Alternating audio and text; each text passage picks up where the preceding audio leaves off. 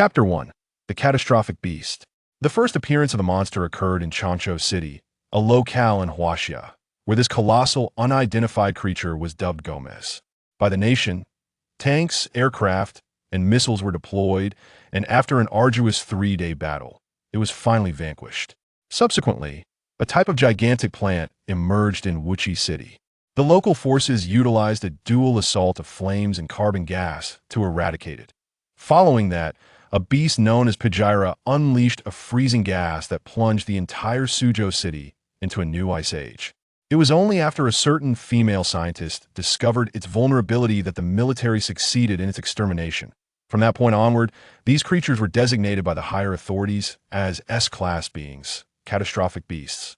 In Xinjiang City, during an encounter with the fourth catastrophic beast, Largerus, it suddenly vanished, leaving the military unable to proceed with their plans, resulting in a dismal failure in response to this setback. The higher-ups established the Supernatural Disaster Response Department and formed a dedicated team, the S-Class Species Suppression Protocol. This elite unit, comprising 5 members, includes Captain by Longxing, Operations Officer by Fong, Physicist Yi Chu, along with 2 female team members, Analyst and Xinant, Biologist Ling Kairan. With the assistance of this specialized team, the military successfully defeated the 5th catastrophic beast, Namagon, marking the first victory for the unit. Subsequently, the 6th, 7th, and further beasts were effectively neutralized under the team's adept handling. Until now, lakeside of Longsun, Chancho City. The sky was a pristine blue, and the sun shone brightly. Longsun Lake shimmered with dancing ripples, yet the lakeside was devoid of travelers. Instead, a cluster of tents belonging to the SDRD Military Defense Department replaced them. Inside the makeshift command tent, members of the suppression team entered. The team members were clad in crisp white shirts and black suits, the suits adorned with silver trims, and each bore a blue meteor emblem at the collar. Under the illumination, the emblem gleamed with a metallic luster. "Greetings, I am Captain by Longxing of the suppression team, that we will now assume command. Thank you for your cooperation."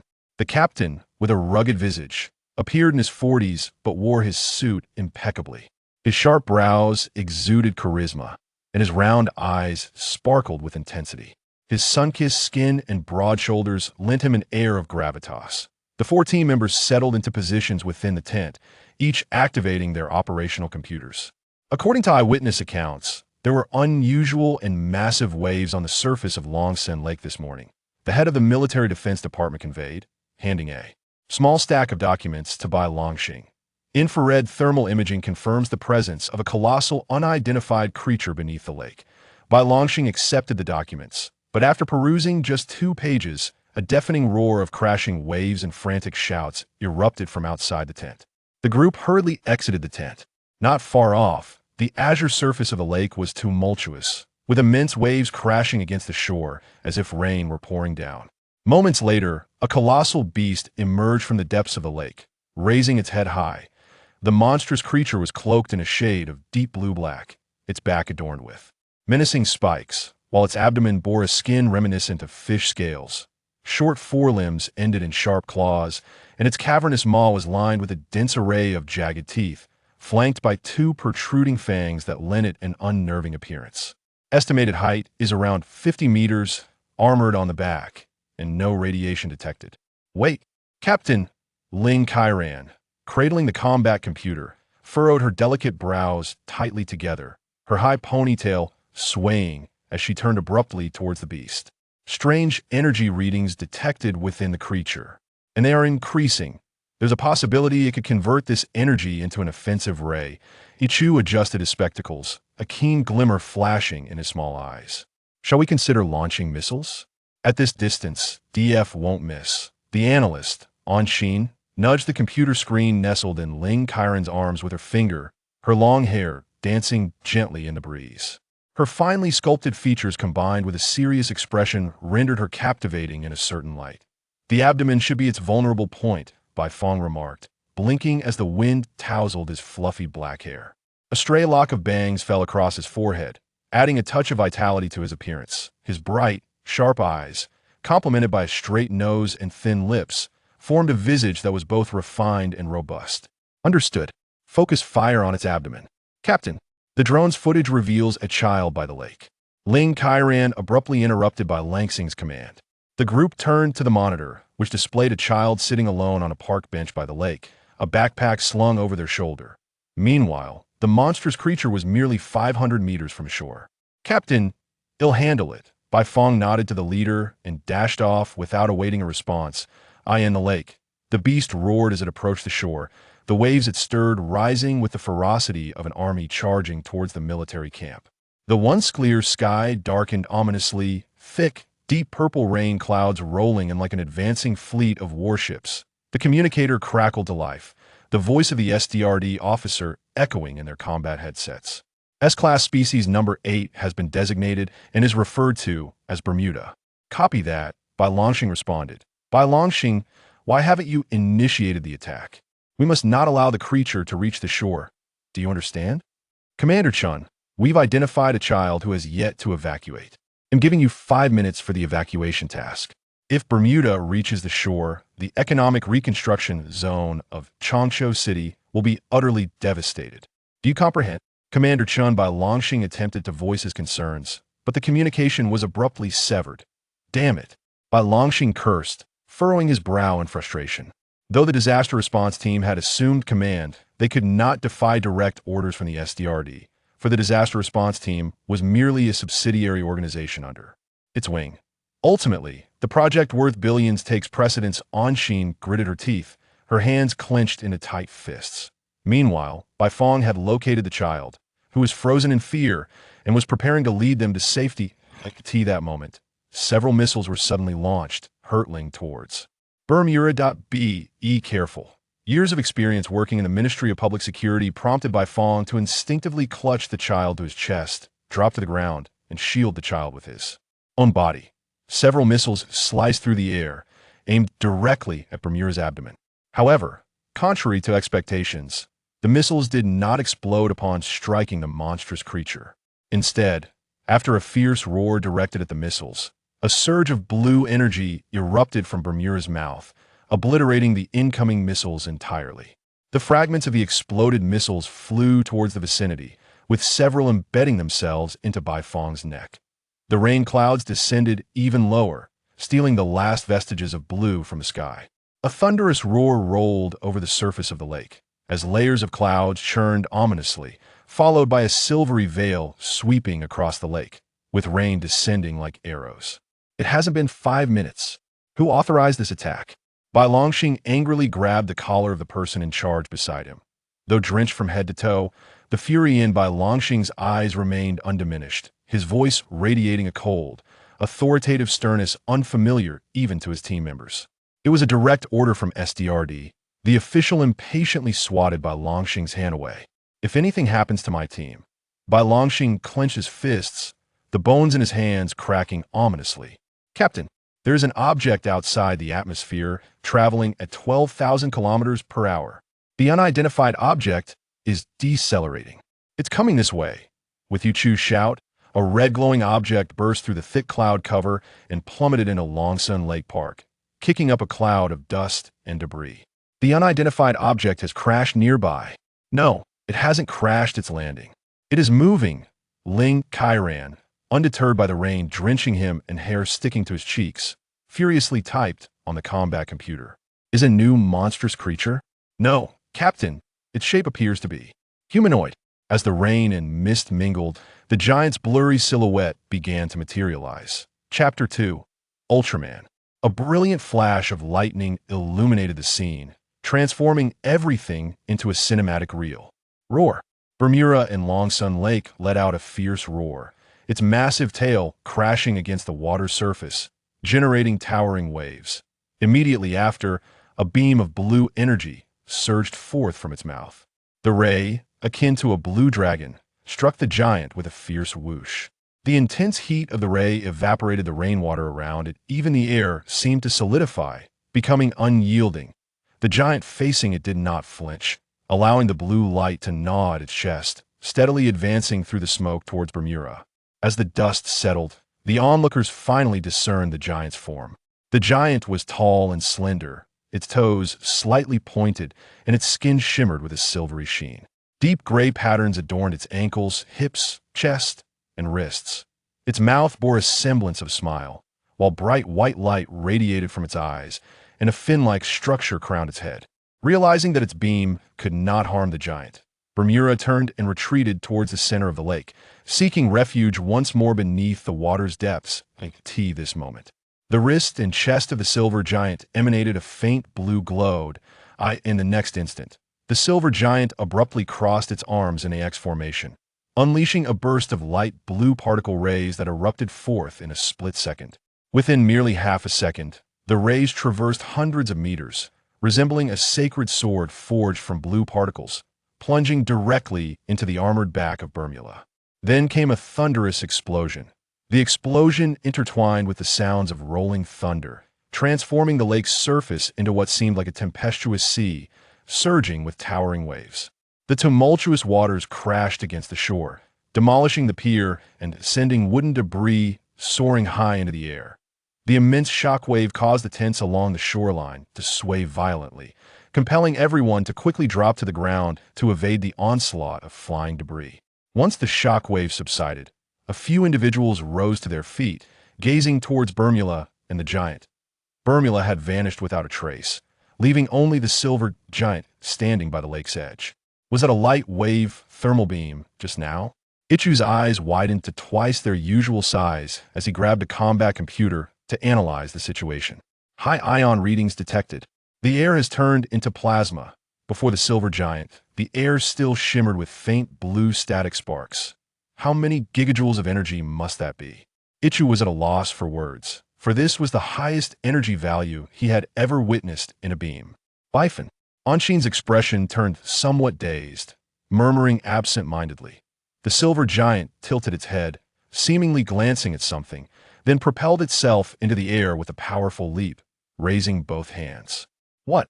It possesses the ability to fly. Notify the radar station. Do not lose track of it. Despite Bai Longxing immediately issuing commands to track the giant, its speed was so remarkable that sonic booms formed around it. Moments later, the giant disappeared from sight, and the radar station reported a loss of tracking. What about Bifin? Had he not returned yet? The recent events had been so shocking that Bai Longxing only now remembered Bifin, who had gone to carry out the evacuation mission. The three looked around, but Bifin's figure was nowhere to be seen. Even if Bifin and that child evaded Bermuda's ray attack, given the energy of that explosion, I'm afraid. Ichu trailed off, unable to finish his thought. After all, that had been an astonishing number of gigajoules. If one were too close to the epicenter of the explosion, not only a person, but even a steel plate could be punctured. At this, Ling Qiren gasped, covering her mouth with her delicate hand. Looking at Anshin, tears glistened in her eyes. Captain, a familiar voice called from a distance, prompting the group to turn their gaze. They saw Bifin approaching slowly, cradling the unconscious child in his arms. The child fainted from fright, Bifin explained as he handed the child to a nearby medical personnel, then broke into a radiant smile, jogging towards his teammates. This guided at Ichu's previously tense expression relaxed, and Anshin wiped her eyes, breaking into a smile. Bifin, are you all right? Bai Longxing patted Bifin's shoulder, concern evident in his gaze that I am fine, Captain, Baifeng replied with a smile, nodding his head. That giant defeated the Calamity Beast. Indeed. Let us hope he is a friend rather than a foe, Bai Longxing remarked, gazing into the sky. The rain had ceased, and the weather had cleared. Warm sunlight bathed the earth. Perhaps due to the angle, Baifeng's shadow appeared to stretch longer than those of the others.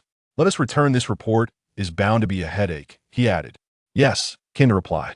The group gathered their belongings and boarded the helicopter to return to headquarters. The SDRD base is situated in a remote mountainous area of Ningen City. Steep cliffs, dense vegetation, and the seclusion from human habitation, along with various wildlife, provide a natural protective barrier for the base. To ensure its security, SDRD has also stationed dedicated personnel and established 24-hour drone patrols, which can aptly be described as an impenetrable net. The base structure consists of a combination of silver trapezoidal buildings and black parallelogram constructions, featuring 2 helipads. The building comprises over 10 stories, with the 5th and 6th floors designated for the Calamity Special Forces. However, as the military equipment rights for the team are still under application, The members primarily occupy the 5th floor, which includes the operation conference room, dormitories, and research analysis rooms that in the operation conference room. Anshin, Ichu, and Ling Kairan were engaged in a discussion about the silver giant. Bai Fong, however, sat alone in a corner, expressionless as he sipped his coffee, seemingly lost in thought. The door to the conference room swung open, and Bai Longxing entered after attending the meeting regarding the giant. Captain, what was discussed in the meeting? Captain, how does the higher-ups define that silver giant? Captain, I still feel. The three of them clamored to inquire, prompting the captain to chuckle helplessly. All right, with all this chatter, who is the captain here, you? Or I? Well, Captain, Ichu scratched his head awkwardly. Anshin insists that the giant is friendly, but I believe it is unwise to make such a hasty judgment. I truly believe he is friendly otherwise. Why would he assist us in defeating the Bermuda? Anshin pouted, resembling a charming neighbor girl that I noticed that the silver giant seemed to be observing something before he left, indicating that he is an intelligent being, Ling Kairan remarked, turning the computer screen towards the captain, displaying slow-motion footage of the silver giant just before his departure. Bai Fong, what do you think? Bai Longxing inquired, noticing Bai Fong still absorbed in his coffee in the corner, which piqued his curiosity. As the captain, Bai Longxing had a general understanding of his team members' habits. Although Bai Fong was serious during operations, he was typically cheerful and lively. Why was he now solitary in the corner, sipping coffee he never usually drank? Was he shaken by today's encounter with the giant and the calamity beast? Thus, Bai Longxing directed his question towards Bai Fong, hoping to glean some insight from his response. Well, Bai Fong set down his coffee, pursed his lips, and spoke in his usual calm manner. In a sense, the giant saved me. So, I choose to believe he is friendly. Look, even Bai Fong holds the same opinion, and Xian remarked, her face adorned with a triumphant smile directed at Echud. Bai Fong reciprocated with a knowing smile towards an Xian. Bai Longxing, reassured, dismissed his earlier concerns and proceeded to extract a small stack of documents from the plethora of materials, placing them upon the long table before the group. The higher-ups have assigned him a name, and Xian swiftly seized the documents, eagerly flipping through the pages. Hey, how come you're so quick with your hands? Ichu exclaimed, a touch of dissatisfaction evident in his tone, reminiscent of a little boy whose toy has been snatched away. Now, Ichu, don't be so childish, Ling Kairan admonished in a maternal tone, before turning back to an Xian. An Xian, how did the higher-ups come and name him? Holding the documents, an Xian spoke softly, her voice as melodious as a silver bell, articulating each word with clarity. Optimus Prime. Chapter 3 Legend Ultraman? Ling Kairan tilted his head in confusion, pondering if this term bore any special significance. I believe it should be named Giant Mountain Superpower, as that would truly reflect its towering, mountain-like stature, Ichu earnestly proposed. That name sounds rather unappealing. The two female team members resolutely dismissed the suggestion. After all, for women, bestowing a delightful name upon something they cherish holds an importance that rivals the pursuit of a partner possessing both talent and beauty.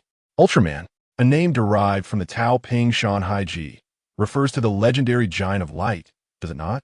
Bai Fong sipped his coffee, feeling a peculiar sense of enjoyment from a beverage that previously seemed unpalatable, its bitterness akin to that of traditional Chinese medicine.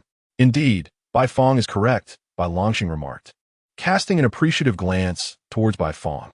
Although the higher-ups remained divided on whether the giant was friend or foe, the act of bestowing such a name indicated that a majority were still inclined to believe in him. Ultraman, Bai Fong murmured to himself, lifting his cup only to discover that it was completely empty. The phone in the operational conference room rang, and Anshin, seated nearby, answered. Hello, this is the disaster response team. Oh, all right, we'll head over immediately.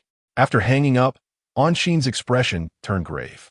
Captain, it's the head of the Economic Reconstruction Zone in Changsha City. They reported that workers have spotted a giant creature. Ichu cast a skeptical glance at Anshin. Is this a deception?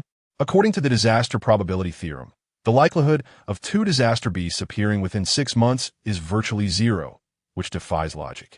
The disaster probability theorem was developed by Ichu's mentor, Shi Hao, at Yenjing University, based on various factors such as the timing, location, and speed of movement of the first 3 disaster beasts. This theory posits that the appearance of disaster beasts is at least 6 months apart, and two cannot manifest simultaneously in the same location. Although this theory belongs to a faux classification, it has nonetheless been recognized by the SDRD as a valuable reference. The emergence of disaster beasts is, by nature, an anomaly, and attempting to apply logic to explain the illogical is indeed a classic case of scientific reasoning that transcends the ordinary. Ling Kairan shrugged and teasingly remarked, "Hey, what does that even mean?" "Well," Bai Longxing interjected, amused by the banter between the two, his eyes crinkling with delight, the faint wrinkles at the corners of his eyes rendering him more approachable. More than just the captain of the disaster response team, Bai Longxing resembled a caring older brother to everyone. Regardless, it is always prudent to exercise caution. Bai Longxing waved his hand. Bifem, Aning. Our military armament usage rights have yet to be approved, so I must ask you to take a detour and utilize the Transport Department's helicopter for reconnaissance. Understood, Captain. The two responded in unison as they exited the operational room. At the command center's table, Ichu and Ling Kairan exchanged a glance before simultaneously turning their heads away with a dismissive sound. Meanwhile, Bai Fong and an Xian boarded a helicopter, where they casually consumed some provisions and rested for a while. 2 hours later, they arrived at the economic development zone of Changzhou City. Upon disembarking, a swarm of workers rushed towards them, clad in stained uniforms and donning deep yellow safety helmets. "Are you from the disaster response team? Are you here to combat the monster?" The workers surrounded Bai Fong and an Xian, leaving them no room to maneuver. An Xian shouted for everyone to calm down, but her voice was quickly drowned out by the chaotic din of the crowd, while Bai Fong's voice seemed as faint as a whisper in the tumult. "Everyone, please quiet down." At last, Bai Fong's somewhat hoarse voice, accompanied by exaggerated gestures, managed to bring a semblance of silence. "We cannot ascertain the situation amidst this cacophony. Could someone clearly explain what has transpired?" Bai Fong's face had reddened slightly from the previous shouting. A dark-skinned worker with a scruffy beard pushed through the crowd, gasping for breath.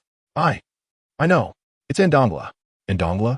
An Xian paused, the name striking a faint chord in her memory, though she could not recall where she had heard it before. "What are you all doing?" A foreman, sporting a white helmet and immaculate work attire, approached, rudely parting the crowd with evident indignation. "What are you still doing here? Enough with this nonsense."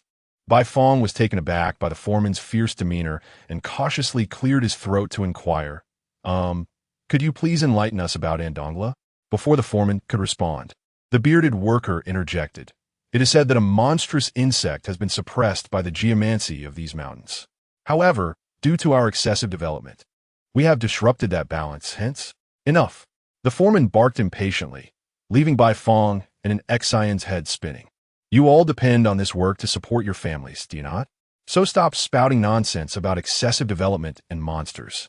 Get back to your tasks." With that, the foreman turned to Bai Fong and an Xian, his words laced with irritation. "I do not know who sent you here, but this is not your concern. Please refrain from interfering with our work." He then grabbed his walkie-talkie and jogged away. "Is Area 3 cleared? Commence the demolition." The workers who had been clustered around Bai Fong and an Xian gradually dispersed, perhaps because most were merely curious onlookers hoping for a brief respite. Or maybe it was due to the foreman's blunt reminder that they relied on this work to support their families. In an instant, only Bai Fong and an Xian remained, staring at one another, uncertain of what to do next. "Bai Fong, what should we do?"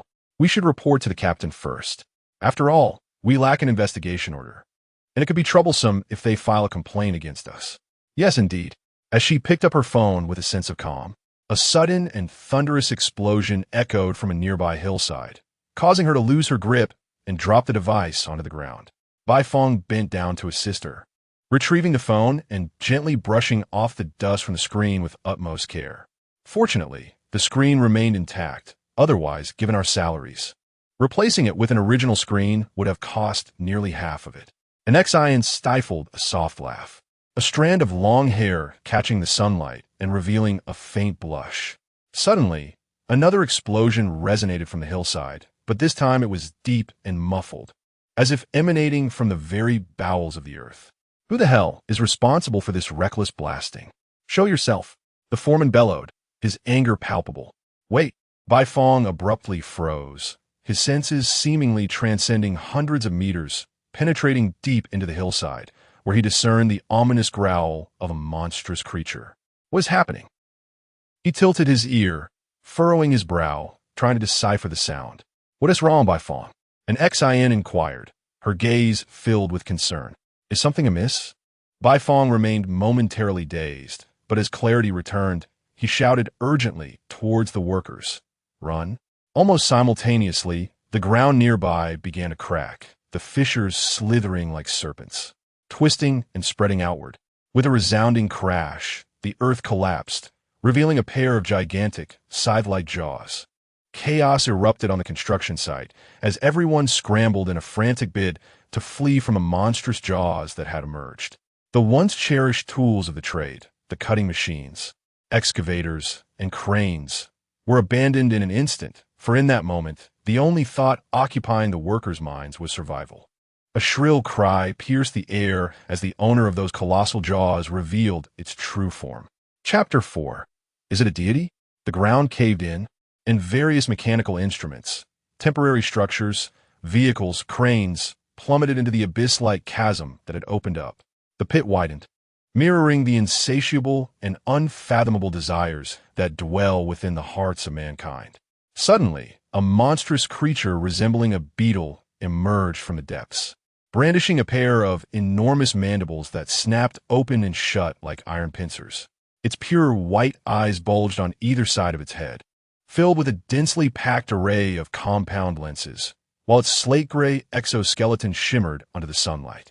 Unlike typical insects, this creature had limbs that were not elongated and spindly, but rather short and powerful, adorned with thorny spikes. It did not crawl. Instead, it stood upright, shaking the very ground with each measured step. With a resounding insectoid cry, everything from heavy machinery to tiny screws was irresistibly drawn towards the vicinity of Andonra, as if caught in the grasp of a colossal magnet. Bifong's gaze was fixed intently upon Andonra. I will go to evacuate and assist, he declared. Anshin, you must find a safe place and report the situation to the captain. No, it's too dangerous. Anshin grasped Bifong's sleeve, her expression resolute, unwilling to part. It will be fine. Bifong gently patted the back of Anshin's hand. This is our duty, is it not? On the ground, the setting sun cast clear shadows of the two. Moments later, a tall, slender silhouette sprinted directly towards Andonra. Help! Help! A worker inside an excavator frantically pounded on the glass of the cabin, his voice hoarse and desperate. The excavator was being inexorably drawn by Andonra's magnetic force. Yet fortunately, the arm and bucket had been struck by some unknown object, temporarily anchoring the machine in place. However, the cabin door had been deformed and was now difficult to open. Bifong gripped the cabin door handle tightly, bending his right leg to brace himself, intending to use sheer strength to force it open. To his astonishment, just as he began to exert force, the reinforced glass shattered as if pierced by countless tiny nails. Starting from the point of his pressure, with a gentle tug, the entire door disintegrated, shards of glass cascading to the ground. Bifong stood stunned, gazing at his hands, a flicker of fear gleaming in his eyes. Meanwhile, the workers scrambled out of the excavator, heedless of Bifong's stunned state, and fled, wailing in terror. Having dwelled in the darkness below for so long, Andonra's hearing was extraordinarily acute. Perhaps it had grown weary of the constant clamor from the construction crew. It turned its focus towards Bifong, its massive mandibles snapping rhythmically as its colossal form loomed closer. The tremors of the earth jolted Bifong back to reality. He raised his gaze to the monstrous entity that loomed just before him, then scanned his surroundings to ensure no one else was nearby. Only then did he retrieve a dark green object from within his coat. The object resembled a metallic rod, its surface adorned with a black line that tapered from thick to thin towards the base, and at its center, a red button awaited. The top of the rod-like object is adorned with a metallic frame that encases a misty, transparent component, glimmering with silver hues under the setting sun. When faced with peril, one must wield the beta magic wand. However, that phrase echoed in Bifong's mind. Clenching his teeth, Bifong seemed to resolve himself. raising the beta magic wand with his right hand and exerting all his strength to press the red button. Instantly, the misty tip of the wand emitted an incredibly brilliant light, slicing through the dusk like a sharp blade. The radiance flickered and pulsed at a speed beyond the eye's grasp, swiftly enveloping Bai Feng's form. His silhouette grew increasingly indistinct, and within the brilliance, a vague silver hand unfurled behind him, transforming into a fist that extended upwards, wrist and arm rising in unison.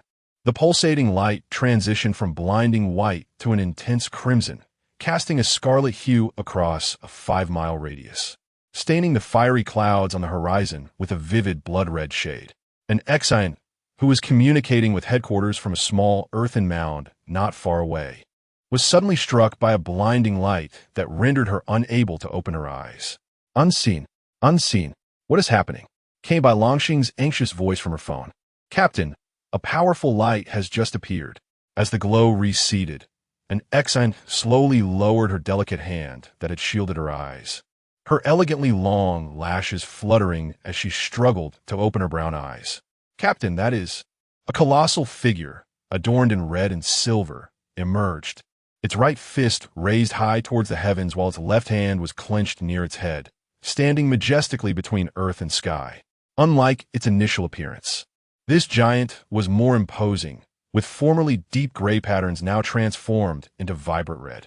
At the center of its chest, a circular object emanated a gentle blue light. An Xian was undoubtedly taken aback by the appearance of Ultraman. After all, during humanity's direst moments, one would expect either a deity or a demon to manifest. However, an Xian preferred to believe that Ultraman embodied the divine. It's Ultraman. It's Ultraman. Yet, she noted some alterations in his appearance. Despite her shock, her exemplary professionalism allowed an Xian to swiftly regain her composure and report the situation to her captain in detail. And Dongla let out a piercing cry. Its serrated jaws aimed at Ultraman as it charged forward. At that moment, Ultraman leaned forward, adopting a combat stance with his arms slightly outstretched, one in front and one behind. As Dongla advanced, Ultraman seized the opportunity. As the giant jaws approached, he withdrew his right foot and pivoted around his left foot, swiftly grasping Dongla's left jaw, lifting it upward while delivering a powerful punch to its throat. The agonized Dongla emitted a wretched cry, attempting to retreat. Yet, Ultraman maintained a firm grip on its left jaw, rendering it immobile. Another decisive chop struck Dongla's abdomen, but this time Ultraman's right hand, which had not been withdrawn in time, became a vulnerability. Antora wielded its two small yet powerful forelimbs, violently seizing Ultraman's right arm before pressing it forcefully against the ground. Caught off guard, Ultraman found himself in a prone position, with Antora locking his right hand in a reverse joint grip. The hand that grasped Antora's left jaw loosened as he fell. Antora's massive, serrated jaws opened and closed menacingly, aimed directly at Ultraman's head, poised to strike. In a critical moment, Ultraman's wrist flickered with a soft blue light, reminiscent of the initial appearance when he utilized his beam to vanquish Bermula. The pulsation transitioned from slow to rapid. The blue radiance intensified from faint to brilliant. In the following instant, a pale blue, serrated light ring coalesced in Ultraman's left palm. He flung it forward, and the ring traced a graceful U-shaped arc through the air before colliding with Antora, severing its formidable jaws. The colossal jaws plummeted to the ground, green blood oozing from the jagged edges.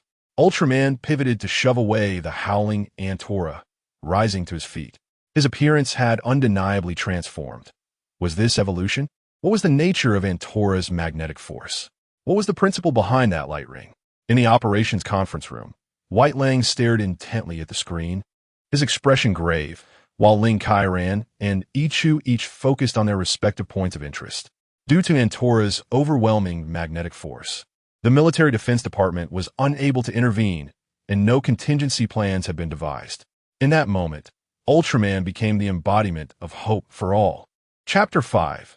New Policies. With a thunderous crash, Antora was forcefully hurled away by Ultraman. The construction site was engulfed in dust and chaos. Vivid green blood poured ceaselessly from Antora's mandibles, its long wail growing increasingly mournful. No longer on the offensive, it desperately clawed at the ground with its spiked forelimbs. In the face of the instinct for survival, the colossal calamity beast and the diminutive human were equal. Yet, Ultraman did not grant Antora any respite. With his hands swiftly forming across, a blue beam erupted from his palms. Under the blood-red sunset, the pale blue particle beam shone with remarkable brilliance, piercing through Antora's body like a straight sword before erupting in a thunderous explosion. Beep, beep, beep. The circular object on Ultraman's chest began to flash red, emitting a sound reminiscent of an alarm. Ultraman paused momentarily, glancing down his chest before propelling himself into the air with an elegant leap. Captain, Ultraman has defeated the Calamity Beast and is flying away. Anshin gazed up at Ultraman's receding figure, the red and silver form gradually shrinking into a dark speck before vanishing completely. Received. Are you and Bifong unharmed? I'm fine. But Bifong went to assist with the evacuation and has not returned yet. Anshin's gaze shifted from the horizon to the ground, scanning the surroundings in search of Bifong. The afterglow of the sun slanted gently across the earth. The trees at the mountain's foot stood silently. Various vines hung delicately, and occasional birds chirped and insects buzzed. A long-awaited tranquility enveloped the spring-summer evening. In the distance, Bifong, clad in a black uniform, waved his hand and approached Anshin with a smile. Captain Bifong is back. That's a relief. Thank you both for your hard work. Today is Friday, and I'm granting you 2 days off. Please return to the team on time this weekend. Thank you, Captain. Anshin beamed, her joy akin to that of a student freed from homework. Bifong, the captain said we have 2 days off.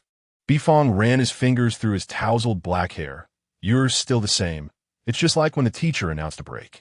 What is wrong with that? The absence of casualties in this disaster is truly something to celebrate. Anshin flashed a charming grin, revealing her cute little canine teeth. We have all grown up. Let us visit our school and reminisce about our youthful days. In truth, Anshin and Bifong have been classmates since middle school. They both attended the same university, the Huaxia University of Public Security, albeit in different fields of study. The school Anshin mentioned was their alma mater, Changsha City No. 1 High School. By the time we arrive, the school will likely be closed, right? Bifong said, scratching his ear in resignation. I don't care. You're coming with me. Anshin pouted, taking out her phone and opening the navigation app. Bifong found himself unable to argue with Anshin and reluctantly followed her to the nearest subway station. As Changsha City No. 1 High School was not far from the city center, the two opted for the subway. After a 2-hour journey, they arrived at the heart of the city. Emerging from the subway station, the original sunset had vanished, replaced by a cloak of night and a gentle moonlight. On the bustling streets, vehicles flow incessantly. Due to it being Friday, the city center remains teeming with activity even after 8 o'clock. The shopping mall, adorned with vibrant neon signs, is alive with a constant stream of visitors. Outside the restaurants, groups of pedestrians gather along the sidewalks, chatting amiably. To some extent, the cacophony of the city on weekends epitomizes its economic vibrancy, a fact that certain online media extol as the hallmark of an ideal metropolis. Yet, it starkly contrasts with my preconceived notions of Changsha. Gazing at the dazzling lights and towering skyscrapers of the city center, a wave of nostalgia washes over me. How many years has it been since your last visit? Bifong's demeanor remains unchanged, as if he has long since acclimated to this environment. 5 or 6 years. Anshin scratches her head, the exact duration eluding her memory. Due to her outstanding performance at the Public Security University, Anshin was granted an exceptional opportunity to join the Public Security Analysis Department upon graduation. Despite her parents' vehement objections, she resolutely chose this path. Subsequently, with the emergence of the Calamity Beasts, the nation established the Super Disaster Department and the Calamity Special Forces, eagerly recruiting talent. With fervor, Anshin decisively abandoned her clerical role in the Analysis Department and applied to join the Special Forces. Indeed, in the Special Forces, her days are consumed by data analysis or executing missions, leaving little room for leisurely strolls through the city center. The two of them purchased some fast food and strolled leisurely towards Changsha No. 1 High School. The streets leading to the school were lined with various vehicles, and the entrance was crowded with parents, some peering inside in search of their children, while others engaged in animated discussions about the recent examination results. A large, imposing iron gate and yellow railings separated the outside world from the school grounds. Inside the school, the students, having endured a day of rigorous lessons, appeared drained of energy. Those wearing glasses bore expressions of fatigue, mumbling about grammar and laws as they walked. Anshin's almond-shaped eyes widened in astonishment. In her recollection, middle school was a time of light-hearted enjoyment. It was simply a matter of sitting together in class during the day, asking teachers for clarification on challenging topics, discussing amongst themselves to grasp the material, and then engaging in some reading or sports before joyfully returning home to share the day's amusing anecdotes with their parents. Why, then, did the parents now wear anxious expressions, and the students seem so lifeless, devoid of the youthful exuberance that should characterize their age? Bai Fong discerned Anshin's confusion and, with his hands in his pockets, let out a sigh. Indeed, the current educational landscape is vastly different from our time. Not to mention that one high school is now the best in Changzhou. The content in the textbooks is several times more challenging than what we studied. At this age, how can any child find this easy? Why is that? Anshin asked, observing the rows of expressionless students as they exited the school gates, her eyes filled with bewilderment. Bai Fong lamented softly. The number of students taking the college entrance examination has surged, and both prestigious and lesser-known universities have begun to raise their admission scores. However, it seems that only in this manner can one discern the so-called good and bad students, subsequently leading to their advancement or elimination.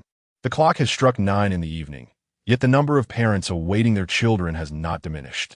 After all, the first-year students have departed, leaving behind the second-year students who finish even later, and once they have left, the third-year students, who are more diligent in their studies as they prepare for the college entrance examination, remain.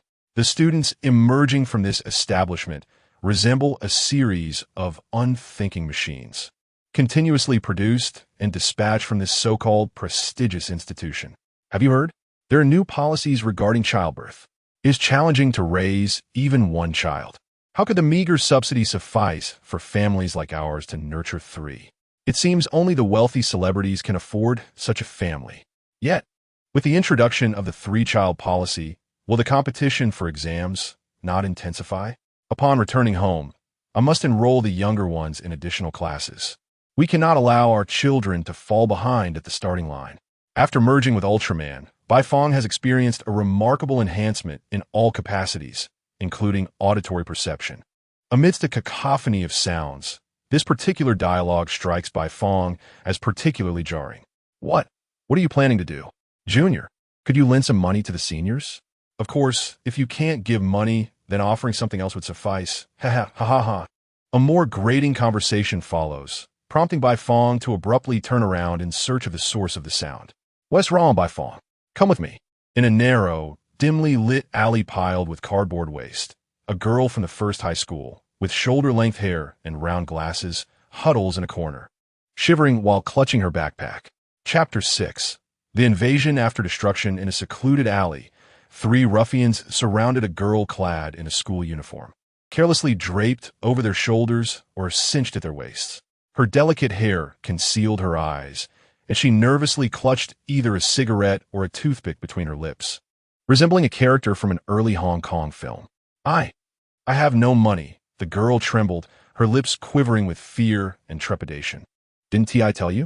If you don't have money, you can offer something else, the leader sneered, flicking away his cigarette, but his grotesque grin reminiscent of a deranged killer from a horror film, eliciting a cry of despair from the girl and cheers from his companions. Hey, what are you doing? At the alley's entrance, Bai Fong and an XIN rushed towards the group. Mind your own business, old man. The leader swaggered up to Bai Fong, brandishing a folding knife and slapping it against Bai Fong's face. Do you know who my father is? If you don't want to die, scram. Unfazed, Bai Fong stood his ground, eyes unblinking, regarding the ruffian with hostility as he pondered what the thug might attempt next.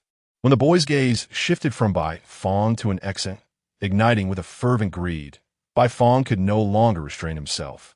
With swift precision, he seized the boy's wrist, twisting it forcefully downward. The knife clattered to the ground, and the boy, unable to endure the pain from his twisted wrist, collapsed to his knees. "Shit, what the hell are you doing?" The boy spat, his words laced with fury. "Mind your own business. I'll have my father kill you." With a gentle push, Bai Fong sent the boy tumbling onto the ground. "Come here," he beckoned, and the frightened girl, clutching her backpack, timidly stepped behind Bai Fong, shielded from the wrath of the three thugs. "An XIN, find out where she lives and escort her home." "Okay, be careful," an XIN replied softly, taking the girl's hand as they departed from the mouth of the alley. "Damn it, playing the hero, are you? Let us take him down together." Having lost both face and the prize he had hoped to seize, the leader's face flushed a deep crimson as he rallied his companions to draw their knives, intent on eliminating Bai Fong. However, to Bai Fong, who hailed from the Ministry of Public Security, their immature and reckless attacks were mere childish play.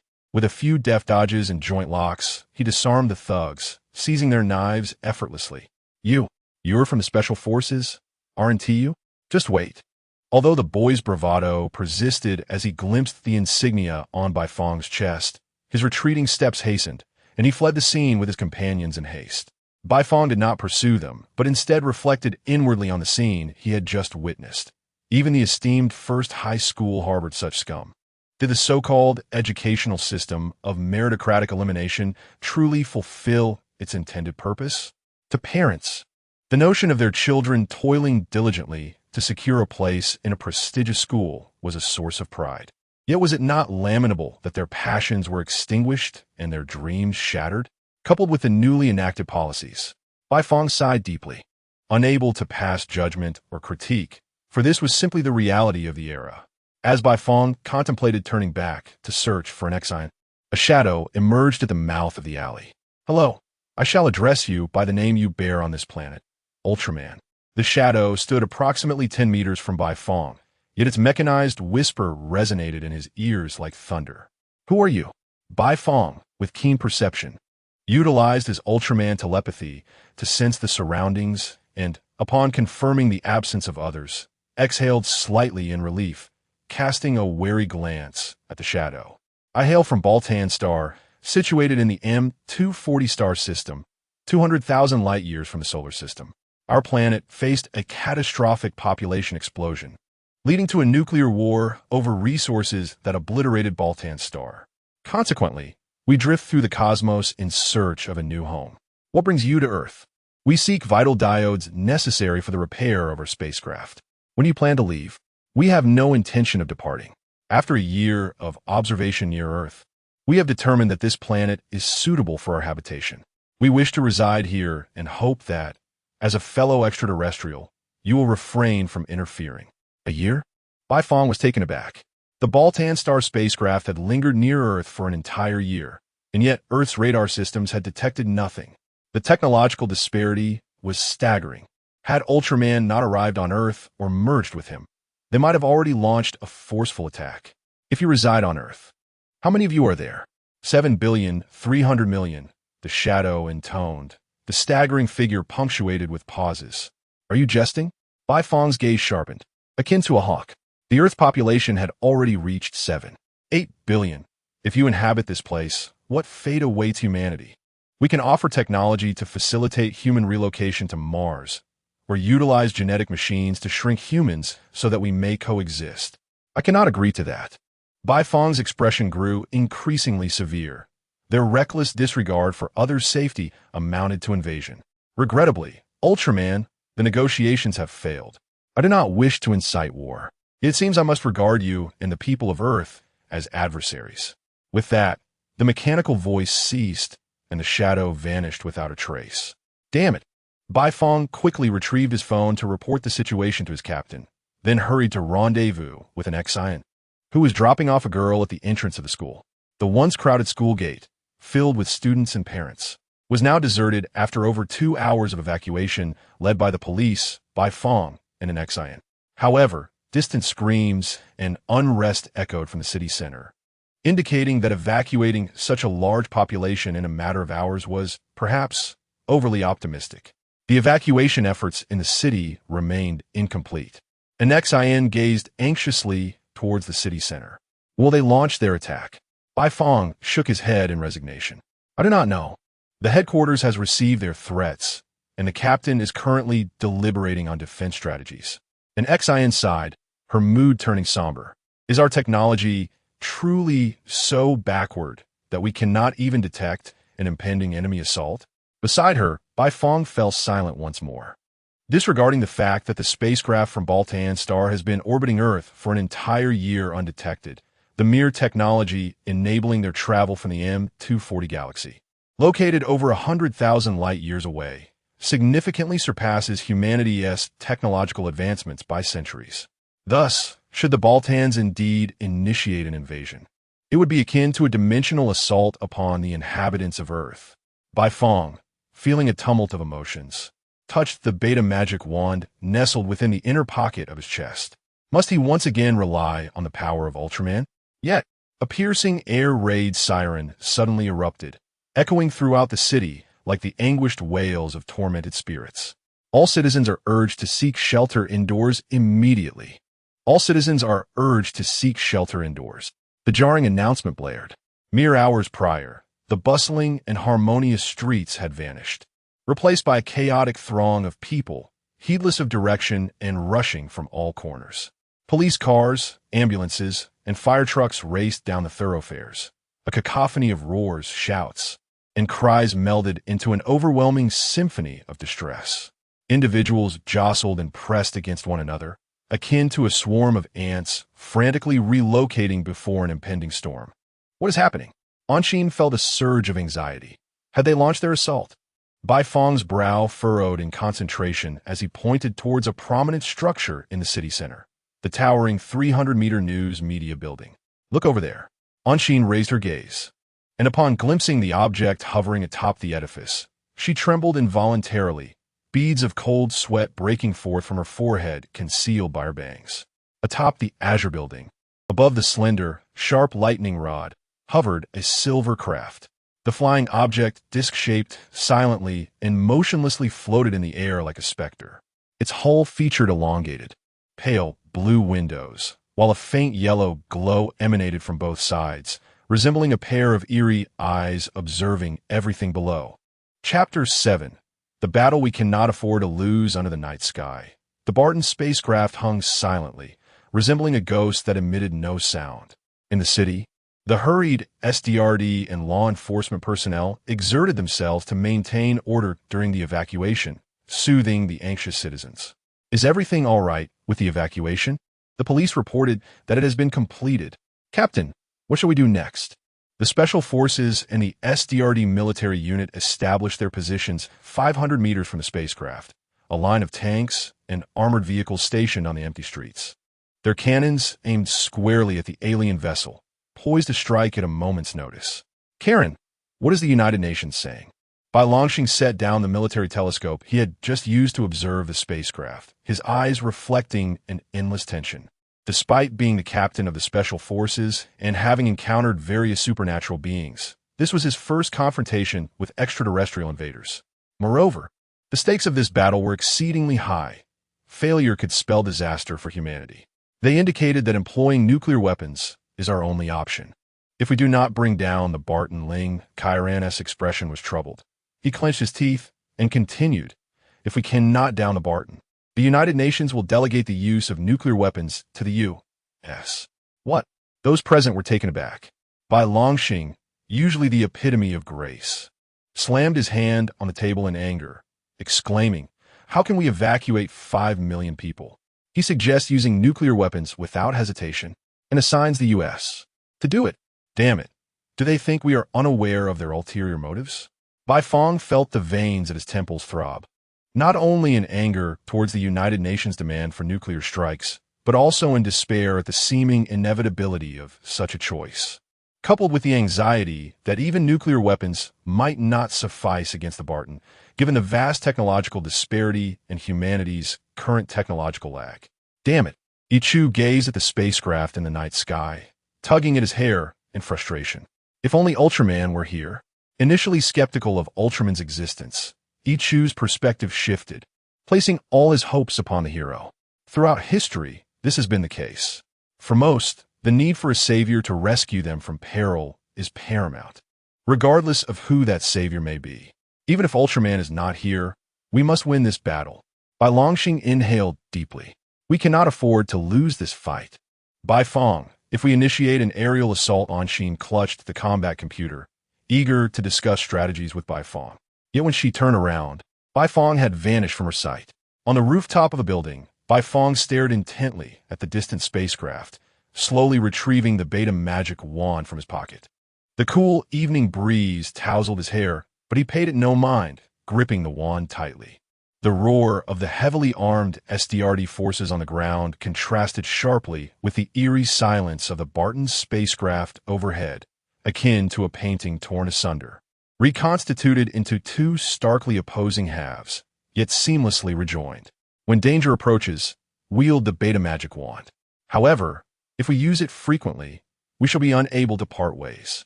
Ultraman's words echoed in Bai Fong's mind. Gazing at the towering skyscrapers and the poised SDRD, Bai Fong raised the beta magic wand. We cannot afford to lose this battle. With unwavering determination, Bai Fong pressed the red button firmly. A dazzling radiance enveloped Bai Fong's form, transforming him into a streak of crimson light that streaked across the night sky of the city. Look, what is that?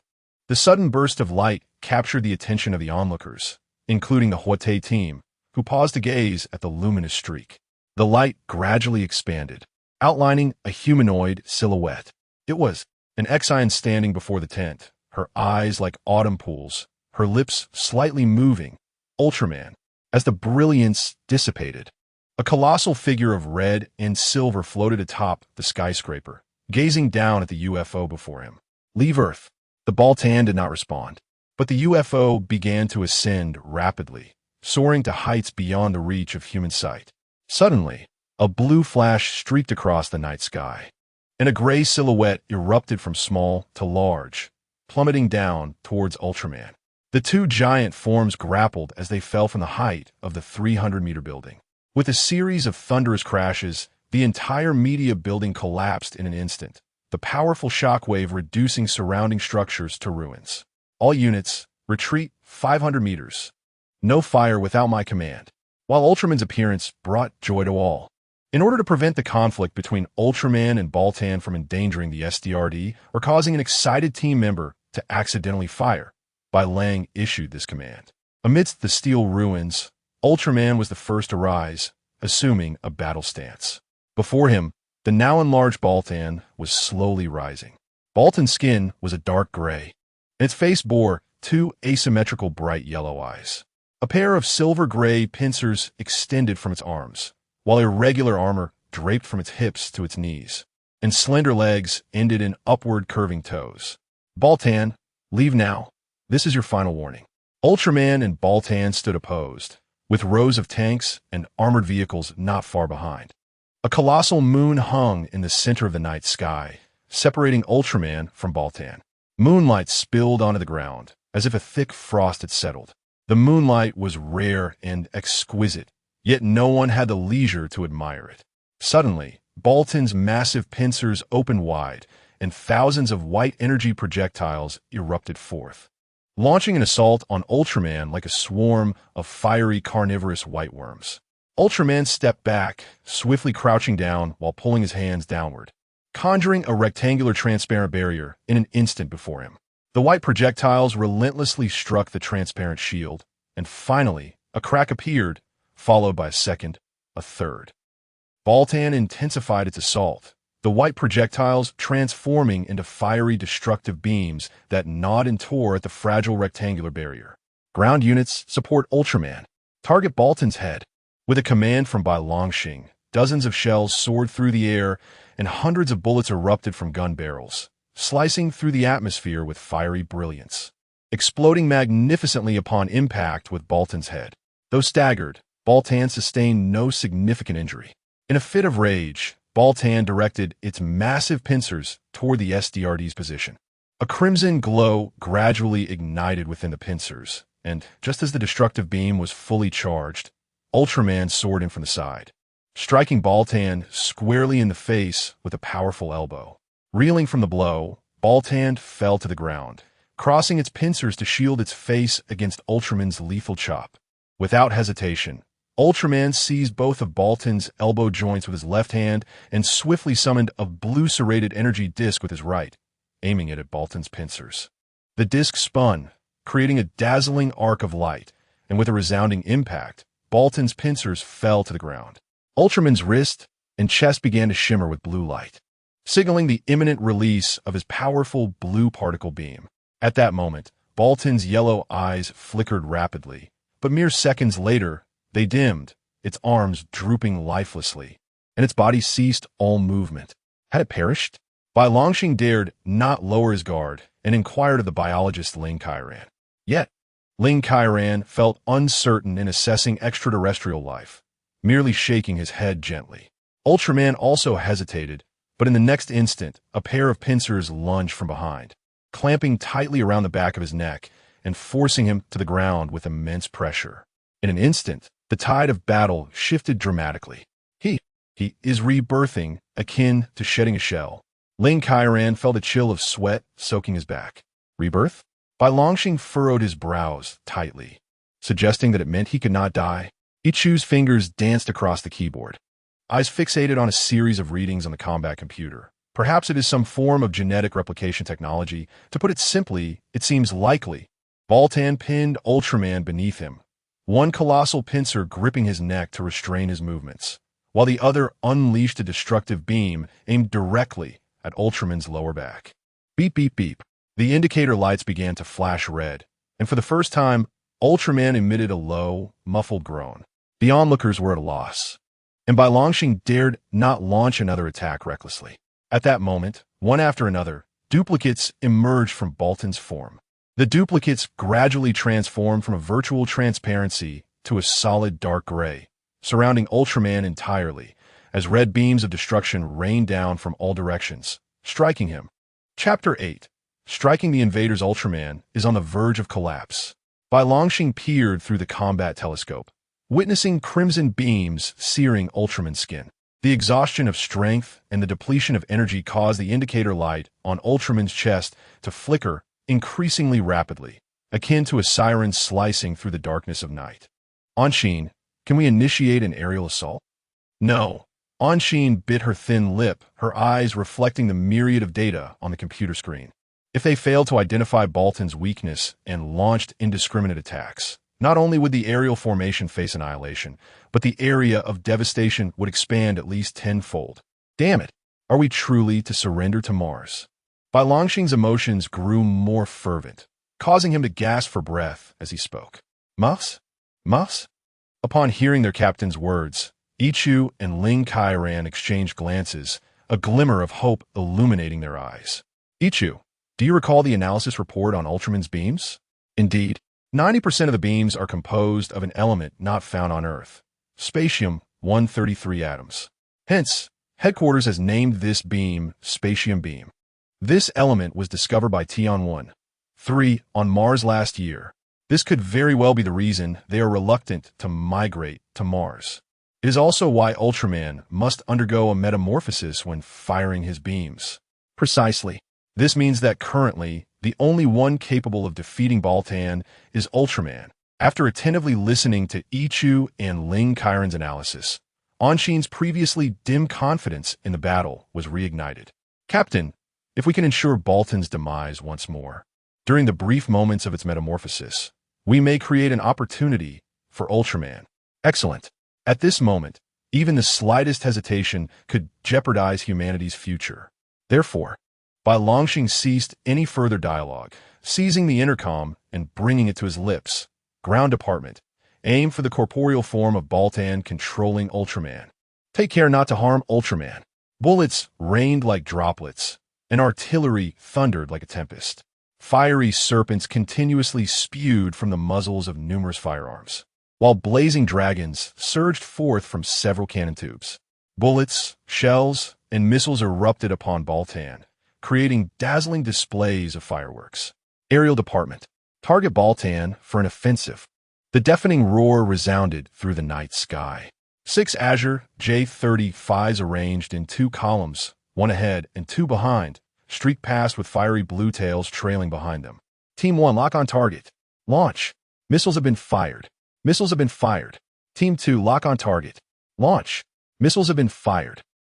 Under the masterful control of the SDRD pilots, the advanced combat missiles, such as the American AM-120 series, the PL-10 short-range air-to-air missile, the PL-15 medium-range air-to-air missile, and the PL-21 long-range air-to-air missile, were unleashed from their optimal positions beneath the fuselage, striking Bolton's head and body with pinpoint accuracy. Amidst the relentless barrage, Bolton's tough gray skin began to rupture gradually. From head to toe, a shimmering azure blood flowed slowly, staining the entire street. In a bid to prioritize the protection of the corporeal form, Bolton commanded 5 or 6 of his avatars to cease their assault on Ultraman. Instead, wielding his massive pincers against the aircraft above and the tanks below, gunfire, shells, and destructive beams intermingled in a chaotic symphony, reducing numerous structures to ruins. The frontline ground forces and the airborne second squad were annihilated by the beams for Bolton's avatars. All ground units, withdraw 500 meters. Continue the assault. The aerial team, focus on the corporeal form and exhaust your ammunition. We must create an opportunity for Ultraman. The cacophony of artillery stirred waves of sound and swirling dust, while Bai Longxing continued to bellow orders into the intercom. Despite the severe losses on the front line, igniting a fervent rage within Bai Longxing and his comrades. Retreating was not an option for humanity at this moment. They had to exert every ounce of strength to provide Ultraman with a chance, a glimmer of hope for survival. The battle raged on.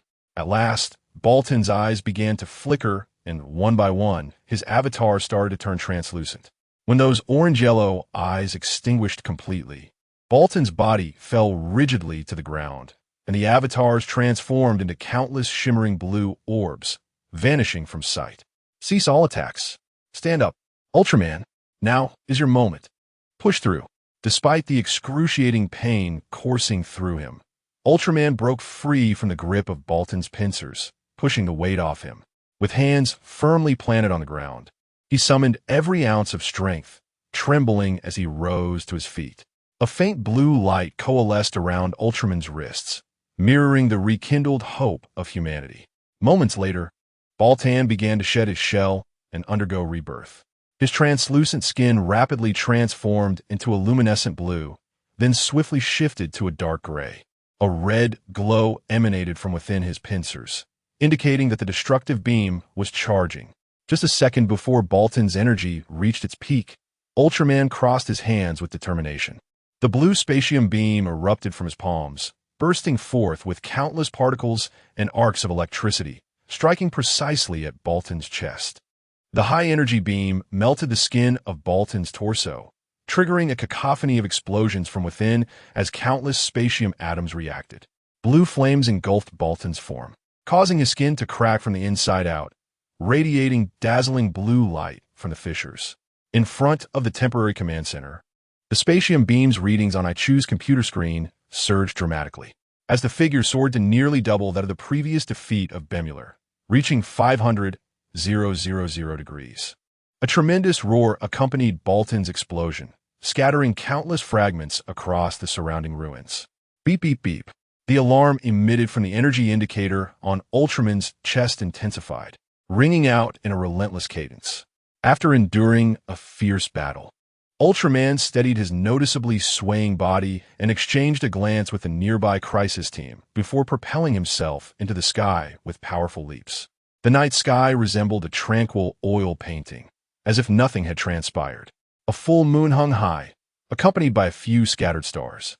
In this painting, a star, after experiencing an exceptionally brilliant flash, quietly fades away, never to be seen again.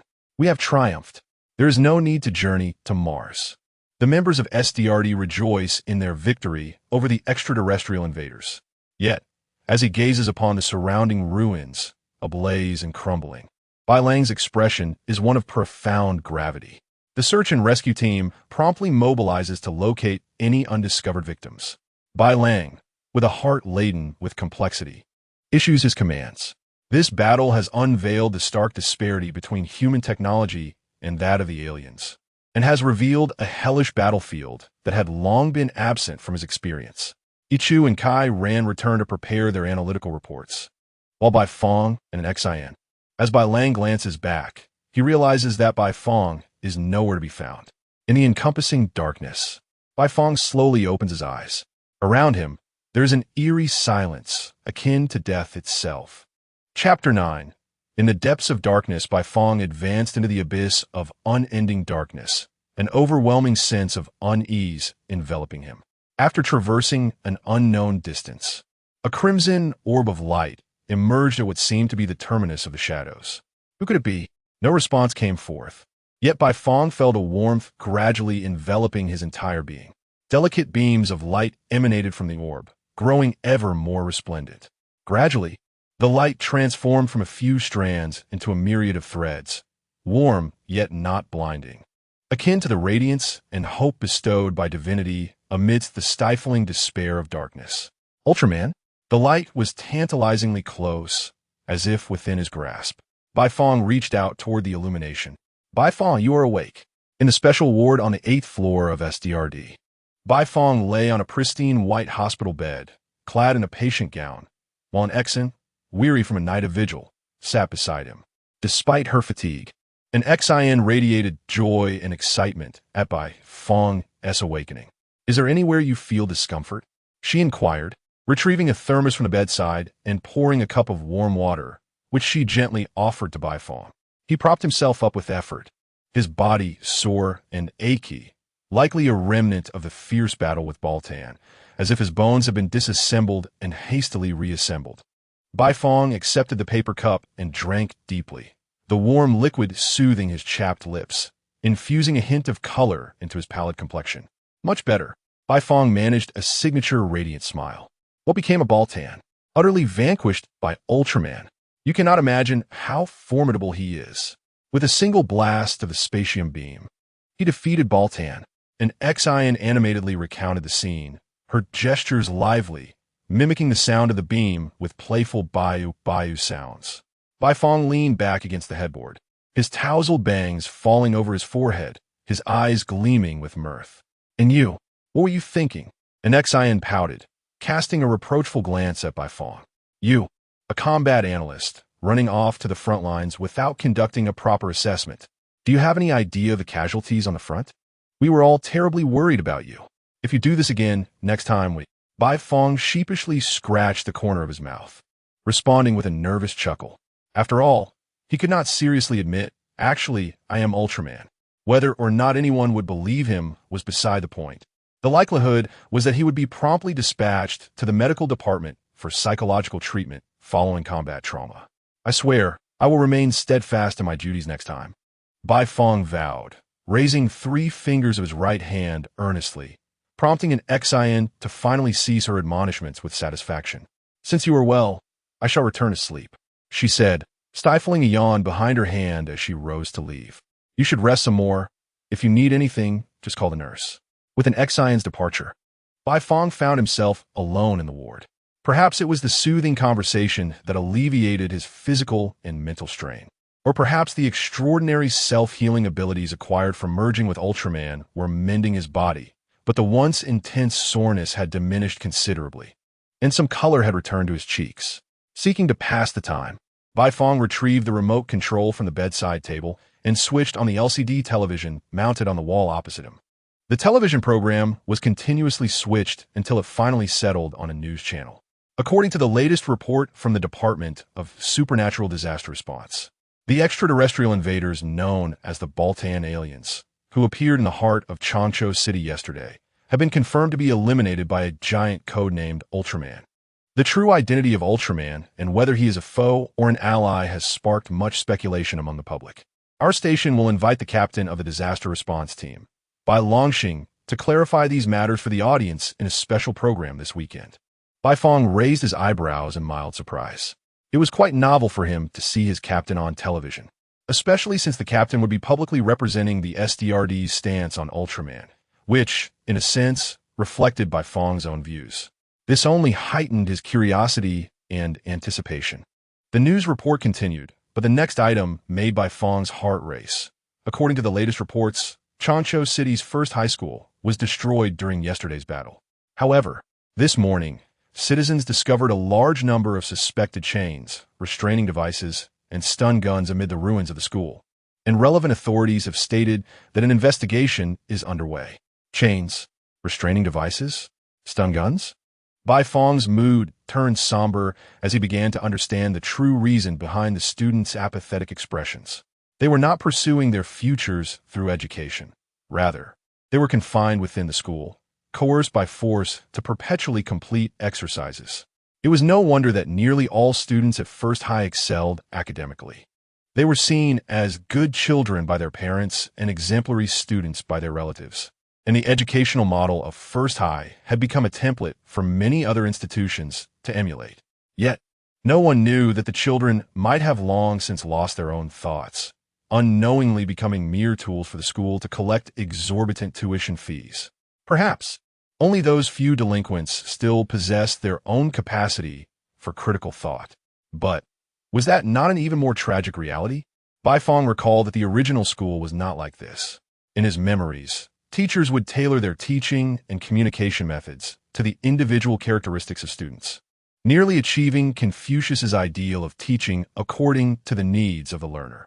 How had it come to this? He turned off the television, got up from his bed, and walked to the window. The rain pattered against the glass, and outside, the world was shrouded in a gray haze.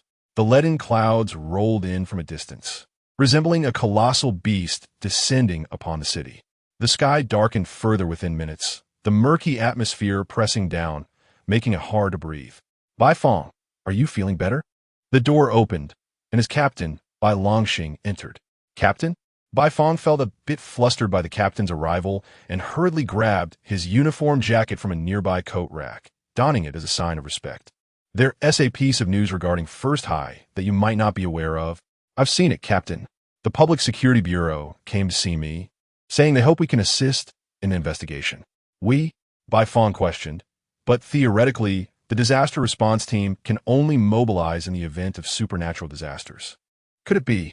Bai Longxing retrieved his mobile phone from his pocket, summoned a video file, and held it before Bai Fong. The backdrop of the video revealed a police interrogation room, where two officers were present. One posed questions while the other diligently took notes. Sitting opposite them was a balding middle-aged man clad in a brown suit, none other than the current principal of Yizhong, Yang Qiushi. What is your explanation for the multitude of chains and stun guns found within the school? One of the officers inquired. It was the demon that compelled me to do this. Yang Qiushi stammered. This is the police station, Yang Qiushi. Do not fabricate such a flimsy excuse. The officer retorted. I did not. Officer, I swear it was the demon that made me do it. In the video, Yang Qiushi appeared anxious. Yet he did not seem to be lying. The police had recorded his confession for nearly half an hour, but Yang Qiushi remained steadfast in his claims. As the video concluded, Bai Longxing returned the phone to his pocket. The police feared that the demon he spoke of might be some form of supernatural entity, and thus sought our assistance in the investigation. I pondered that you and Anshin, with your backgrounds in the Public Security Bureau, would possess greater expertise. However, if your health is not yet restored, do not worry, Captain. This is my alma mater, and I wish to uncover the truth of what transpired. Bai Fong spoke earnestly. But Anshin has just returned to rest. If possible, let us keep her uninformed for now, so she can sleep well. You, Bai Longxing chuckled, patting Bai Fong on the shoulder. Ichu and Kairan are engaged in data analysis, and I must attend to our equipment requests shortly. The team cannot spare anyone to assist you at this moment. If you go alone, please exercise caution, understand? Do not act recklessly as you did yesterday. Yes, Captain. In the interrogation room of the Changzhou City Public Security Bureau, Yang Qiushi continued to insist upon the existence of the demon. The police, at a loss for alternative methods, could only await the support of the special task force, leaving Yang Qiushi alone in the interrogation room. At a certain moment, the lights in the room flickered, and the temperature plummeted. Yang Qiushi, drowsy in his chair, felt a chilling sensation enveloping him, causing him to groggily open his eyes. He attempted to call for someone to adjust the air conditioning, for even a suspect deserves basic rights. Yet, to his horror, no matter how he screamed, His voice seemed to be caught in his throat, rendering him utterly mute. Interesting. Was it I who led you to this? A voice, distinctly masculine yet echoing ominously, filled the interrogation room, though Yang Qiushi was alone. According to the pact, I have fulfilled my promise. Now, it is your turn. The man's voice slithered like a serpent, each word piercing through Yang Qiushi's ears and burrowing deep into his mind. I have claimed your soul. With the final utterance, the light bulbs in the room shattered violently, plunging the interrogation room into darkness. Chapter 10. The demon flashes of light incessantly illuminated the interrogation room, capturing the lifeless form of Yang Qiushi, who slumped against the back of the chair. His legs were extended, and his hands were clenched into tight fists, with his nails embedded into his flesh, blood trickling down and already congealed. The most chilling aspect was his ghastly visage. His eyes bulged like goose eggs, seemingly fixated on some unspeakably terrifying sight. His mouth hung open as if dislocated, wide enough to accommodate an adult fist. The scene revealed only shattered fragments of the interrogation room's light bulb. With no signs of an intruder, a detective on the scene approached the chief and reported that apart from the injuries inflicted by the victim's own nails, no external wounds were found. The rest would have to await the results of the autopsy. Outside the interrogation room, the somewhat portly chief nodded, and after the detective saluted him, he hurried off to attend to other matters. At that moment, the chief felt an acute headache. The post-war cleanup in the city center was already overwhelming, and this morning he received a tip-off regarding a case from the first high school. With the department already short-staffed, they had managed to allocate 2 officers to investigate, only for one to end up dead within the precinct. What was most infuriating was that the surveillance in the interrogation room had gone completely black during the incident, and other cameras failed to capture anyone entering the room. The suspect had no history of sudden health issues, leaving them with no leads to pursue. This incident had attracted considerable attention. Should he fail to provide a plausible explanation, his tenure as chief would come to an abrupt end. Bai Fong, who had come to assist with the investigation, found himself equally at a loss. All signs indicated that a true demon had infiltrated the police station to commit this heinous act. A demon, indeed. Bai Fong pondered for a moment before deciding to utilize the police station's network archives to search for any similar cases in the past. After obtaining the chief's consent, he accessed the police network. After a thorough 2-hour search and sifting through data, Bai Fong unearthed 5 similar unsolved cases.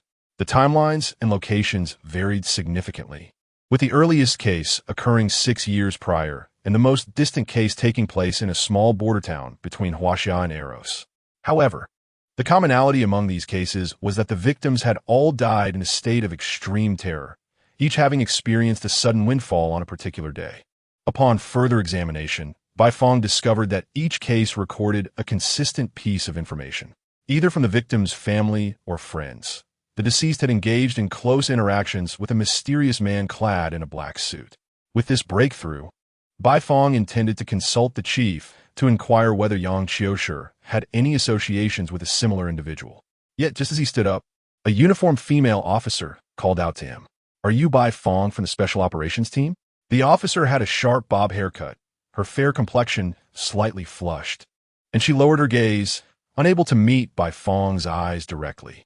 That's me," Bai Fong replied, momentarily taken aback by the apparent shyness of the officer. Feeling awkward, he scratched his head and asked, "What can I do for you?" "Senior Brother Bai, my name is Su Yin, and I graduated from the Public Security University as well."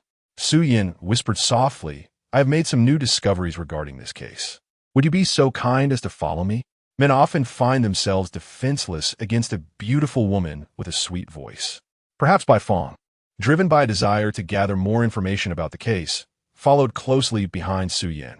They walked until they reached a secluded corner of a corridor, where Su Yin finally halted. "Well, Officer Su, what exactly have you discovered?" After meandering through much of the police station behind Su Yin, Bai Fong could not help but inquire. "In truth, I have a question I have long wished to ask you, Senior Bai Fong," Su Yin replied.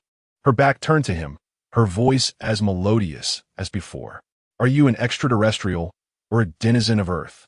The words that escaped Su Yan's lips were akin to a sharp blade concealed within a sweet cake, delivering a thunderous jolt to Bai Fong, who was utterly unprepared. Who are you? Every nerve in Bai Fong's body tensed, adopting a combative stance while cautiously using his heightened senses to scan the surroundings for any lurking threats or traps. Relax, Senior Bai Fong, Su Yin said, slowly turning to face him. The cobalt blue glimmer, dancing within her brown irises, resembled ghostly flames. Or should I call you Ultraman? Who are you, truly? Bai Fong's expression hardened, his pupils shimmering with a silvery light. A demon? That is how Earthlings refer to me, Su Yin replied, a peculiar smile gracing her lips. Stop with the theatrics. Were you responsible for those 6 cases? Cases? Oh, you mean the contracts I have signed? What contracts? Do you not understand, Ultraman? Su Yin sauntered closer to Bai Fong, her slender fingers resting thoughtfully on her chin. I provide them with what they desire, and in return, I take what I wish. So you took their lives? No, not lives, souls. Su Yin shook her finger side to side, turning away again. Filthy yet pure. Humanity is truly fascinating. What on earth are you talking about? Bai Fong stepped forward impatiently. From a moment, Su Yin referred to him as Ultraman. Bai Fong had sensed an alien spirit residing within her. Yet this alien, drenched in blood, kept uttering words about demons and souls, leaving Bai Fong thoroughly vexed. It appears you still do not comprehend humanity, Ultraman, Su Yin remarked, tilting her head with a hint of amusement. Since this is our first meeting, allow me to present you with a little gift. With a snap of her fingers, Su Yin's eyes rolled back, and she collapsed onto the floor. Damn it! Bai Fong rushed forward, cradling her pale neck with his left arm while his right hand supported her delicate leg, lifting her in an attempt to seek assistance. However, before he could regain his footing, the police station began to tremble violently. The lights flickered off, and chunks of white plaster and wall debris rained down upon the scattered desks and various office equipment strewn across the floor. In an instant, chaos erupted within the police station. Shouts of earthquake reverberated as people hurriedly fled outdoors in a state of panic. Bi Fang, Filing Suzan, narrowly evaded one collapsing obstacle after another, only to be unfortunate enough to be struck by a nearby bookshelf that had toppled over. Following this were the remnants of various crumbling structures. Bai Fong shielded Su Yin beneath him, striving to create a safe space with his back. Despite the extraordinary physical prowess granted by his fusion with Ultraman, the injuries he had yet to recover from, combined with the tremendous force exerted upon him, surpassed the limits of the human body. A surge of crimson blood erupted from Bai Fong's throat. Boom! Another deafening roar echoed. Hundreds of meters away to the southeast of the police station, a colossal brown drill emerged, spinning from beneath the Earth's surface. Countless visible fissures spread across the ground, as the thick roadway, measuring several meters in depth, cracked and subsided. Chapter 11. Fleeting Hopes in the Single Dormitory of the Disaster Response Team. Sheer white curtains partially draped over the floor-to-ceiling window. Through the glass door that led to the balcony, the sky outside appeared heavy and oppressive, with a gentle drizzle falling. Adjacent to the window stood a sleek black desk, upon which rested a closed laptop adorned with the SSSB insignia, accompanied by neatly stacked books and a photograph of Anshin with Bi Fong. In the image, both were clad in police uniforms, standing at the entrance of the Public Security University. Bi Fong, beaming with a radiant smile, had one hand on his hip, while the other was raised in a casual peace gesture. Beside him, Anshin held her police cap with both hands, allowing it to naturally rest in front of her. Her shoulder-length hair danced in the breeze, and her lips curled into a gentle smile, akin to a flower poised to bloom under the first rays of sunlight after a snowfall. Disaster Response Team members, please assemble in the operation meeting room. Immediately, the electronic voice resonated throughout the SDRD. Anshin, who had been in a deep slumber, stirred like a startled rabbit, slowly opening her eyes and sitting in a daze for a fleeting moment. Upon realizing the nature of the announcement, her initially vacant gaze sharpened, and she sprang from her bed like a coiled spring, hastily changing into her uniform before rushing towards the operation room. What on earth is happening? Excluding the invasion by the Baltans, this marks the emergence of the third disaster creature. I've told you countless times, your disaster theory is absolute nonsense. In the meeting room, a massive drill protruding from the ground played on the large screen. My apologies, Captain. I'm here. Anshin hurriedly pushed open the door. But after scanning the room, she found no sign of the captain or Bifong. Hey, where are the captain and Bifong? Just as her words faded, the door swung open once more, revealing Captain Balancing. Everyone, follow me to the 6th floor to collect military equipment. What? Military equipment? In the ruins of the Changzhou City Public Security Bureau, tons of chaotic debris engulfed Bifong and Su Yan. Despite his physical form, Bifong managed to maintain a small safe zone. However, the continuous flow of blood reminded him that if he did not transform into Ultraman soon, he would barely last a minute. The most pressing issue was that his hands were firmly planted on the ground to create this safety zone, with the weight of the rubble resting entirely on his body and the 2 hands supporting him. Should he withdraw one hand to retrieve the Beta Magic Wand, the balance would be irrevocably disrupted, and within seconds, both he and Su Yan would be lost.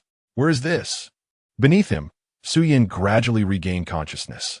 Upon realizing she was buried beneath countless steel and concrete, unable to move and half-pressed by another person, her emotions quickly teetered on the brink of collapse. Su Yan, please hand me the item from my left inner pocket. Bifong, having set aside the need to comfort her, focused solely on the urgency of transforming. As if by magic, the moment Su Yan heard Bifong's voice, her emotions miraculously calmed. I feel as though I have heard your voice before, she said, her eyes glistening with tears. Who are you? Hurry, I can't hold on much longer.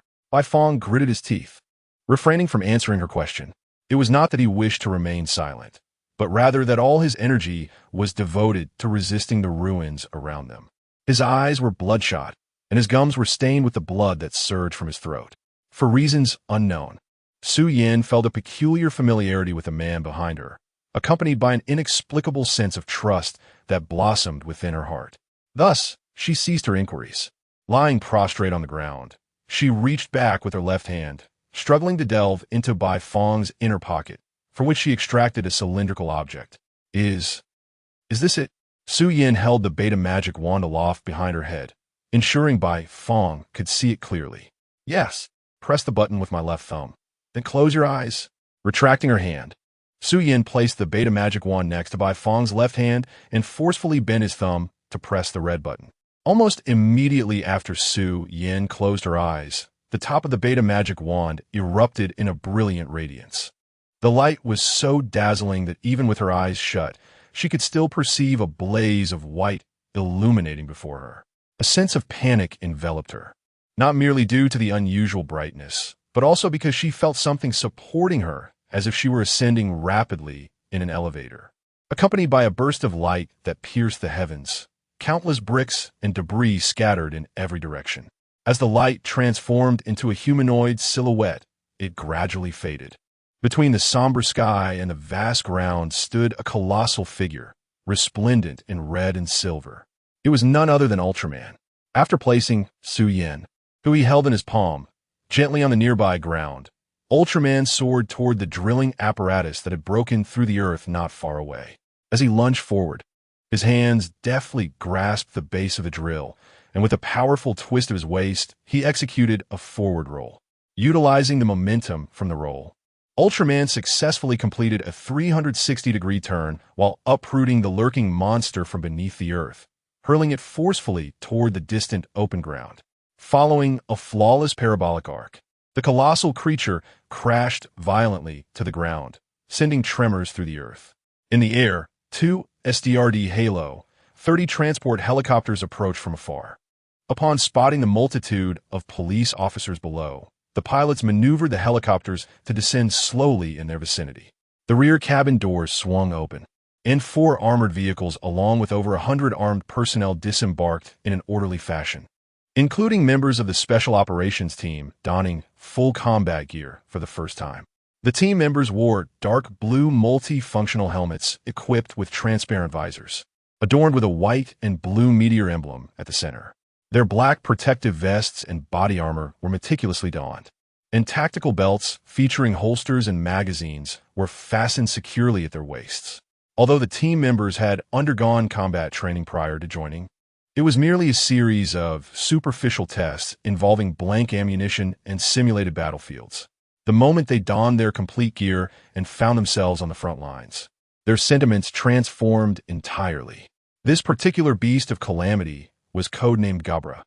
Bai Longxing gazed intently into each team member's eyes and solemnly declared, "I initially planned to take you for training after the equipment requests were approved, but it seems we must treat this mission as a special training exercise." The firearms were familiar to everyone, being the M10 they had used during their initial training. As Bai Longxing spoke, he drew forth a sleek, dark pistol from his holster. The M10 was an evolution of the American M9, crafted from lightweight alloys, combining feather-like ease with exceptional performance, a selection painstakingly refined by the founders of the Special Forces unit. "I have great faith in all of you, but under no circumstances should you handle your weapons without my command. Understood?" "Yes," the team members replied in unison, their voices resounding. "Focus on devising an attack strategy. Ichu and Kai ran. Seek out Gabra's weaknesses. I have other tasks. Maintain radio communication for anything urgent." "Understood." The makeshift operations center was nearly complete as Ichu and Ling Kai ran settled at their computers.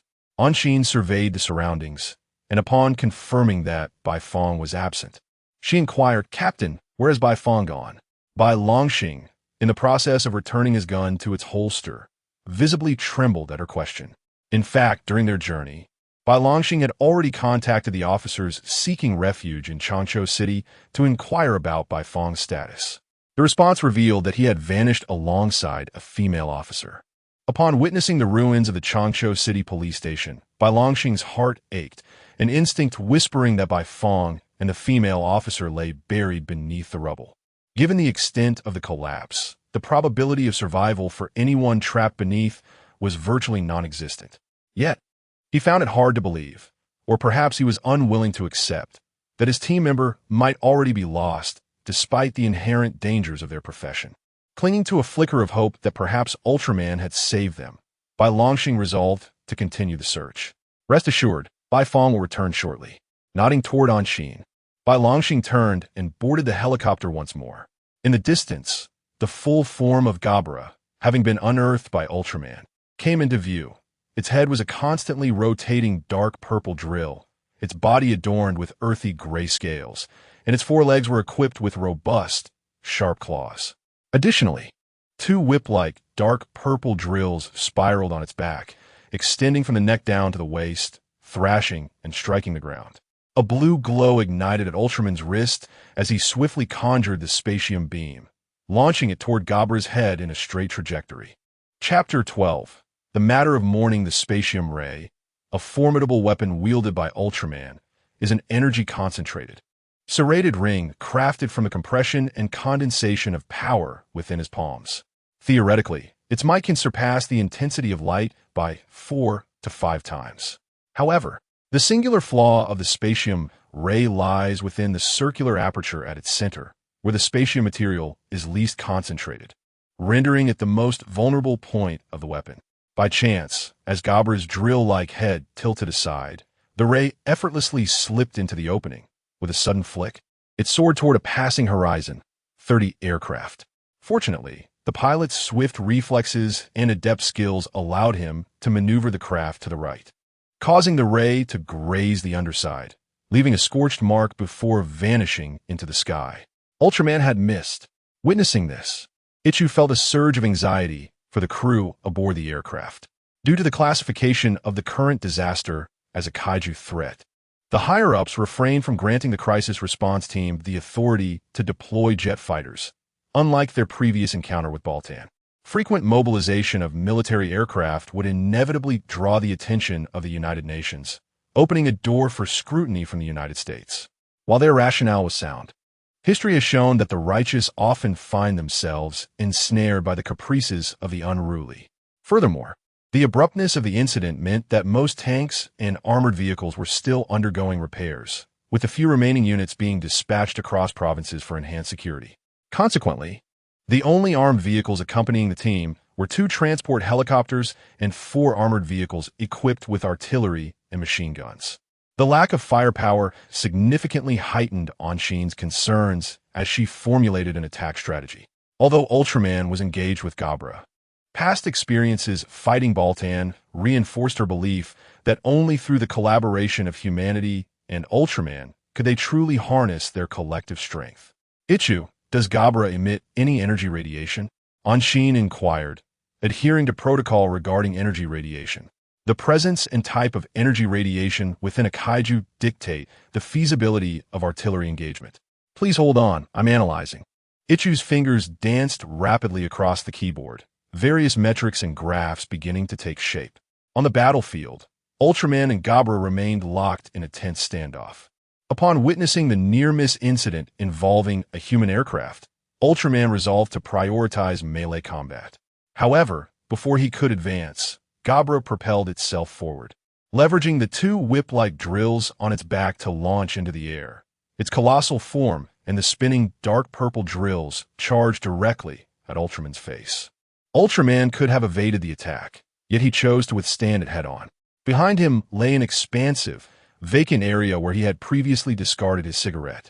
He could not ascertain how far Gabra would slide should he dodge, nor could he risk harming humans in the process. Thus, he had no alternative. With unwavering determination, Ultraman grasped the whirling drill of Gabra with both hands, the tremendous force sending tingles through his limbs as sparks flew from the relentless friction. Gabra's whip-like drills struck the ground with a resounding impact once more. With a tremendous force, Gabra's entire body soared above Ultraman. Ultraman's attention was entirely focused on the enormous drill in front of him, while Gabra's two whip-like drills suddenly lashed out towards Ultraman's legs. Caught off guard, Ultraman faltered and fell backward, his entire form pinned beneath Gabra. Gabra's head drill relentlessly penetrated towards Ultraman's face, leaving the pinned Ultraman to grasp the drill firmly while desperately swaying his head to evade the assault. "Ground unit, support Ultraman," came the voice of Bai Longxing over the radio. "Do not engage," followed immediately by Ichu's voice, "Captain, scanning data indicates that Gabra carries a significant amount of viruses. Preliminary analysis suggests it includes plague, smallpox, and malaria. Any indiscriminate attack could result in a viral outbreak." "What?" Anshin exclaimed in astonishment, turning her head. "So many viruses. Where could they have come from? From Changzhou?" "No. If that were the case, the residents of Changzhou would surely be affected." "Perhaps." Ling Kairan furrowed her brows, continuously searching for something on the computer. Her expression shifted to one of complexity as information about a certain Neon Nation's troops appeared on the screen. It could be a nearby northeastern city. During the Neon invasion of China, they were stationed there conducting research on biological weapons. After the Neon Emperor announced an unconditional surrender, that unit fled back to their homeland. Therefore, it is highly likely they buried evidence of the virus's underground to destroy it. As a result, some organism inadvertently consumed them, transforming into the current Gabra. Ling Kairan's analysis rendered everyone present speechless. That battle, where militaristic Neon committed heinous acts in China, resulted in countless sacrifices of soldiers and millions of civilian casualties. It was a tragedy that every Chinese person could not forget, nor should they. Although nations now exist in a state of peace for the Chinese, it remains a heavy past that brings forth tears at mere mention. The wheels of history have rolled forward. But who could have anticipated that what was once considered a past would still influence the present? As if recalling something, Anshin looked up at Gabra, who was attacking Ultraman. "Does this mean that the viruses are contained within Gabra's flesh?" Anshin bit her lip, her gaze a mixture of emotions. Indeed, for some unknown reason, the viruses remained isolated within it. However, considering the timeline, aside from the unknown virus outbreak globally in 2019, there had been no viral crises in the northeastern cities, or rather, all of China, for nearly a century. Regaining her composure, Ichu adjusted her silver-framed glasses, her expression filled with confusion as she continued. "So Gabra has been harboring these viruses, dormant underground. But why did it awaken today? Or rather, what caused this calamity to emerge?" Ichu's series of questions resonated with conviction, echoing the thoughts of all members of the disaster response team at that moment. If it is said that Gabra transformed into its current form due to the ingestion of a virus, then what, indeed, precipitated the emergence of other monstrous beings? Each individual is left pondering, yet no one can provide a definitive answer. Chiron, did you not previously suggest that we might have a chance to communicate with Ultraman? After a brief silence, the captain's voice crackled back through the radio. Ah, yes, Captain. Immediately relay to Ultraman that if he inadvertently allows the virus within Gabra to escape, it would spell disaster. Understood. On the ground, Anshin and the others swiftly sprang into action, modifying the external loudspeakers of the armored vehicle to amplify their range. In the sky, the helicopter carrying by Longxing spotted the waving figure of Su Yin and commenced its descent for a rescue. Meanwhile, Ultraman remained subdued by Gabra's might. Fortunately, Ultraman ultimately discovered a leverage point, gripping Gabra's head drill with both hands and exerting tremendous effort to lift it. As a gap appeared in Gabra's abdomen, he forcefully kicked, propelling the creature that had been pressing down on him away. Subsequently, Ultraman pushed against the ground with both hands, raised his legs, and executed a powerful leap, landing firmly before the recently fallen Gabra. Two whip-like drills surged from Gabra's back toward Ultraman. Seizing the moment, Ultraman tightly pinned the drills under his arms. Contrôling Gabra's offensive manœuvre. He then spun his body from right to left, rotating Gabra several times in the air before hurling it toward a distant open space. Upon crashing to the ground, Gabra rolled a few times but quickly steadied itself, using its agile whip-like drills to regain its footing.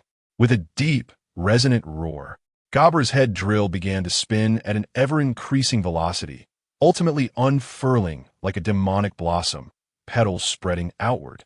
The open drills shimmered crimson, revealing a tumultuous mass of pulsating veins within. At the very center of the drills lay Gabra's true head, a grotesque orb riddled with sores and decay. With another anguished roar, Gabra opened its enormous, toothless maw, reeking of rot, toward Ultraman. A blue luminescence flickered around Ultraman's wrist, as long as his right hand, imbued with negative spatium energy, crossed with his left, containing positive spatium energy. A devastating spatium beam would erupt in an instant. Although the spatium beam could reach temperatures of 500,000 degrees, sufficient to eradicate all known viruses, it remained uncertain whether any viruses within Gabra had mutated to withstand such high temperatures, or if the explosive fragments, tainted with Gabra's flesh and blood, might carry the virus. Thus, Bai Longxing had issued that command. At a makeshift command center, Ichu was wielding a hammer and scissors, modifying the original structure of the loudspeaker, while Ling Kai ran squatted beside him, dutifully handing him various tools. After connecting the final red wire, the modification was declared complete. Ichu, not bothering to wipe the sweat from his brow, shouted hoarsely toward Anshin in the vehicle. Hurry, inform Ultraman. Anshin swiftly grasped the small radio at the helm and brought it to her lips. Ultraman, do not use your beam. Gabra is rife with viruses. The pulsating blue glow at Ultraman's wrist gradually diminished until it vanished completely. He truly comprehended my words. Anshin gazed at Ultraman in the distance, who had ceased employing his beam, and a myriad of emotions surged within her once more. Chapter 13. The transaction abandoning the use of light. Ultraman soared into the sky, arms crossed before his chest, and began to spin at an astonishing speed.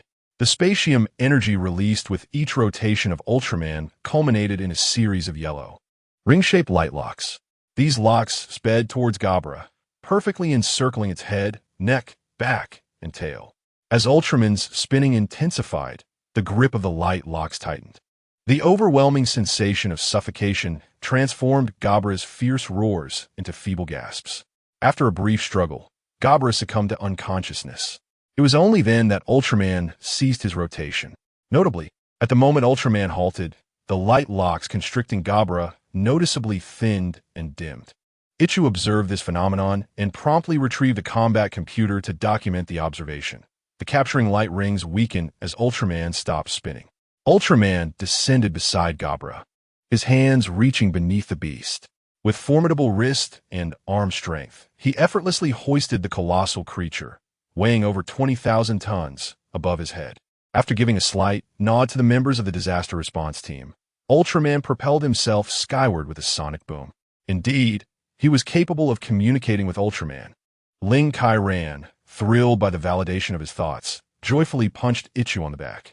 "What are you doing? Stop that noise." Ichu lamented, muttering in discontent.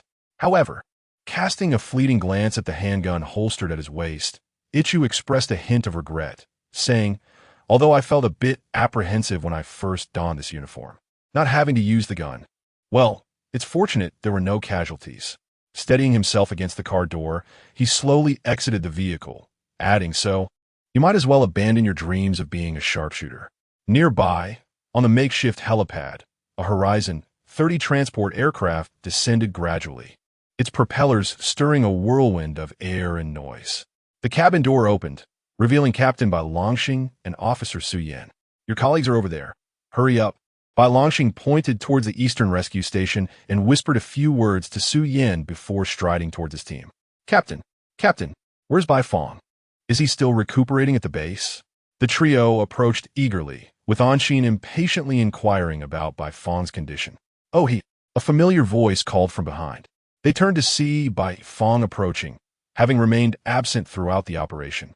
To their astonishment, he limped towards them, his face smeared with dirt, his uniform torn in several places and covered in dust, while the white shirt beneath was in an unsightly state.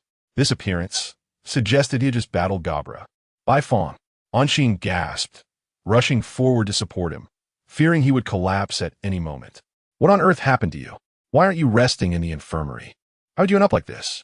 Ling Kairan picked up a bottle of mineral water from a nearby supplies box, twisted off the cap, and offered it to Bai Fong. "When did you arrive? It seems that the headquarters has ceased dispatching transport aircraft."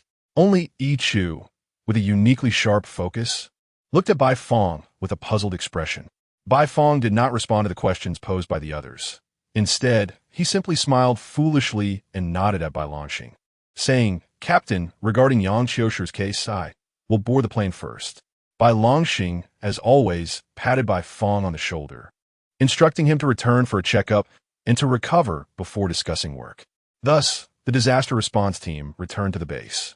After 2 days of recuperation and rehabilitation, Bai Fong returned to his former state and, during his recovery, shared a condensed account of his experiences at the police station with the team.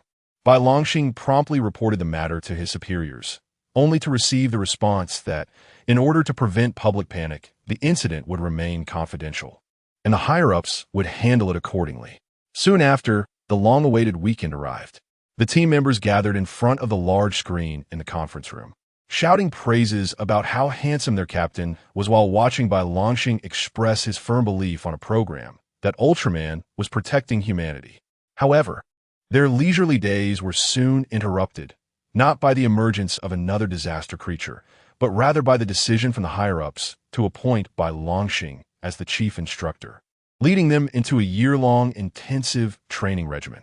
Only when all members achieved satisfactory training results would they be granted permission to use weapons and equipment at will. The intensive training included, but was not limited to, basic physical fitness, martial arts, firearms usage, and arm mobilization. During the training period, the disaster response team frequently deployed and cooperated with Ultraman to defeat the S-class creature, Gu Weila, designated as number 11. As the training neared completion, the team successfully eliminated the S-class creatures known as green monsters in glass, identified as numbers 12 and 13, relying solely on their own strength. Due to the consistent resolution of disaster creatures by the disaster response team and Ultraman, coupled with SDRD's effective pre-evacuation of residents, casualties were kept to an almost negligible level. Furthermore, government economic subsidies following disasters led the public to gradually become accustomed to the appearance of disaster creatures, viewing them as akin to natural disasters like earthquakes. Concurrently, gigantic creatures began to emerge globally, prompting various countries to use this as an excuse to form different military replacement organizations to bolster their national military capabilities. Before long, the training of the disaster response team came to a complete conclusion. The overall capabilities of the team members saw significant enhancement, and their innate talents became even more distinguished through elite training across various fields. Among them, Bai Fong stood out most remarkably. Within the span of a mere year, he mastered boxing, Jeet Kune Do, and mixed martial arts, achieving an unprecedented level in firearms usage and tactical simulations within SDRD. While his teammates were astonished by his extraordinary achievements, they habitually attributed this success to his years of experience at the Ministry of Public Security. Of course, Bai Fong did not refute their claims, for he could hardly dismiss it lightly by saying, "Oh, it's nothing just because I'm merged with Ultraman."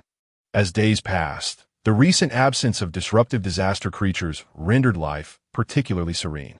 Only Bai Fong occasionally recalls that enigmatic extraterrestrial. Is it still concealed somewhere on Earth? In the United States, New York, as the nation's largest city, remains vibrant and indulgent even in the midnight hours. Towering skyscrapers shimmer with opulence, while throngs of vehicles and pedestrians ebb and flow. The legendary star Frank once remarked that one must never miss the allure and revelry of a New York night. For some young souls who yearn for luxury and ecstasy, this holds true. In their eyes, New York harbors the finest of worldly treasures, rendering even its nights too enchanting to succumb to slumber. This allure is one of the reasons why New York has earned its title as the city that never sleeps. Yet unbeknownst to many within this international metropolis, a sinister plot is quietly brewing. In a bar by the street, a tipsy blonde woman staggered out, the scent of alcohol clinging to her. "Why, Mitchell, why did you leave me?" Two clear trails of tears glistened beneath her reddened eyes. She leaned against the wall and made her way to a dark alley, her stomach churning, compelling her to find a place to relieve herself. After a moment of expulsion, the distressed woman fumbled in her pocket for a tissue to wipe her tears.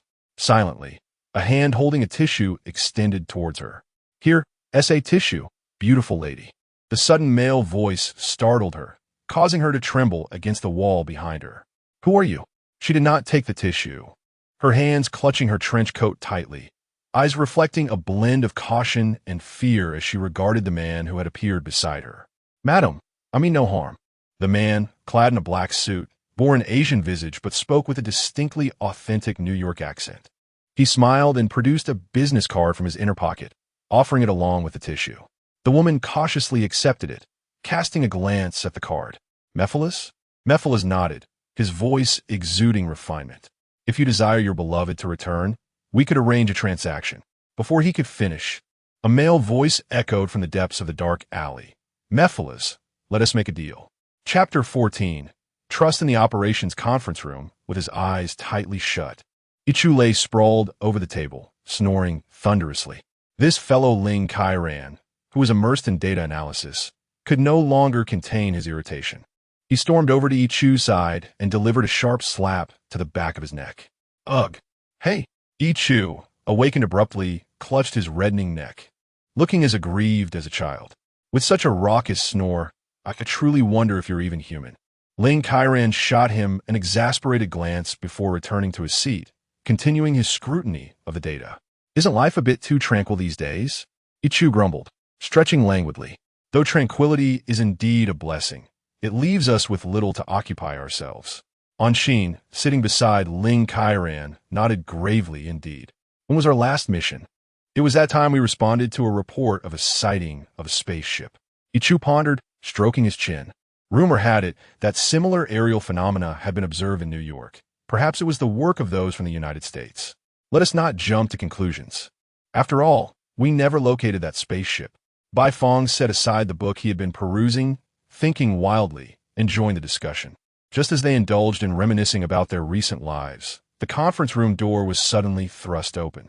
In strode their captain, Bai Longxing, followed by a high-ranking official from SDRD, Chun Jigua, who had previously issued the attack order during the Bermuda incident. In many respects, Chun Jigua was regarded as the leading figure of the Hawks within SDRD. These Hawks advocated for the continuous development of military strength under the auspices of SDRD to fend off external threats. They believed humanity should rely on its own power rather than the enigmatic Ultraman.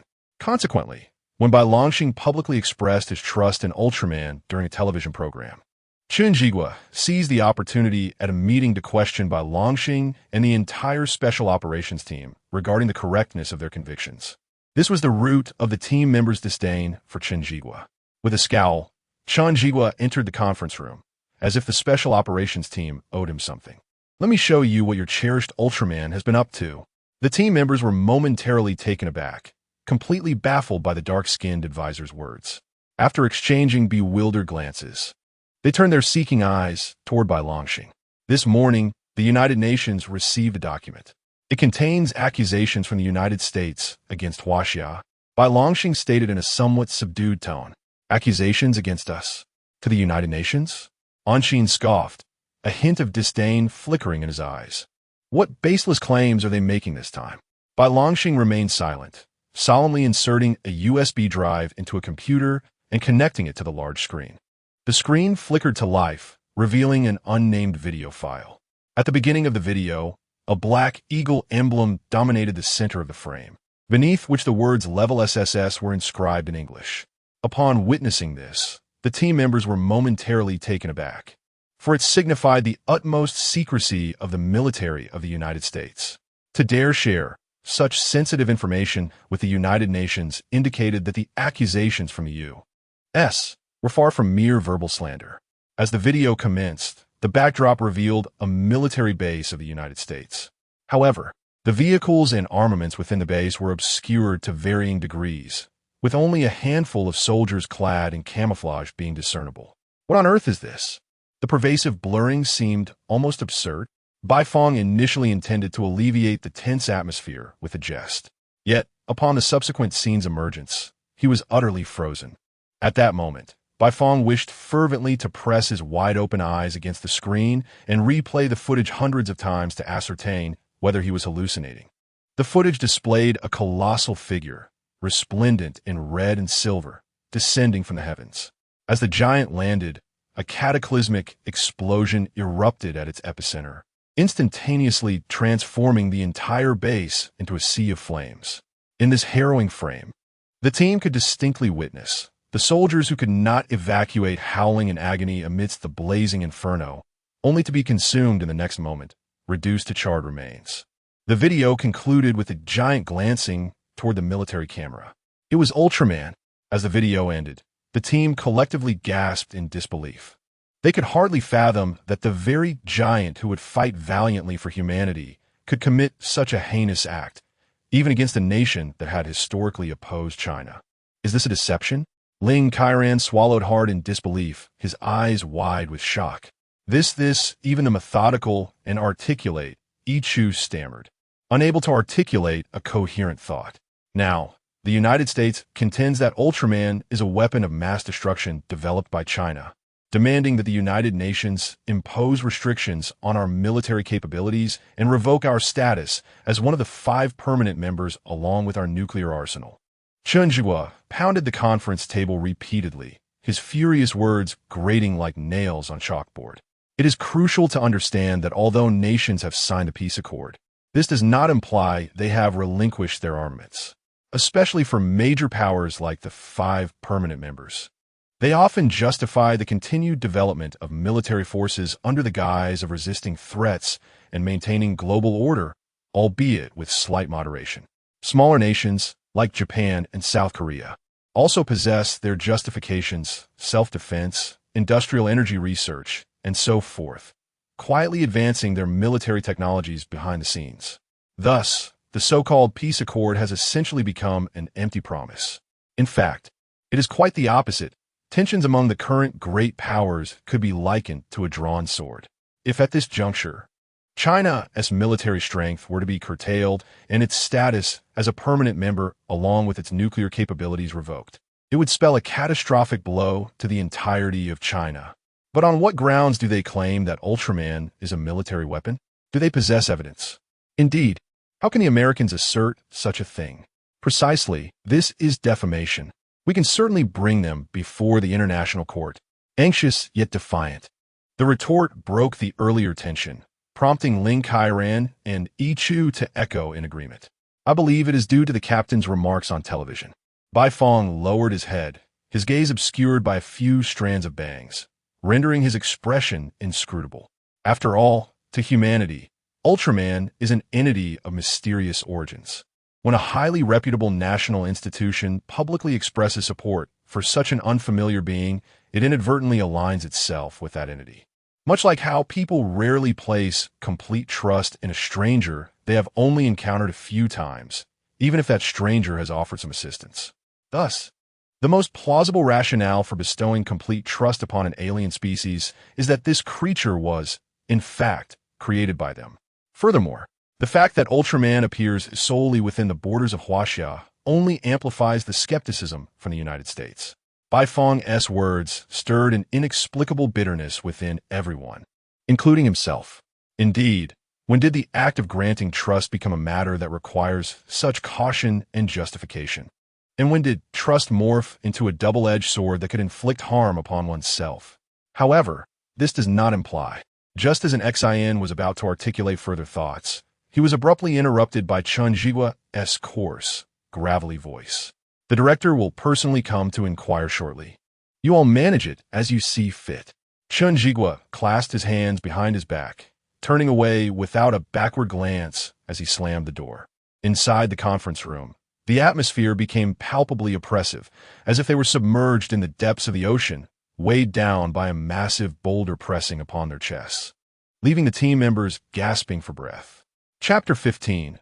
Visitors, we inhabit an era where the digital realm flourishes beyond measure.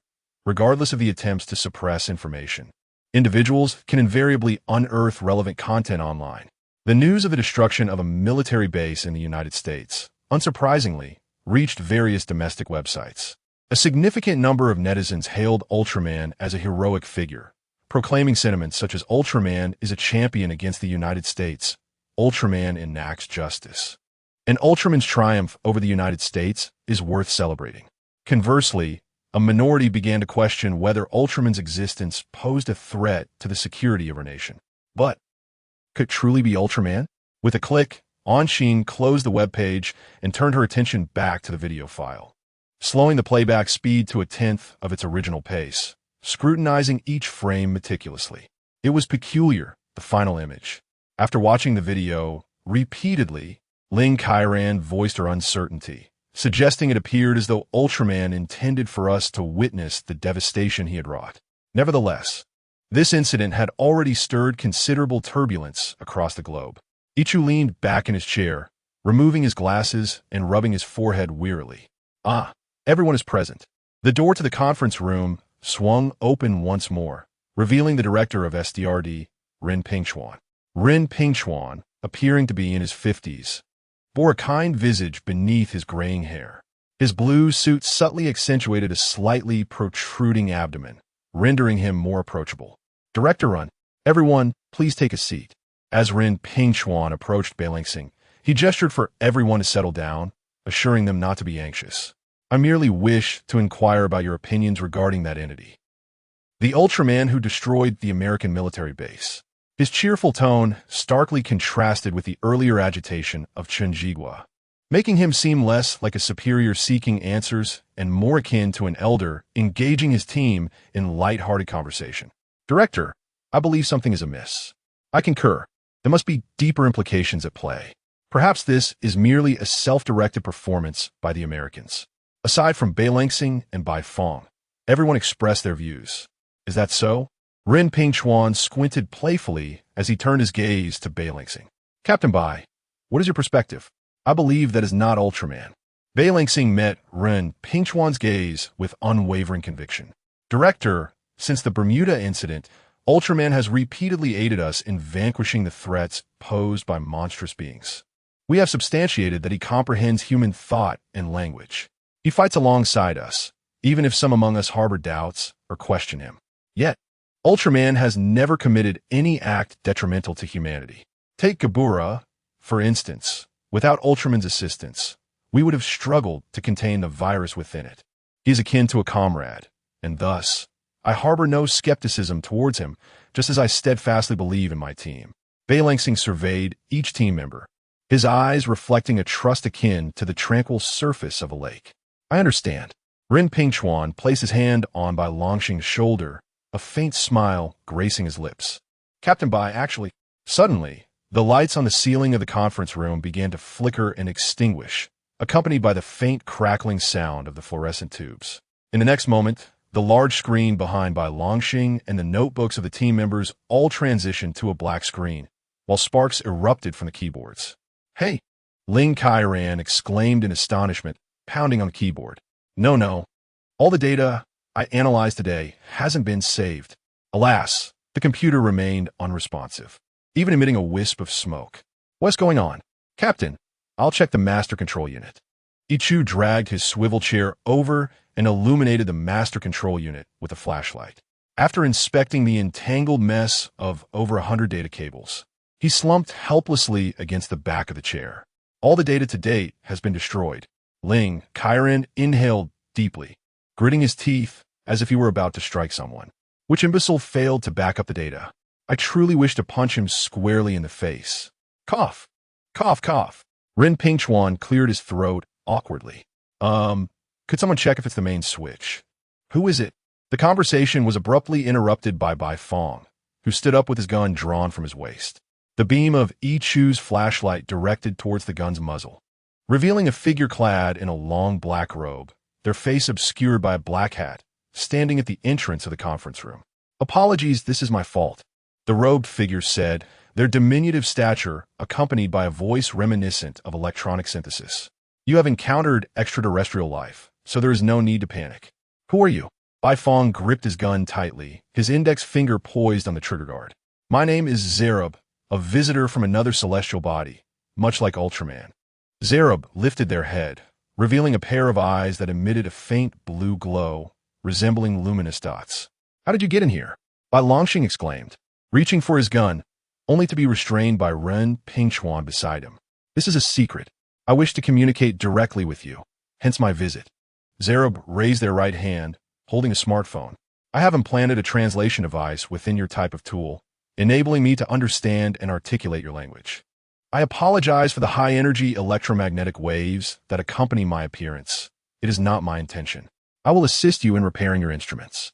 As Zerub spoke, the smartphone in their hand suddenly vanished, and countless irregular points of blue light emanated from the small openings between their fingers, coalescing into a blue orb in front of their palm. With a sweeping motion of Zerub's hand from left to right, the room's lights and computer screens flickered back to life. "Wow, this is incredible," Ling Kairan exclaimed, confirming that all instruments had returned to normal alongside Ichu near the master control unit. "I wish to discuss specific matters with the individual you refer to as number 1. Thus, Zerub was escorted by Rin Pingchuan to the reception room for guests at SDRD, where he is scheduled to board a flight to the South China Sea to meet with the esteemed leader tomorrow morning. Meanwhile, the members of the task force engaged in lively discussions regarding this third extraterrestrial presence to enter their realm, following Ultraman and Baltan. Despite Zerub's initial display of amicability, an ominous premonition surged within Bai Fong, akin to the rising tide of the ocean. Chapter 16. The mist the moment Zerub departed. The long quiet alarm in the operations briefing room suddenly blared. A toxic mist had manifested in the urban area of Ningyan, prompting the higher-ups to demand an immediate investigation. "All personnel mobilize." Yes. The team members donned their combat uniforms and gas masks, boarding a small transport helicopter en route to the city. As they approached the outskirts, they beheld the dense fog.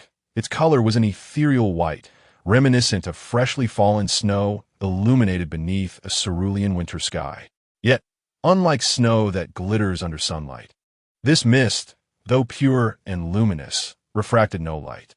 It resembled a diaphanous veil, ensnaring and isolating the entire city.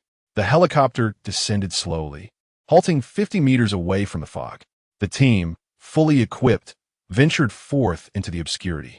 From the exterior, layers of mist quickly enveloped several members, rendering their forms increasingly indistinct, as if they were mere pencil sketches on the world's whitest paper. Upon entering the haze, the desolate street fell into a profound silence, akin to a scene from a horror film, sending shivers down their spines. After traversing a short distance, the fog thickened, surrounding them in a blinding whiteness, as if they had stepped into a realm of death and void. This would do. Ichu, Kairan, commence analysis. Bifang, Ansin, Mentitin Viga Lai. Understood. Given that visibility had plummeted to less than 5 meters, the risk of disorientation and unforeseen dangers loomed large. Bai Longxing issued the command to conduct an on-site investigation. Yichu and Ling Kai Ran promptly extracted various instruments from their cases to analyze the substances within the mist. Bai Longxing, Bai Fong, and an XIN formed a triangular formation, shielding Yichu and Ling Kai Ran from potential threats. Ultraman, if you wish to protect this city and your comrades, transform now. A voice, resonating with a peculiar telepathy, suddenly echoed in Bai Fong's mind. Who are you? What do you want? Bifem, alert, placed his hand on the grip of his sidearm, while simultaneously probing for the voice's origin through his Ultraman senses. Futile, Ultraman, you cannot locate me, the voice replied, tinged with mockery. Make your choice swiftly. Will you transform as I command, or shall this city descend into chaos? Damn it, Bai Fong cursed inwardly. For reasons unknown, his sensory abilities had been significantly diminished by the mist, rendering him helpless. He was left in a precarious position, uncertain of the identity and intentions of this entity, compelled to acquiesce to its threats. Yet, why must he transform? If the aim was to confront Ultraman, surely the human form would be more advantageous. What was the intent behind compelling him to become Ultraman? Nevertheless, Bai Fong had no time for contemplation. He could not gamble with the safety of his teammates and the entire city. Thus, he had no choice but to comply with the demand to transform. Glancing back at his teammates, Bai Fong delved into the depths of the dense fog.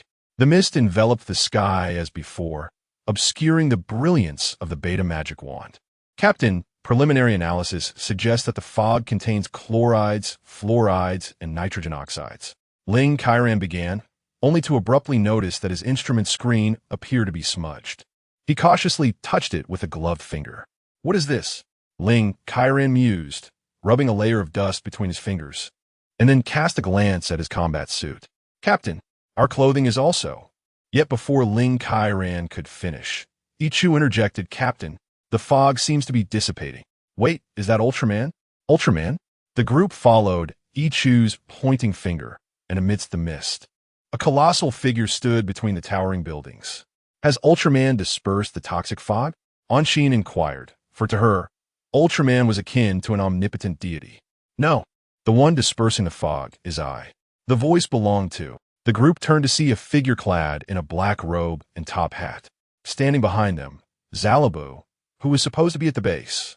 A swirl of blue luminescence danced in Zalabu's hand, and indeed, the fog began to fade. All right, Ultraman, you made a part now. What do you mean? If you wish to keep the city safe, follow my instructions. Reluctantly clenching his fist, Ultraman took flight. Ultimately, under Zalabu's command, the toxic fog completely vanished, and Ningyan's urban landscape was once again bathed in light. How did you accomplish this? Yichu gazed incredulously at Zalabu. Just as I repair the instruments, I can achieve it simply by envisioning it in my mind. Zalabu's voice was remarkably calm.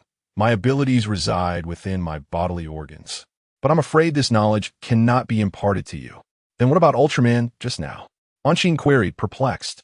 If it wasn't Ultraman who cleared the fog, then what was the purpose of Ultraman's appearance? It was he who released the toxic fog.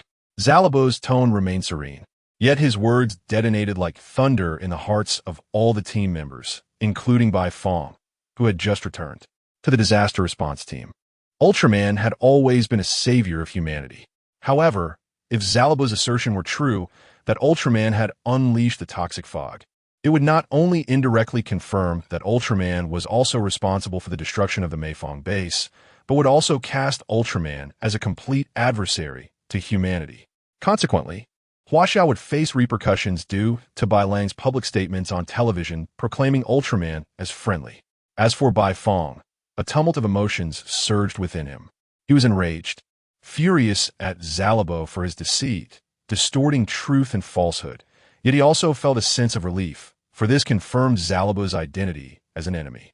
However, more than anything, he was engulfed in confusion, questioning who the individual was that threatened his transformation.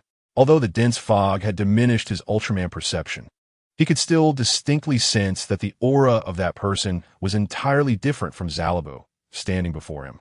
This was akin to a sixth sense of Ultraman perception. Upon first encountering Zerub, he immediately sensed the palpable hostility emanating from him.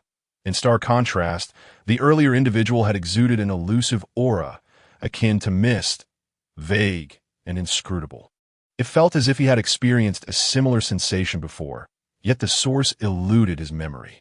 For the moment, returning to the base seemed prudent. Unlike his comrades, Bai Lang quickly reached an internal conclusion after a brief assessment of Zerub, casting a glance his way and silently expressing gratitude for dispelling the toxic fog. Thus, the Hazard team, accompanied by the unexpectedly appearing Zerub, boarded the transport aircraft for their return journey, each lost in their own thoughts. Meanwhile, discussions online regarding whether Ultraman was a foe or a friend surged once more. The controversy ignited when a social media influencer captured footage of Ultraman amidst the fog. Caption with shock: Ultraman appears in the toxic mist. As the post circulated among numerous netizens, the narrative gradually morphed into claims that the toxic mist was unleashed by Ultraman, who turned out to be an enemy. In a fleeting moment, Ultraman became the target of widespread criticism, with various online personalities leveraging this sentiment to boost their visibility and attract followers. Chapter 17. Advanced life forms. As the public discourse surrounding Ultraman's release of toxic mist grew increasingly chaotic, the meeting between the chief and Zerabu was hastily arranged. Consequently, the transport aircraft carrying the disaster response team and Zerabu altered its course, heading towards the South China Sea.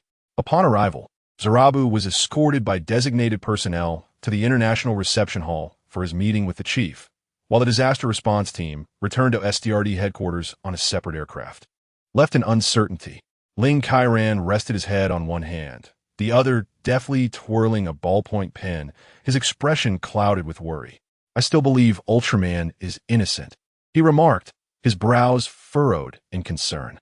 Anshin, with her delicate brows knitted in thought, slightly twitched her lips, asserting that Zerabu, who had appeared so mysteriously, seemed far more suspicious than Ultraman. However, Ichu adjusted her silver-framed glasses, her arms crossed, seemingly lost in contemplation. I inquired with the security personnel.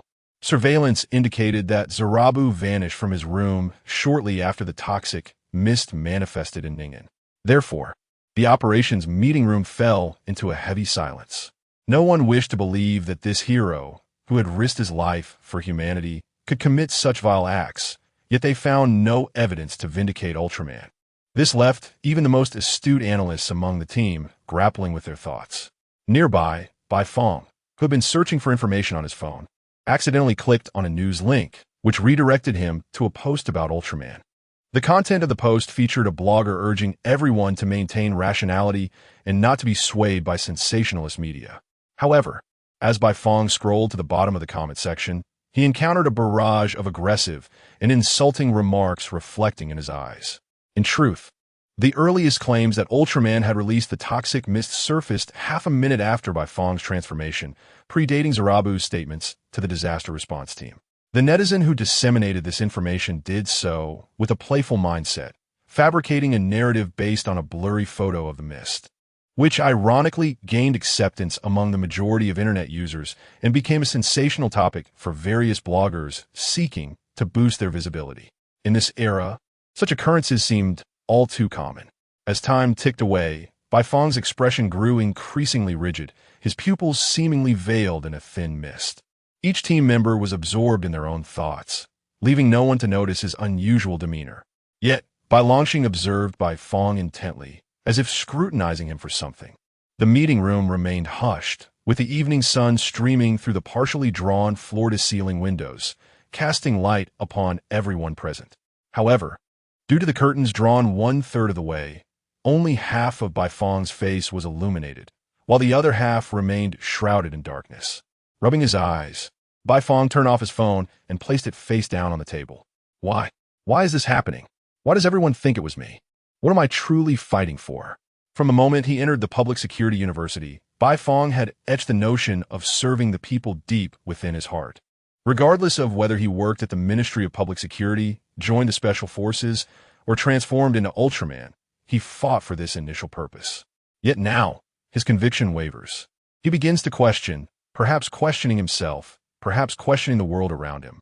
He feels a tumult within, as if a heavy cloud looms over him, suffocating his spirit. Observing his oblivious teammates, he hesitates momentarily before discreetly retrieving the beta magic wand from his inner pocket and placing it quietly into the drawer before him. As the drawer slides shut, the door to the conference room creaks open. However, the newcomer, Zorobu, does not enter but merely stands at the threshold, stating, "An entity of such destructive power is annihilating you. When Ultraman reappears, you will realize the necessity of eradicating him." With that, Zorobu departs silently. Reappear? Does he harbor ulterior motives? Yet, a strange sensation grips Baifeng as he glances at the drawer containing the beta magic wand. So be it. Let it be done in the guise of humanity. With resolve solidified, Baifeng rises and strides silently out the door. His teammates assume he has merely stepped out to buy something or use the restroom, paying him little heed. Only Bai Longxing shifts his gaze from Baifeng's retreating figure to the drawer at Baifeng's seat. Not far from there, Zorobu employs his invisibility, vanishing from the sight of ordinary people and surveillance. However, Baifeng, endowed with unique Ultraman senses, stealthily trails Zorobu until he reaches the rooftop of the base. The sun gradually descends, and the horizon is engulfed by encroaching twilight clouds. Even with his background in the public security, your investigation has gone too deep. Standing at the edge of the rooftop, the concealed Zorobu reveals his true form. Aware that he has been discovered, Baifeng ceases to hide, advancing decisively towards Zorobu. "What is your true intention?" Baifeng's voice is low, shadowed, like the tumultuous sea beneath rolling clouds. "In order to efficiently eliminate extraterrestrial intelligent life forms, I plan to incite conflict among nations, leading humanity to its own demise." Zorobu turns, his gray-white visage grotesque, his mouth splitting open like fissures, resembling cuts made by craft knife. "Humanity is not foolish. You will not achieve your goals so easily." Baifeng's hand rests on the holster at his waist. His gaze stern. "It is remarkably simple to exploit Ultraman-'s existence. One could say it is effortless. Why do you seek to exterminate humanity? Upon discovering signs of civilization on a planet, the intelligent life forms residing there must be unconditionally eradicated. This is my duty. Has not humanity consistently slaughtered species deemed harmful? From the perspective of higher life forms, it is one and the same. Moreover, while humanity possesses advanced intelligence and technology, it remains immature and breeds chaotically, posing a significant threat. They deserve annihilation." "Scoundrel!"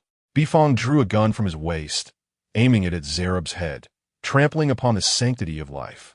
"What does this signify for a superior being? Do not waste your efforts. You are already ensnared within my grasp, Ultraman."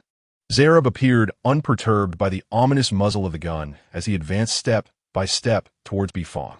"Killing you is a daunting task. Therefore, before I complete my mission, you shall be confined. Sleep now, Ultraman." Zerob raised his hand, and a sphere of blue light materialized once more in his palm. The moment Baifeng beheld that orb, a heavy drowsiness enveloped him, and in the next heartbeat, he collapsed to the ground. Under the setting sun, Baifeng's form gradually became translucent, and as Zerob extended his malevolent grasp, the two vanished entirely from the rooftop. Chapter 18. Rescue. Heavy eyelids gradually opened, and Baifeng, with his hands bound behind the chair, slowly raised his head to survey his surroundings. The atmosphere was stark and silent, illuminated only by dim lights above. Several sturdy columns, supporting the structure, stood in neat alignment at the corners. The once pristine white walls had succumbed to the ravages of time, with large patches of paint peeling away in several areas. It was evidently the interior of an abandoned building. "You have awakened, Ultraman." The voice of Zerob echoed in the desolate space, yet the absence of a visible figure instilled an eerie sensation, as if haunted by supernatural occurrences. "You must utilize the beta system to summon Ultraman from another dimension." Zerob's voice persisted. "I need to verify once more whether you possess the ignition device." A blue orb of light materialized before Baifeng, circling around him for a complete rotation, before Zerob revealed his true form. "No, you indeed do not carry the ignition device." The blue light emanated from Zerob's visage, his tone devoid of any emotion. "Where have you concealed it?" Baifeng remained silent.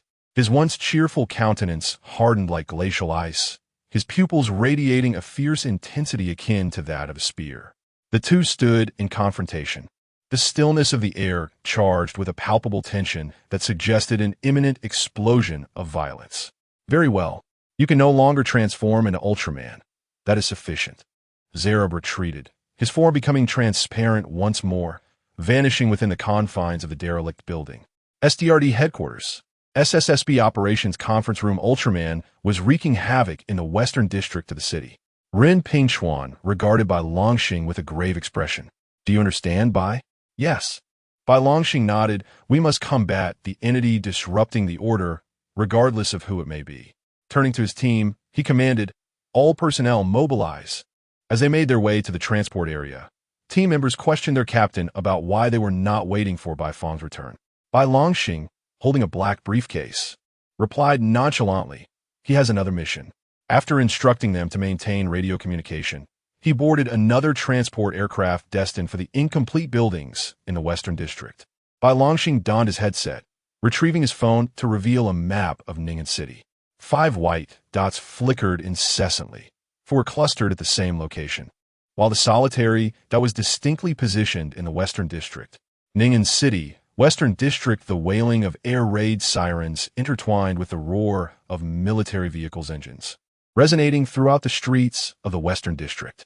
SDRD's armed personnel stood ready, with tanks and armored vehicles aiming their cannons at Ultraman, engulfed in flames as he demolished a nearby building. Stay calm. Ichu and Ling Kairan disembarked from the aircraft, greeted by the leader of the armed team. The leader, standing at attention, saluted them and spoke, I am Captain Qinyu, assigned by higher command. This operation is under the full authority of the disaster response team. What shall we do now? The scene unfolded in a densely populated area, necessitating the avoidance of all forms of aggression. The voice of Captain Bai Longxing resonated through the helmets of a few individuals, echoed by Anshin for Qinyu's benefit. Qinyu cast a glance at Anshin, his expression tinged with disbelief. You are Captain Bai Longxing? No. Anshin hastily waved her hand, her demeanor slightly awkward. Our captain is engaged in a different mission. Hence we are instructed to follow his commands via radio. A different mission? Qinyu furrowed his brow and turned towards Ultraman. Reluctantly, he spoke. But I have heard that the Special Hazard Team places great trust in Ultraman.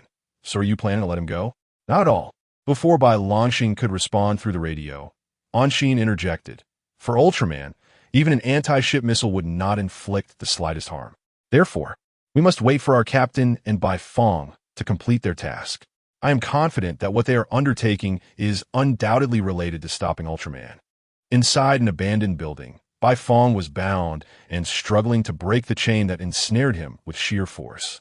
However, the chain appeared to be forged from a peculiar cosmic metal, not only exceedingly hard but also tightening with every struggle, now firmly embedding itself around Bai Feng's wrist, rendering him completely immobile. With a resounding crash, the iron door opposite Bai Feng was smashed open. A cloud of white smoke billowed from the entrance, illuminated by dim lighting, revealing a man in black wielding a dark box and a door-breaking hammer. As the man approached Bai Feng, his face transitioned from shadowy silhouette to a clearer visage. Captain, Bai Longxing swiftly moved behind Bai Feng, retrieving a small chainsaw from the briefcase. Captain, how did you find me? Our team emblem. Bai Longxing replied with a smile, wiping the beads of sweat from his forehead. The emblem is equipped with a passive positioning device made from a special material, immune to any electromagnetic interference. Special material? Bai Feng murmured, seemingly lost in thought. The serrated blade incessantly sliced through the chain, sparks flying and cascading to the ground. Damn it, why can't I break it? Bai Longxing gasped, the dazzling sparks blurring his vision. Sweat trickled down his forehead, landing precisely on the chain. With a sudden crack, the chain shattered.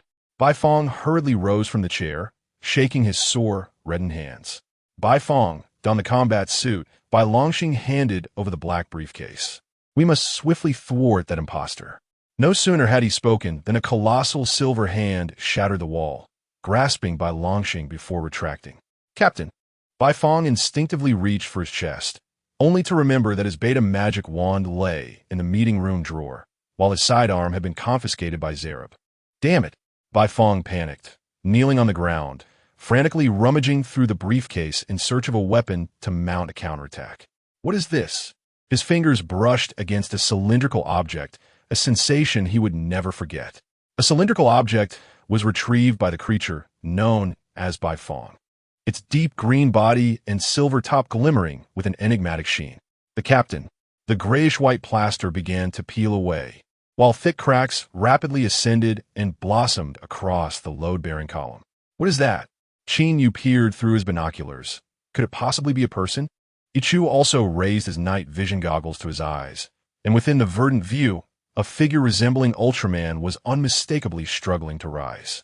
I see it. Is that the captain? Bai Longxing supported himself with one hand while swiftly drawing an M10 with the other. You imposter. He aimed the pistol at Ultraman's visage, warning him not to underestimate humanity. The expressionless Ultraman remained silent, gradually retracting his 5 gigantic hands. Was he intending to crush Bai Longxing like a human squashing an ant? Suddenly, a thunderous roar erupted as the building beside Ultraman collapsed with a resounding crash. Amidst the rubble, another red and silver giant appeared, its left fist near its head and its right fist raised toward the heavens, standing before Ultraman. Now, that is Ultraman. Anshin involuntarily took a step forward, his face alight with excitement. Chapter 19. Victors and vanquished. The night sky was an abyssal blue, the rigid skyline obscured by the glow of lights, transforming the West District's commercial towers into a fantastical realm woven from illumination. In the distance loomed a cluster of unfinished buildings, remnants of a development project that had faltered due to a severe contraction in the developer's credit lines. Consequently, the owner of the properties absconded with his entire fortune and his mistress. As these derelict structures belonged to the realm of market economy, the state could not intervene in the commercial dealings, rendering the area a place both the government hesitated to manage and the owners were reluctant to inhabit. Amidst the skeletal remains of the buildings, 2 Ultramen faced each other. The newly arrived Ultraman abruptly lifted his leg, delivering a fierce kick to the wrist of the foe Ultraman, hereafter referred to as foe, compelling him to raise his right hand while simultaneously propelling Bai Longxing upwards. Following this, a decisive left roundhouse kick was unleashed. With a powerful whoosh of wind, Ultraman's left leg struck the side of foe's head, sending him soaring 10 meters away. In the blink of an eye, Ultraman retracted his left foot, steadied himself, and with remarkable precision, caught the descending Bai Longxing with his silver hands. He then gracefully crouched, dissipating the force of Bai Longxing's fall before gently placing him on the roadside. Ultraman nodded at Bai Longxing before pivoting to confront the rising foe, adopting his iconic battle stance. He initiated the assault, his left hand guarding the side of his head, while his right fist surged forward in a textbook jab aimed at foe. Foe, having absorbed the punch with his chest, extended his left hand to seize the nape of Ultraman's neck, while his right hand sought to strike at Ultraman's face. Had Ultraman recently merged with Bai Fong, he might have resorted to a more brute force approach. However, Bai Fong had now mastered various combat techniques, and the principles of offense and defense had seamlessly integrated into Ultraman's fighting consciousness. Thus, instinctively, Ultraman employed the blocking technique of Jeet Kune Do, his left fist, positioned by his head, capitalized on the opportunity, striking outward to redirect foe's attacking right hand away from his face. With a swift follow-up, his right fist delivered a direct blow to foe's unguarded visage. The blocking maneuver of Jeet Kune Do may appear as a mere flick of the arm. It conceals profound intricacies. It necessitates maintaining the elbow in a nearly stationary position, relying solely on the hands and forearms for execution. Unlike broader striking or slapping motions, excessive movement of the hands risks exposure to counterattacks from the opponent. In other words, the hand movements must be impeccably timed, sufficient only to obstruct or control the opponent's assault. Moreover, in this technique, timing takes precedence over brute strength. A premature reaction could enable the opponent to alter their attack trajectory or create openings for counterattacks. Hence, the block must be executed at the precise moment, just before the opponent's strike reaches its target. Stung by the impact, foe involuntarily released his grip on Ultraman, retreating a few steps while shielding his face. Well done. On the ground, Anshin and Ling Kairan clenched their fists and waved them a couple of times, as if rallying support for Ultraman. Meanwhile, Ichu observed the distinct differences in Ultraman's combat techniques compared to before, and with a mixture of astonishment and curiosity, recorded his observations on the computer. Ultraman's fighting style seemed to have transformed, resembling the phrases used in human self-defense arts. Seizing the opportunity when the fake Ultraman was momentarily distracted by covering its face, Ultraman executed a left uppercut and a right knife-hand strike simultaneously, striking the fake Ultraman on the chin and forehead, respectively. However, the pain from the metal chains that had embedded into his flesh during his binding by Zerub still lingered, and this strike with the right hand exacerbated the wound, causing Ultraman to involuntarily shake his aching and numb right hand. Unprepared for such overwhelming pressure from Ultraman, the fake Ultraman began to panic, contemplating an escape. Thus, it propelled itself into the air, launching upward. Yet, Ultraman did not grant it the opportunity to flee. He swiftly crossed his arms, unleashing the Spatium Ray, which struck the fake Ultraman in the abdomen with a resounding explosion. In the dark night sky, a brilliant blue beam propelled the massive figure, its limbs flailing in the air. After a few moments of thrashing, it succumbed to gravity, spiraling downward until it crashed into a towering green skyscraper. The entire building's glass shattered in response, and the force of impact caused one side of the staircase to cave inward, leaving only the rigid columns and load-bearing walls intact. The fake Ultraman clutched its face, writhing in agony. Its countenance began to contort, and brown stripes gradually emerged on its once smooth silver skin. As its body descended to the ground, its appearance transformed entirely. This was no Ultraman. The sharp angles of its face confirmed its true identity as Zerub. Indeed, it was Zerub's trickery. Ling Kairan pointed at Zerub, his eyes bright and clear. Just as we suspected. Anshin nodded, a hint of a smile gracing her lips. Ultraman approached the now-revealed Zerub slowly, his towering physique and divine visage making him appear as a true deity, battling for humanity. Ultraman once again assumed a combat stance, seeking an opportunity to attack, but suddenly, a bluish-green light emanated from a small opening in Zerub's palm. Countless beams of light coalesced into fine threads, ensnaring Ultraman's head while emitting powerful electromagnetic waves that pierced through his neural pathways. Although he had managed to subdue Ultraman, the cautious Zerub opted for retreat, ascending into the sky. Without the interference of the electromagnetic waves, Ultraman quickly regained his composure, extending his hands forward to continue the pursuit of Zerub. The two colossal figures raced through the night sky of the city, soaring past illuminated skyscrapers. After navigating through a series of brightly lit buildings, Ultraman caught up to Zerub. From above, Ultraman employed a reverse joint technique to seize Zerub's arm, forcing him to face him, while his other hand relentlessly struck Zerub's face with knife-hand blows. After a brief struggle while gliding, Zerub unleashed a torrent of electromagnetic waves, sending excruciating pain coursing through Ultraman's neural pathways, rendering his body uncontrollable as it spiraled downward. Just as he was about to crash onto the street, Ultraman regained his composure and once again pursued Zerub. This time, however, Ultraman ascended from below, his hands crossing into a cruciform stance directed at Zerub. The Spatium Ray erupted once more, a powerful and searing blue dragon roaring forth, propelling Zerub towards the heavens. Zerub intended to summon electromagnetic waves for resistance, but in the next instant, the blue light vanished, only to be met by a cutting blue rolling through the air.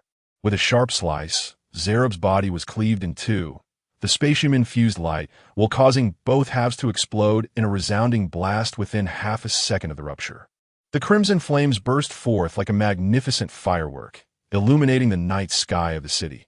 The roar of the explosion resonated like a dragon's cry, heralding Zerub's defeat. In stark contrast to the brilliant red flames, Ultraman soared away into the night. Beneath the fiery spectacle stood a man clad in a black suit. He leaned against the railing at the roadside, gazing upward as if savoring a breathtaking fireworks display. His brow arched slightly, and a mysterious smile graced his lips. A pleasant transaction, Zerub, a deep male voice whispered, completely drowned out by the explosion as the man in the suit vanished into the vastness of the night. Chapter 20. Truth and Secrets. Zerub has been defeated, and public opinion has once again shifted. A multitude of netizens have begun to attack the post that slandered Ultraman, and a number of bloggers have hastened to apologize in video form for their inappropriate remarks. However, this is hardly a novel occurrence. As is customary on the internet, those who now defend Ultraman are likely the very same individuals who previously assailed him. Moreover, it is well known that the internet possesses no memory. As long as those public accounts publish an article of contrition and a few bloggers shed a few tears while fabricating stories, even the most fervent fervor will soon dissipate. The following day, life will resume its regular course. Those who toil will continue to work, and those who study will return to their studies. After all, who cares about truth and hidden matters when compared to the pursuit of wealth and academic advancement? In the operational meeting room of the disaster response team, Bai Longxing was diligently composing a post-disaster report, while Anshin idly played with his mobile phone. Yichu and Ling Kairan were in the adjacent analysis room, examining the components of a noxious fog. Only Bai Fong was restless, pondering whether the captain had already uncovered his true identity. "Captain, the analysis results are in." Yichu and Ling Kairan entered the meeting room in succession. By deconstructing the dust remnants on the combat suits, we discovered a significant presence of carbon disulfide, hydrogen sulfide, fluorides, nitrogen oxides, chlorine, and hydrochloric acid. Yichu read from a paper report, reciting a series of bewildering chemical terms. So, how did these, carbon, sulfur, hydrogen, whatever, come to be? Anshin, who had always struggled with chemistry, wore a puzzled expression and slowly turned his head towards Ling Kairan. His eyes pleading for assistance, reminiscent of a student seeking help from a classmate during an exam. Our preliminary judgment points to industrial waste gases, akin to the smog incident in London. However, there are no factories within the city of Ning'an, Ling Kairan mused, resting his chin on his hand. Could it be that nearby factories have contributed to this over time? After considerable contemplation, Ling Kairan shook his head and continued, "That shouldn't be the case. The nearest factory is over 60 kilometers away, and their monthly emissions are within limits. It truly is perplexing. Regardless, it's undoubtedly Zerub's doing." Anshin pouted in indignation. Impersonating Ultraman and wreaking havoc in the city center deserves to be bombarded with DF missiles 100 times over. Perhaps this serves as a warning to humanity. Bai Longxing moved the mouse to the central submit button on the screen, clicked, and closed his laptop. Ling Kairan and Yichu returned to their seats, and the few idle members of the team continued to chat and laugh, occasionally speculating about Ultraman's true origins, critiquing the cafeteria lady's shaky hands, and discussing the attractiveness of certain individuals from various departments. Bai Fong refrained from joining the conversation, as he constantly felt the captain's gaze upon him, an unsettling scrutiny that sent shivers down his spine. If the captain were to inquire, "Why haven't you disclosed your identity?" how could he respond? Would he say, "Because I do not know how to articulate it," or "Because I fear it may implicate you," or perhaps something more audacious, "Because true warriors are always solitary"? "Bai Fong, come here," Bai Longxing beckoned with a wave of his hand. "It is over. The captain is about to unveil my true identity." With heavy steps, Bai Fong made his way from his seat to the captain's designated spot not far away. The less than 5-meter distance felt unprecedentedly lengthy to him. "See, Captain?" Bai Fong stammered, unable to meet Bai Longxing's gaze. "There is something I wish to inquire of you." He added, "What is it, Captain?" Bai Longxing glanced around, his expression suggesting he was about to broach a delicate subject. "Is it that you requested some leave that I have yet to approve?" He whispered. "Huh?" Bai Fong was left speechless. "Is it not?" Bai Longxing awkwardly stroked his chin. "I have a feeling there is something concerning you. Perhaps I have confused the details." He picked up a stack of documents from the table and, while walking toward the door, addressed the group. "I am off to the equipment department to retrieve the newly allocated badges. You all have worked hard during this period. If there are no tasks in the next couple of days, I shall treat everyone to a feast this weekend." "Hooray! Thank you, Captain. You are magnificent." Everyone cheered, except for Bai Fong, who remained in a state of confusion. As Bai Longxing stepped out, he tilted his head once more and muttered softly, Strange. I am certain there was something I needed to remember. In a certain Japanese restaurant, a man wearing a black cap and mask, dressed in a brown suit, entered. After glancing around cautiously, he proceeded into a small private room and closed the wooden door behind him. The room exuded a distinct Japanese aesthetic, with a wooden, square dining table adorned with various sushi and sashimi. Seated on the tatami was a gentleman clad in a black silk shirt, sipping sake delicately. The man in the silk shirt was strikingly handsome. His broad forehead, straight nose, strong brows, and gentle black eyes giving him the appearance of a refined gentleman. "Please, take a seat," he offered, picking up a napkin from the corner of the table to delicately wipe his lips. "There is no one else here. You may entirely remove your disguise." "Mayphalas, where is the item I requested?" The man in the suit disregarded Mayphalas's courteous demeanor, standing rigidly at the door. His eyes filled with suspicion. "I have reconsidered," Mayphalas replied with a gentlemanly smile. "Before my game truly begins, I shall not allow anyone to know his true identity." "You?" The man in the suit trembled with anger. "Why did you summon me, then?" "To dine with you." Mayphalas gestured invitingly at the table. "Is it not a joy to have friends come from afar? One of my favorite sayings. You, a demon, can you comprehend the Analects?" The man in the suit scoffed coldly. "Oh."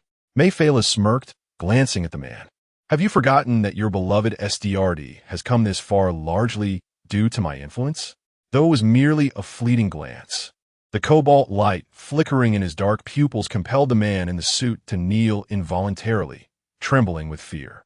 The sensation was akin to confronting some form of deity or demon, with the azure light in his pupils seemingly capable of seizing one's very spirit.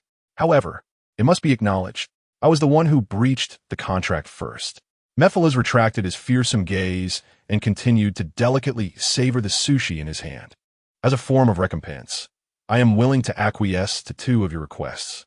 According to the terms of our agreement, once I fulfill your demands, I shall be entitled to retrieve what I desire." Mayphalas's smile appeared innocuous, yet it concealed the glint of a sharp blade. The man in the suit quietly rose, brushing off the dust from his knees. "Get in touch," he uttered before decisively opening the door and exiting the private room, the restaurant, and continuing until he reached a secluded alley 30 meters away, where he entered a parked black sedan. For the sake of the nation's life and death, should one retreat from fate's vicissitudes?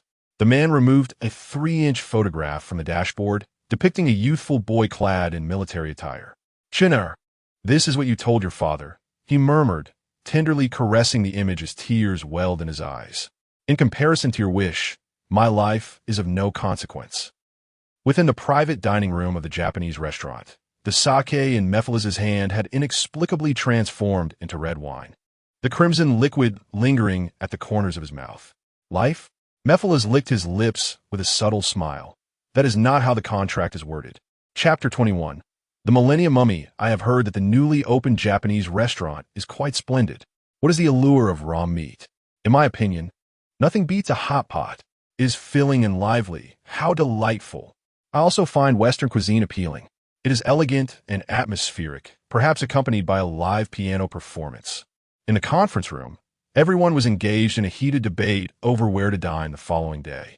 Anshin expressed her desire to sample the recently launched, well-reviewed Japanese cuisine, while Ichu sought a hearty hot pot establishment. Meanwhile, Ling Kairan favored an elegant and refined Western restaurant. "Bifong, you wish to eat Japanese food too, don't you?" Anshin turned to Bifong, her eyes sparkling with a pleading glimmer, urging him to agree. "Huh?" Bifong paused slightly, seemingly lost in thought. "Ah, yes." In truth, his mind was a chaotic web of concerns. The mysterious extraterrestrial, the inexplicable toxic mist, the enigmatic figure threatening his transformation, and whether the captain was aware of his identity. All these matters were enough to cause him considerable distress, leaving little room for thoughts of dining. Let us not dwell on the weekend just yet. With a smile, Bai Longxing entered the room, announcing, "Someone has discovered a mummy. The research department has already dispatched personnel." A mummy? The image of a corpse wrapped in bandages flashed through Anshin's mind, sending a shiver down her spine.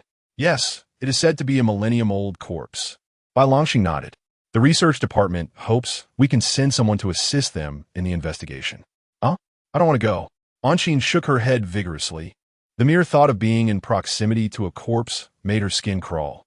Despite having encountered numerous formidable beasts and extraterrestrials, the classic monstrous figures of zombies, mummies, and Frankenstein's creature still instilled fear in her heart. I will go, Bifong volunteered, rather than endure the psychological torment of being scrutinized by the captain. He would prefer to spend 2 days in the company of a silent corpse.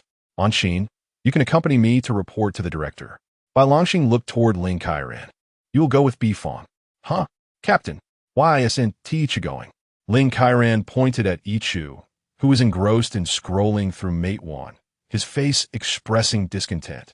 Ichu, he retorted, sticking out his tongue at Ling Kairan with a defiant demeanor. You are a biologist. You could be of assistance should anything arise. Bai Longxing organized the items on the table. I am assigning Ichu to work with the arm department to maintain the equipment. Huh? Captain, we usually go together. Ichu looked at Bai Longxing with an expression of grievance. Am I to manage everything alone? There is no choice. Bai Longxing shrugged, seemingly resigned. Everyone has their tasks. You proceed with yours, and once Anshin and I conclude our report, I will assist you. Ahem. Bifong, shall we switch? No. Sister Kairan, would you like me to take your place? Leave. In the desolate caverns of Ning'an's Lehigh mountainous region, darkness enveloped the space, rendering visibility non-existent. A man clad in a black suit leaned forward, snapping his fingers, which conjured a cluster of ethereal blue flames at his fingertips. The flames illuminated the object before him, a metal sarcophagus covered in dust and rust. I had warned you long ago, there is no escape, the man's whisper echoed, sinister as a demon's. Outside the cave, the sound of rustling footsteps could be heard. Quite swift, aren't they? A glimmer of blue light flickered in the man's eyes. This will be troublesome for you, humans. The blue flames extinguished silently, and the man vanished into the shadows. Suddenly, bright lights flooded the cave, slithering like serpents into territories that were not theirs. That is that metal? Exclaimed the researchers clad in SDRD white protective suits, rushing in like bears drawn to honey.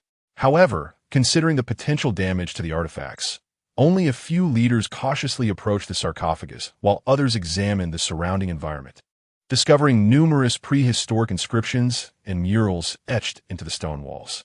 The area around the cave was quickly sealed off, and the sarcophagus was transported to the Ning'an branch of the Chinese Academy of Sciences for further study. As the sarcophagus was slowly opened, a cloud of particulate dust wafted out. Fully equipped researchers bent over, capturing images with specialized cameras designed to protect the artifacts. The electronic version of the photographs was promptly displayed on a computer screen, a desiccated corpse, entirely wrapped in tattered cloth.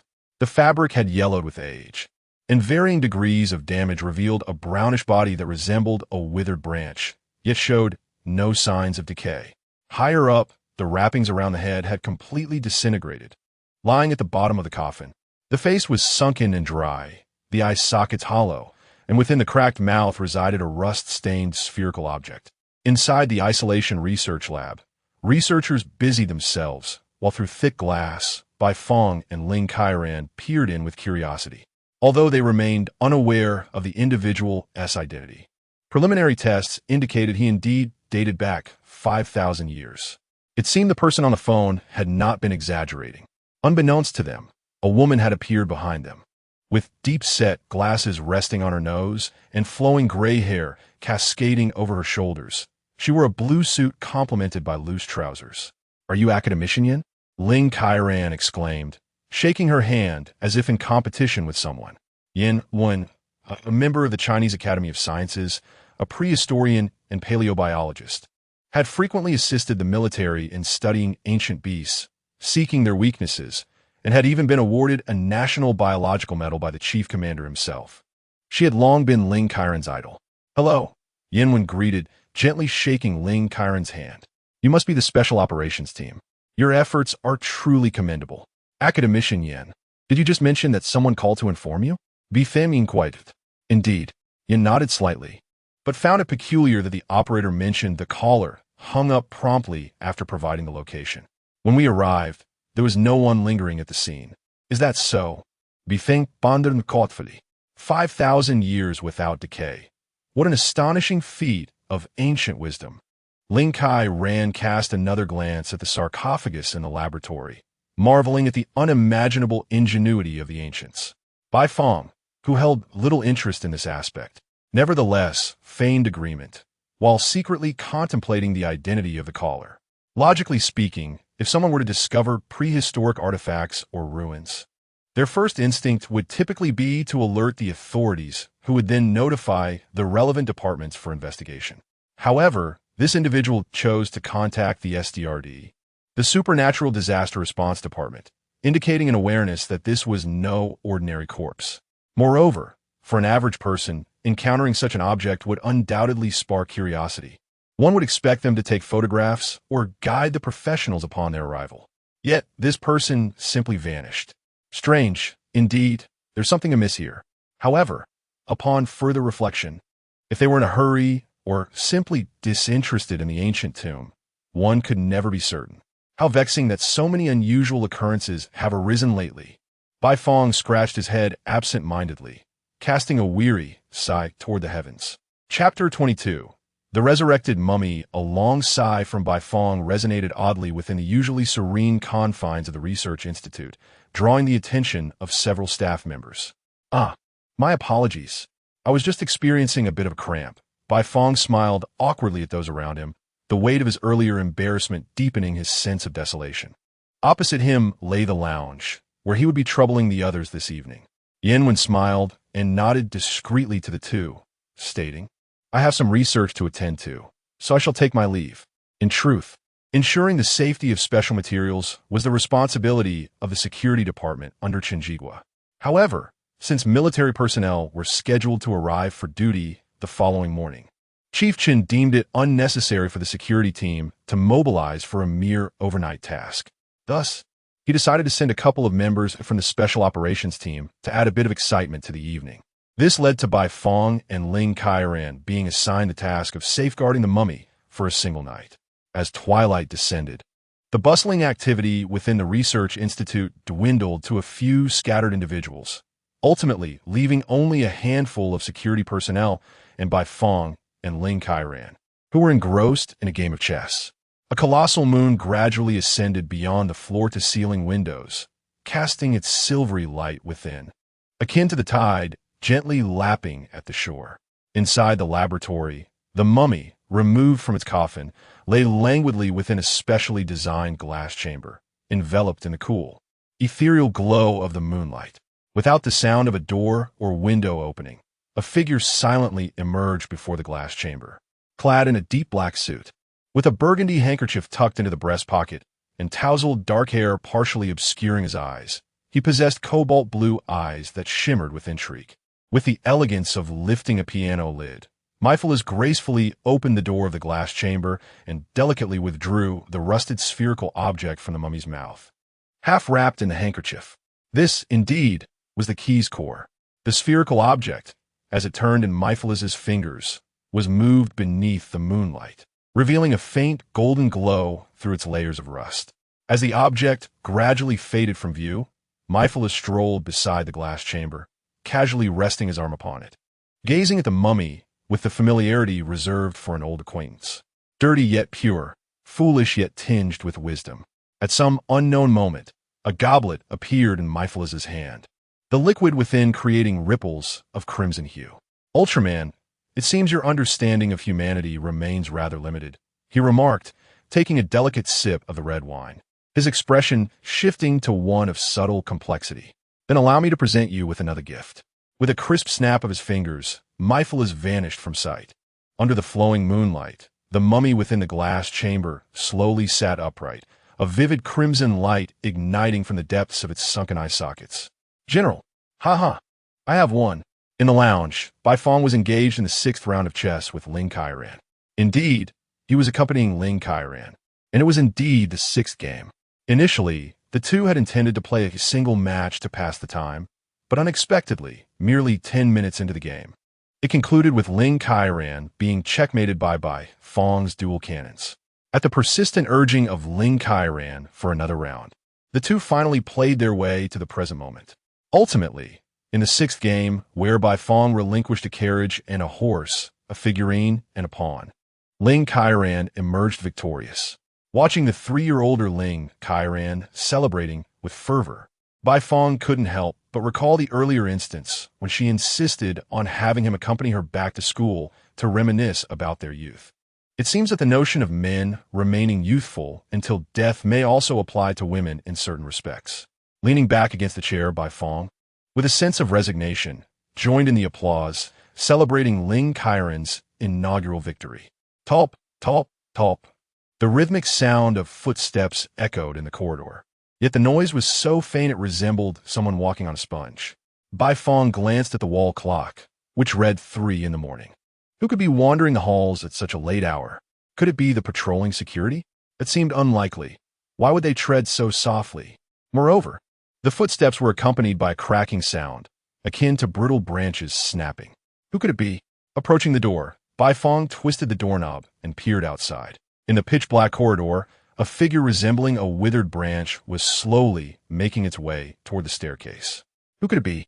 The silhouette offered no reply. What's wrong?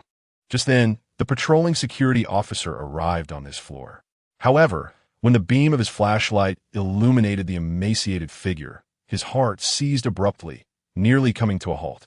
In the next moment, a desperate scream pierced the silence as the officer collapsed to the ground, his vision fading to black. What happened? Ling Kairan swiftly grabbed a flashlight and rushed to the door, illuminating the outside. Within the white glow, a brownish body wrapped in tattered cloth was moving slowly. Its skeletal frame resembled dry kindling. The head, shrunken and cracked, twisted nearly 360 degrees backward, revealing a sinister, grotesque face with glowing red eyes. Now exposed to the gaze of Bai Fong and Ling Kairan. It was the mummy. Ling Kairan felt as if she had turned to stone, her heart pounding wildly. Oh my God, the mummy has revived. The kind of scenario one only sees in horror films was unfolding right before her eyes. Instinctively, Ling Kairan drew her sidearm and aimed it at the mummy. Bang! The gunshot echoed, and the bullet fired off, but due to her trembling hands, it veered far off, striking the ceiling instead. The mummy, with its body leaning forward and head twisted back, seemed to emit a howl. However, its vocal apparatus was long damaged, resulting in a low, raspy sound that sent chills down their spines. The red light in the mummy's eye sockets grew ever brighter, as if it were about to burst forth. Be careful. Realizing the imminent danger, Bai Fong yanked Ling Kairan back into the room. In an instant, a red laser grazed past Ling Kairan's flowing hair, striking the white wall at the end of the corridor. 2 scorch marks appeared on the pristine surface, as jarring as the sight of a resurrected mummy in the modern city. You stay here. I'll go take a look. Bai Fong gently assisted the bewildered Ling Kairan onto the sofa, while he deftly withdrew an M10 from his waist, disengaged the safety, and pressed his body against the wall of the room, swiftly peering out before retracting. Not a soul in sight. Bai Fong repeated the motion of peering out and drawing back, and upon confirming that the mummy was indeed absent, he assumed a defensive stance reminiscent of a vigilant warrior, with his feet slightly bent, adhering to the wall, and cautiously advancing towards the staircase. As he reached the staircase's threshold, the muzzle of his gun instinctively aimed at the corridor. Nothing appeared. He had fled. Bai Fong prudently crouched, placing a finger near the security guard's nose to ascertain the presence of breath before he allowed himself a slight exhale of relief. Before Bai Fong could rise, a series of anguished screams echoed from below. Chapter 23. Slaughter and Justice. Bai Fong leapt from the handrail of the staircase, clasping his arms tightly, and soared down through the narrow gap of the hallway. The floor was 15 meters high. For an ordinary person, a direct fall from such a height would likely result in shattered bones and a fractured spine. Yet Bai Fong rolled gently upon landing, crouching like a leopard, his gun drawn as he dashed forward. Through the lingering scent of the mummy in the air, he could barely trace its whereabouts. Kailan, assess the condition of the personnel on site and contact the captain immediately. Bai Fong accelerated. The trees, streetlights, sidewalks, and everything around him began to blur into a rapid retreat. Faster, faster. If this monstrosity were to vanish within a city of 9 million, not only would the safety of the citizens be jeopardized, but other nations, alerted by the disturbance, would surely conspire against them. As Bai Fong pursued further, he suddenly found himself amidst a desolate landscape surrounded by towering ruins. The buildings glimmering with scattered lights, mirroring the distant stars in the sky. In front of the ruins was a yellow cordon established by the SDRD, behind which lay steel reinforcements, concrete slabs, and various debris. At the center of the ruins stood a precarious building, its structure marred by a massive human-shaped indentation caused by an impact. From afar, this isolated, dangerous edifice resembled a postmodern artwork, reduced to a distorted frame that delivered a powerful visual impact. Wasn't this the very place where he battled Zarabu? Wait, this location was at least 10 kilometers from the research facility. Bai Fong furrowed his brow, sensing something amiss. Based on the mummy's behavior within the research institute, its movements had been exceedingly slow, making it impossible to descend 5 floors and reach this spot in mere minutes. Yet, he had indeed tracked its scent here. Could it be that someone had fabricated the mummy's scent in the air? The collar. Bai Fong's body jolted with realization. Anyone who anticipated his tracking ability and set such a trap must know his identity as Ultraman. Reflecting on the rambling extraterrestrial at the police station and the figure that threatened him from within the mist. Could they be the same person? Kailan, the mummy may still be at the research facility. Do you hear me? Kailan. The only responses were a few chirps of birds and a cacophony of static. Damn it, the communication has been disrupted. Bai Fong retrieved the beta magic wand, his thumb poised over the red button. Hello, Ultraman. Indeed, it was you. A man clad in a deep black suit appeared behind Bai Fong, and through his presence, Bai Fong recognized him. Having never had the chance to introduce himself, he smiled as he presented a business card. What are you really after? Bai Fong did not take the card, his grip on the beta magic wand unwavering. His expression alert. The man chuckled lightly, nonchalantly pocketing the card, his hands clasped behind his back, gazing at the precarious building. Once the target is transformed into an embodiment of evil, slaughter becomes justice. What? In my perspective, humanity bears no distinction from the Zaleb. Mephiles turned his head toward Bai Fong, his eyes twinkling with amusement, yet concealing beneath them a metaphorical scalpel capable of dissecting the human heart. Allow me to share a tale. 5 millennia ago, a human being sacrificed his life to seal a ferocious beast. In commemoration of his valor, the tribe transformed him into what you refer to as a mummy, interring him alongside the tribe's treasures at the site of his sacrifice. However, environmental pollution, climate change, and the manifold excesses of humanity have rendered the original seal unstable. Fortunately, his spirit endures within the uncorrupted flesh, still capable of subduing the beast. What a magnificent hero indeed. Humanity often professes a reverence for heroes. Serendipitously, I possess a life-preserving device, allowing me to fulfill a noble deed. Mephiles twitched his lips, his tone suddenly tinged with regret. Alas, it is unfortunate that I cannot restore his visage. Presently, it seems that people might perceive heroes as monsters. As if jolted by an electric shock, Bai Fong found himself rendered speechless, unable to utter even a syllable. He had intended to scoff at the absurdity of it all. How could that gaunt, terrifying mummy, with eyes aglow like embers, possibly be a hero?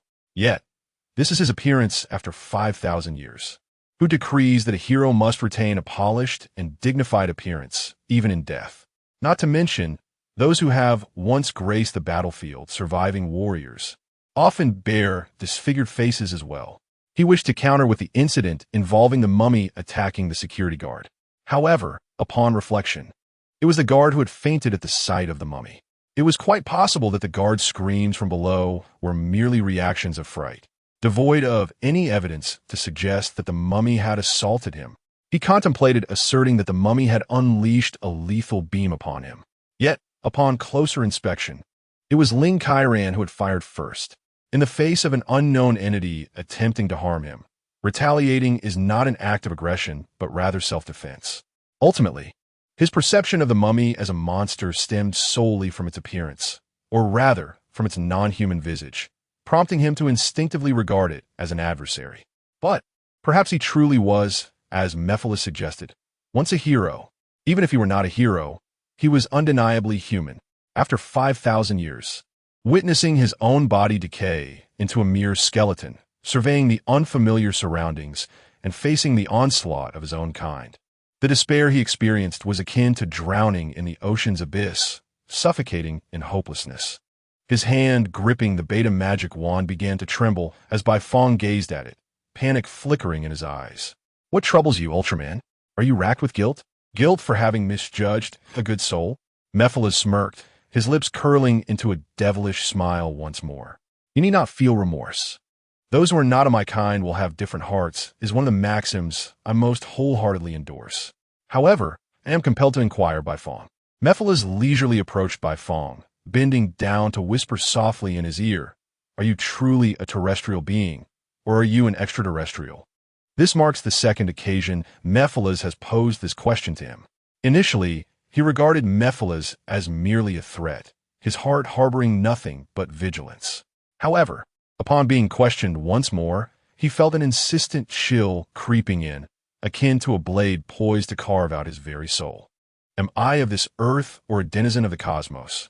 If I belong to Earth, I ought not to wield Ultraman's power to fulfill the selfish ambition of protecting humanity. Conversely, if I am an extraterrestrial, what right have I to interfere in the affairs of Earthlings? Those not of my kind surely have different hearts. Perhaps, as stated online, humanity does not even require Ultraman. Suddenly, a multitude of memories surged within him, from Magon to Bermuda, from Andorra to Gabra. When confronted with the calamity beasts, he instinctively regarded them as foes. Yet, perhaps they merely wished to survive. By maligning their intentions, slaughter is deemed righteous. What justification do I possess for exterminating them? Is it solely because they are not human? Then what am I? Am I truly human? Am I an alien? Is my conduct genuinely just? An inexplicable dread enveloped him, a sensation akin to countless serpents writhing deep within, flicking their tongues, ensnaring his heart with an unyielding grip. Chapter 24. In the dawn, has the mummy awakened? In the operations meeting room, Ichu, perplexed by the call from Lin Kairan, exclaimed, "Hello? Is today not April Fool's Day?" Ichu reflected on his misfortunes. He had toiled tirelessly for half the day maintaining equipment, only to draw the short straw for the night shift, just as his duty was about to conclude. Allowing him the prospect of a restful sleep, Lin Kairan suddenly called with the astonishing news that a mummy had revived. Seriously, what kind of bizarre plot is this? Is it from the new Mummy movie? Enough chatter. Bai Fong has already gone to pursue it. You must report to the captain at once. Meanwhile, within the cave in Lehigh District where the mummy had been discovered, Academician Yen 1 and the research team from SDRD were diligently studying the ancient murals and symbols. Yen 1, adorned with black-framed glasses, meticulously compared printed photographs of the stone walls to hundreds of prehistoric characters displayed on a computer screen.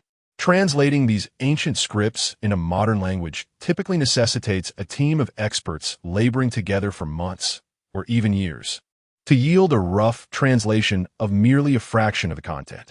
Therefore, such tasks are not undertaken lightly, and experts do not usually exert themselves unduly. However, this discovery was markedly different. Just yesterday, the Oracle Bone script, dating back over 3,000 years, was considered the earliest known mature writing in China. Yet these 5,000-year-old murals and symbols not only pushed back the timeline of Chinese history, but also redefined the level of civilization among prehistoric humans. This was why the team was willing to work through the night on the very first day of discovery.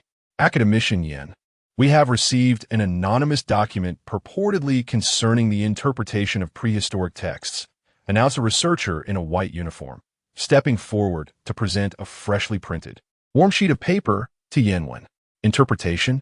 Yenwen furrowed her brow, fine lines appearing at the corners of her eyes. She had spent an entire night without deciphering a single character, yet someone had already translated the entire text. With skepticism, she accepted the document and began to read. A warrior made a pact with the devil, offering his life and a divine stone as recompense for the sealing of the monstrous beast, Duotong. However, once the devil completed the sealing, the warrior's kin reneged. Fleeing with the warrior's remains, and the divine stone back to their tribe. Enraged, the devils sought to break the seal and unleash the beast upon the entire tribe. At that moment, the messenger of time appeared, sealing the power of the divine stone and striking a bargain with the devil. Should the warrior's body be harmed by his own kind, the seal would be fully lifted, and the power of the divine stone would be at the devil's disposal. Should anyone encounter the warrior in these texts, they must remember not to injure his body. The power of Duotong is terrifying, and what the divine stone can unleash is capable of destroying the world. Remember, do not harm the warrior. Remember, Duotong? Yanwen gasped in shock. She had encountered this name in the records of Taiping Mountain and Sea, where it was described as a variant of the Qilin. Its gaze could slay any living being, and the flames it breathed could consume all vitality. Regarding the tale of Mount Taiping, it has long been perceived as a work of ancient imagination. The various paradises depicted within are merely reflections of the ancients' fantasies about the unknown, and the mythical beasts are but exaggerated portrayals of real animals. However, when the colossal beings of light described in the text truly descend upon Earth, and the monstrous and Dong law emerges from the pages, researchers find themselves compelled to redefine the significance of this tome. Have you discovered the divine stone among the burial artifacts? Yanwen inquired with a grave expression. No, the researchers replied, shaking their heads, but there's a spherical object within the mouth of the desiccated corpse. You have not tampered with it, have you? Not yet, but we plan to isolate it tomorrow. Contact the disaster response team and ensure they safeguard that mummy. Is that truly necessary, Academician Yin? I believe it to be a mere prank. Better to believe in the possibility than to dismiss it entirely, Yanwen retorted, his gaze fixed intently on the paper in his hand, furrowing his brow deeper. 410, Myphilas disappears, and by Fong, grasping the beta magic stick, is engulfed in confusion. For 16, the Military Unit 2 of SDRD and the Disaster Response Team mobilize to search for the mummy. For 30, the Disaster Response Team rendezvous with Ling Kairan. For 35, the research group receives an anonymous document. For 40, the Disaster Response Team and Military Unit 2 discover the mummy near the Research Institute. For 45, the research group attempts to contact the Disaster Response Team headquarters, but the line remains unanswered. 448, a member of Military Unit 2 accidentally discharges his weapon, fatally wounding the mummy. 449, the research group establishes contact with the Disaster Response Team. 450, the cave where the research group is located begins to collapse, prompting an urgent evacuation. 5 o'clock, the Disaster Response Team and Military Unit 2 arrive near the cave. A towering column of fire erupted from within the mountainside, starkly visible against the dim light of dawn. In an instant, the summit of the mountain exploded, sending shards of rock and splintered branches flying in all directions. The collapse of the mountain often triggers mudslides. If one does not flee in time, not only people and vehicles, but entire towns can be buried within mere seconds. Thus, with the researchers on board, the Disaster Response Team and Military Unit 2 hastily departed the mountainous region. The eruption persisted, accompanied by the roaring flames and thunderous explosions, punctuated by the eerie sounds of some creature howling in the distance. Could a catastrophic beast be lurking within the mountains? Bai Lang pondered, raising his binoculars to survey the scene, witnessing the mountainside crumble at a visible pace. Duo Tongge, Yanwen gasped, his voice trembling as he gazed into the distance. Is Duo Tongge, with a sound reminiscent of a dragon's roar. The very heart of the mountain erupted once more. Amidst the flames and debris, a colossal figure emerged, wings unfurling as it soared skyward, its massive form surprisingly agile. In the morning light, it twisted and glided, as if the sovereign of the skies was showcasing its magnificence. Moments later, it leveled its wings, returning to the earth like a colossal bomber in a steep dive. The ground trembled, and dust rose high into the air. The rising sun hung in the sky, its rays cascading down like a golden veil over the clouds, illuminating the ethereal figure of Duotong amidst the hazy dust. Its head resembled that of a dragon, with fierce, tiger-like eyes glaring defiantly at its surroundings. Two slightly curved horns adorned the back of its head, while a pair of colossal wings were tightly folded along its elongated neck. Its body was reminiscent of a qilin, with the front adorned in lush green fur and the rear glistening with scales that shimmered like gold. Sharp claws tipped its four limbs, and the tail bore a few strands of black fur at its end. Duotong shook its body, lifted its head, and let out a long, resounding cry at dawn, its fiery breath soaring into the heavens. Chapter 25. Soaring higher, a calamity beast has emerged in the Lehigh Mountains. Seeking assistance. Utilizing the radio configured in his helmet, Bai Longxing established direct communication with the military department. Given the alarming report from Ling Kairan regarding the resurrection of mummies, they donned only streamlined combat gear and, as a precaution, mobilized Tactical Team 2. Initially, they believed that apprehending a lumbering mummy would pose no challenge with their numbers. However, as the mummy was subdued, a creature resembling a qilin burst forth from the mountains. For safety's sake, they were compelled to retreat, planning to launch an offensive once armed support arrived.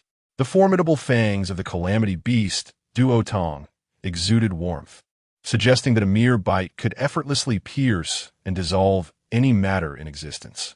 In Duotong's vision, a diminutive creature nearby would serve as its first appetizer in 5 millennia. With every step it took toward the humans, the ground trembled in response. The dawn light illuminated its form, rendering Duotong a mythical beast emerging from the annals of legend. Unfortunately, while mythical creatures are known to protect the innocent, this one was destined to consume all. "Captain, it's coming for us." Inside a swiftly moving military green jeep, Ichu caught sight of the qilin in the rearview mirror, drawing closer with each passing moment, sending a shiver down his spine. Bai Longxing glanced at the mirror. The colossal creature was merely a few hundred meters away, a distance easily traversed in mere strides. Beads of sweat formed on his forehead, cascading down his cheeks. Had this been a highway, he could have commanded all vehicles to accelerate for a slim chance of survival. Yet here, on the rugged and muddy mountain path, any lapse in attention could result in a vehicle overturning. Even the most skilled drivers would only dare to maintain a speed of 50 to 60 kilometers per hour. As Duotong drew nearer, poised to overtake the last vehicle in the convoy, it abruptly halted. Its head swiveled, black nostrils flaring as it seemed to sense something in the air. As if confirming its target, a deadly glint filled its eyes, the bloodshot hue deepening to an alarming crimson, making it difficult to gaze upon. With a thunderous roar that rent the heavens, its wings unfurled dramatically, stirring a tempest of dust and debris that enveloped everything. "Stop! Everyone, engage the handbrake." Bai Longxing slammed on the brakes, the speedometer plummeting as the wheels skidded across the ground, the vehicle nearly spiraling out of control. Yet, one could hardly fault Bai Longxing. In such perilous circumstances, continuing to drive would have posed a far greater risk than abruptly halting. The powerful gust from behind could easily overturn moving vehicles. Even with a safety distance of several meters, the forward vehicle could be struck by the one behind it, leading to a catastrophic domino effect. Fortunately, Bai Longxing's timely command prevented any vehicles from being swept away. Duotong, having flapped its enormous wings a few times in the air, swiftly soared over the convoy. As sunlight streamed down, its massive shadow enveloped the group, only to vanish moments later. "Headquarters, the Calamity Beast has departed. Please initiate satellite tracking immediately." Bai Lang gazed solemnly at the receding colossal figure. "Citizens, please proceed to the nearest air raid shelters immediately." The ominous alarm resonated throughout the city, including the vicinity where Bai Fong resided. Bai Fong's expression, previously vacant, flickered with unease as his extraordinary sixth sense alerted him to the impending danger. "What is happening, Dad?" A father and son stood beneath the nearby apartment building, the child burdened with a large backpack, while the father awkwardly pushed an electric bicycle. "It might be a disaster warning. Come on, let us head to the shelter." The father swiftly lifted the child onto the back seat. "Hooray! No school today." The child cheered, relishing the unexpected reprieve from academic obligations. The father mounted the electric bike, and in the next moment, a fierce wind howled past, causing the branches by the roadside to sway violently, while the leaves rustled ominously in his ears. A typhoon? The father hesitated, wondering about the phenomenon.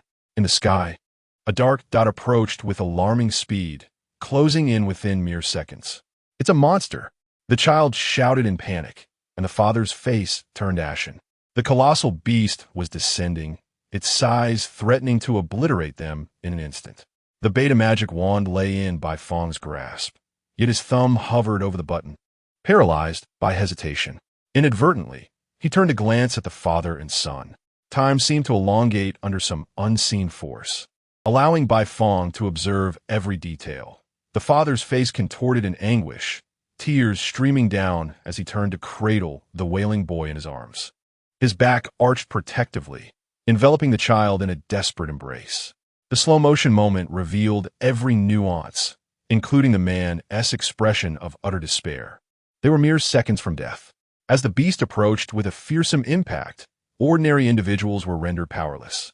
In the face of such overwhelming dread, he performed the most futile act of all. He embraced. He became the boy's sole protective barrier, though it would crumble in less than a heartbeat upon impact. Bai Fong stared at the pair, the moment stretching infinitely. The man shielded the boy's view, and as he stroked the child's hair, an unsettling smile broke through his despair. A smile mingled with pain, yet imbued with an effort to impart a glimmer of courage and hope. A jolt surged through Bai Fong, as if a current of electricity coursed through his body.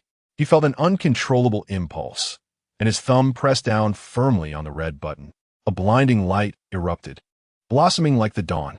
The sacred radiance shifted from white to red, as a giant of silver and crimson materialized like a deity.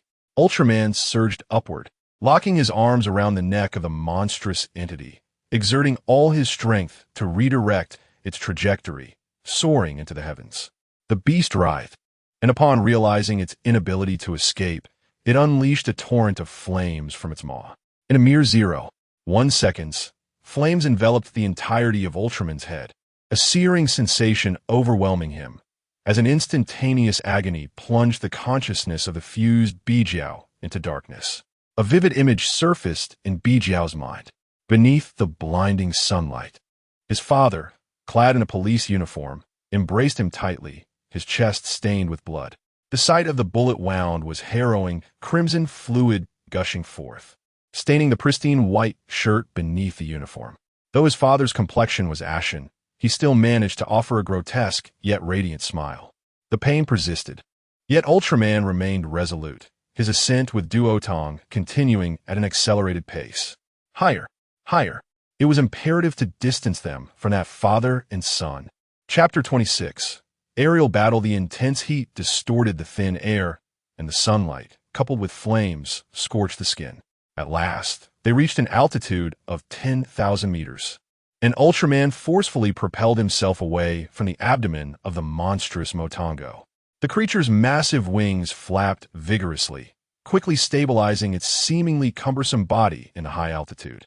Subsequently, it opened its gaping maw, revealing rows of glistening, sharp fangs that instilled a sense of dread.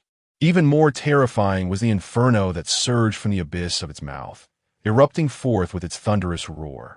The pillar of fire surged like a dragon, seemingly intent on incinerating Ultraman to ashes.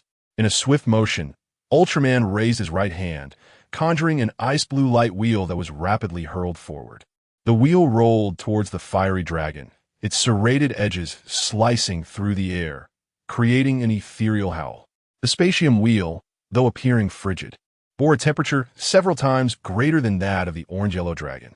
Just as the flames in a furnace begin as a dark red at 600 C, transitioning to orange at 1000 C, golden at 1300 C, and surpassing 1500 C to reach an ice blue that is rarely attainable in typical smelting processes. The spatium material could unleash temperatures of up to 500,000 degrees, even if 800 virtually indestructible vibranium plates were layered together. The spatium wheel would sever through them in the blink of an eye. The rolling wheel plunged into the flames, its high temperature and sharp teeth forcing the fierce fire aside as it cleaved directly towards Motongo. Realizing the dire situation, Motongo vigorously flapped its wings, retreating to a higher and further position. The wheel grazed past Motongo's feet, severing a few golden strands of fur before vanishing into the azure skyline. Witnessing the wheel veer off course, Ultraman leapt into the air, soaring another 1,000 meters and executing a forward roll. He then plummeted rapidly, extending his right leg, enshrouded in smoke and flames. From the ground, it appeared as though a meteor was silently streaking through the tranquil dawn, trailing a long tail of fire. Ultraman's flying kick struck Motongo's head with tremendous force, shattering the right horn at the back of its skull. Vivid red liquid cascaded down its face, and Motongo's eyes became increasingly crimson, as if steeped in blood. As Ultraman hovered momentarily in midair, Motongo, now unfurling its wings, glided toward him with alarming speed. There was no time to evade. Ultraman was struck directly. The curved, sharp claws extended from Motongo's front feet, plunging violently into Ultraman's shoulder. A deep, pained grunt escaped Ultraman's throat, and glimmering specks of light flowed from the wound in his shoulder.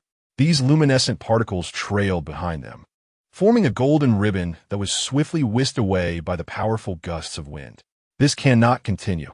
If they were to descend into the city like this, the destruction would be akin to detonating a missile in a densely populated area. The thoughts of the creature by Fong mirrored those in Ultraman's mind. However, due to its upper body being ensnared by the front claws of Doton, and its legs trapped by the creature's rear claws, Ultraman found it impossible to escape by rolling away.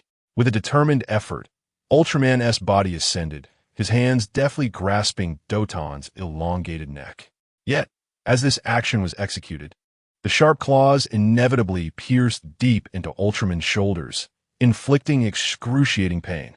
Enduring this agonizing torment, Ultraman tightened his grip around Doton's neck, summoning all his strength to wrench the creature's claws from his body, forcefully hurling it forward. Doton's form spun through the air, but, with the aid of its wings, stabilized itself within moments. Shaking its head, blood splattered from its fur down to the ground thousands of meters below. On the bustling city streets, a man munched on a red bean bun while scrolling through his phone, eagerly anticipating a weekend gaming session at an internet cafe with friends, believing that enduring just one more day would bring that joy. The thought of teaming up with friends to climb ranks filled him with delight. Gaming alone, despite winning several matches, felt hollow. The solitude struck like a tide when he turned to find no one to celebrate with. Conversely, playing alongside friends, even after a day of losses, well, perhaps half a day, allowed for laughter and lighthearted banter about teammates' blunders. Especially upon entering the workforce, he realized that compared to the cutthroat dynamics of colleagues, his former companions seemed as virtuous as angels, even if they were preoccupied with trivial debates over who was the best. As the man took a large bite of the red bean bun, an overwhelming, fishy taste suddenly spread across his palate. Spitting out the filling in distress, he retrieved a bottle of mineral water from his briefcase to rinse his mouth, discarding the remnants into a roadside drain. What on earth? I must lodge a complaint. Wait, hey, don't leave yet. I haven't boarded the bus. He carelessly tossed the bun aside, unnoticed as a green lizard emerged from the drain, drawn to the discarded food. Meanwhile, 7,000 meters above the city, Ultraman stood resolutely, confronting Doton. Yet, the bustling crowd below hurried on, either rushing to school or work or engrossed in their phones, none willing to gaze upwards. Even as the morning light painted the sky beautifully, a faint blue glow flickered at Ultraman's wrist, only to dim in an instant. Should the light miss Doton, it would unleash devastation upon countless structures below, imperiling hundreds, even thousands of lives. The creature needed to be lured away to an uninhabited area. Doton's roar shattered the tranquility of the high altitude. At that moment, Ultraman pressed his palms together, unleashing a powerful stream of water from his fingertips, precisely directing it into Doton's open maw. Suddenly, a torrent of water surged into the throat of Doton, causing it to choke several times, which thoroughly incensed the creature. Duotong raised its head and flapped its wings, charging toward Ultraman like an interstellar warship. This was also the shared objective of Bifong, or rather, his alliance with Ultraman, to lure Duotong into pursuing him. thus leading it to a location far removed from the crowd for battle. Ultraman thrust his hands forward, his entire body resembling an arrow of red and silver, soaring straight upward into the sky. Meanwhile, Duotong, flapping its wings vigorously, was mere meters behind him, roaring in pursuit. Chapter 27. Life Looking Back. The Earth receded into the distance, transforming from a flat plane into a cerulean arc of a sphere, while the fearsome monster, Daganga, pursued Ultraman relentlessly. Sonic booms erupted around them, but as they ascended, the brief yet intense phenomenon of sound began to wane, eventually vanishing, replaced by the vacuum of space. They had escaped the confines of Earth, surrounded by an infinite expanse of darkness punctuated by twinkling stars, thousands of artificial satellites, be they operational or mere space debris, orbited the planet. Ultraman did not falter. He soared forward at a staggering Mach speed of 3,000 meters per second until the ashen sphere of the moon loomed before him. Numerous hypotheses abound regarding its origin, including the resonance tidal fission theory, the lunar capture theory, and the far-fetched notion of extraterrestrial motherships. However, the most substantiated theory posits that the moon formed from debris resulting from the colossal impact of the celestial body Theia, which coalesced around Earth. This is known as the giant impact hypothesis. Yet, despite the multitude of minor evidences supporting it, without a singular, compelling piece of evidence, it remains merely a hypothesis, unable to evolve into an established fact. Much like the fervent attempts of well-meaning netizens to prove the potential for peaceful coexistence between humanity and monsters, the lunar surface was pockmarked with numerous craters. And at that moment, two new craters silently emerged. The pale lunar dust began to rise slowly, reminiscent of a black-and-white film playing at 0.6 speed, gently blooming in the air. Amidst the dust, two colossal figures grappled. Although the moon's gravity is but 1/6 that of Earth, it did not impede their movements or speed. Daganga charged violently at Ultraman, its crimson eyes emitting two blood-red beams. Ultraman leapt, evading the beams while performing a mid-air roll, and delivered a powerful chop with his hands to the back of Daganga's horn. The brown horn fractured, and crimson liquid erupted from the ruptured vessels within. In the moon's vacuum, the platelets in the blood could not coagulate to stem the flow, causing the blood to spout forth as if boiling. Yet somehow, Daganga managed to seal its blood vessels after a silent howl of pain, ceasing to flow from its wounded horns. Ultraman paused, initially intending to drain Daganga of its life force, hoping the vacuum would lead to its demise, but he was astonished to discover that this ancient beast possessed such resilience. The fact that it could survive in an oxygen-deprived vacuum indicated it might be an extraterrestrial species that had arrived on Earth thousands of years prior, subsequently sealed away by an unknown force. This thought brought to mind the words of Mephilas, echoing in Ultraman's mind like an incantation, while the being known as Bifong shook its head like a rattle, attempting to dispel those thoughts. The immediate priority was to confront the fearsome creature before him. Should his energy wane on the moon, leaving him vulnerable and unable to revert to his true form, he would face utter annihilation, forgotten on the lunar surface for centuries to come. For aside from the occasional doubts cast upon his captain, no one could ever surmise that the divine Ultraman was, in fact, this seemingly insignificant human. His fragile human form would be crushed in the vacuum of space, its scattered remnants drifting aimlessly across the lunar landscape.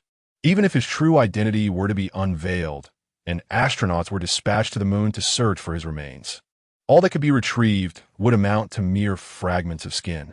Each time he transformed, Bifong embraced the resolve of self-sacrifice. Yet, like any ordinary person, he grappled with an innate reluctance when confronted with the specter of death. He would mourn the sunlight that graced his shoulders and the rustling leaves underfoot. He would lament the bustling streets and the throngs in the marketplaces.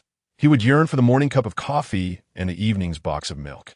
He would cherish the camaraderie of his captain and teammates, who, though playful in their daily lives, would give their all when duty called. He would miss the gentle curve of a smile that arose when they looked at him with reassurance. The image of a father and son embracing flickered once more in his mind, as if a revelation had dawned upon him, and a profound conviction rippled through his heart. I fight for these reasons. I fight to protect them. Thus, I shall shoulder the burden of inflicting harm upon life for their sake. A slender red beam surged toward Ultraman, who deftly bent to evade it, gliding forward. Moon dust slowly billowed beneath his feet, while blood oozed from the gaping wound in Ditanko's chest, all momentarily suspended in midair, resembling dark ink swirling in water. With a sudden flourish, Ultraman's right hand, encased in a luminous ring, plunged into Ditanko's abdomen, the ring whirring violently within, severing flesh.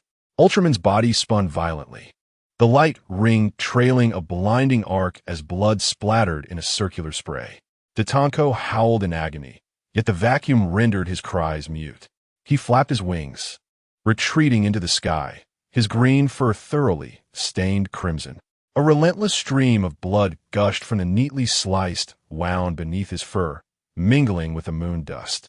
A blue radiance pulsed rhythmically, growing ever larger upon Ultraman's right wrist. He crouched low, gradually extending his right arm outward. When the blue light fully illuminated his wrist, Ultraman sprang into action. His right leg propelled him like a spring, his body hurtling forth like a silver bullet. The blue ring expanded rapidly in his grasp. By the time he reached Ditanko, its diameter had surpassed 50 meters. Twisting at the waist, he swung his right hand forward, and, in an instant, the ring sliced through Ditanko's neck, only to emerge from the other side, soaring into the abyss of the infinite cosmos. Ditanko's eyes glazed over, his head silently parting from his body, plummeting toward the lunar surface under the moon's gravity. In a vacuum, Ditanko's outer and soft tissues evaporated swiftly, accompanied by the emergence of countless bubbles, while blood quietly gushed forth, splattering Ultraman's face and torso. The timer on his chest shifted from blue to red, flashing rapidly, a signal of dwindling energy, indicating his imminent return to human form. Yet, Ultraman did not hasten to depart. Instead, he gathered his strength once more, exerting nearly all his might to unleash a continuous barrage of specium rays upon the lunar surface. Under the relentless erosion of spatium, the lunar surface erupted and collapsed repeatedly until it formed an immense and profound pit. Only then did Ultraman cease his beam of light. After casting a silent glance at the lifeless body of Ditango, he turned and soared back towards Earth.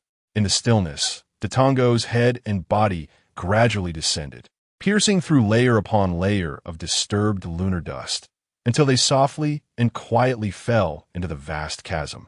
Chapter 28. The first team building by Fong swiftly reunited with his teammates. When the captain inquired about his whereabouts, he concocted an offbeat yet impeccable excuse. He had mistakenly pursued a mummy in the wrong direction. The team members assisted the research department in transporting the mummy onto a specialized vehicle dispatched by the military district. After completing the necessary handover procedures, they all boarded the vehicle to return to SDRD. As for Academician Yen, she relayed the incident regarding the anonymous email and the lost object from the mummy to the security department. Unfortunately, despite their thorough investigation, they could uncover no trace of the sender or the thief. With a sigh of regret over the lost item and the demise of the mummy, she proceeded to Yanjing with the vehicle to continue her research. Life returned to its routine. People resumed their work and studies, and the resurrected mummy became a topic of conversation during breaks or a means of scaring children into sleeping. Back at the base, Bai Fong occasionally recalled Myphiliz's question, but once he realized the purpose behind his battles, that inquiry no longer troubled him. Regardless of whether one was a black cat or a white cat, a good cat is one that catches mice. Similarly, whether alien or human, a good person is one who protects others. He held this thought. Time, like a taciturn traveler, quietly marched forward to Saturday evening. There were no monsters, no mummies, and no invading aliens. Everything was peaceful, and the Special Forces team celebrated their inaugural team-building event since its establishment. By a stroke of luck, Bai Lang took the team to the long-desired Western restaurant, LUX, favored by Ling Kairan. The restaurant, inspired by Western Gothic cathedrals, featured elongated designs and utilized soaring spires and lavish columns beautifully throughout. "Wow, this place looks expensive," remarked Yi Chu, dressed in a silver-gray suit with a standing collar shirt and a bow tie. He was not alone in his formal attire.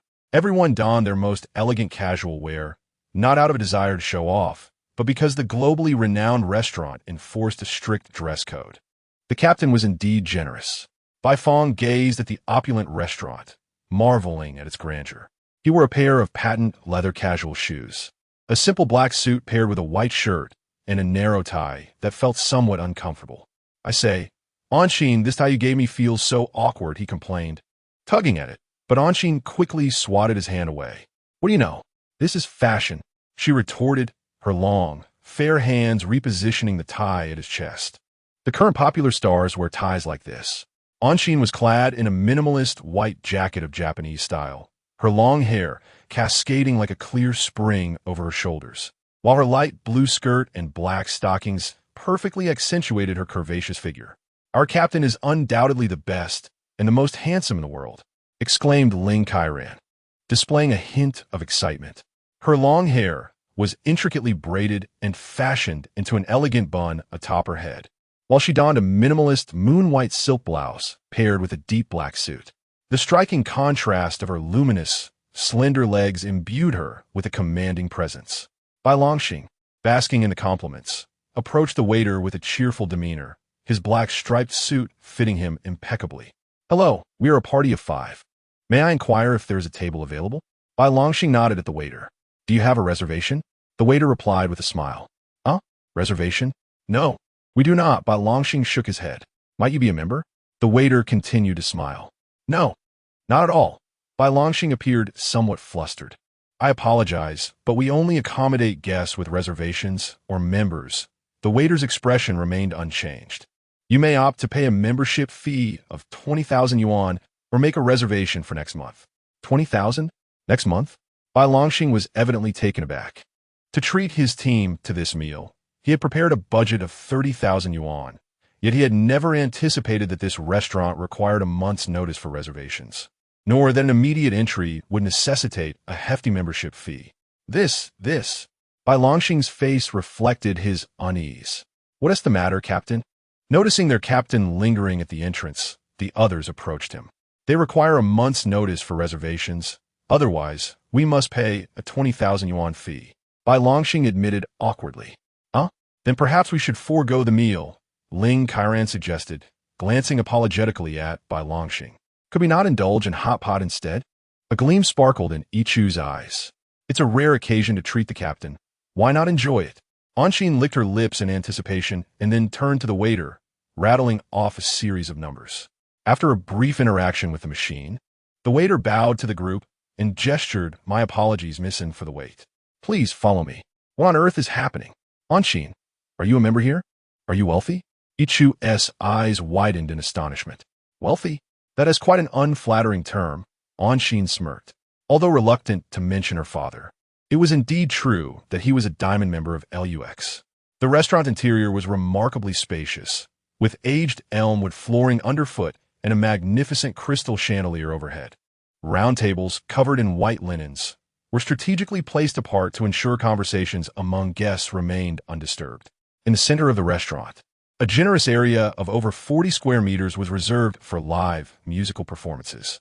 A pianist in a sleek black tailcoat danced his fingers across the keys, while several violinists skillfully drew their bows, creating a harmonious blend of pure piano melodies and delicate violin tones that resonated elegantly throughout the establishment. "Wait, your father isn't Chu Jing, the CEO of EUE International," Ichu exclaimed, her fork clattering onto her plate with a loud clang. "Did I not mention this before? I recall during a game of Truth or Dare, Kairan had asked me about it," Anshin commented while deftly slicing into her foie gras. "Oh, I remember now. You were completely inebriated at that time." As she spoke, Anshin delicately speared a small piece of foie gras and placed it in her mouth. "However, I had long lost contact with my family, and it was only thanks to the captain that I could enjoy this meal today. Indeed, let's raise our glasses in honor of our dashing captain." Ling Kairan took the lead in lifting his glass. "Cheers to the captain. Cheers to the captain." Everyone else followed suit, the brilliant red wine swaying gently in their goblets as they clinked together. I must express my gratitude to Anshin. Otherwise, I would have truly embarrassed myself this time. Bai Longxing set down his glass and dabbed at the corner of his mouth with a napkin. But Anshin, you just used your father's membership. Could that have any consequences for you? It's nothing, Captain. Anshin reached for a cherry tomato from the tray, remarking that he had ignored me for so many years. So what could possibly happen? She bit into the tomato, the succulent and slightly tart juice bursting forth in her mouth. Sensing the atmosphere had turned somewhat delicate, Ling Kairan swiftly changed the subject. Oh, right, Bai Fong. Didn't you and Anshin become classmates in middle school? Don't you have any thoughts about each other? Cough, cough, cough. Bifeng, who had just swallowed a small piece of Wellington beef, suddenly began to cough, his cheeks flushing crimson. Seemingly catching the scent of gossip, Ichu, with a mouthful of noodles, raised his head, casting a mischievous glance at Bai Fong and Anshin. Chapter 29. Gossip. Bai Fong hurriedly poured the entire glass of red wine down his throat, finally swallowing the piece of beef that had lodged in his esophagus. Anshin turned her head to glance at the flustered Bai Fong, her long eyelashes fluttering delicately, her lips slightly parted, playfully withholding information from everyone. The crowd erupted in hushed excitement. In truth, when one inquires a girl about her feelings towards a boy, if she responds with a dismissive "no way, are you joking?" it signifies her genuine lack of interest. Even if there were some feelings, they would be purely platonic. However, if she ambiguously, coyly states that she cannot divulge such matters and teases with, "I want to tell you," it indicates a 99% likelihood that she harbors romantic feelings for him. The remaining 1% possibility? Perhaps she is just a pretentious flirt. Bai Fong picked up a napkin to wipe the wine from the corner of his mouth, casting a casual glance at Anshin. They were not merely childhood friends. They had shared a significant portion of their lives together. 3 years as desk mates in middle school, 3 years as classmates in high school, and 4 years in different majors at university. What began as an open dialogue had now evolved into a silent understanding, where mere glance could convey unspoken thoughts between them. Bai Fong was aware that there existed a certain sentiment between him and Anshin. But was it love? That remained uncertain. Furthermore, even if it were love, what could he possibly do about it? The tragedy lay not in loving someone, but in the sorrow of that unreciprocated affection. Now, he was both human and Ultraman. He could not guarantee his survival through each transformation, nor could he ascertain when his soul would completely merge with Ultraman. His future was a vast unknown, as indecipherable as S.C. Char Dinger's cat. What exactly is S.C. Char Dinger's cat? In simple terms, it is the thought experiment of placing a cat inside a sealed box containing a radioactive substance and poison. If the substance decays, it triggers a mechanism that shatters the vial of poison, leading to the cat's demise. If it does not decay, the cat survives. According to classical physics, one of these two outcomes must occur, yet an external observer can only discern the result by opening the box.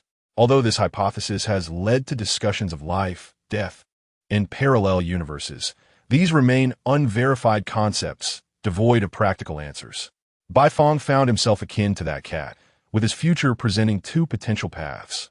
One, as an Ultraman, saving people in times of peril, ultimately merging with this identity. The other, discarding the metallic rod and continuing his life as a human endowed with extraordinary abilities. What fate awaits me? Bifeng pondered deeply. Hey, are you drunk? Ichu stood up, snapping her fingers beside Bai Fong's ear. Oh, it's nothing, Bai Fong replied, forcing a smile. Let us just take it one step at a time. He lifted the wine glass that the waiter had just filled and downed it once more. Hey, you are the captain of the special operations team, right? A man in a blue suit with a sharply parted hairstyle suddenly approached. Wow, it really is you. I am Li Chaoyang from Star Weekly. May I conduct a brief interview with you? As Li Chaoyang spoke, he pulled out a pen and paper from his pocket. Regarding the special task force, excuse me, we are currently dining. Bai Longxing abruptly interrupted Li Chaoyang's inquiry, slicing through the conversation like a sharp blade. You all? Li Chaoyang surveyed everyone present, confirming they were indeed members of the special task force. Yes. Ichu nodded in confusion. Oh, then it's nothing. Please, enjoy your meal. Li Chaoyang licked his teeth and walked away with a lecherous grin. How peculiar. Ichu furrowed his brow in confusion. Why would Star Weekly interview our captain instead of celebrities? Perhaps our captain is so handsome that he caught the eye of a talent scout.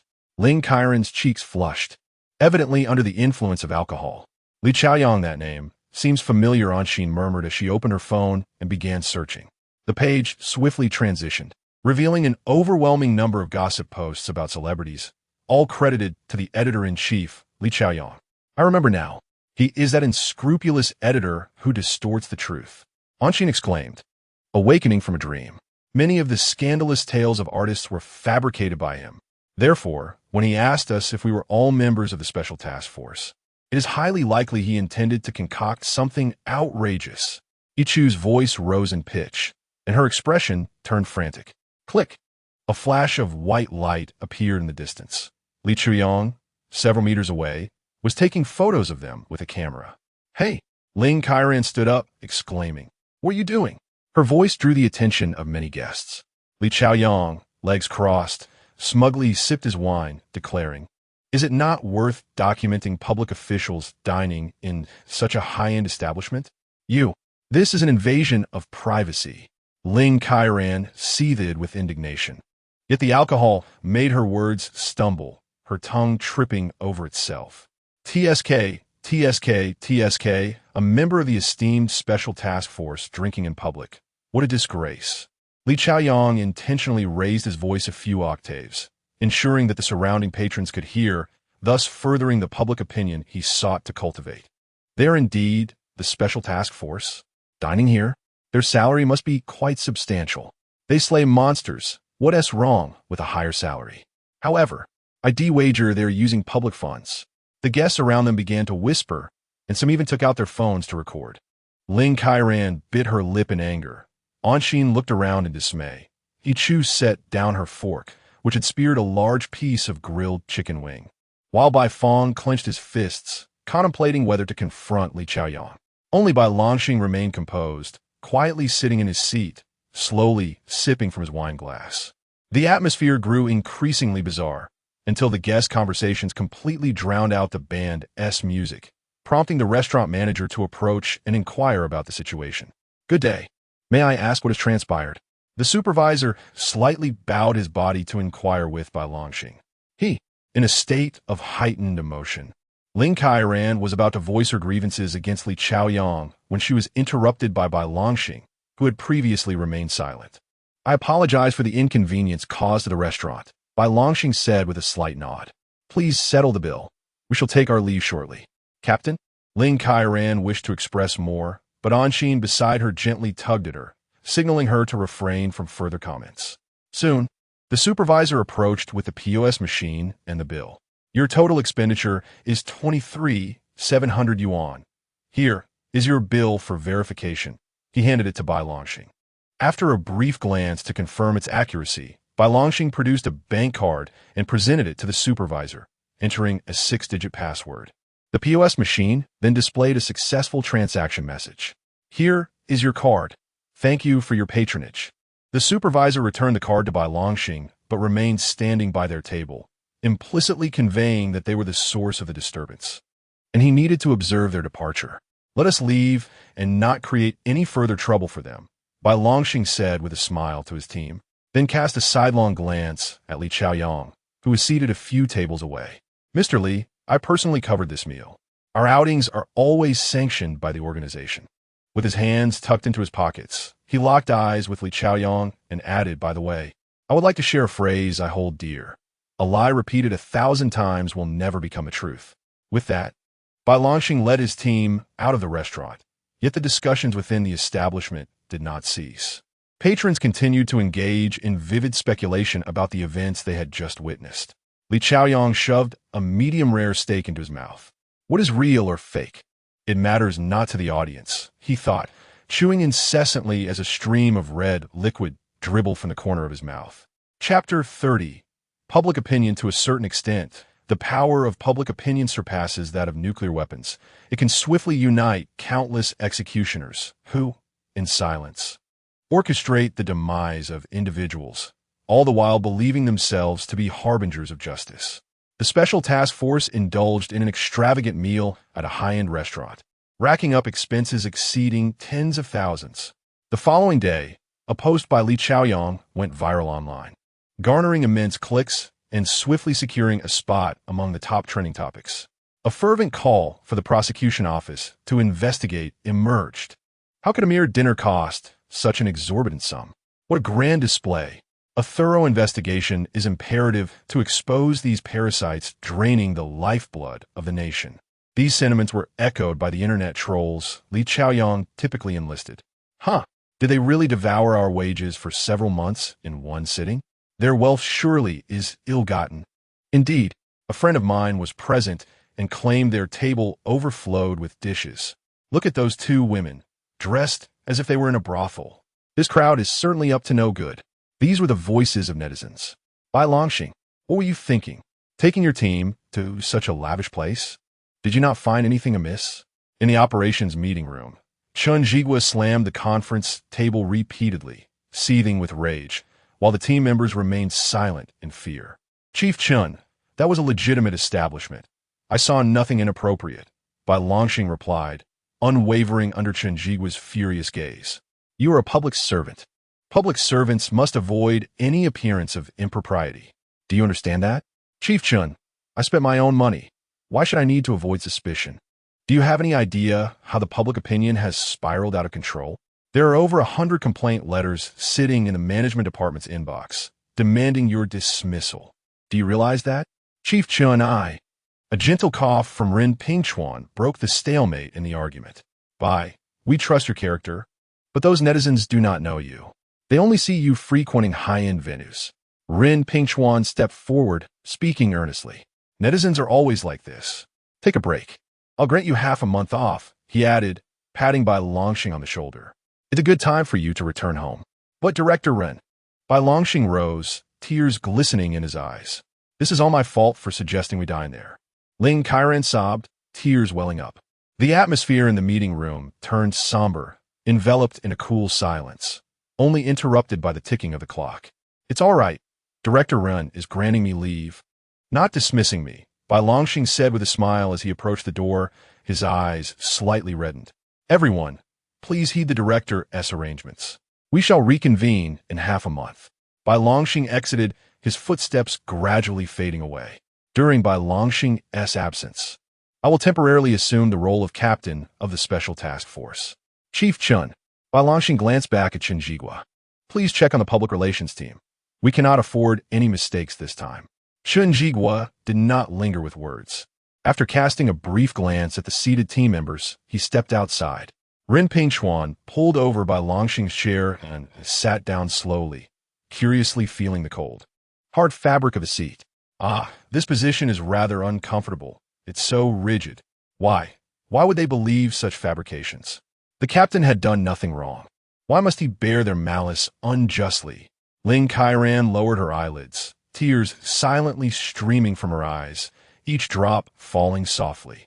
Across from her, Ichu quickly offered several tissues. I understand that everyone feels aggrieved, but this is the nature of online public opinion, Ren Pingchuan said, casting a gentle gaze upon each team member. Those who hide behind screens and tap on keyboards care little for the truth. They only wish to see what they desire and vent their frustrations and anxieties through any pretext.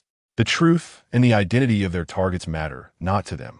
Even if the situation were to reverse, they would merely change their ID and target, continuing their emotional outpouring.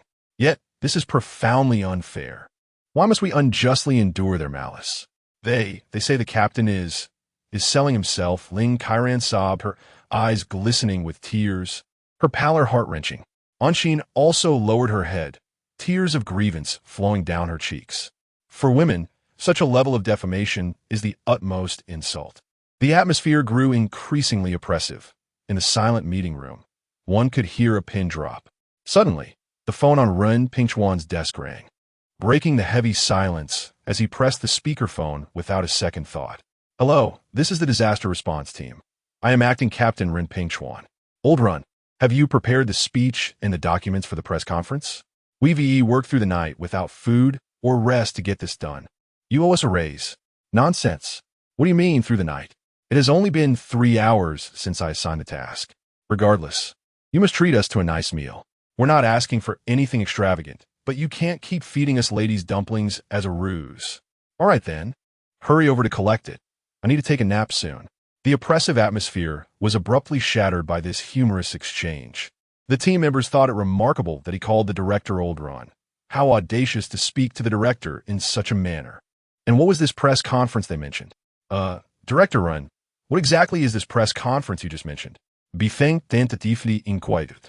It's of course the press conference to clarify the rumors. Ren Pingchuan replied with a smile, taking a sip from the glass of tea on the table. As for that individual, surnamed Li, and the celebrity artists, that's beyond my concern, as it's one of the reasons for their high salaries. However, tarnishing the disaster response team, I absolutely will not allow it. Ren Pingchuan's tone was calm, yet each word he spoke resonated with unwavering strength. Our team members toil throughout the year, receiving only meager salaries, and it is a rare occasion when Langxing generously treats everyone to a fine meal. Yet, there are still those who grumble and type away at their keyboards. Where were they when we were battling the fierce beasts or confronting extraterrestrials? Ren Pingchuan sipped his strong tea, his demeanor animated, resembling a benevolent elder advocating for his own child. Director Ren, Ling Kairan hesitated slightly. Then why did you just grant the captain? I genuinely gave him leave, Ren Pingchuan replied, his expression a mixture of amusement and mirth. My daughter fell ill with a sudden high fever this morning, and my wife is unable to leave the office. So I specifically granted him a half-month leave to care for her. With that, Ren Pingchuan arched an eyebrow at Ling Kairan. What? Did you think I was sending Langxing home for some soul-searching? Do I appear to you as a cantankerous old man? Of course not. Director Run is undoubtedly the most handsome and understanding director in the world. The previously somber atmosphere seemed to evaporate as Ling Kairan leaped from his chair, unceremoniously raising his arm in jubilant cheer. Upon hearing Ren Pingchuan's words, everyone finally relaxed, their anxious hearts at ease. All right, everyone, prepare yourselves. We shall depart promptly at 3 this afternoon for the launch event, Ren Pingchuan declared, rising from his seat and rubbing his backside. This chair is rather hard. I truly cannot fathom how Langxing endures it. But Director Ren, what are we supposed to say at the launch? Ichu inquired, scratching his head in confusion. Say whatever comes to mind, Ren Pingchuan answered, striding toward the door. He murmured quietly to himself, which suit should I wear to appear slimmer? Sunlight poured into the conference room, casting the shadow of the window upon the wooden conference table, enveloping the entire room in a gentle, warm hue. Chapter 31. The press conference in the conference room of the Ning'an Municipal Government Building. Ren Pingchuan, clad in a blue director's uniform, took his seat alongside 4 team members dressed in the uniforms of the Special Operations Unit. Below the stage, over 100 journalists exhibited a myriad of expressions and behaviors. Some whispered amongst themselves, fervently discussing the proceedings. Others poised with pen and paper, their hands taut with anticipation. A few brandished cameras, seemingly intent on capturing any explosive moment, while others gazed at the stage with a mocking glint in their eyes, chewing gum with abandon. This press conference marked the first occasion since the establishment of the SDRD to address public opinion, and no media outlet wished to miss out on this headline-worthy event. Ren Pingchuan adjusted the microphone before him, cleared his throat, and declared the press conference officially open. Upon his words, more than 100 cameras and camcorders aligned towards the podium, the flurry of flashing lights outshining the sunlight streaming through the windows. This conference primarily aimed to respond to the rampant rumors circulating online regarding the extravagant spending habits of the Special Operations Unit. I have observed numerous claims alleging that the unit misappropriates public funds and serves as a parasite upon the populace. Regarding these statements, I wish to convey, as Ren Pingchuan lowered his gaze to read from his speech, the absurdity of the situation unfolded. This was akin to a literate person delivering a speech at the United Nations. His statement incited a wave of murmurs among the journalists, while one male reporter with a center-parted hairstyle scowled, as if someone owed him money. What does this mean? I do not comprehend, Bai Feng remarked, glancing curiously at Anshin beside him. Anshin stifled a laugh, covering her mouth, and whispered, Li Chaoyang once promoted the idea that beauty is a scarce resource, suggesting that a certain internet celebrity should join a state-owned enterprise and deliver an inspiring speech at the United Nations. Did he ever go? Yi Chaehyung, who typically refrained from surfing the internet, joined the conversation. Go where? If he actually went, it would surely break the hearts of countless diligent students. Ling Kairan replied quietly to Yi Chu. Does any journalist wish to pose a question? Ren Pingchuan inquired with a genial smile, his eyes narrowing as he surveyed the audience. No sooner had he spoken than a man in a black suit, sporting a prominent center part, sprang to his feet, chewing gum as he introduced himself. I am Li Chaoyang, editor-in-chief of Star Weekly. Instantly, the room erupted in commotion. Ren Pingchuan glanced at his team, signaling them to remain composed, then turned to the staff to indicate that Li Chaoyang should be handed the microphone. Li Chaoyang took the microphone and asked Mr. Run, do you intend to deny the allegations regarding the Special Operations Unit's dining at luxury restaurants? He then produced a stack of photographs from his bag, raising them above his head. These are images I personally captured of the unit dining at LUX. How do you explain this? Mr. Li, I believe there may be a misunderstanding in your comprehension, Ren Pingchuan replied, fixing his gaze on Li Chaoyang. I have never denied the fact that the Special Operations Unit dined at a luxury restaurant last night. Very well. Then I must inquire, Li Chaoyang declared loudly. What is the monthly salary of the Special Operations Unit, and do they possess the means to dine at such establishments? Young man, why shout so? Though I may be a bit older, I am not hard of hearing. Reason does not reside in volume. Ren Pingchuan responded with calm composure. I cannot disclose the specific salary, as it is private information. If you wish to know, you might consider joining the Special Operations team. Although I suspect your physique would likely lead to your elimination in the first round. A ripple of laughter ensued from the audience. Please answer directly. Do their monthly salaries permit them to frequent high-end establishments, or are you intentionally evading the question to protect them? Li Chaoyang Castionadludli. Naturally. The monthly salary is insufficient, Ren Pingchuan chuckled lightly. Yet there exists something called savings. Last night's expenditures were entirely charged to the private account of Captain Bai Longxing. As for the allegations of embezzlement against Bai Longxing, I can assure you, in the name of the director, that such claims are entirely unfounded. If anyone doubts this, they may petition the prosecutor's office for a thorough investigation of his financial sources. Some journalists in the audience began to echo Ren Pingchuan's words, turning their scrutiny towards Li Chaoyang. I must ask another question. Even if their finances are sound, is it acceptable for them to dine out entirely? What if a crisis arises in the meantime? Can you bear the responsibility for that? He makes a valid point. Indeed, it seems somewhat reckless to put the public at risk. The journalist's stance shifted once more. First and foremost, allow me to clarify something, Ren Pingchuan stated, picking up a remote and pressing a button, projecting a leave request form for the Special Operations team onto the large screen behind them. Since the establishment of the Special Operations Team, member Bai Gao has taken 4 days off, member in XIN has taken 4 days off, member Yi Chu has taken 5 days off, member Ling Kairan has taken 4 days off, and Captain Bai Longxing has taken 0 days off. Oh, by the way, Captain Bai Longxing's daughter is ill today, with no one at home to care for her, which is why I have only now granted him 15 days of leave. Ren Pingchuan smiled slightly, then became serious, stating that the Special Operations Team has been active for 3 full years, and these are the total days they have taken off. Therefore, I do not believe that dining out constitutes an unforgivable offense.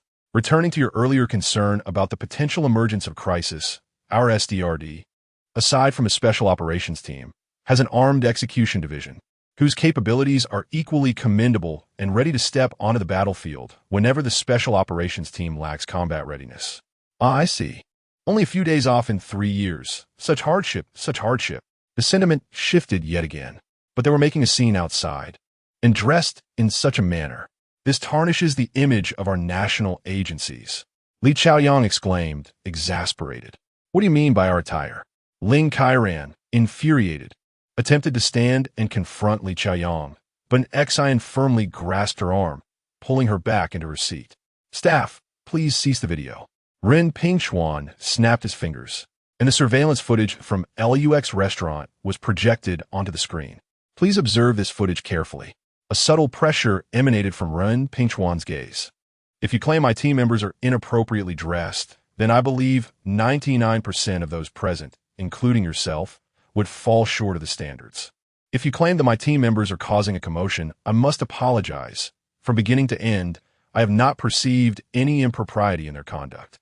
What I witnessed was a rogue journalist incessantly harassing my team with flashing lights, attempting to elevate their own notoriety through the power of public opinion. During their time off, my team members possessed the freedom to dress, dine, and spend within the confines of the law. As he spoke, Ren Pingchuan rose, his gaze fixed intently upon Li Chaoyang. The authority in his demeanor causing Li Chaoyang to involuntarily shudder. My team members are neither superhuman nor saints. They are merely young individuals who, despite indulging excessively, are capable of feeling pain and bruises, yet are resolute in their determination to fight on the front lines. I find it incomprehensible that anyone would stand upon a moral high ground, imposing standards that even Confucius would shake his head at. Such individuals must surely be both foolish and malevolent. What do you think, Mr. Li? With that, Ren Pingchuan's expression softened, resembling that of a benevolent elder. He leaned back in his chair and took a sip of the strong tea beside him. After a brief moment of tranquility, the applause erupted, resounding as if it could lift the roof off the building. Li Chaoyang was engulfed by the overwhelming applause, his profound anger and humiliation rendering his eyes nearly bulging. Then, one journalist after another raised their hands, requesting to speak. Hello, I would like to interview Ms. Ling Kairan. What distinguishes the biological organization of the Huaxia from that of ordinary animals? Hello, I would like to interview Mr. Yi Chu. How does the spatium ray of Ultraman operate? Hello, I would like to ask Mr. Bifong and Ms. Anshin, what criteria do you use to analyze and file cases during combat? Chapter 32. 1,000 years apart, 3 hours later, the press conference concluded successfully, and under the leadership of Ren Pingchuan, everyone returned to the base. Exhaustion enveloped them. How could those journalists have so many inquiries? Ichu rested his weary head on the table, his small eyes half open. Fortunately, there were no misunderstandings in the media. Bifong nodded in agreement, attributing this to Director Ren's adept handling. In the captain's seat, Ren Pingchuan, wearing reading glasses, was intently focused on his computer, humming a popular song from the 1980s. We're back. The conference room doors swung open, and Anshin and Ling Kairan entered, each carrying bags filled with takeout. Today's meal was quite sumptuous. Anshin neatly stacked the lunchboxes on the table, retrieving them one by one from the plastic bags. Bifong, this is yours. Thank you.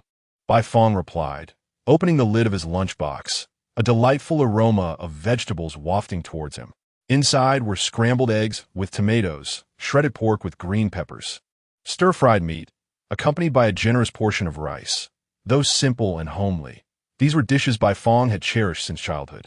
Ichu, this is yours.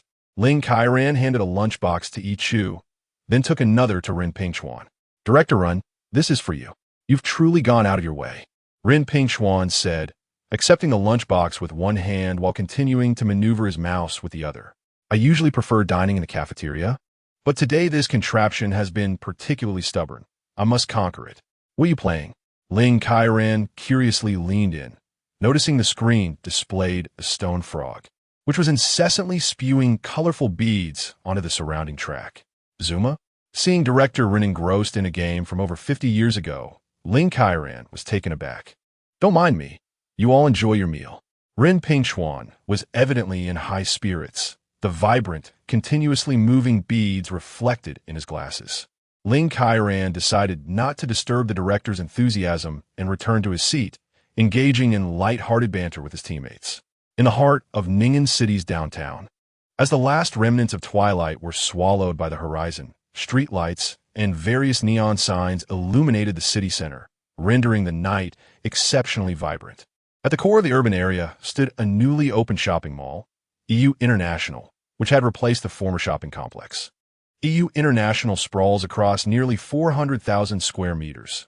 While it is termed a shopping mall, it also encompasses residential buildings and office spaces, seamlessly integrating elements of fashion, leisure, and entertainment. Surrounding the mall, quaint alleys, relic parks, and ancient canal docks create a striking juxtaposition of rustic charm and modern style, bestowing the mall with a distinctive allure. By the ancient canal docks, a man clad in a dark red suit leaned casually against the railing. A a slender cigarette held between his fingers. He took a gentle puff and exhaled a plume of black smoke.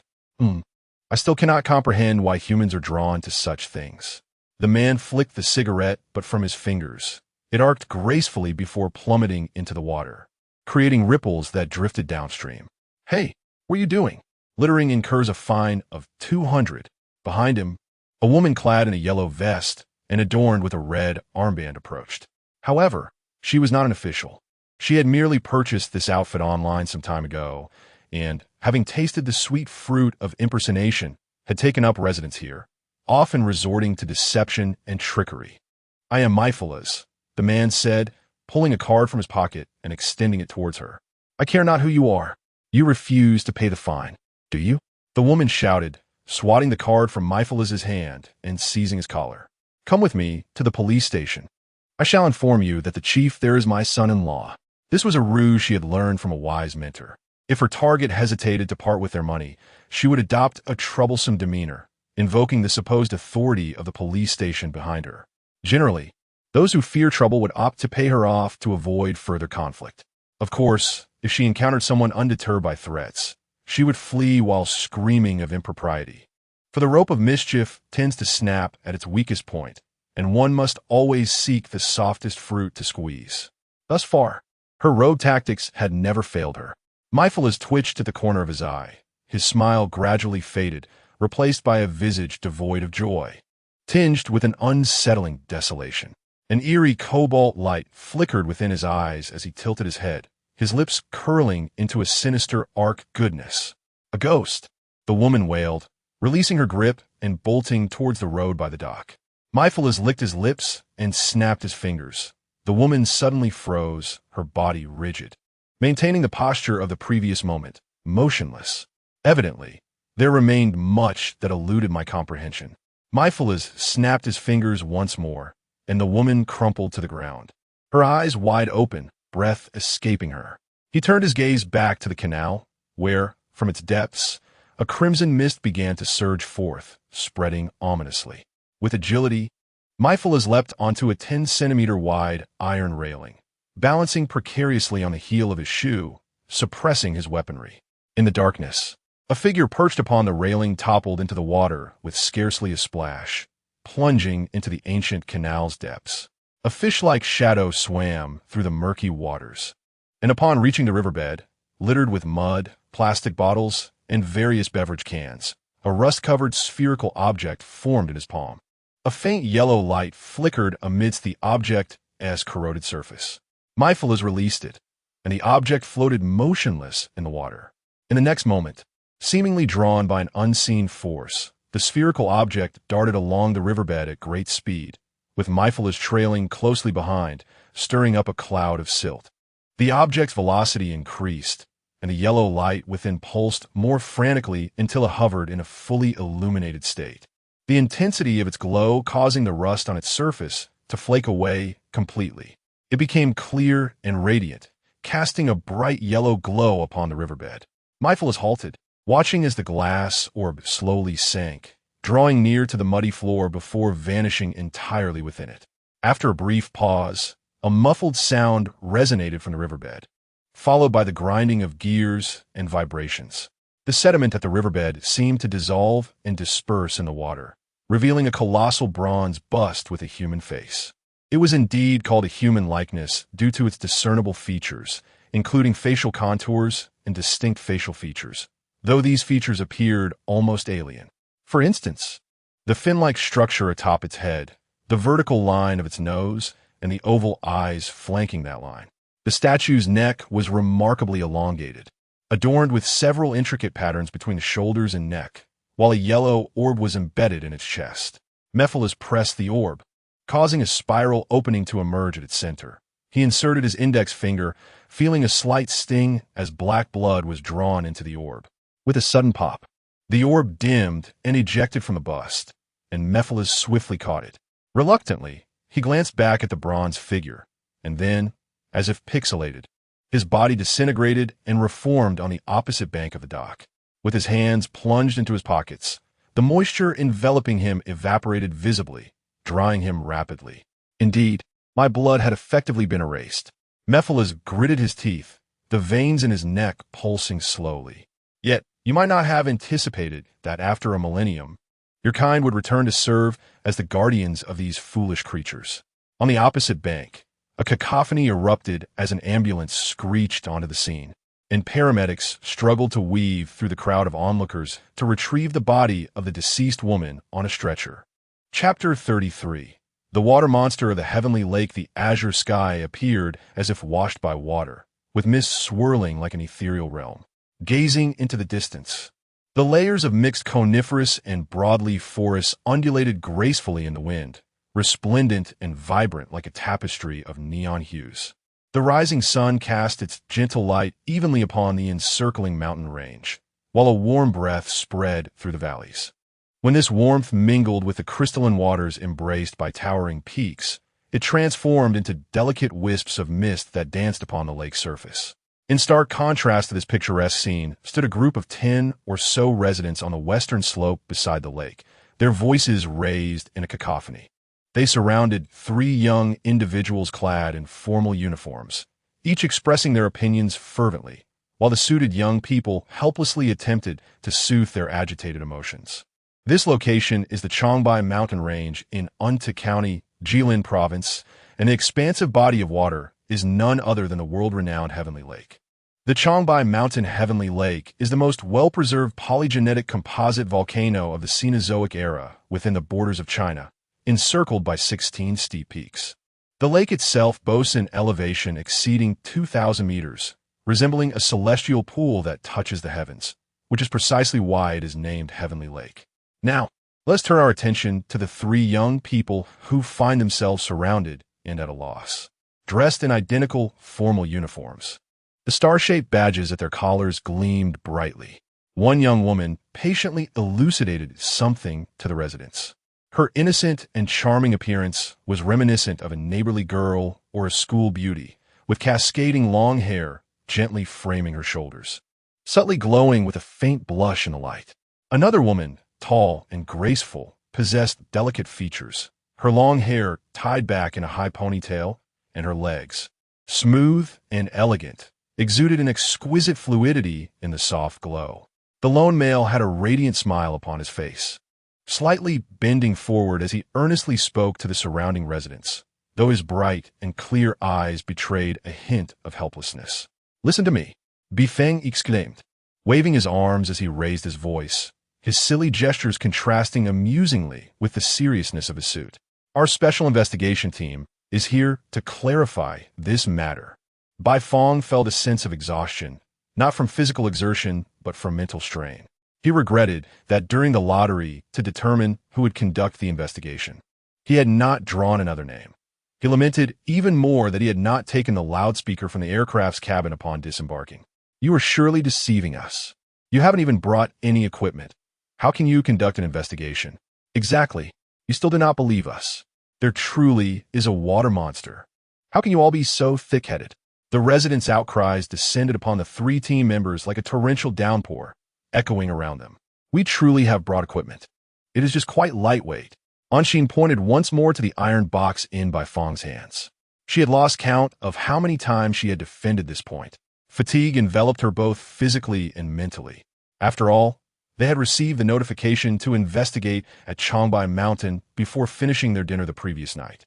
Once the lottery results were announced, they had promptly boarded a flight to this location, only to sleep for a mere 4 hours before ascending this mountain, which stood over 2,000 meters high. Although they had initially traveled a portion of the distance by shuttle, the majority of the journey and the subsequent 1,000-plus steps had been accomplished on foot. "Please believe us. We certainly will not take this lightly." Ling Kairan could hardly recall how many times she had uttered this phrase. Although the morning atop the mountain was rather chilly, beads of sweat had begun to form on her forehead. "Everyone, make way. I wish to show them the photographs." A frail figure struggled to push through the crowd. Clad in a leather jacket that seemed ill-fitting for his slender frame, his hair standing on end like a bird's nest, with a camera of indeterminate brand hanging from his neck. It was Old Chun. "Everyone, please make room for Old Chun." At long last, he managed to reach the front of the group, panting as he retrieved several photographs from his pocket and handed them to Bai Fong. These are the images of the water monster I captured. Take a look. The legends surrounding the water monster of Changbai Mountain had circulated for quite some time. First reported in 1962, when someone inadvertently spotted two creatures swimming in the lake through binoculars. From 1976 to 2013, there were various sightings reported.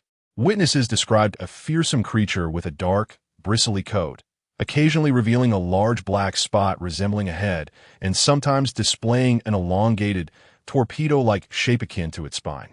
At the time, this stirred considerable excitement, leading even the popular science program Close Encounters with Science to enlist experts for an investigation. After several days of searching and inquiry, the experts concluded that the so-called water monster was merely a genetically mutated sturgeon or a giant sunfish, and that the numerous accounts of sightings were commercial tactics employed by the tourist area to generate buzz. Baifeng accepted the photographs, distributing a few to an Xian and Ling Kairan. In the images, a dark, elongated object could be faintly seen floating on the water surface. The front end indeed having a black spot that resembled a head. It resembles a plesiosaur, Baifeng remarked instinctively, recalling the profound impression left by the Jurassic series of films from his childhood. Based on these photographs, one cannot draw a conclusion, Ling Kairan said, shaking her head.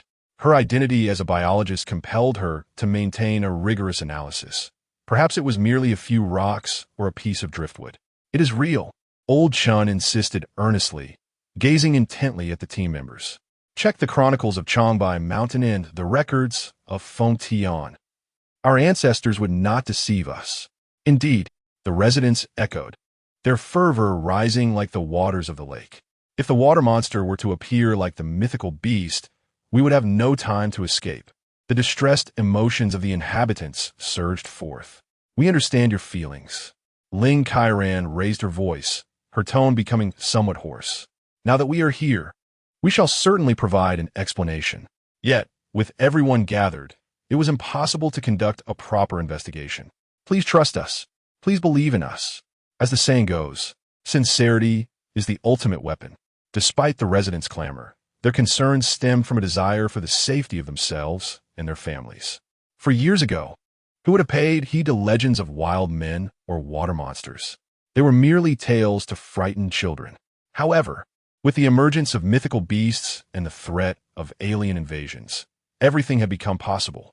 Despite the reassurance provided by the disaster response team and Ultraman, the mere whisper of a colossal creature or a mysterious occurrence sends waves of anxiety rippling through the nearby populace.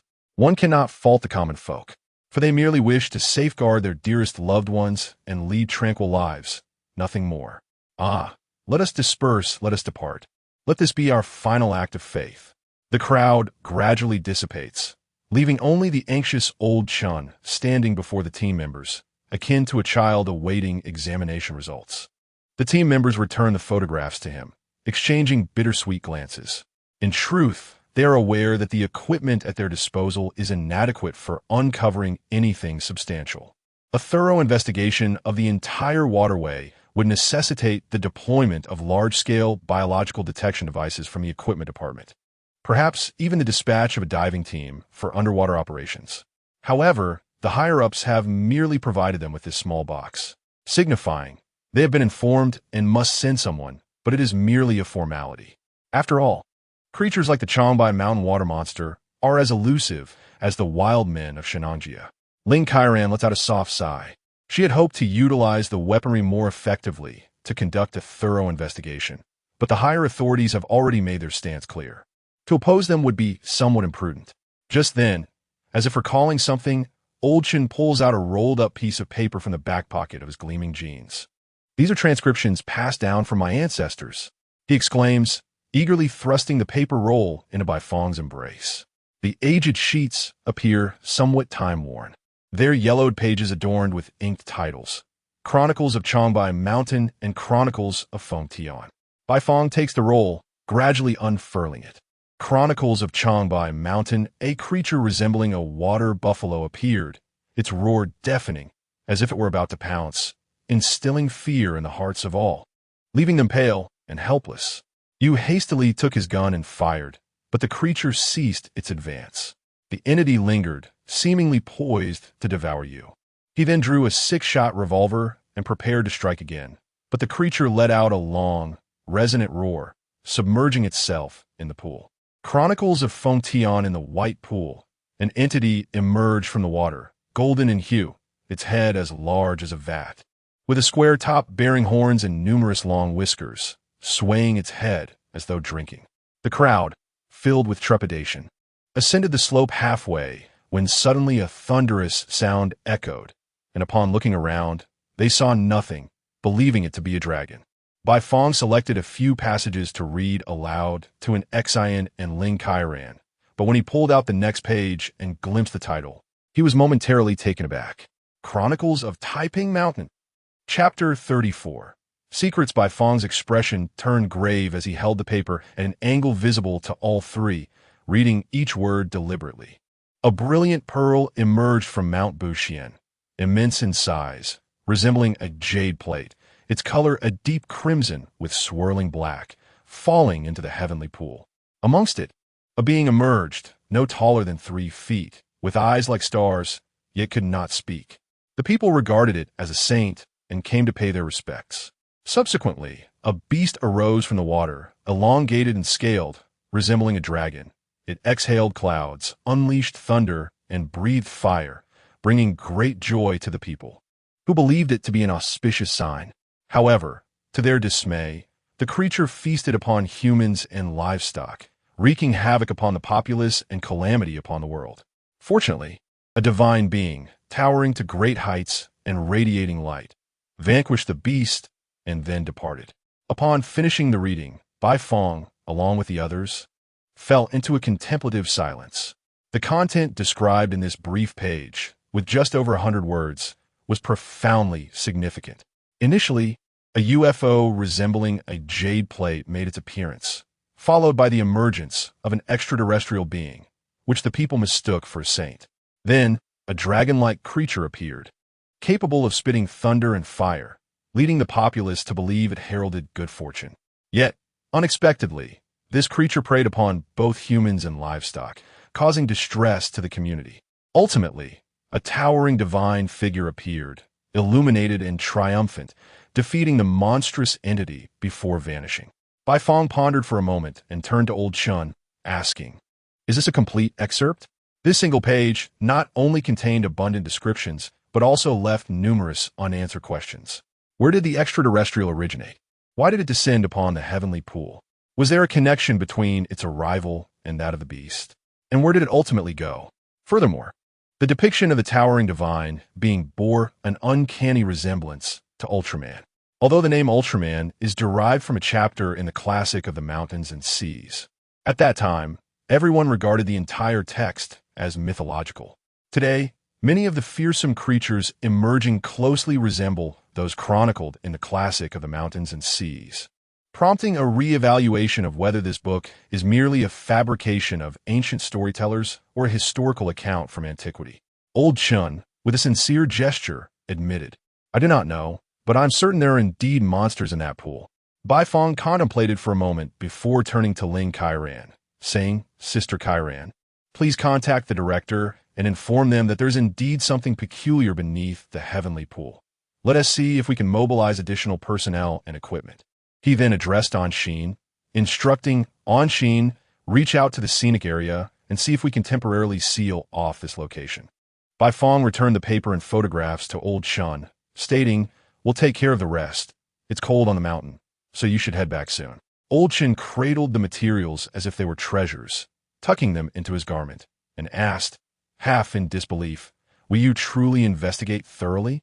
His ancestors had always been intrigued by the so-called water monsters, and his grandfather often recounted related tales during his childhood, instilling in him a firm belief in the existence of the heavenly pool monster. However, when he shared these stories with his peers, they laughed uproariously, branding his family as believers in water monsters. Later, in school, he recounted the tales to a girl he secretly admired, only to be met with her laughter at his naivety. And after entering the workforce, he shared them with colleagues he fancied, who mocked him for his foolishness. Later, he resigned from his job and returned to his homeland, armed with a third-hand camera source from a second-hand store. spending his days wandering around the Tianqi Lake, intent on uncovering the elusive lake monster.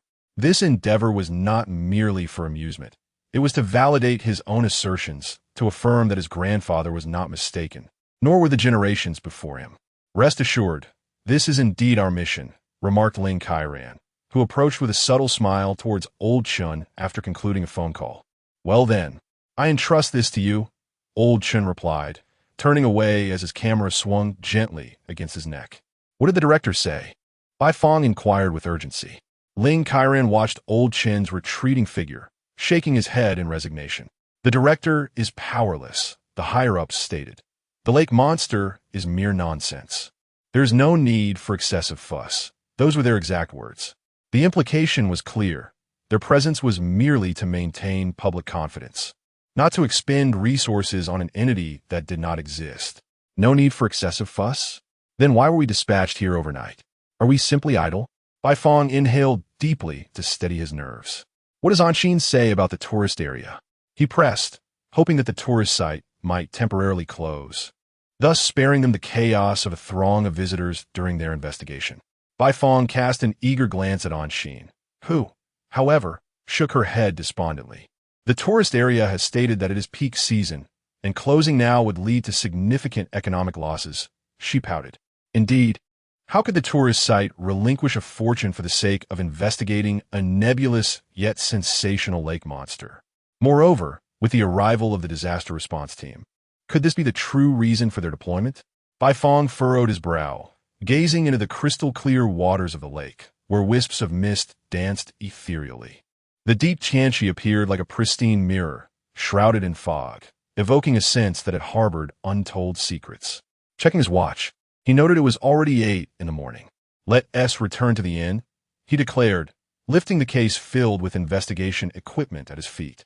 "What? Aren't we going to investigate?" A look of surprise crossed Anshin's face. She anticipated Bai Fong's abrupt dismissal of the inquiry. "If we truly abandon the investigation, won't we be disheartening the locals?" Ling Kairan expressed his concern. "Who said we're not investigating? We can still conduct our inquiries upon returning." Bai Fong responded with a smile, removing his jacket. "However, I must first ask you to shed your outer layers." "What?" Anshin and Ling Kairan exchanged bewildered glances, their cheeks slightly flushed. "I meant your jackets," Bai Fong clarified, draping his coat over his arm, mindful that stirring unrest without conclusive evidence would be ill-advised. Ling Kairan regarded Bai Fong with a perplexed expression, as if he had uttered something utterly absurd. "Is there a possibility that we could simply remove the team insignia?" he suggested, pulling off his meteor badge and extending it towards Bai Fong. "Just take it off?" Though the weather was mild, descending without jackets would certainly lead to a chill. Bai Fong momentarily faltered, uncertain how to respond, beginning to feel somewhat foolish himself. Indeed, one must remove their outer coat just to obtain a badge. Anshin pouted, arching an eyebrow, noting that Bai Fong seemed rather peculiar. I was wrong. I confess my guilt." Bai Fong did not contest further. He raised his hand in a gesture of surrender, removed the team badge, and donned his suit once more. Although his physical constitution would not be adversely affected by a naked dash through the mountains, maintaining a low profile is certainly prudent. The trio descended the mountain amidst laughter, while the number of hikers gradually increased. Yet, the tourists failed to recognize them. After all, despite the notoriety of the disaster response team and their appearances in the news, their individual fame paled in comparison to that of a hot celebrity's manager or assistant in this era of entertainment overload. Upon returning to their lodging, each prepared a bowl of instant noodles to quell their hunger. Let us begin by examining historical records. Anshin, please look up the original text of the chapter from the local customs of Taiping to see if any parts are missing. Kaihan, do check for any related eyewitness accounts or visual documentation. After Bai Fong finished speaking, he retreated to his room and opened his computer, but rather than searching for water monsters, he was investigating the recent tourism economic development in Changbai Mountain. Suddenly, a loud knock echoed at the door. Bai Fong approached and peered through the peephole, finding a middle-aged man in a black suit, slightly overweight, standing outside. He opened the door to confront an irate expression. "Why hasn't your disaster response team commenced the investigation yet?" "We are indeed investigating," Bifong replied, gesturing towards the computer on the table. We decided to begin with historical records. That is unacceptable. You must first investigate near the Heavenly Lake, the man exclaimed, spitting words in agitation. Why must we prioritize the Heavenly Lake? Bifong's face remained impassive, unaffected by the man's tone. Because the man's voice dwindled, his eyes darting sideways, avoiding Bifong's gaze. Chapter 35. The emergence of the water monster, the mere presence of a disaster response team, would significantly enhance the credibility of the lake monster, thereby increasing the attraction of the scenic area and naturally drawing in a greater number of tourists. Bifong's expression was grim. He despised the sensation of being deceived and mocked. I have conducted my research and discovered that in recent years, the revenue of the scenic area has plummeted dramatically, with operational costs starkly disproportionate to income. Hence, you resort to such a gimmick to attract visitors. The middle-aged man gritted his teeth and suddenly erupted. So what if we do? Do you have any idea how our scenic area has declined since the outbreak of the unknown virus in 2019? The tourists are sparse. Our expenses exceed our income, and we can barely pay our employees. All we want is to restore the area to its former glory. Is that a crime? Indeed, that outbreak had plunged the entire tourism industry into a recession. It was not only tourism that suffered. Various entertainment, dining, and even numerous small enterprises faced a significant economic downturn. Yet, it was an unavoidable circumstance. The virus was so contagious that people were afraid to step outside their homes, resorting to dousing themselves in disinfectant. Who would dare to spend money in such an environment? That was many years ago. The policies have long since relaxed, and the broader context affects everyone alike. You ought to reflect more on your own shortcomings rather than trying to be clever. Bifong's tone was notably frigid, his dark eyes radiating a simmering anger. Moreover, you have repeatedly availed yourselves of national subsidies. This was a fact Bifong had recently uncovered online, and it rendered the man speechless. Indeed, they were a national 5A scenic area, entitled to and having received several relevant government grants. However, whether those funds had been effectively allocated for the maintenance of the scenic area remained uncertain. In contrast, many struggling citizens fought tooth and nail for minimal subsidies, with numerous small companies facing bankruptcy during the pandemic. Some even incurred debts exceeding $1 million. Never mind. How you manage is your concern. I merely wish to know how you persuaded the Super Disaster Response Department to send us here. Bifong's face tightened, his pupils seemingly encased in ice. He was perplexed. The disaster response team could only be deployed in the event of a supernatural disaster. Yet they had been dispatched directly in response to an uncertain lake monster.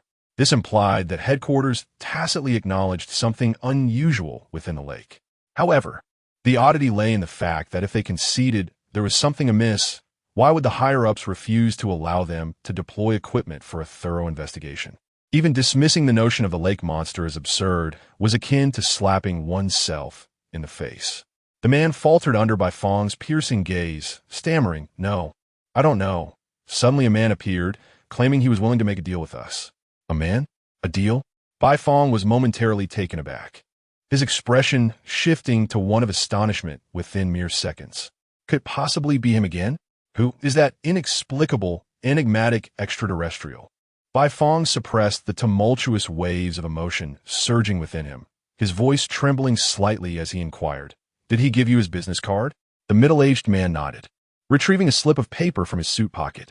Bifong accepted it, observing that one side of the card was pitch black, emblazoned with an enigmatic white symbol, while the other side was pure white, elegantly inscribed in flowing black script, "Interstellar Trader." At the center of the card were 4 prominent characters, "May for us." Groups of travelers ascended the western slope of Chongbai Mountain, chatting and laughing as they admired the pristine lake. Sunlight cascaded down, casting shimmering reflections. From any peak surrounding the heavenly lake, the crystal-clear waters appeared as a flawless mirror. It could reflect towering mountains, clusters of clouds, the distant sky, and even stars situated over 100 million kilometers away. Yet, in someone's eyes, this mirror's sole deficiency lay in its inability to reflect the most cherished of all manipulations, the human heart. dressed in a wine-red suit. Mei Faras lounged at the precipice of Baiyun Peak, swirling a glass of red wine that seemed to have materialized from thin air. Baiyun Peak, the principal summit of Changbai Mountain, is the highest peak within the Chinese territory of the Changbai Mountain Range, rising over 900 meters above sea level. Wisps of mist curled around the steep cliff's edge, and the chill at this elevation condensed into droplets upon the cliff face. Mei Faras playfully swung his legs hanging over the edge, taking a delicate sip of his wine, his expression one of satisfaction. Indeed, the inebriated man's intentions lay beyond the wine. Suddenly, Mei Faras rose to his feet, precariously balanced atop that narrow ledge. However, rather than standing, he was suspended. His feet hovered above the cliff top, maintaining a mere few millimeters of distance from the ground. He drained his glass of red wine, gazing down upon the tranquil lake and the few travelers below. Licking the red liquid from the corner of his mouth, he broke into an unanticipated grin. He relished this feeling of omnipotence, and the thought of soon encountering the celestial weapon, long buried on this planet for millennia, filled him with uncontainable excitement. Moreover, he intended to wield this weapon to obliterate all that the others held dear. Come forth, Ultraman, and unlock that which you sealed with your own hands. Mei Faras' laughter carried a hint of malice as he snapped his fingers, uttering a word that resonated like a dark incantation, Pandora's box. The travelers, leaning against the railing, gazed at the heavenly lake when suddenly, one man made an astonishing discovery, gesturing frantically toward a particular spot in the water, stammering, "You must look there." The travelers gathered around, following the man's outstretched finger, and soon, all were rendered speechless. A jet-black spine surfaced from the depths of the lake, each vertebra resembling jagged rocks. A long tail thrashed violently, yet created no splashes. A massive maw partially submerged in the water revealed a menacing upper jaw, with two yellowed fangs protruding ominously. That colossal creature was swimming towards them. Panic ensued among the travelers, their screams echoing throughout the mountains, reverberating again and again. "What were you using to trade with him?" Bai Fong made every effort to compose himself. At that moment, the door next door was suddenly flung open, revealing an Xian and Ling Kai Ran, their expressions filled with terror. "Bifeng, the water monster has appeared." "What?" Bai Fong's eyes widened in disbelief. He had sensed something lurking beneath the Tianqi, but he never anticipated it would manifest so swiftly. How? How is this possible? The middle-aged man's facial muscles twitched, and the corners of his eyes flickered.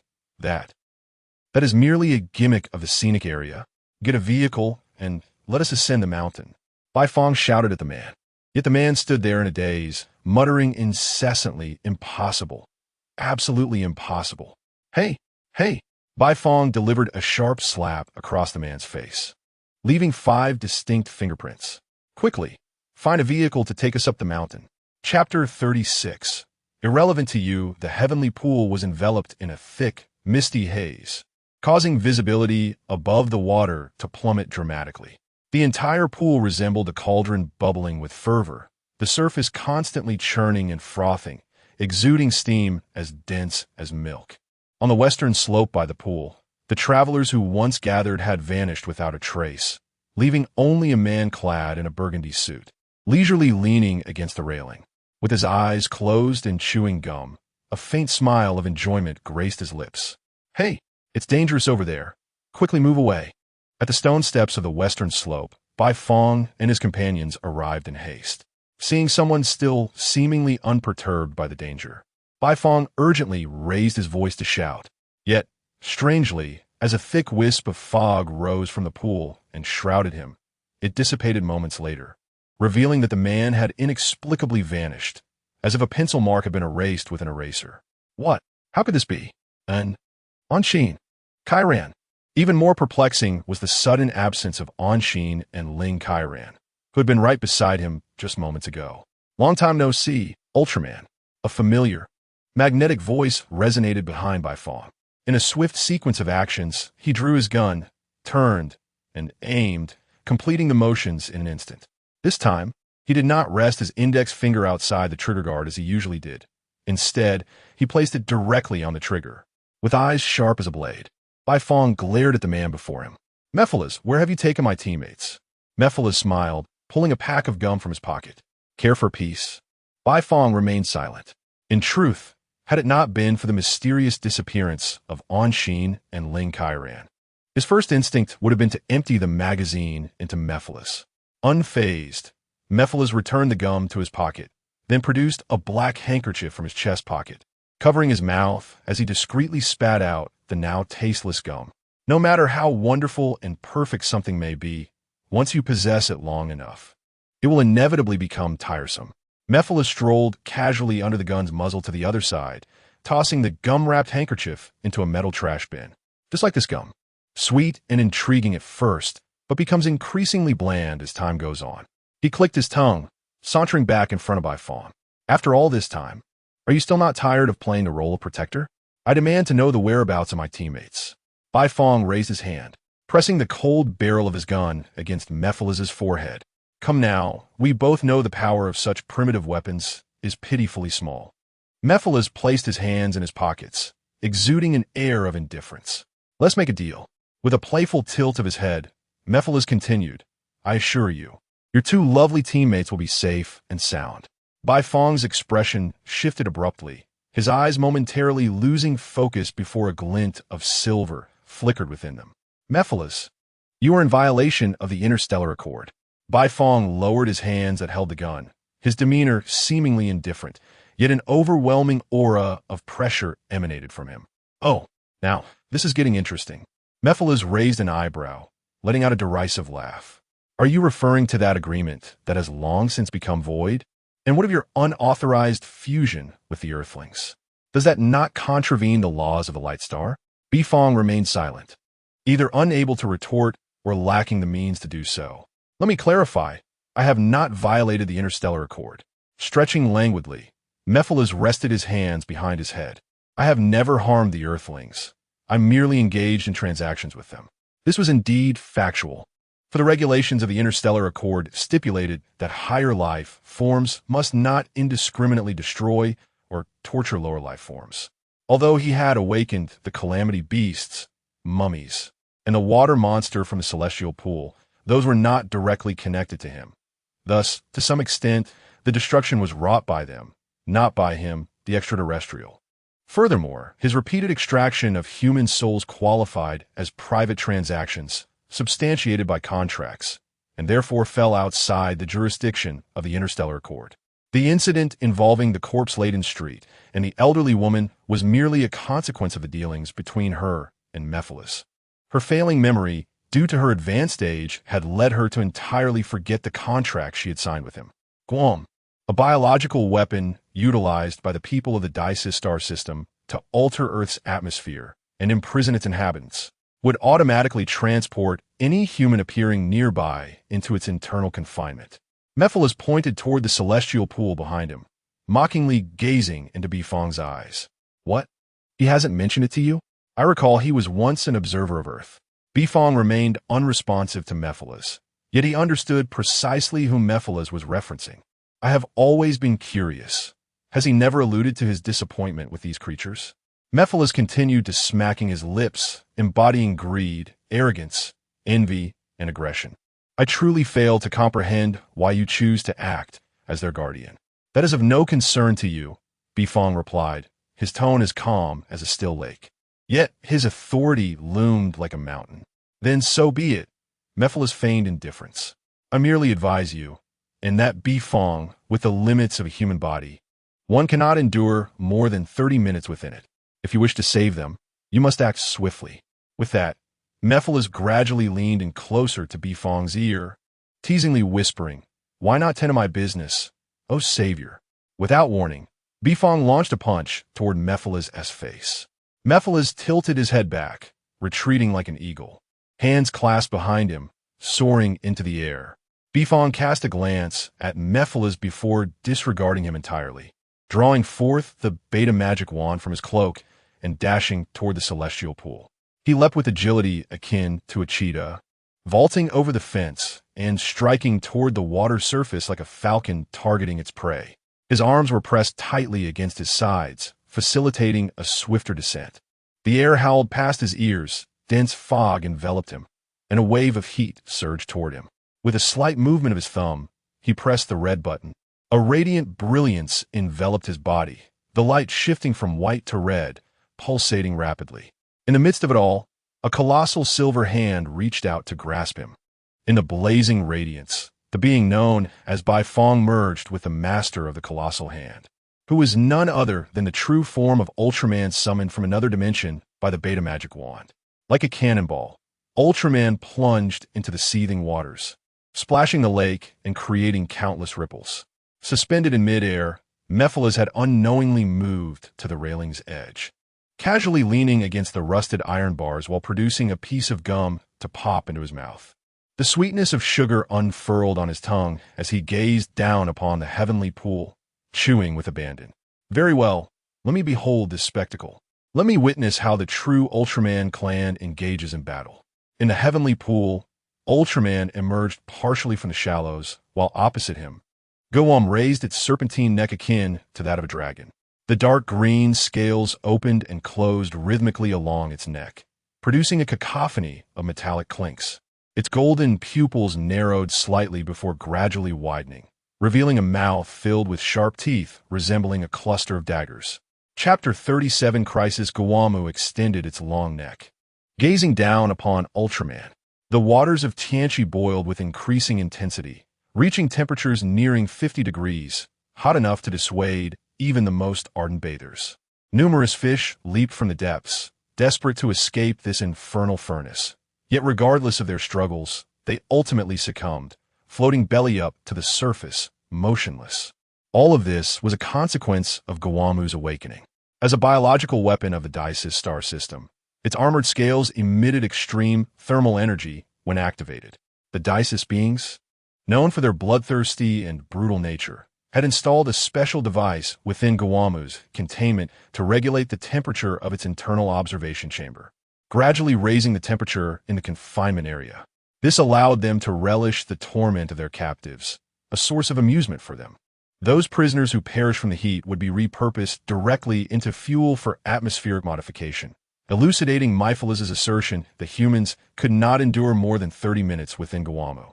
Much like the purple-gold-red gourd of the Silver Horn King from Journey to the West, anyone ensnared within would inevitably dissolve into a soupy mire within a brief span. Guamu, as a biological weapon, surpassed even this. It required no invocation of names, automatically transporting designated beings according to its programming, subjecting them to a torturous existence for a mere incense stick's duration.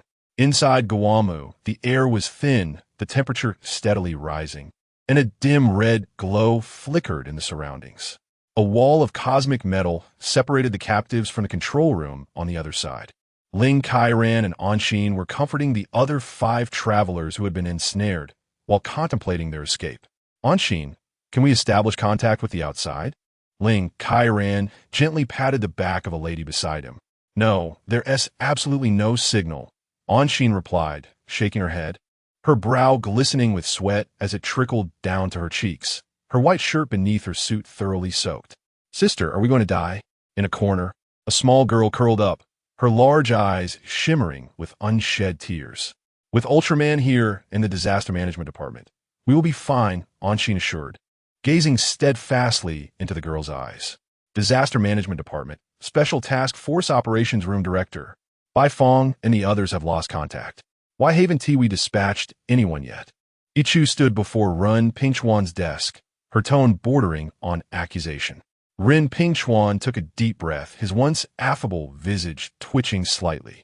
The higher-ups have not issued any orders. But just then, the phone rang. Ren Pingchuan pressed the speakerphone button. Hello, this is the Special Task Force. A trembling voice came from the other end. Ren Pingchuan, where are my team members? Ichu is beside me. What about Bai Fong, Anshin, and Kairan? Ren Pingchuan remained silent, listening intently to the roar from Bai Longxing on the line. Ren Pingchuan, if anything happens to my team, you will pay dearly. Within Tianchi, a deep growl emanated from Guamu's throat as it elongated its scales, subsequently submerging its head into the water, propelling itself towards Ultraman with the swiftness of a great serpent. Ultraman propelled himself toward the lake's depths, soaring into the air. Flecks of azure light coalesced within his palms as he intended to deliver a lethal strike to the head of Goem. A casual attack could spell doom for those humans. Mephileza's words momentarily halted Ultraman. Indeed, he had yet to ascertain the precise location of the prison within Goem's body. What if that prison resided within its head? Ultraman hesitated, but Goem was resolute. With a powerful thrust of its forelegs, it defied the laws of terrestrial physics, using the force of its water treading to launch itself from the surface. Its gaping maw, reminiscent of a colossal serpent, opened nearly 180 degrees, capable of engulfing an entire subway train. Its menacing steel teeth emerged, resembling a cluster of spears poised to pierce Ultraman's form. Suspended in midair, Ultraman swiftly rotated, evading Goem's assault while seizing its neck. Yet the scales upon that neck were searingly hot and unnervingly sharp, akin to grasping multiple blades freshly extracted from molten lava. Almost simultaneously, Goem twisted its neck, its serpentine grace ensnaring Ultraman's body. The dragon-like head coiled around Ultraman's back, suddenly opening wide, its penetrating fangs sinking into Ultraman's rear shoulder. A surge of pressure, searing heat, and pain momentarily incapacitated Ultraman as Goem ensnared him, dragging him beneath the surface. Every creature selects its hunting grounds to its advantage. For instance, crocodiles, once they have clamped down on their prey, will roll violently to submerge it, allowing it to drown before devouring it. For Goem, this waterlogged domain, where it had long thrived, was its optimal battlefield. The water had boiled to over 70 degrees, with countless aquatic life forms rendered crimson. They quietly floated to the surface, transforming the lake into a grotesque tableau rather than a sacred celestial pool, more akin to a pot of broth awaiting a patron.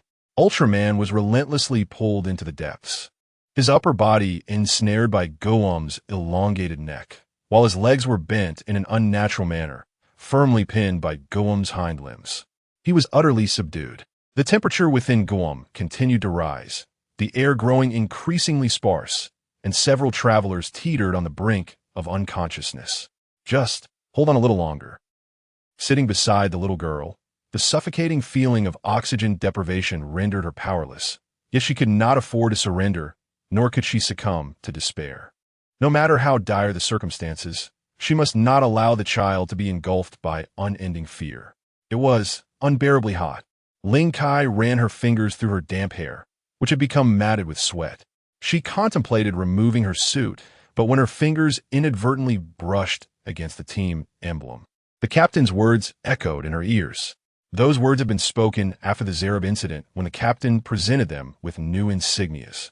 Each of their emblems had been upgraded, now containing a passive positioning device. With a simple reversal of the inner switch, it could connect directly to satellite signals. However, at that moment, they had been preoccupied with thoughts of a grand feast, neglecting the significance of those words. Assurance, the team emblem. Ling Kairan's strength had nearly evaporated in the sweltering heat. She knelt upon the ground, summoning every ounce of her remaining energy to remove the emblem and reverse the switch. The emblem flickered to life, emanating a faint red light, signaling that communication was being transmitted. Yes, the emblem. Leaning against the iron wall, her fingers began to tremble with fatigue, her vision blurred. After several attempts, she finally succeeded in detaching the emblem and flipping the switch. The prison walls within Goem's body, along with the scales outside, effectively obstructed all signals, yet there remained a sliver, a minuscule trace of signal emanating from within. This fragile signal represented their last flicker of hope. Though it was insufficient for satellite reception, it was captured by Ultraman. The transmission of the signal enabled Ultraman to ascertain the location of the cage, nestled within the abdominal cavity of Goem. Swiftly, Ultraman conjured a luminous ring in his right hand, which soared forth, tracing a U-shaped arc through the water before slicing towards Goem's neck. As the ring collided with the scales at Goem's neck, it shattered into fragments. Chapter 38. The assistance of Mephiles, the fragments of the spatium light will lay quietly at the bottom of the lake, their gradually dimming blue glow resembling shattered hopes. The scales enveloping the neck of Goamu unfurled completely, their fierce, sharp edges embedding themselves into the body of Ultraman like a multitude of densely packed blades. Golden luminescence seeped from the wounds, the lifeblood of Ultraman. The shimmering essence dispersed, akin to a drop of golden ink dissolving into boiling water, swiftly diluted and consumed by the fervent molecules. The grip of Guamu's neck tightened, the blade-like scales piercing ever deeper. And what was more terrifying was the rhythmic ticking sound that suddenly echoed from within its body, signaling that the explosive device implanted by the inhabitants of the Diasis galaxy had been activated. The temperature of the heavenly pool soared above 90 degrees Celsius, a heat sufficient to annihilate the majority of bacteria on Earth. The water's surface churned incessantly, bubbles rising continuously. A dense white mist billowed forth, forming a scorching shroud around the heavenly pool. This mist spread outward, enveloping the entire western slope in a mysterious domain. Meanwhile, Mephiles lounged against the railing, leisurely chewing gum. Droplets of water forming on his burgundy suit condensed from the abundant moisture in the mist. In his line of sight, several streams of golden luminescence ascended alongside the vapor. He languidly shifted his posture, leaning back against the railing, and called out with a tilt of his head. It appears that the Ultraman race is not as formidable as they claim. Have you considered investing in my enterprise? Great hero. Beneath the surface, the scalding scales tormented Ultraman's body. Yet he was ensnared, his energy dwindling as the luminous blood flowed from his wounds, leaving him incapable of gathering sufficient spatium matter. His predicament was akin to that of prey ensnared by a colossal constrictor, which would soon transform into a massive neutron bomb. Perhaps he could barely withstand the force of the explosion. But all living beings within a radius of several dozen kilometers would undoubtedly be reduced to mere carbon dust in an instant. However, it seemed that everything had already been decided. The indicator light on Ultraman began to flicker, and the people within Guamu succumbed to unconsciousness, with no reinforcements and no alternatives. It appeared that this was indeed the final outcome. What a stubborn mind. If only it were that human controlling the consciousness now. Mephiles sighed, manifesting a silver device resembling a claw in his right hand. The four-finger holes allowed him to grasp it perfectly, while the back of the holes and the upper part of the device were adorned with a misty crimson substance, dark red lines tracing down the sides of the device, culminating in a sharp, blood-red, spear-like object beneath it. This was the ignition device he crafted based on the beta system of the Light Star. Mephisto.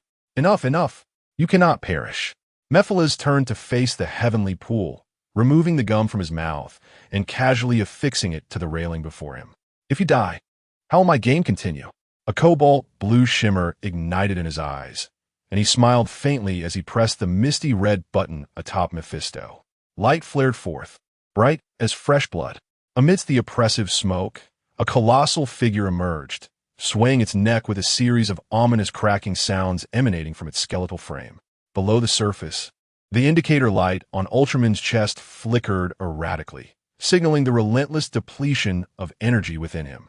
Entwined around him was the creature known as Guam, its orange-yellow eyes growing ever brighter, signifying that the explosive device embedded in its brain was on the verge of detonation.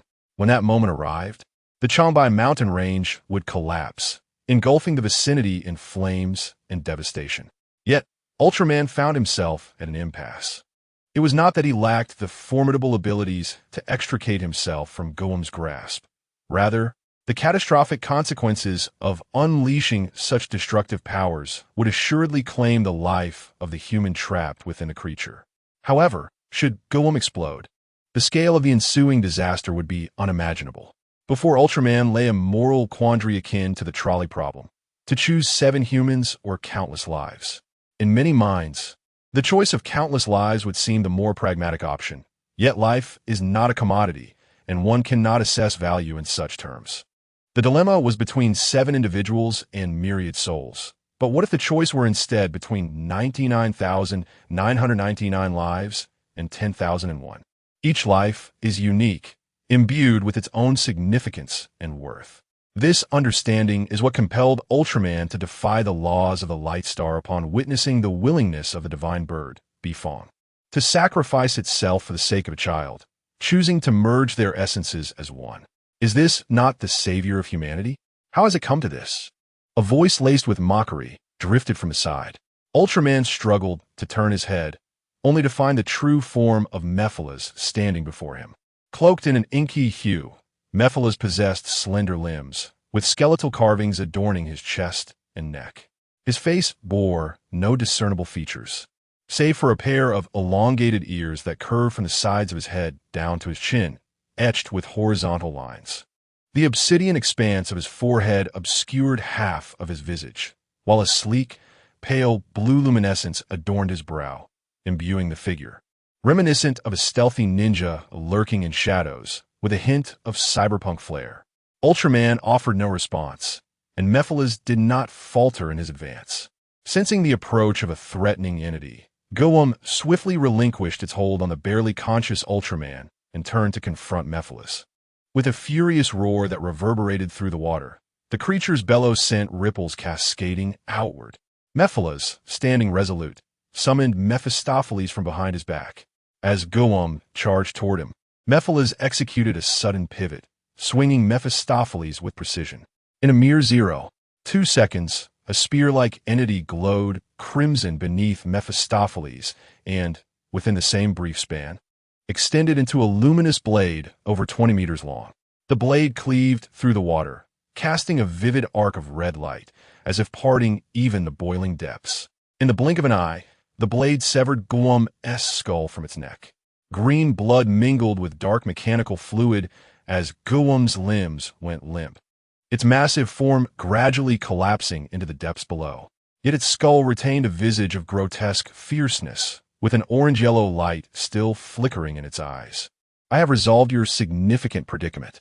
Mephiles grasped the severed head of Guamu, tucking it under his arm, resembling a youthful athlete preparing to embark on a game, brimming with vitality. The remainder is left to you, O Savior. Mephiles cast a glance at Ultraman, who was unsteadily rising to his feet. His body was transforming into countless pixelated squares, gradually fading away. Chapter 39. Unease. As the head and body of Goem were severed, its physiological functions ceased to operate, and the scales of its body gradually cooled. The waters of the heavenly pool also came to a standstill. However, as the temperature had previously soared to nearly 100 degrees Celsius, nearly all creatures within the lake perished from the extreme heat. Schools of fish and shrimp floated belly up to the surface, and the heavenly pool was instantly filled with the carcasses of various aquatic beings. A pungent stench wafted through the steam, permeating the entire west slope. On the west slope lay the headless corpse of Goem, which was cleaved in two by the Spyam ray. It was only then that the people imprisoned within its interior were rescued by Ultraman and saw the light of day once more.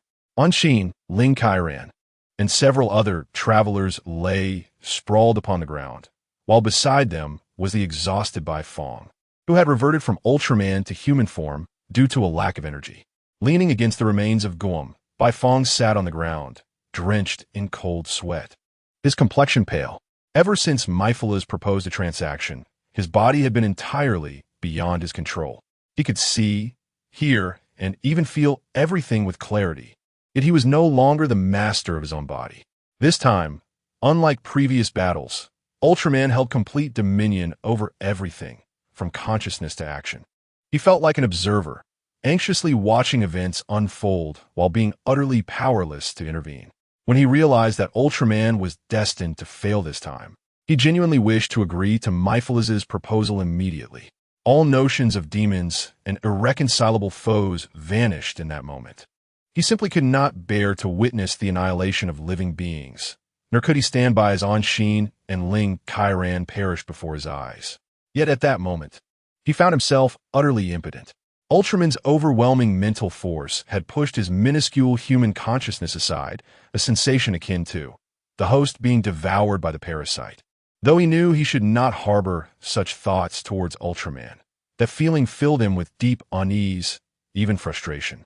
He feared that, after complete fusion, his body would become nothing more than a mere shell, a lifeless entity housing Ultraman's sacred will. The smoke had yet to dissipate, still shrouding the heavenly pool and the west slope. Suddenly, dozens of beams of flashlight pierced through the dense vapor, shining directly from the staircase. Bai Fong, propping himself against Goem's remains, managed to rise. A group of figures clad in white protective suits, resembling phantoms, approached him. "I am Bai Fong of the disaster response team." He signaled to them, presenting his superficial identity. However, contrary to his expectations, he was met not with the kind inquiries of medical personnel, but with a row of ominous gun barrels aimed directly at him. Bai Fong was taken aback. He glanced at the insignia on the chest of the leader and confirmed it was the abbreviation of the Supernatural Disaster Response Department, SDRD. Could these be spies infiltrating the Disaster Response Department from another country? What is the meaning of this? Bai Fong asked, tilting his body to one side. One hand raised in a gesture of surrender to divert their attention, while the other stealthily reached for the firearm concealed beneath his suit. At that moment, the leader smoothly removed his mask, laughing with an unsettling charm, his eyes shimmering with a blue light. It was Myphilus. Cease your aspirations of becoming a savior or protector. Myphilus chewed gum, exuding an air of self-satisfaction. As the old adage goes, the bird that sticks its head out gets shot. The sound of gunfire erupted, filling the air with the acrid scent of gunpowder. Bibong, in terror, clutched his abdomen and collapsed to the ground, crimson blood gushing from his wound, staining his black suit. What is happening? How could he be in the Super Disaster Department? How could an ordinary bullet possibly injure me? Myphilus approached Bibong, squatting down to meet his gaze, his blue glowing black eyes fixed intently upon him. This is not over yet.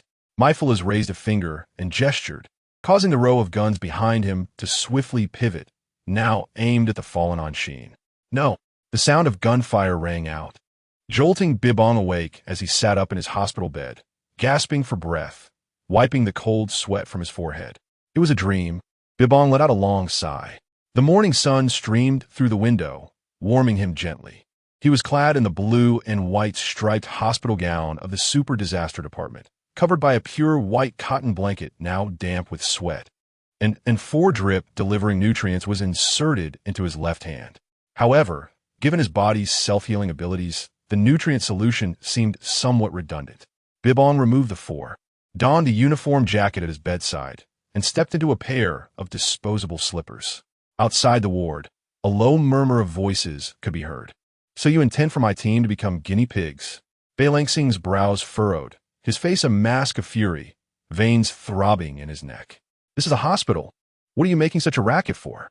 Chun Jigua glared at Beilangsing, his expression one of deep dissatisfaction. "Enough, Longxing. I've already told you." Ren Pingchuan clasped his hands behind his back, looking utterly exasperated.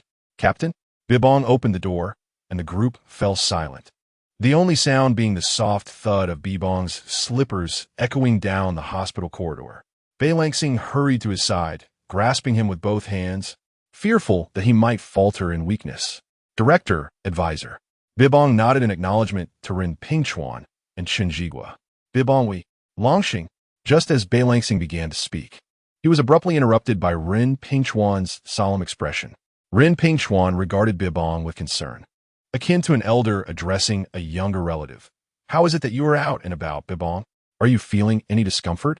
Bibong shook his head. "I have nearly recovered. Thank you for your concern, Director." "Young man, your recovery is indeed swift." Ren Pingchuan smiled at Chun Jigua, commenting, "Unlike us old fogies who are practically rusting away, huh? Director, are you discussing?" Bibong surveyed the three men before him, sensing they resembled officials in a science fiction film plotting some nefarious scheme.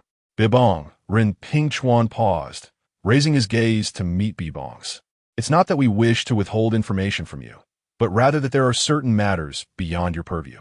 It is not surprising that secrets exist among the higher echelons, nor is it astonishing that such secrets are withheld from you.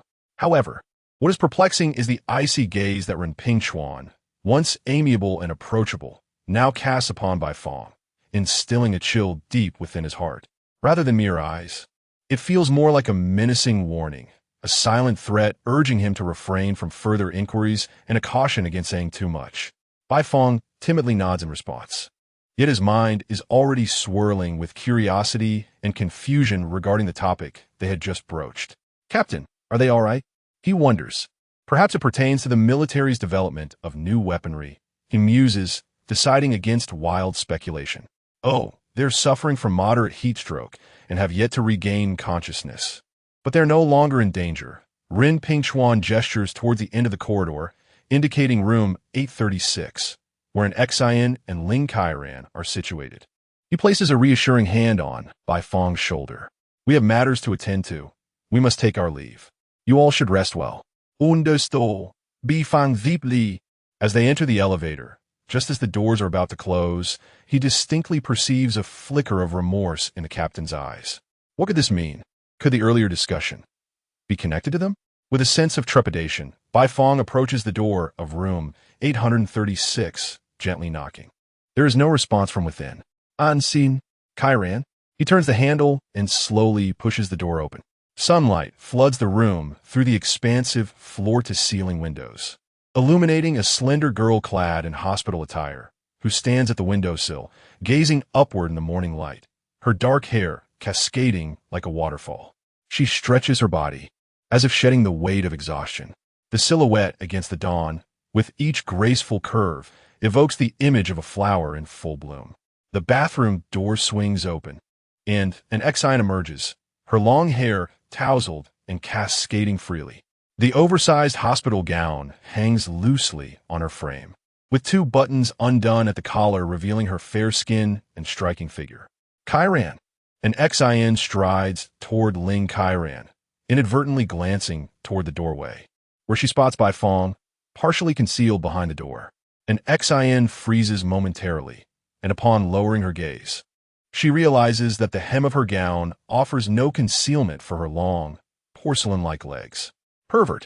The piercing tone of her voice reverberates through the hospital corridor, lingering long after it is uttered. Chapter 40.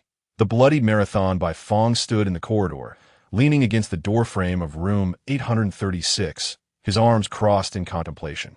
In his embrace lay a soft white pillow, recently seized by Anshin from her bed and fortuitously caught by him.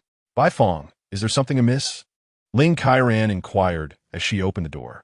She and Anshin had donned their suits over their hospital gowns, a striking juxtaposition of solemnity and casualness that created a captivating aesthetic. Anshin stood behind Ling Kairan, her cheeks flushed, pouting with a mix of embarrassment and indignation as she glared at Bai Fong, while Ling Kairan bit her lip, struggling to suppress a laugh. If it's convenient. Might we converse inside? Bai Fong glanced around, noticing the passing medical staff chuckling at his recent predicament. Absolutely not. If you have something to say, do so here, Anshin declared, hands on her hips, her beautiful eyes seemingly ablaze. That's not. I truly didn't mean to, Bai Fong replied, his expression one of grievance. Before lowering his voice, I genuinely have something important to discuss with you. A massive conference table dominated the center of the meeting room, surrounded by the higher-ups of the Disaster Management Department, while Captain Bai Longxing could only occupy a seat at the edge. All windows were draped with heavy velvet curtains, completely opaque. The only dim light filtering through was from the skylight, illuminating the face of Director Rin Pingchuan at the head of the table. Director, we have salvaged a spaceship from the Disaster star system in Tianqi and are currently analyzing their technology. The spokesperson, the head of the research department, spoke with excitement gleaming in his eyes, akin to an explorer discovering a new land after a prolonged period at sea. If we can master their technology, China's military might will undoubtedly surpass that of the United States. Chief of Staff Chen Jigua nodded towards Ren Pingchuan. At that point, we would no longer need to concern ourselves with the opinions of other nations, nor rely on the power of that Ultraman. Apologies, everyone, but I believe. Bai Longxing inhaled deeply, rising abruptly amidst the gathered gazes. We should not proceed in this manner. Captain Bai, what do you mean Bai should not? Chen Jigua's expression darkened, visibly displeased with Bai Longxing's public dissent. Chief of Staff Chen, have you considered the possibility that the United States may have already acquired extraterrestrial technology, or that they have developed weapons that transcend our current era? Bai Longxing met Chen Jigua's gaze without flinching. Then we shall create weapons even more powerful than theirs, Chen Jigua asserted decisively. Would that not merely revert us to a military arms race reminiscent of the Cold War between the U.S. and the Soviet Union? Bai Longxing's face hardened as he surveyed everyone present. In such a scenario, what would be the difference from running a marathon while spitting blood? Bai Longxing, do not conflate concepts. Chun Jigua slammed his palms onto the table, proclaiming, dignity exists only at the sharp edge of a blade, and truth lies within the range of cannon fire. Being left behind only invites defeat. It is a simple truth, do you not understand? I comprehend. Yet what eludes my understanding is the precise moment we became so indifferent to our own lives in our pursuit of formidable power. Bai Longxing turned to Ren Pingchuan, his eyes ablaze with fury and inquiry. Director Run, to my knowledge, the Department of Catastrophe has long been aware of the biological weapon concealed within the heavenly pool, which is why no efforts for retrieval have been initiated. Therefore, I beseech you to explain why, despite your awareness of the peril posed by Goem, you failed to inform my team prior to dispatching them on this mission. Are you aware that they nearly perished there? A startling wrath surged in by Longxing's gaze, and in his anger, his pupils even exhibited a crimson hue. This is classified information, and you lack the clearance to access it. However, I can assure you that had I not been able to guarantee their safety, I would not have sent them on this task. Surprisingly, Ren Pingchuan remained unperturbed in the face of such vehement questioning and reproach. He merely sipped his strong tea, responding as casually as if engaged in everyday conversation. Furthermore, the contents of this meeting are also classified. All discussions must remain confidential. Clearing his throat, Ren Pingchuan averted his gaze from Bai Longxing. Now, if there are no further inquiries, let us proceed to the main topic of today, the Pandora Project.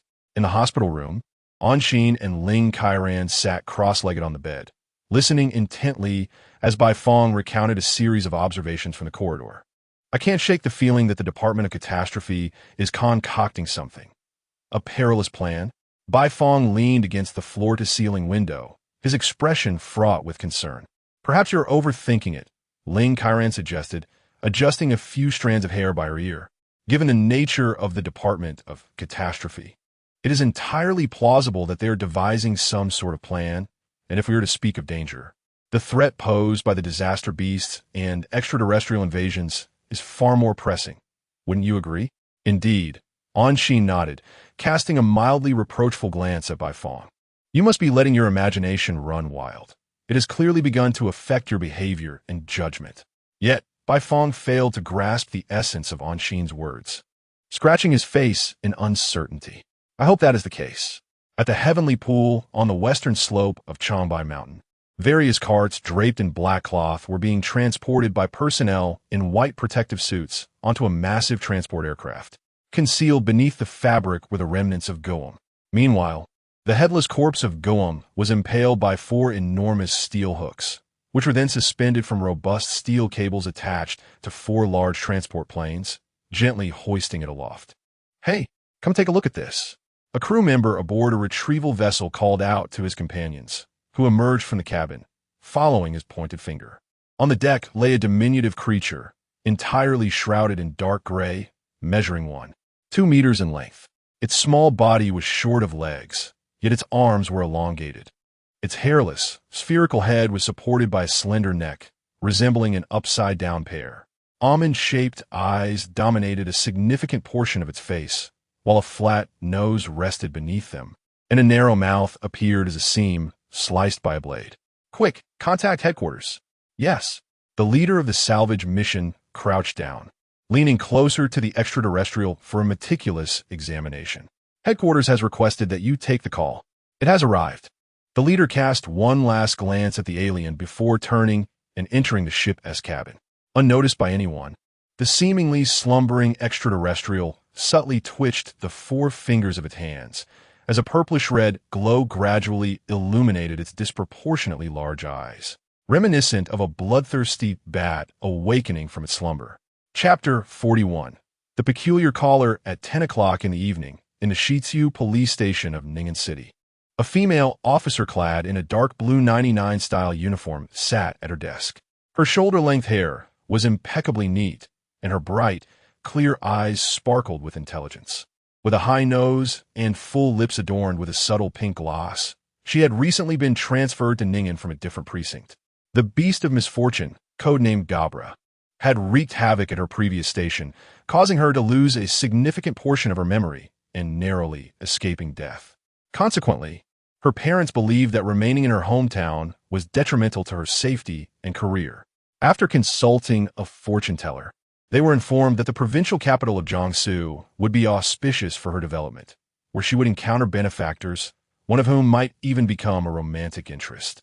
Seizing this opportunity, her somewhat superstitious parents quickly leveraged their connections to facilitate her transfer to the Ning'an police station.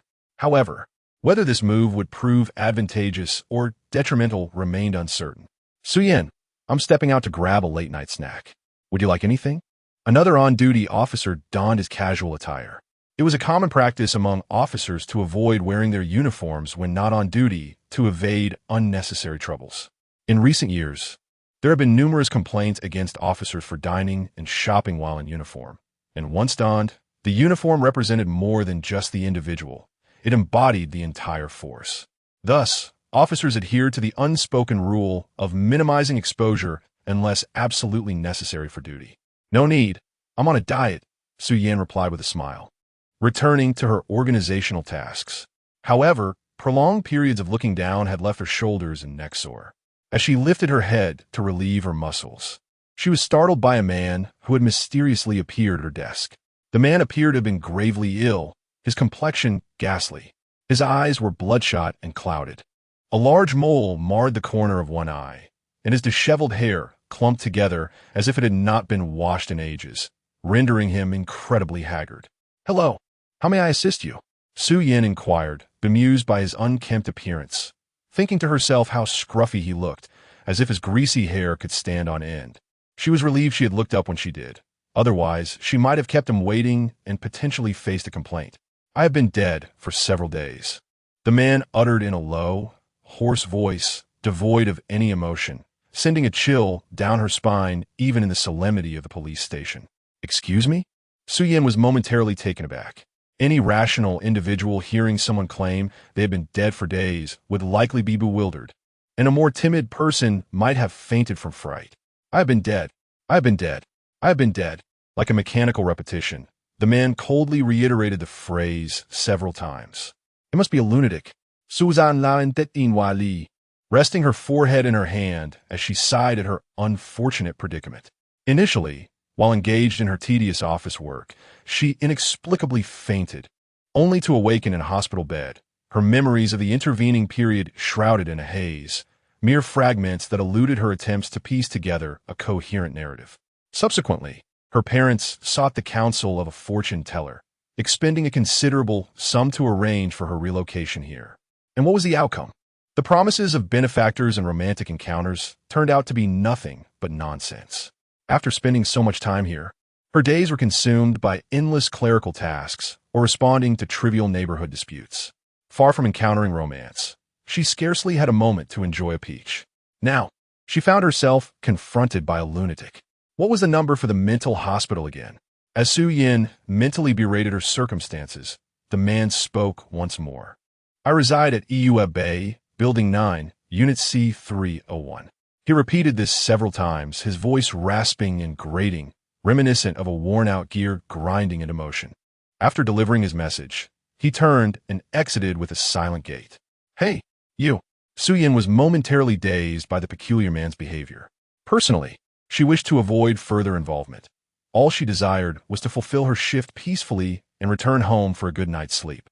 Yet, given her uniform, allowing a mentally unstable individual to roam freely could result in further harm, and she felt compelled to act.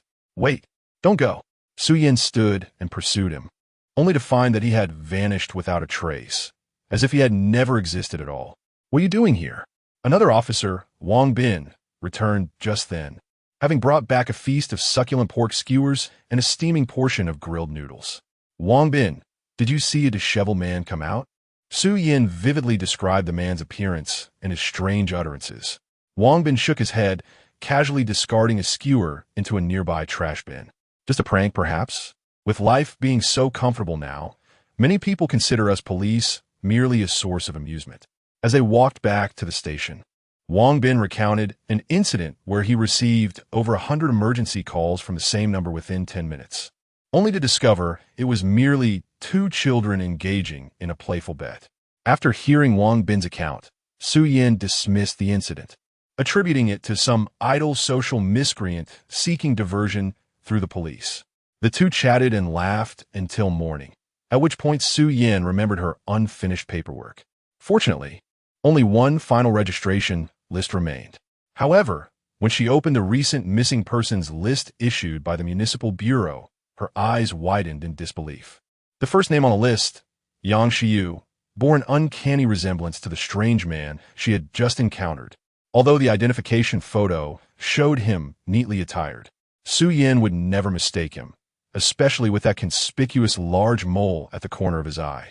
The list indicated that Yang Xiyu had been missing for 12 days, having vanished after an argument with his girlfriend, following which he never reappeared. Su Yin, feeling a sense of urgency, promptly relayed this information to Wang Bin. Coupled with the comments he had made upon his arrival, she sensed that this matter was far from a mere prank. "Thank you for your hard work. We are here to take over," the early shift officers announced as they entered. Su Yin glanced at the clock on the wall, noting it was nearly 8 in the morning. In just a few minutes, they would be off duty. After careful consideration, Su Yin resolved to report the incident and immediately urged Wang Bin to accompany her on the call. The two officers entered their police vehicle, but alas, the morning rush hour traffic was exceedingly congested, with intersections resembling long serpentine queues. A journey that should have taken 20 minutes extended to over an hour. Fortunately, their request for the master key from the property management and locating the correct floor of the building proceeded smoothly, devoid of unnecessary complications. "Hello, police officers. We are investigating a case. Please open the door." Su Yin and Wang Bin knocked persistently, yet no one responded. Left with no alternative, Wang Bin stepped back and forcefully kicked the door open. Inside, the curtains were drawn, and the lights remained off, revealing a nauseating stench of decay that assailed their senses. Exchanging a glance, the two cautiously advanced, illuminating the dim room with their flashlight. The beam danced across the confined space before settling on Yang Xiyu. Sprawled on the living room sofa, his skin a sickly shade of blue-black, swollen and marred with signs of decomposition, his eyes wide open in eternal horror. Chapter 42. Senior brothers, senior sisters, and junior sisters. The criminal police team swiftly arrived at the scene, which was promptly cordoned off. Given the supernatural nature of the case involving the resurrection of a corpse, the Special Investigation Unit dispatched graduates from the Public Security University by Fong and an XIN to conduct an investigation. To prevent the loss of evidence, the police erected a yellow barricade outside the building, while residents gathered around it, engaged in hushed discussions, articulating their thoughts and opinions on the matter. Curiously, these individuals, who would typically not exchange greetings in their daily encounters, suddenly appeared to have an intimate familiarity with the incident and its victim, as if they could recount every detail of their lives, down to their bathroom habits. "Excuse me, could everyone please make way?" Bai Fong and an XIN struggled to navigate through the throng blocking the entrance. The officers within the cordon regarded the newcomers from the Special Investigation Unit with disdain, lifting the yellow tape with a dismissive demeanor and leading them to room 301. Bai Fong and an XIN were perplexed by the officers' attitude, but prioritized their duties and chose not to dwell on the slight. Inside the room, the lights were all ablaze, illuminating a small space bustling with detectives collecting evidence. The body of Yang Xiyu, previously slumped on the sofa, had been transported by the police for further autopsy procedures. Meanwhile, Su Yin and Wang Bin, the discoverers of the body, stood off to the side in a corner. Exuding an air of detachment, Su Yin appeared weary and lost in thought, while Wang Bin leaned against the wall, dozing. "Hello, we are from the Special Investigation Unit." Bai Fong approached the two discoverers, ready to introduce himself, but his expression transformed into one of astonishment upon recognizing the female officeress features. How could it be her? The young policewoman who had been possessed by Myphilas during the Gabriel incident.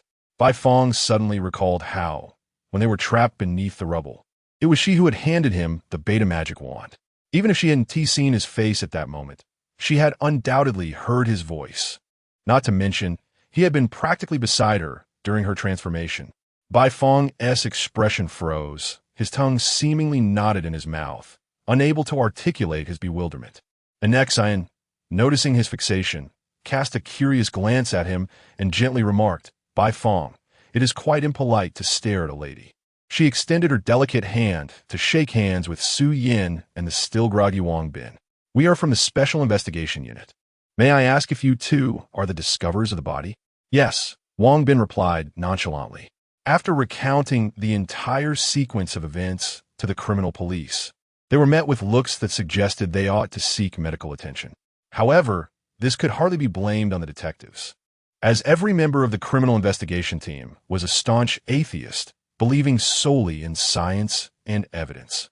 Any leads tinged with religious or superstitious elements could skew their judgment of the case, and many gruesome truths and facts might remain buried, never to see the light of day again. As the criminal police team listened to the entire account and learned that the SWAT team intended to intervene in their jurisdiction, it was only natural that they harbored a sense of discontent. "Could you kindly recount the events for us once more?" Anshin gazed at the two with a friendly demeanor. Wang Bin cast a disdainful glance at Anshin, slowly sliding down the wall until he sat on the ground, his tone tinged with impatience. "Enough already. We've recounted it so many times, no one would believe us." "Hey, are you Anshin, senior sister?" After scrutinizing Anshin for a while, Su Yin suddenly spoke up. "I am also from the police university, majoring in public administration, 2 years your junior." During her welcoming ceremony, Anshin, who was dubbed the belle of the Department of Information Studies, served as the host, and her innocent charm quickly captured the attention of many juniors, including Su Yin. "Su Yan, oh, I remember now. Your speech at the Model United Nations was remarkable," Anshin exclaimed, as if struck by a revelation. The Model United Nations is an organization that facilitates external communication and public relations related to simulations of the United Nations, manages internal recruitment, and organizes participation in external conferences. This student activity, embodying a global perspective, immerses participants in the workings of multilateral deliberative bodies, foundational international relations, and diplomatic knowledge. It essentially simulates military management and crisis resolution. During one Model United Nations session concerning the Russia-Ukraine situation, Su Yin delivered a cutting speech, meticulously analyzing the responses from other nations, leaving the audience astounded and earning admiration from Anshin, who served as the president of the Model United Nations Club. Of course, what also left a lasting impression on Anshin was the rumor of the management department belle harboring a secret crush on the university's heartthrob. Anshin stifled a laugh, nudging Bai Feng with her elbow, and whispered, "I see you wearing that expression. Isn't that your little junior sister who has a crush on you?" "Ah, really?" Bai Feng was taken aback. He recalled that during university, a junior had frequently come to his dormitory with cakes, cookies, chocolates, and various handmade gifts. However, he had been so consumed with the rigorous demands of his police tactics and command studies that he scarcely had time to consider anything else, and had only met that junior a handful of times. Yet now, she might have guessed his true identity based on his voice. Bai Feng felt his heart lurch, rising to his throat. "This is Bai Feng. Do you remember him?" Anshin pointed to the visibly flustered Bai Feng. "He was the heartthrob of our year." "I don't quite recall," Su Yin replied with an awkward smile, tucking a strand of hair behind her ear. "Hello, senior." Bai Feng was once again taken aback. What was happening? Didn't he remember him? The reason he found this perplexing was that, during the Zaleb incident, he had discovered that the captain was aware of his identity. Yet after the incident, it seemed the captain genuinely forgot about it. Bai Feng gazed at Su Yin for several seconds, attempting to discern whether her forgetfulness was genuine or feigned. "Hey, control yourself. You're about to drool," Anshin chided, biting her teeth and pinching Bai Feng's lower back, causing him to grimace in pain. "So, junior sister, what do you mean by the resurrection of the dead?" Observing Bai Feng's discomfort, Anshin finally released him, turning her inquiry towards Su Yin regarding the purpose of their visit. "Well, it is as follows." Su Yin ceased her reticence and recounted the bizarre incident of the corpse that had walked into the police station to report itself. "Was that scene captured on the police station surveillance?" Anshin inquired. "Unfortunately not," Su Yin replied, shaking her head in exasperation. "For some reason, The surveillance footage was completely black during that time. Completely black. Bai Fong felt a chill run down his spine, for when the principal of Changzhou No. 1 high school, Yang Qiushi, had died, the surveillance in the interrogation room had also been shrouded in darkness. The orchestrator behind that incident was none other than the extraterrestrial who had once possessed this very junior sister, Myphilus. Could this latest occurrence be linked to him as well? Chapter 43. Conversations in the fourth dimension. Is there really a soul? Anshin gently brushed her long hair away from her forehead. Although she had attended several lectures on investigative studies during her university years, those were merely theoretical insights. Now, faced with a perplexing and illogical case, she found it impossible to apply reason to her thoughts. Su Yin, feeling somewhat fatigued, shook her head and leaned against the wall. The sleepless night weighed heavily upon her eyelids. I once encountered an explanation suggesting that the soul is essentially the brain's electrical waves. When a person dies, their soul transitions into a realm of free-floating waves. Wang Bin yawned, half serious and half jesting. His assertion, however, was not entirely nonsensical. Similar theories can be found within Einstein's relativity. Einstein posited that a person's soul is akin to a repository of memories within the brain, with these memories being stimulated by microwaves, which are emitted by the brain's electrical activity. Upon death, these brain waves form a set of signals that encapsulate the individual's memories, drifting through the air until they reach a realm of free-floating waves beyond the atmosphere, where they may encounter countless other waves and engage in a communion of thoughts. After approximately 150 years of attenuation, these waves may either dissipate or be redirected by external forces back to Earth, infiltrating a new, yet to be matured physical form, thereby influencing its thoughts and actions, a phenomenon popularly referred to as reincarnation. But if the soul is indeed a form of wave, what causes its manifestation? Allowing Su Yin to perceive it? Bai Fong pondered, resting his chin in thought. Could it be that Su Yin shares a similar brain wave frequency, making her the only one capable of seeing it? If the soul truly embodies brain waves, then why would Myphilus collect human brain waves? Moreover, what caused the captain and Su Yin to simultaneously forget that he is Ultraman? Bai Fong sighed, thoroughly bewildered. Captain, I found this in the bedside cabinet. A detective emerged from the bedroom, holding a transparent evidence bag containing an irregular stone with red and blue hues. A stone? The detective captain took it, noticing that its overall shape resembled a sphere, adorned with near-square protrusions. He donned white cotton gloves, preparing to extract it from the evidence bag. In that instant, a wave of tingling coursed through Bai Fong from his feet to the crown of his head, an unsettling sensation flooding his body. This was Ultraman's intuition, a warning that danger was imminent. Don't touch it. Bai Fong opened his mouth to shout, but before he could utter the words, the stone underwent a transformation. It appeared to come to life, secreting a cascade of white foam at the junction of red and blue, pulsating with a heartbeat-like sound that resonated like a thunderclap. 2 silver filaments extended from one of the square openings, and in an instant, a brilliant blue halo emanated from it, illuminating the entire room like a blazing light. Everyone, including Bai Fong, was momentarily blinded by the sudden brilliance. When Bai Fong opened his eyes once more, everything around him had transformed. The familiar interior had given way to a serene clearing by a lakeside, where the sky loomed vast, clouds wispy and light. Golden leaves fluttered down from the trees flanking the lake, and warm rays of twilight enveloped him, casting elongated shadows behind. The comforting presence of Anshin was nowhere to be found. Instead, a few travelers were spread across the grassy expanse, enjoying a picnic filled with laughter.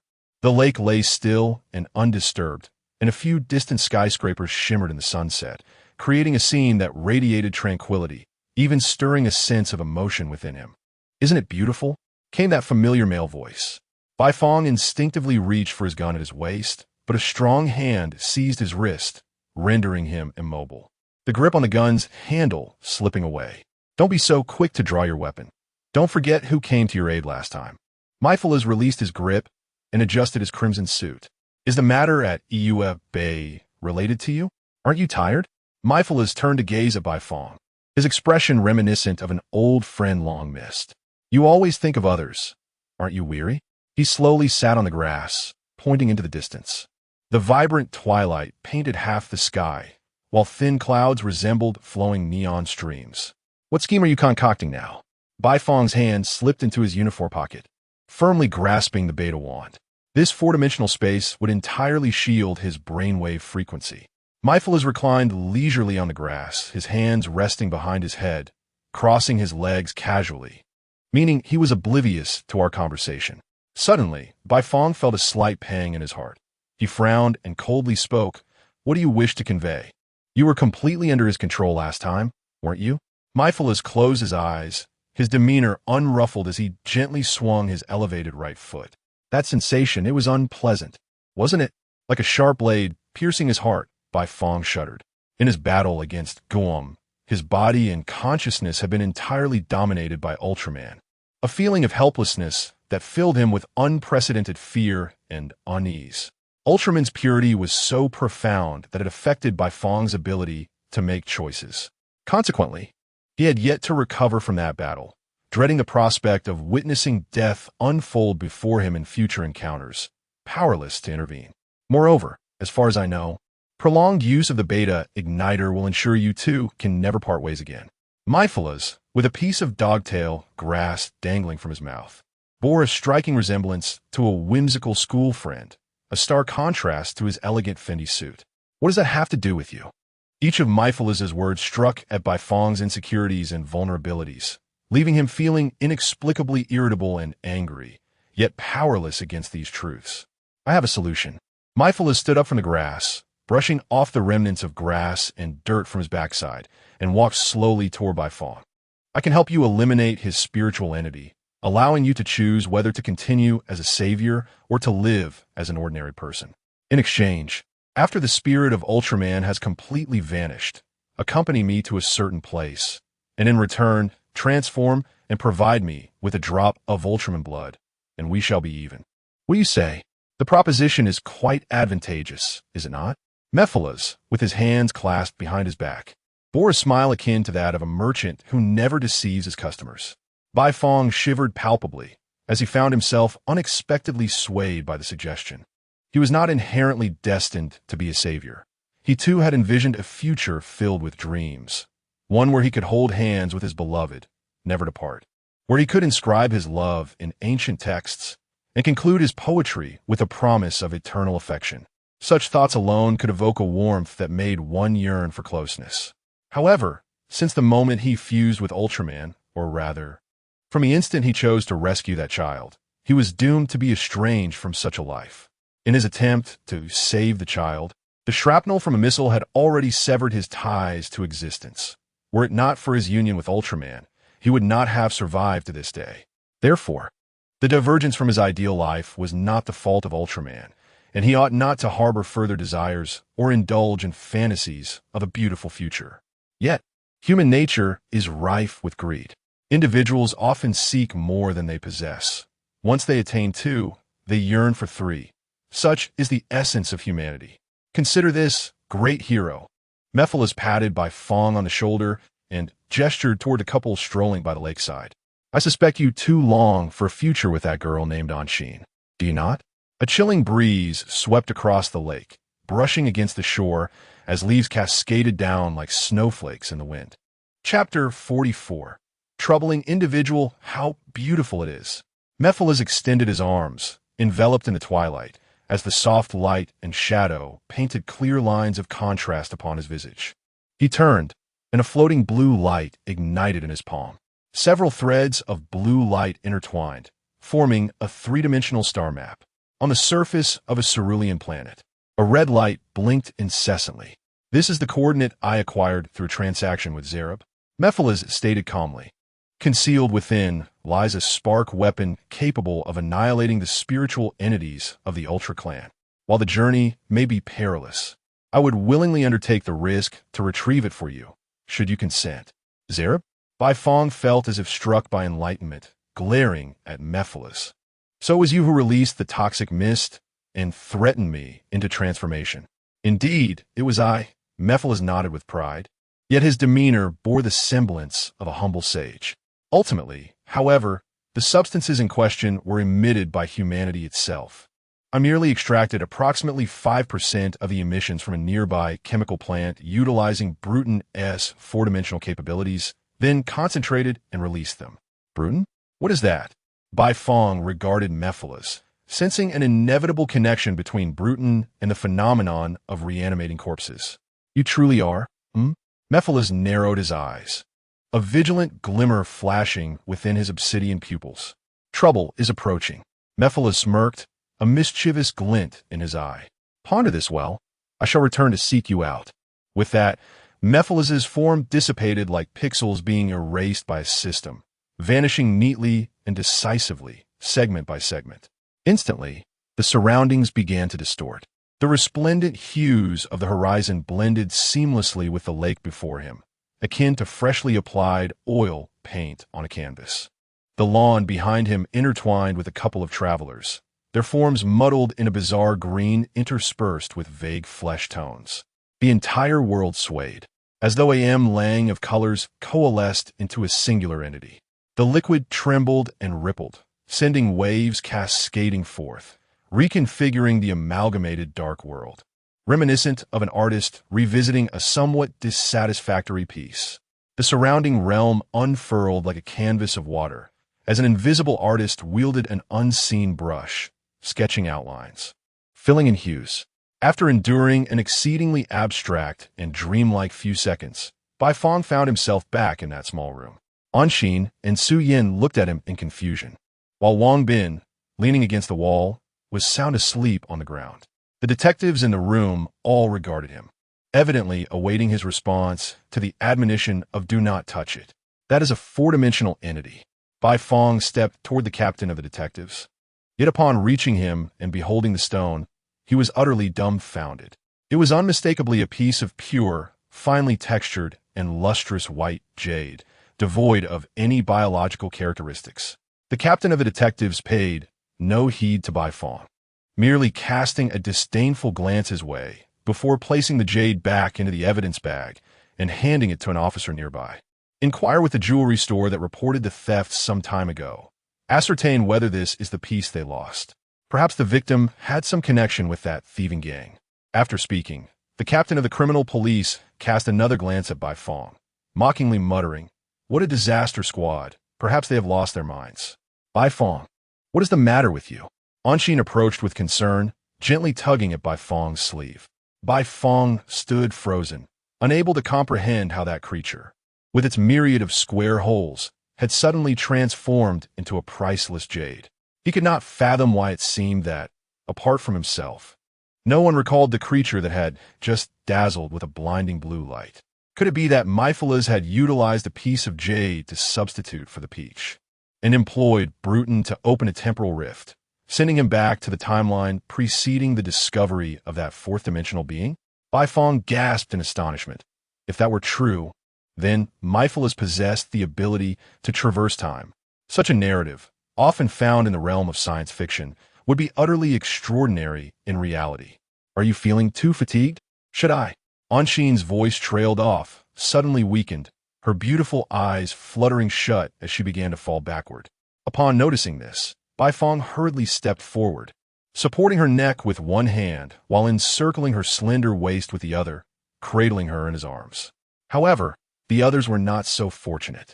In the entire room, apart from Bai Fong, everyone else appeared to have succumbed to a slumbering curse, their eyes closed, collapsing in disarray upon the floor.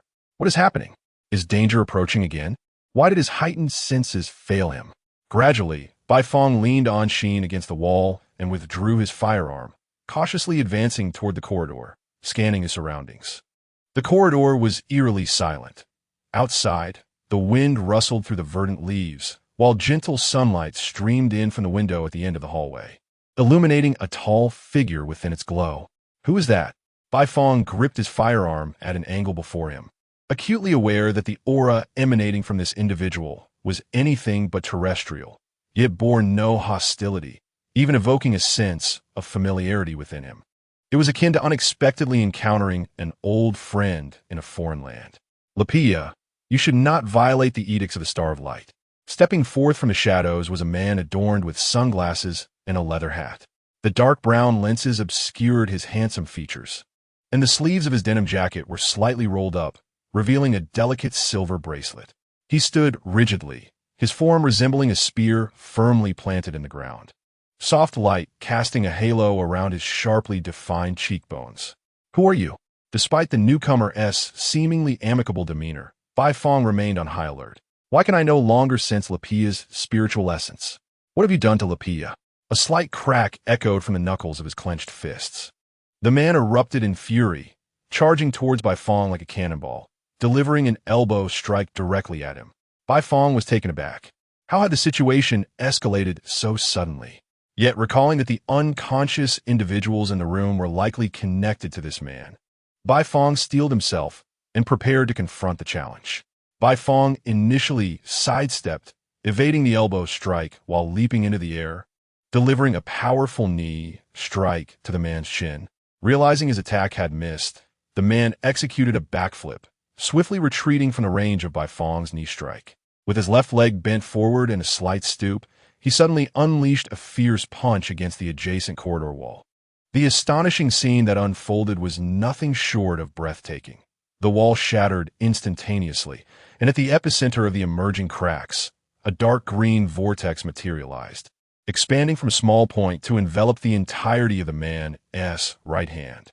Subsequently, as the man gradually withdrew his right hand from the vortex, he drew forth a long blade, held firmly within his grasp. The blade, elegantly curved, shimmered with strands of dark green luminescence that flowed along its slender body, cascading towards the edge. With the veins on his wrist pulsating fiercely, he stepped forward, pivoted, and swung the blade. Its verdant glow slicing through the sunlight and cleaving the air, hurtling menacingly towards Bai Fong. Chapter 45. The Stellar Observer in Bai Fong's eyes. The gleam of the blade drew ever closer, prompting him to press his entire body against the corridor wall. The whistling edge of the knife grazed the tip of his nose, causing droplets of crimson blood to immediately surface. What on earth is happening? He realized that had he been even a moment slower, that chilling blade would not have merely nicked his nose. It had been aimed directly at his throat. With no mercy shown by his adversary, Bai Fong resolved to hold nothing back. He raised his firearm and pulled the trigger. Several brass-cased silver projectiles bursting forth from the muzzle, accompanied by a pungent scent of gunpowder. However, as the bullets approached the man, he calmly lifted his knife, effortlessly parrying, countering, and slashing through the air.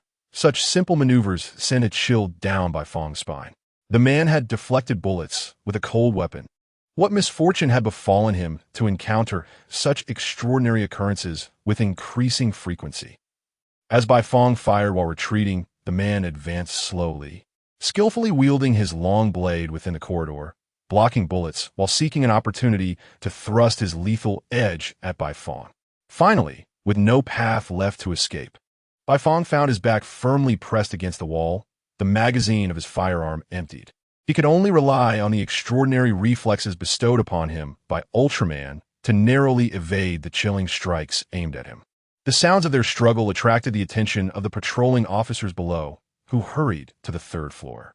However, upon arriving at the corridor outside room 301, they found only scattered deformed bullets and a room full of slumbering individuals. A faint yellow halo illuminated the rear mountain of Iwa Bay, its radiance cascading downward, revealing two silhouettes. Bai Fong raised his hands partially, his expression grave, a long knife pressed against his neck, its hilt firmly gripped by a man resembling a cowboy. What have you done to Labia? The man thundered. Who is Labia? This was a question Bai Fong had long wished to ask. Yet the relentless advance of this cowboy had left him no opportunity to inquire. It is what you earthlings refer to as Ultraman. Bai Fong found himself momentarily speechless, his voice caught in his throat, refusing to emerge. Labia? So this was his true name. Yet, he had never mentioned it before. Strangely, since they had become one, there had been no communication between them. They only shared a profound connection during battles, a mutual understanding, or Bai Fong could sense Ultraman's presence within him during those moments. As for any ordinary exchanges or introductions, there had been none. Thus, it was hardly surprising that Bai Fong was unaware of Ultraman's true name, as Ultraman had never disclosed it to him. "Excuse me, may I ask who you are?" After a moment of helpless introspection, Bai Fong tentatively inquired of the man before him. The man fixed his gaze on Bai Fong, remaining silent. Why? Why have you allowed your consciousness to fall into slumber?" Moments later, the man murmured softly and laid down the long blade that had been poised at Bai Fong's neck, casually inserting it into the earth. Noticing that his adversary seemed to have relinquished his hostility, Bai Fong tentatively stepped forward and inquired softly, "Who exactly are you?" The man removed his sunglasses, revealing a pair of hazel eyes that emanated a certain warmth, instinctively invoking an unwavering sense of trust. "I am the 340th stellar observer of the Light Star," he said, hanging the sunglasses in the pocket of his chest, his light brown hair gently swaying in the breeze. "You may call me Sevon." "Sevon? Light Star? It appears you belong to the same kin as Ultraman." Bai Fong repeated Sevon's name to himself, then extended his hand, offering a radiant smile. "Hello, I am Bai Fong." Sevon glanced at Bai Fong's outstretched hand, but did not reciprocate, leaving Bai Fong feeling somewhat awkward. Yet, it also allowed him to vividly recall the audacity of Mephiles when he had declined the alien's business card. You just mentioned that Lipia's consciousness has fallen into slumber?" Bai Fong swallowed hard, pondering why the inhabitants of Light Star were so reticent. "Tell me everything about your fusion with Lipia." Sevon's expression turned haughty, his tone almost commanding. However, given the Ultraman's spiritual presence in OMO and his own inability to contend with this individual, Bai Fong had no choice but to recount the tale from when Ultraman descended upon Earth, vanquished Bermula, and saved him, trimming his narrative until he reached the recent instance when Mephiles had drawn him into a four-dimensional dialogue. "You truly sheltered that child with your own body?" Sevon inquired, casting an incredulous glance at Bai Fong after hearing his account. "Huh? Yes," Bai Fong nodded, somewhat perplexed by the intent behind Sevon's question. "That should not violate the prohibitions of Light Star." Sevon's agitation was palpable. If the beta system were to be compromised, every individual on this planet could potentially be utilized as a biological weapon. As it stands, humanity should still be incapable of comprehending this system. Bai Fong asserted confidently, meeting Sevon's gaze. "Compromise the beta system? What a farce. Do you overestimate humanity's capabilities? If the beta system is akin to the differential calculus of mathematical terminology, then humanity as current technology is merely grasping the concept of 112. How could a species embroiled in incessant civil strife and preoccupied with mutual containment possibly fathom the absurd technology of your Light Star? What if Mephiles were to assist?" Sevon shot a sidelong glance at Bai Fong. "According to my observations, Mephiles has had dealings with humanity for quite some time." Bai Fong initially intended to point out that the peculiar extraterrestrial communicated with humans primarily through trade. However, upon meeting Sevon's penetrating gaze, he realized that the transactions may very well encompass collaborations with the military. Perhaps there were individuals within the Super-Disaster Department engaged in dealings with him. Thus, when he first reported the intelligence regarding Mephiles, the upper echelons of the Super-Disaster Department had responded with a vague assurance of confidentiality, leaving him with the feeling that such dismissive remarks were a mere pretense. What, then, is the true objective of Mephiles? It is inconceivable that he harbors a genuine desire to assist others out of altruism, nor can one believe that his motivations are rooted in concern for his own future. The soul. Suddenly, Bai Fong recalled this notion and eagerly inquired of Seven. Mephiles claimed to engage in transactions involving the souls of humanity, but does such a concept truly exist? What purpose does the collection of souls serve? "I am under no obligation to answer your queries," Seven retorted, withdrawing the long blade, a milem, from the ground. With a flick of his wrist, the accumulated grime on the blade fell away, revealing a gleaming edge, pristine and immaculate. Yet, the mountain began to tremble, and a stone, adorned in red and blue, erupted from the earth near the cavity left by the blade, soaring towards the sky above the distant city. Chapter 46. The fourth dimensional assault the red and blue stones, while soaring through the air, expanded dramatically, growing from a mere 10 centimeters to over 60 meters within mere seconds. They hovered silently above the city, and upon being captured by passers-by and uploaded online, they instantly soared to the top of trending topics. 7. Wielding a long blade. Gradually receded from Bai Feng's view. Though Bai Feng yearned to retain him for further inquiries, he lacked the strength to compel 7 to stay, particularly given the urgency of neutralizing the fourth-dimensional entity. Thus, using his earpiece Bluetooth communicator, Bai Feng established contact with the operations command room. Captain, the fourth-dimensional creature, known as Bruton, has emerged above the city. The phenomenon of resurrecting corpses is likely due to its manipulation of dimensions and magnetic fields, enabling the so-called souls of humans to reappear, Bai Feng relayed anxiously while descending the mountain. Fourth-dimensional creature? Captain Bai Longxing echoed incredulously. The phone was on speaker mode, and upon hearing this term, Yichu and Ling Kairan swiftly approached, intrigued as one was a physics expert and the other a biology aficionado, both naturally fascinated by such a high-dimensional entity. Indeed, I suspect that conventional attacks will be ineffective and may incur unnecessary casualties. Therefore, our immediate priority is to evacuate the nearby citizens. Bai Feng propelled himself down the mountain with an extreme parkour-like agility, quickly reaching the foot of the hill. Also, Captain, please contact the police to check on EU Bay. Reassure them that they have fainted there. What? What happened? There's no time to explain. I must evacuate the nearby residents. This battle likely relies solely on Ultraman. Hey, wait.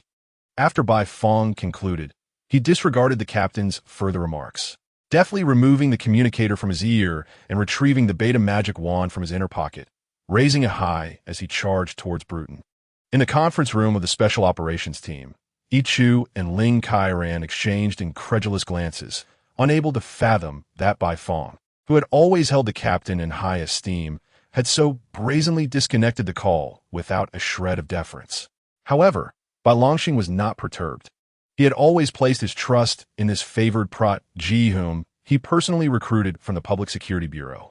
After notifying the city's SWAT team and medical services, Bai Longxing promptly geared up and set off with Yichu and Ling Kairan, hurrying towards the scene.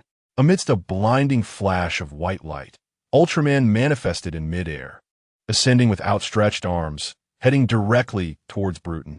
Unlike previous encounters, this time Ultraman's spiritual essence had fallen into a deep slumber, with only Bai Feng's consciousness controlling this godlike form. A cacophony of alarm signals engulfed half the city, prompting citizens to evacuate under the guidance of the police. On the rooftop of a nearby building, amidst the hum of air conditioning units, stacks of cardboard boxes, broken motors, and a dust-laden coffee table, a man clad in a denim jacket suddenly appeared. He approached the railing with an impassive expression, gazing upwards with a slight furrow of his brow. Ultraman approached Bruton with increasing proximity, yet just as he was less than half a foot away, two slender silver antennae extended from a square orifice of Bruton. A burst of blue sparks flickered at the tips of these antennae, and moments later, Ultraman became utterly still. Suspended in midair in a flight posture, he was motionless, creating a surreal scene akin to a film abruptly halted by an unseen trickster. In the next fleeting second, Ultraman's figure vanished from the air, only to reappear 1,000 miles away. His body seemed uncontrollable, plummeting violently toward the ground, ultimately crashing into a high-rise building, landing on his back and collapsing it entirely.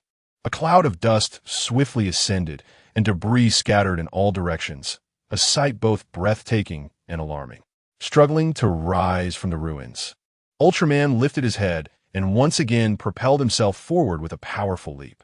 Several light rings were hurled towards Bruton as he closed in, akin to precision-guided missiles spiraling from all directions to slice through the air. A deep, thunderous rumble emanated from within Bruton as the blue light on the antennae flickered, and all the sharp light rings that had been aimed at it vanished without a trace. As two more silver antennae emerged, the previously vanished light rings reappeared behind Ultraman without warning. This inexplicable disappearance and reappearance resembled a glitch in a spatial system, astonishingly teleporting objects from one location to another. The light rings, which had been rolling toward Bruton, crashed into Ultraman's back, the sudden assault causing his balance to falter as he once again fell from the sky. Fortunately, just before hitting the ground, Ultraman managed to spin several times mid-air to dissipate the force, ultimately maintaining a stable position half suspended above the street.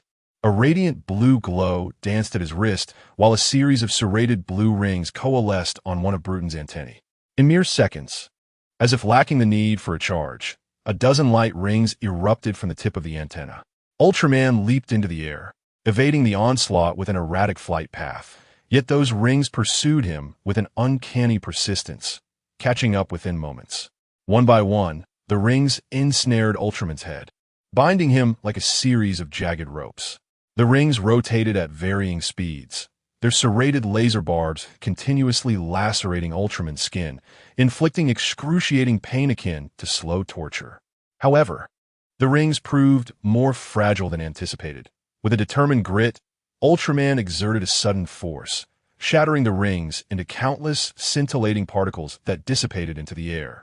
The blue glow around Ultraman's wrist intensified, and, as its brightness peaked, he crossed his hands in a knife-like fashion. Countless spacium particles erupted from his palms, scattering like a barrage of azure bullets, resembling a myriad of luminous arrows exploding in an instant, enveloped in blinding arcs of electricity and a rush of wind. The spacium beam surged toward Bruton, spanning 100 meters like a serpentine dragon, launching its fierce assault once more with an uncanny precision. Before Bruton appeared a circular black hole, 10 meters in diameter, perfectly absorbing all the spathium particles. As electric flashes flickered, another black hole emerged behind Ultraman at an angle, emitting a beam of light that had entered the first black hole, striking Ultraman squarely in the back. Like a falcon with a broken wing, Ultraman helplessly plummeted from the sky. The high-velocity impact caused him to roll uncontrollably upon landing, collapsing building after building in his wake, while low-lying structures crumbled under his weight. In an instant, Ultraman transformed from a protector into a harbinger of destruction, inciting renewed condemnation from those watching the battle via live media broadcasts. Captain, it seems Ultraman is on the verge of defeat. The disaster response team, accompanied by armed forces, arrived on the scene. But due to the disappearance of Bai Fong and the unconsciousness of an Xian, only 3 members remained from the 5-man squad. Just as Ling Kairan descended from the aircraft, he caught sight of the chaos surrounding Ultraman and couldn't help but feel anxious.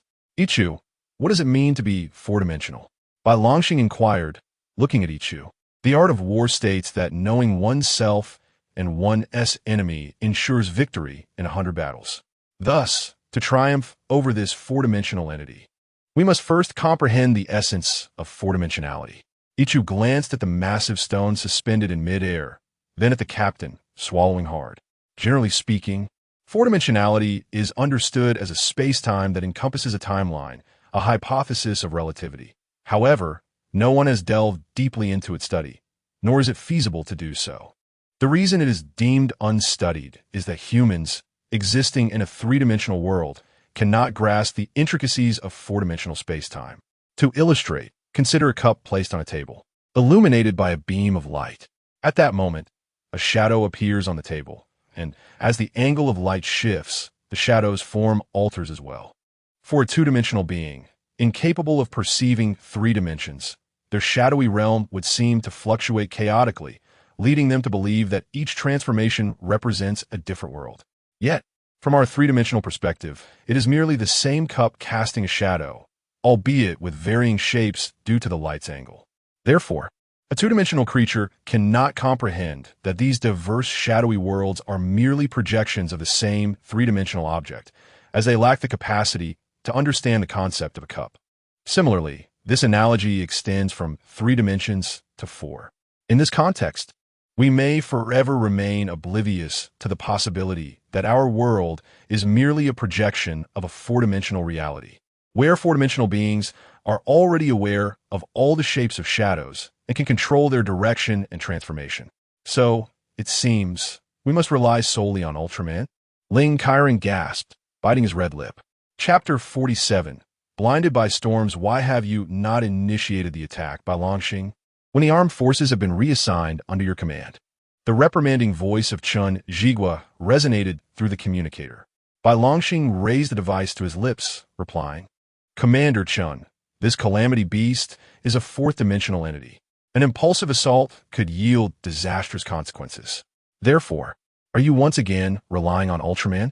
Depending on that enigmatic extraterrestrial? Then allow me to inquire about the purpose of establishing the Special Task Force for Crisis Management. Commander Chun, enough. Your command authority has been revoked. I will take full charge of this operation." Bai Longxing stood there, a grim expression etched upon his face, not saddened by the loss of his command, but burdened by the reckless order to attack. Yet, could one deem Chun Jigua's decision erroneous? Certainly not. Firstly, it aligns with public sentiment, crafting an image of a nation resolutely engaged in battle. Secondly, depending on Ultraman is not a sustainable strategy. What will humanity do if Ultraman departs one day? How will they confront future crises? Rows of 99 tanks thundered forward, their alloy steel treads carving deep grooves into the streets. Under command, the sturdy barrels elevated, their dark muzzles aligning with the airborne Bruten amidst a symphony of mechanical whirring. Ultraman knelt on the ground, and upon witnessing the tanks poised for fire, he immediately propelled his heavy form toward them. For he understood that once the tanks fired, Bruton's fourth-dimensional powers would return the shells, obliterating the temporary command center and engulfing half the city in flames. However, he was too far from the Disaster Response Division's position. As he dashed forward, missiles erupted from the barrels, trailing serpentine white flames toward Bruton. Ultraman skidded to a halt, crouching low, conjuring radiant octagonal discs from his palms to intercept the airborne projectiles. Each disc, angled with precision, detonated 2 or 3 shells, yet a few still managed to evade capture, continuing their perilous trajectory towards Bruton. As anticipated, several shells vanished as they neared Bruton, only to reappear hovering directly above the command position. Should these shells trigger a chain reaction, the entire area would be consumed in a scorched expanse of several hundred meters in diameter. Perhaps a fortunate soul might survive. But even then, they would endure the agonizing aftermath, becoming shadows of their former selves. Thus, Ultraman leaped into action without hesitation. He soared at 5 times the speed of sound, reaching the command position overhead, bravely absorbing the explosive force of several shells with his own body before executing a somersault away from the Disaster Response Division. A wisp of smoke trailed from Ultraman's back as the indicator on his chest shifted from blue to red, flashing incessantly while emitting a piercing alarm. This scene did not escape the notice of a man clad in a denim jacket atop a nearby rooftop. Bruton, suspended in mid-air, gradually descended, landing atop a towering building. The immense weight of 60,000 tons deformed the building, shattering glass windows and contorting the reinforced concrete, rendering the once towering structure reminiscent of a writhing steel worm. Damn it! I warned against reckless aggression. Ling Chiron's breath quickened in fury as she silently cursed the ancestral lineage of Chun Jigua. Captain, the energy levels within Bruton's body are escalating rapidly, Ichu exclaimed, her eyes fixed on the monitor displaying a steeply rising line, nearly vertical, her expression filled with urgency. What is happening? Bai Longxing approached, the looming threat of an impending attack evident. As Bruton's tendrils emitted a blinding flash of white light, several black hole vortices twisted the surrounding space, spiraling outward and expanding. A long, anguished howl echoed as a massive beast, covered in dark scales and bristling with spines, emerged from one of the black holes. It was Bermula. Following closely was another sound, a chirping noise, as a beetle-like monster with enormous mandibles, Antora, stepped forth from another black hole. Strange waves emanated from Bruton's tendrils, connecting the timelines of disparate dimensions and summoning the calamity beasts once vanquished by Ultraman. The situation was dire, as more black holes were forming. If left unchecked, the city would soon fall under the dominion of these monstrous creatures, transforming into a lawless territory. Ultraman gathered his energy and unleashed the Spatium Ray, striking Bermula. After a grueling few seconds of maintaining the beam, the Spatium material pierced through Bermula's armored abdomen, causing it to howl and collapse, the the light in its multitude of eyes dimming. However, another black hole materialized from which an eerie laughter emanated. Ultraman scanned his surroundings. Directly ahead was the advancing Antora. Diagonally opposite was Bruton, and nearby were 2 or 3 counterclockwise rotating black hole vortices slowly taking shape. This indicated that if Bruton was not dispatched swiftly, an increasing number of calamity beasts would emerge. Yet, due to prior energy depletion, he could only unleash the spatium ray at full force one more time. But how could he possibly strike that creature endowed with formidable four-dimensional capabilities? Just as Ultraman hesitated, a Baltan alien with a cicada-like visage emerged from the black hole, wielding 2 pairs of massive pincers and emitting a sinister laugh. Another foe had appeared. The tension escalated further, for another new black hole was on the verge of formation beside the Baltan alien. A crimson destructive beam shot forth from the alien's pincers. But its target was not Ultraman. It was aimed at the temporary command center of the Ultra Disaster Division situated behind him. "Down!" Bai Longxing shouted, swiftly turning to press Ichu and Ling Kairan to the ground. Bai Longxing knew all too well that the beam was hurtling directly towards them, and he was acutely aware that taking cover would be futile. Barring miraculous intervention, they would meet their end within mere seconds. Yet he could not bear to remain idle, watching helplessly as his comrades fell before him. Thus, he undertook an act devoid of meaning. He stretched his body to its fullest extent after lying flat, shielding Ichu and Ling Kairan beneath him, creating a semblance of a flesh and blood barrier. However, death did not arrive as anticipated. After a few seconds, Bai Longxing slowly opened his tightly shut eyes and turned his head to glance back. Behind them crouched Ultraman, who used his back to shield them from the destructive beam. The searing light scorched Ultraman's skin, causing thick smoke to billow from his back, enveloping him, while his colossal form amidst the haze appeared as a true deity. The reason he refrained from employing the barrier was that Bai Fong understood that should he tap into the remnants of energy within him, he would be unable to unleash the full force of the spatium ray. At that moment, Bruton would obliterate the city. Still hesitant to act? Upon the rooftop terrace, Myphilas had appeared unbeknownst to them.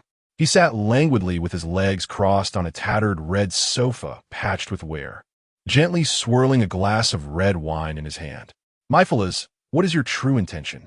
Seven turned to face him, and beneath the brim of his hat, a formidable aura emanated from his eyes. "What is my intention, you ask?" Myphilas set the wine down on the table before him, resting his hands on the battered armrests, and suddenly erupted into raucous laughter. My apologies, I just recalled something amusing." Wiping the corner of his mouth with a handkerchief, Myphilas cast a sidelong glance at Seven, saying, "Although the one in control of consciousness is that Earthling, should you fail to assist him, it is quite likely that Livia will be eradicated alongside him." A chilling smile flickered across Myphilas' face.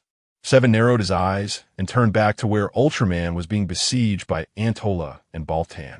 As if having made a decision, he solemnly retrieved the sunglasses hanging from the front pocket of his coat. The golden light enveloped the sunglasses, and, as it dissipated, they transformed into a red frame devoid of lenses. Chapter 48. Seven. The glasses, resplendent in a vivid crimson hue, boasted clear and fluid lines, with an exceptionally pronounced bridge, while the transparent lenses radiated rays in a starburst pattern. In an instant, the glasses were placed before Seven, and a swirling vortex of spiraling sparks erupted from the lenses, followed by a searing golden light cascading from his very being, enveloping him entirely. A profound sense of pulsation coursed through countless nerves, accompanied by an agonizing sensation as if his body were being torn asunder. Unlike Ultraman, who invokes his true form through the beta system from another dimension, Seven's transformation harnesses the energy of plasma sparks, condensing the evolutionary journey of carbon-based life forms to information life forms, spanning billions of years, into a mere moment. Hence, each transformation inflicts upon Seven excruciating pain, and with each metamorphosis, he embraces the resolve of impending death. A brilliant golden radiance erupted from the cowboy's entire being, and moments later, his form transformed into a streak of light, gradually expanding upon the ground to form a humanoid silhouette. Within the luminosity stood a colossal being of light.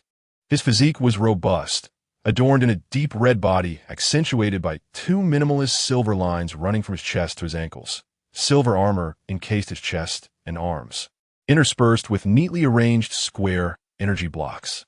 His eyes resembled elongated hexagons, from which a fierce yellow glow emanated, accompanied by an aura of lethal intent. A small circular protrusion on his forehead emitted a faint green light, while above his head rested a uniquely shaped ice axe. This ice axe extended from his crown to the nape of his neck, curving slightly at the back, its chilling gleam instilling a sense of dread. With unwavering determination, the valiant Seven soared into the air. He reached toward the sky, and the emerald light flowed from the front of the ice axe to its upward curving tail, after which the axe detached itself, spinning toward Andonra. The moment the ice axe made contact with Andonra's neck, its iron-like exterior was breached and like slicing through clay. The axe effortlessly severed its exoskeleton, penetrating its neck. Andonra ceased its movements, its body falling straight back, and its head tumbled downwards, resembling a volcanic eruption as green blood gushed forth from the neatly cut circular incision at its neck, splattering everything around. After completing a loop in the air, the ice axe flew back to Seven. Gracefully gliding, Seven caught the axe behind him and swiftly plunged downward, executing a horizontal slash with a weapon before him. The axe plunged into Bolton's eyes, and then, with a powerful push from his feet, the force traveled through his legs, waist, shoulders, and wrists, forming a complete kinetic chain. Under the influence of this chain, the axe's blade penetrated entirely through Bolton's forehead and emerged from the back of his head, taking with it his luminescent blue brain and the neural tissue responsible for cellular replication. Bolton's body collapsed, and its blue cerebral fluid, along with its brain and neural tissue, scattered across the ground. Seven slowly returned the ice axe to his head, and a verdant beam of light erupted from the energy lamp on his forehead, obliterating Bolton's organs into oblivion. With the demise of the cerebral tissue responsible for cellular replication, Bolton's regenerative capabilities were rendered utterly null and void. The members of the Huaxia team, witnessing this newly emerged giant effortlessly vanquish two foes that had previously plagued Ultraman, were rendered speechless in astonishment. He is simply... Ichi widened his small eyes, blinking vigorously in disbelief. Too powerful. I assentihi. Captain, is he also Ultraman? Ling Kairan, in a state of shock, was still processing the rapid turn of events when Antora and Boltan were swiftly dispatched. I hope. He is a friend and not a foe. Bai Longxing voiced his initial thoughts upon encountering Ultraman. Seving extended his hand, grasping the wrist of the kneeling Ultraman, yanking him to his feet. Thank you. I am not saving you. I am saving Lipia. Seving turned his gaze towards Bruton's direction, noting that while the energy accumulation required for its fourth-dimensional abilities was brief, it was not non-existent. I will draw its attention, seek an opportunity to attack. Around Bruton, two new black hole vortices were on the verge of forming. As Seving charged towards Bruton, his hands swiftly configured into an L shape, with 400,000 degrees of helium energy surging from his fingertips to his elbow in an instant. Then, a golden beam, accompanied by a thunderous sonic boom, shot towards one of the black holes. The fully combusted helium material annihilated the particles constituting the black hole, akin to throwing a bundle of explosives into a pitch-black cavern, generating charred gases and unstable ripples within. In the next moment, the rotational direction of the black hole shifted from counterclockwise to clockwise, gradually diminishing until it vanished from sight. Seving directed his hands towards the other black hole, mirroring the previous action to extinguish it.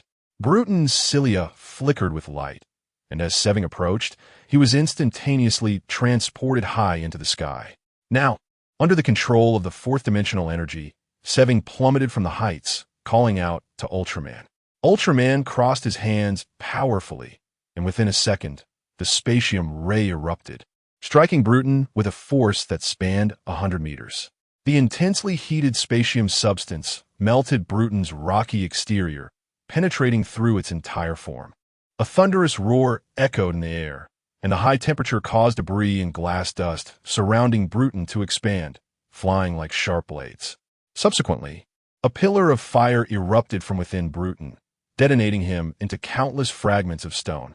As Bruton disintegrated, several black hole vortices that had been opened and were in the process of opening collapsed one by one.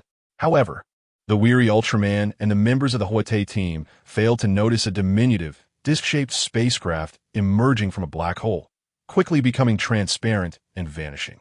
In the distance, Seving observed this but chose not to intervene further. After Bruton's demise, his form transformed into shimmering motes of light, disappearing into the air. After nodding in acknowledgement to the members of the disaster response team behind him, Ultraman propelled himself off the ground, soaring into the sky and vanishing into the horizon. It was indeed a flawless performance. On the rooftop, Mephiles, seated upon a tattered sofa, drained his glass of red wine in one swift motion. He retrieved his phone from the side pocket and dialed a number. "Are you available, esteemed individual? It is time to discuss the next phase of the Pandora Project."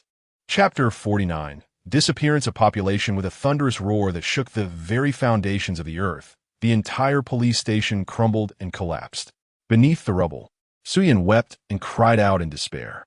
An endless darkness enveloped her, and her mind teetered on the brink of collapse. She longed for a hero to appear, one who would rescue her with the same dashing grace as depicted in films. Alas, no matter how fervently she called out, only her own pleas echoed back in the suffocating darkness, lingering without respite. The earth trembled once more, accompanied by the growls of a colossal beast, and she sensed a gargantuan presence drawing nearer, yet she felt utterly powerless. "Press the button with my left thumb, then close your eyes." A man's voice resonated behind her, yet when she turned to look, all she could perceive was a blinding white light. No matter how hard she tried, she could not discern the man's features. "Who are you?" Suyin summoned her courage to inquire, but a gentle feminine voice replied, "You have merely lost consciousness. There is no danger to your life." Her heavy eyelids gradually fluttered open, revealing a pair of beautiful, bleary eyes beneath long lashes. "You are awake." A nurse, clad in a white mask, appeared before her, accompanied by a handsome young man in a special forces uniform. "What happened to me?" Suyin propped her weary head, slowly sitting up with the nurse's assistance. It was an interdimensional creature. Its dimensional fluctuations amplified the brainwaves of the deceased, leading to your unconscious state. Bai Fong, standing by her bedside, recounted the events, so you did not misinterpret. That was indeed the soul of the deceased. However, Bai Fong concealed a crucial detail. Their unconsciousness was actually caused by the ultra-psychic power wielded by Seven, unrelated to Bruton. "I see." Suyin accepted a cup of warm water from the nurse, taking a delicate sip that soothed her parched, cracked lips. "I have already discussed the details with your director. He has granted you a day off to recuperate." Bai Fong smiled, his eyes shimmering with warmth akin to sunlight. "Then I shall take my leave. Wishing you a swift recovery." Bai Fong turned to depart, the sunlight streaming into the ward, casting a warm halo around his upright figure. "Bifeng?" Suzan murmured, feeling an inexplicable familiarity with the name, yet the memories of this man eluded her grasp. Bai Fong gently closed the door to the ward, and upon looking back, he found Anshin, Ichu, and Ling Kairan standing in a row in the corridor, their expressions brimming with curiosity. The lovesick junior and the warm-hearted senior. What a delightful tale. Ichu teased, winking at Bai Fong with a flirtatious remark learned from who knows where. "Don't speak nonsense. I was merely conveying the director's message to her." Bai Fong playfully punched Ichu's shoulder, signaling him to refrain from inappropriate comments. "Ahem, Bai Fong, my comrade." Ling Kairan suppressed a laugh, tilting his head toward Anshin. Anshin, arms crossed and expressionless, pouted while casting her gaze elsewhere. "No, This is the first time Bai Fong deeply resonates with the lyrics about a boy's feelings for a girl. "What shall we talk about?" Bai Lang, having just finished a conversation with a police officer, approached. Captain." Ichu scratched his face and said with a grin. "We were discussing the romantic exploits of Bai Fong's team." Pa. Bai Fong playfully punched Ichu on the shoulder, though the jab made Ichu wince in pain. All right. No more jokes." Bai Lang's expression shifted back to seriousness. Although the case of the resurrected corpse had reached a conclusion, we still need to leave 2 people here to assist the police with the investigation into the recent disappearances. Bai Lang referred to the alarming number of citizens who had gone missing in Ning'an City. Unlike previous incidents of missing persons or human trafficking, a significant number of citizens had vanished recently, including both the young and the old, men and women, and the police had found no similarities or connections among them. Even more terrifying, those who had gone missing earlier had yet to be found, while new cases continued to emerge. In the reports over the past half-month, the number of missing persons had astonishingly reached over 50. Is it truly possible for so many individuals to disappear simultaneously? And which human trafficking syndicate would be foolish enough to commit such rampant crimes in a short span of time? Moreover, recent rumors had surfaced in Ning'an City regarding sightings of lizard men, prompting the police to once again seek assistance from the Special Operations Team. Could it be that Bruton's dimensional abilities had transported them to another timeline? Ichu proposed his hypothesis. Unlikely, Bai Lang shook his head, his expression grave just now. The police received yet another report of a missing person. I'll stay behind, Bai Fong volunteered. He was concerned that the true culprit behind this incident might be the mysterious Myphilus. Then I shall remain as well. Unexpectedly, an Xian looked towards the captain. I also believe an Xian should partner with Bai Fong. Ling Kairan nodded enthusiastically, her inner thoughts being that perhaps this would swiftly dissolve the minor misunderstanding that had just occurred between the two. After all, for Ling Kairan, shipping couples was the most significant matter in life. Indeed, a man and a woman working together makes the task less burdensome. Ichu agreed, though his own thoughts were that this would allow him to return to tinkering with the newly gathered energy data on Ultraman. But you've only just recovered. Are you truly all right? Bai Lang looked at an Xian with concern, as ensuring the health and safety of every team member was paramount in his eyes. Mifine. An Xian smiled, casting a glance at Bai Fong. I also want to keep an eye on someone to ensure he doesn't truly harm any innocent young girls. Ichu and Ling Kairan stifled their laughter, while Bai Lang remained perplexed, unaware of what an Xian meant. Very well, but you two must exercise caution. Safety comes first. Report any unusual occurrences to headquarters. Bai Lang's originally concerned words left Bai Fong in deep thought. Report to headquarters? Can the Super Disaster Department even be trusted now? During his conversation with Seven, he uncovered the unsettling possibility that certain high-ranking officials within the Super Disaster Department may be clandestinely engaging in nefarious dealings with the American and Filipino factions. If this were indeed the case, who might they be, and what could their intentions entail? Would they betray the Disaster Squad? Would they forsake the Super Disaster Department? Or have they already sold out all of humanity, perhaps even the entire planet? At the end of the corridor, outside the window, the sun hung languidly on the horizon, resembling a softly boiled egg, seemingly incapable of warming the earth below. Chapter 50. The Unfolding Mystery. I must tell you, that creature is certainly not human. In my view, it is undoubtedly an extraterrestrial being. This individual is tall and imposing, entirely cloaked in green, with a tail trailing behind. Quite terrifying indeed. Its eyes emit a menacing red glow, and with its ghastly visage, I suspect it to be a subterranean dweller seeking vengeance against humanity. Bai Fong and an Xian visited numerous residents who claimed to have encountered this peculiar entity, yet each had their own narrative. Some asserted they had seen an alien, while others insisted it was a lizard person, and still others suggested it was a denizen of the Earth's core, or perhaps a robot. The descriptions of the creature's appearance varied widely, but whenever they were asked where they had seen it or where it had fled, they fell silent, unable to provide any coherent explanation. Their investigative efforts consumed an entire afternoon. As the sun gradually sank, the twilight clouds blazed crimson, resembling molten lava rolling forth. Are you hungry? Should we grab a bite to eat? Bai Fong inquired, producing a small packet of napkins from his pocket and offering them to the perspiring and Xian. Sure, and Xian pouted as she accepted the napkins, seemingly still irked by earlier events. Or perhaps it was jealousy rather than anger. Bifem sighed quietly, pondering the multitude of perplexing matters that seemed to be accumulating. However, more pressing than an Xian's emotions was the necessity to ascertain the existence of this urban monster and whether it was the malevolent force behind the alarming number of missing persons. Additionally, there was the matter of the Ultraman consciousness, which, according to Sai-1, lay dormant. While it was manageable on ordinary days during combat, if he failed to establish a connection with Ultraman and was left to maneuver that colossal body alone, he would undoubtedly feel overwhelmed. Let us first find something to eat. Then we can seek out a hotel this evening to organize our findings. The setting sun enveloped them, as Bai Fong and an XN strolled leisurely under the golden rays. The evening breeze rustled the golden ginkgo leaves lining the roadside, and white petals fluttered from the nearby flower beds. At 6 o'clock, the streets were congested with a throng of commuters. Vehicles formed a veritable blockade, with buses and private cars inching forward like snails in the midst of the chaotic traffic. Typically, at this hour, Su Yin would be crammed into a standing room-only bus, enduring an hour of jostling before arriving home utterly fatigued.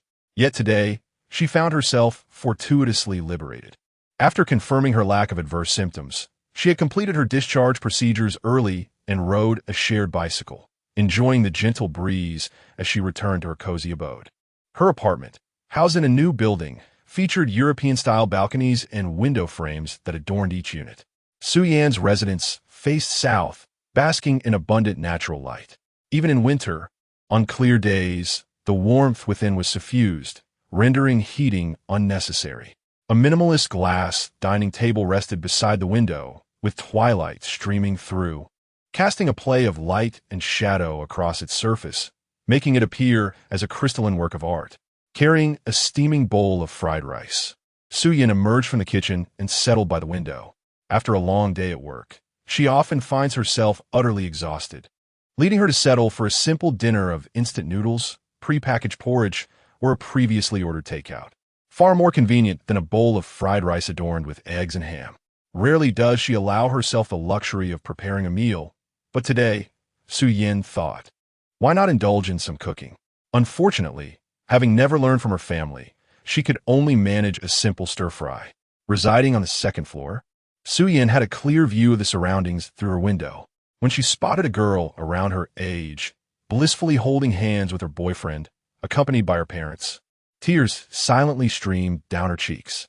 When you are with your parents, their incessant chatter may irritate you. Yet, when you find yourself alone in a foreign place, you long for that very chatter, yearning for their mundane conversations and the unremarkable home-cooked meals they prepared. Wiping her tears away, she delicately blew her nose with a couple of tissues. Being alone out here is truly challenging. Su Yin chuckled at herself, crumpled the tissues, and tossed them into the wastebasket, continuing to nibble on her somewhat sorrowful fried rice. Suddenly, a series of piercing screams echoed from outside. Instinctively, her training as a police officer kicked in, prompting her to open the window and lean out. Yet, there was nothing unusual outside. Birds continued to chirp, insects buzzed, and the path below remained deserted, enveloped in an eerie silence. Wait, deserted? Su Yin raised her head, swiftly scanning her surroundings. No, there was nothing. The four individuals who had merely been strolling below had vanished entirely. Hastily, Su Yin set down her bowl and rushed downstairs. As she followed the direction in which those four had moved, she was met with an unmistakable metallic scent of blood wafting through the air. Following the aroma, she discovered fresh bloodstains in the grass by the roadside. The trail led to a circular drain, yet the cover sat perfectly in place, showing no signs of disturbance. Could someone possibly control the movements of four lively individuals in such a short span of time, and manage to lift the heavy cover, disposing of them inside? Or perhaps it was not a human at all.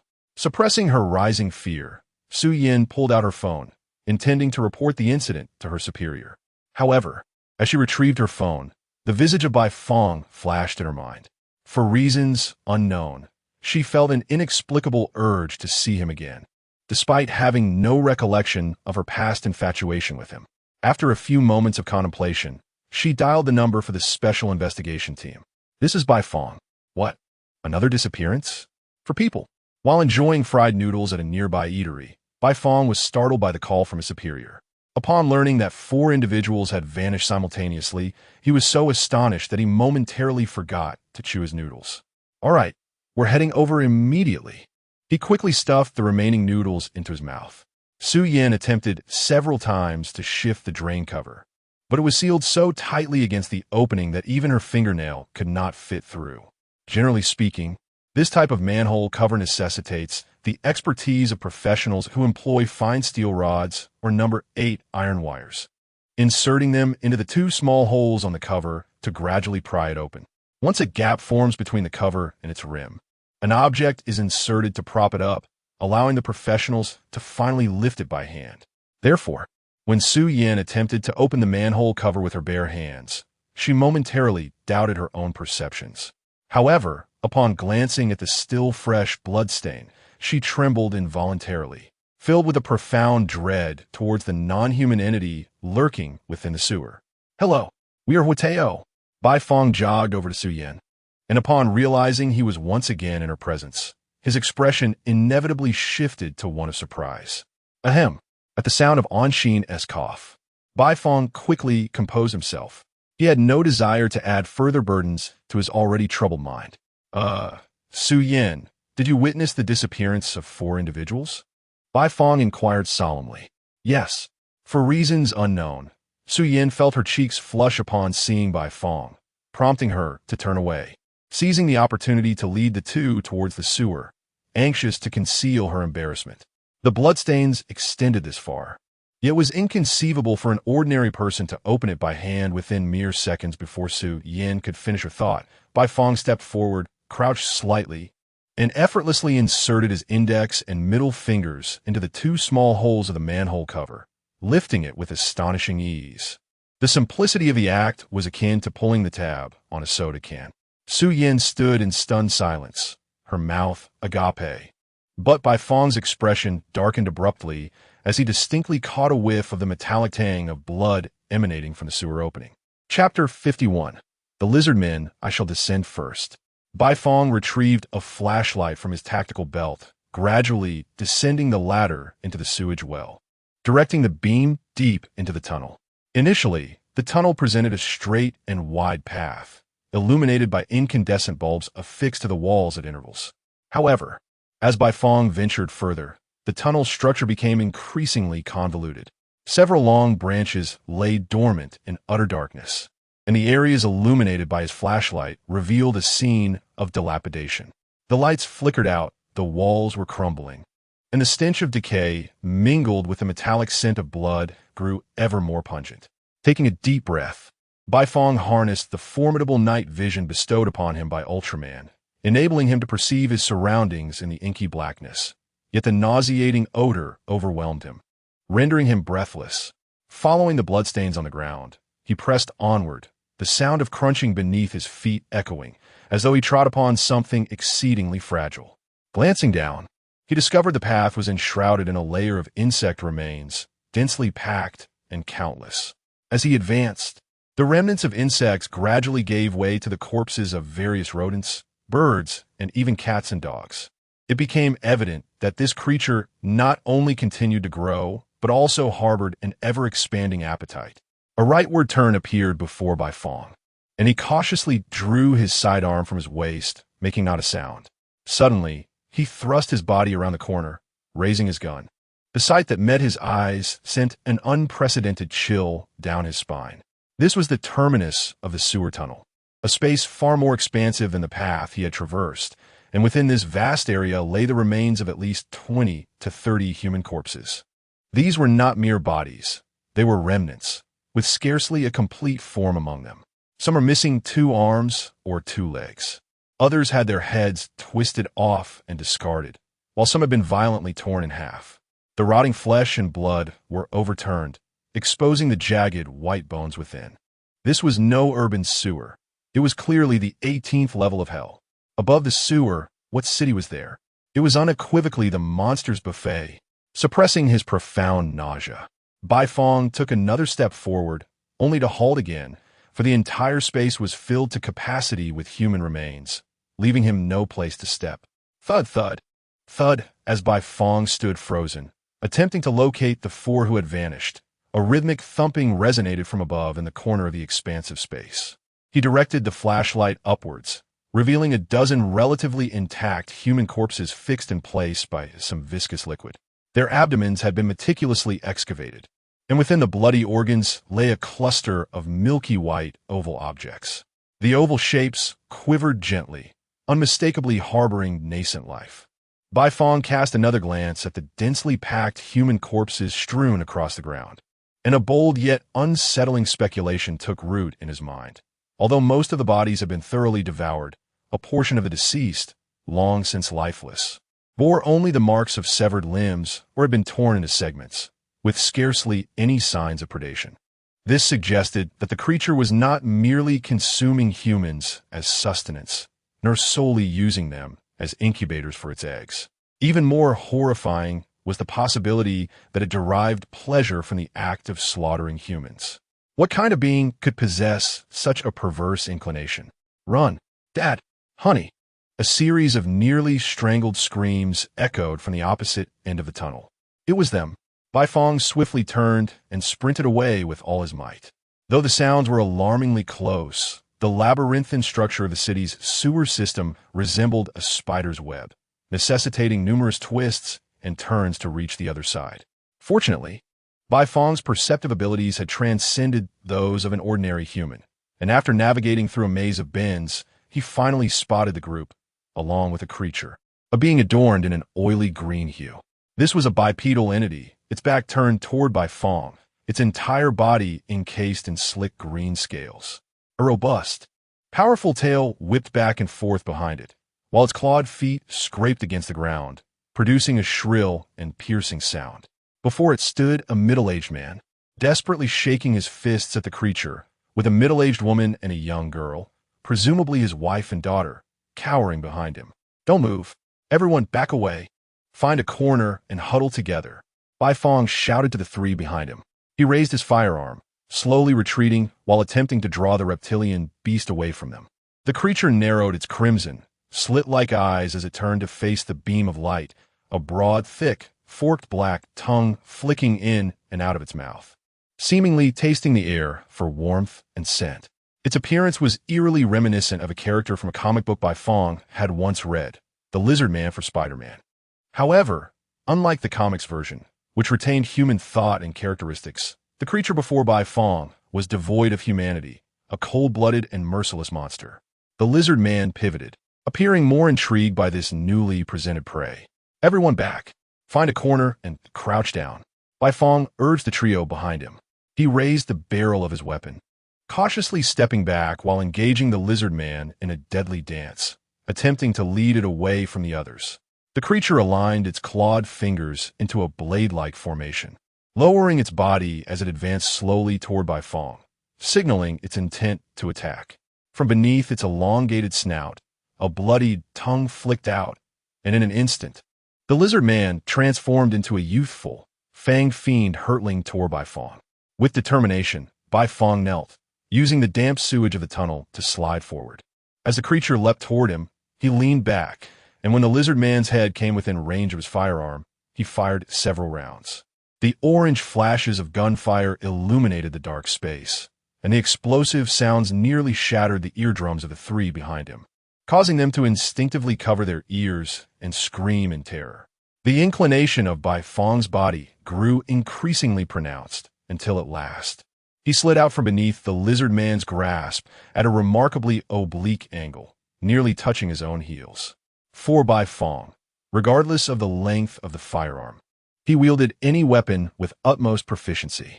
Thus, even in such an extreme circumstance, he was able to strike true at the heart. The bullet struck the Lizard Man's jaw, lower neck, and abdomen. However, to Bai Fong's astonishment, it did not penetrate the creature's body, nor did it leave a single trace of blood. The only evidence of impact was a few slight charred marks on the scales of its jaw, lower neck, and abdomen, remnants of the bullet's violent and high-velocity collision. It appeared that this creature was far more troublesome than he had anticipated. Bai Fong positioned his body protectively in front of the three, ensuring their gradual retreat. Chapter 52. A narrow escape. Bai Fong fired again, completely emptying the magazine with 7 shots. Yet before him, the nearly 2-meter-tall Lizard Man remained unscathed. It tilted its head, seemingly reveling in his palpable fear and anxiety, its crimson pupils glinting with a chilling smirk. Lowering its body and raising its head, its three-fingered claws suddenly spread wide, producing a piercing sound akin to metal scraping against the ground. Toy! The lizard man uttered in a series of garbled sounds. Bai Fong was taken aback. Despite the ambiguity of the words, it had indeed spoken a fragment of human language. This meant that the creature not only possessed cognitive abilities, but also shared a linguistic logic system akin to that of humans. What manner of terrifying and astonishing being was this? Could it possibly be a biological weapon crafted by some deranged scientist? Clenching his fists in a defensive posture, Bai Fong realized that bullets were of no use against this monster. Thus, he had no choice but to rely on his hand-to-hand combat skills. Although he doubted his ability to gain the upper hand in a physical confrontation, he resolved to stall the creature long enough for the three behind him to escape. Once they were safe, he could transform with the beta magic wand and continue the fight. You all take the opportunity to leave. Just follow the trail of blood, and it will lead you out. As he spoke, his gaze remained fixed on the lizard man, wary of a sudden attack. But my boyfriend, the young girl stammered. When they were captured, her injured boyfriend had fought valiantly to protect them, only to be taken away by the lizard man to another location. You go ahead. I will rescue him, Bai Fong reassured, though deep down he knew her boyfriend had likely met a grim fate. He had followed the blood trail that extended from the entrance into a vast chamber. Within that space lay only torn bodies and gestating creatures. And even if there were any survivors, they would scarcely last half a minute. Nevertheless, the priority was to ensure their escape. So Bai Fong concocted a reason for them to leave. The lizard man's powerful hind legs suddenly propelled it forward with unimaginable speed, accompanied by a chilling gust. Its colossal claws swung towards Bai Fong. He dodged just in time, quickly tearing off a segment of a nearby concrete pipe. With a swift turn, he gripped the pipe tightly and struck at the lizard man's head with utmost ferocity. The pipe shattered upon impact, splintering into two pieces. Yet the lizard man merely shook its head, unfazed and unharmed. In an instant, its outstretched right claw ensnared Bai Fong, its formidable grip binding his arms and body. Bai Fong's complexion turned ashen as he struggled helplessly, his legs flailing. In the face of such overwhelming strength, any creature appeared diminutive, including humanity, which often fancied itself atop the food chain. Quick, go! Bai Fong managed to force out the words. The crushing sensation was suffocating, as if his bones were on the verge of shattering. Hurry, leave! With gritted teeth, Bai Fong shouted at the three individuals, attempting to draw the attention of the lizard man by forcefully ramming his head against it. This action seemed to provoke the lizard man, which then violently pinned Bai Fong against the wall, causing several cracks to spiderweb across the surface. Focused intently on Bai Fong, it disregarded the fleeing trio behind it. Raising its left claw, the creature slowly pierced a sharp blade into Bai Fong's left chest. Upon witnessing the expression of pain on his face, it intensified the pressure of its knuckles. The claw severed Bai Fong's ribs, plunging deep into his chest and emerging through his back. The entirety of the lizardman's talon embedded within him. Releasing its grip with satisfaction, it gazed at Bai Fong, who was now impaled against the wall. You are different, tastier. The forked, black tongue licked from Bai Fong's abdomen to his right shoulder.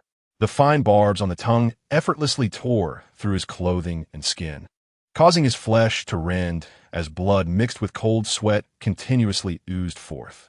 The scent of blood seemed to amplify the lizardman's primal instincts, its jaws gaping wide to reveal rows of sharp, hooked teeth. The fetid maw drew closer to Bai Fong, who could clearly see the decaying flesh and remnants of fingers embedded within the yellow teeth. It appeared that he was indeed destined to meet his end within its jaws. Bai Fong, are you willing to end your life in such a manner? A warm male voice unexpectedly resonated in his mind. It was Ultraman's voice. Of course, he was unwilling, yet what did that matter? In merely 2 minutes, they would become the lizardman's meal. Bai Fong thought bitterly, tinged with frustration. If it weren't for your inexplicable slumber, could I have been so easily overpowered? The fourth-dimensional space had indeed shielded my consciousness, but once you departed from it, I immediately sensed your inner turmoil. You no longer trust me. Thus, I chose to slumber my consciousness, hoping to allow you to pursue what you believe is right without interference. Can we have a heart-to-heart later? We are on the brink of death.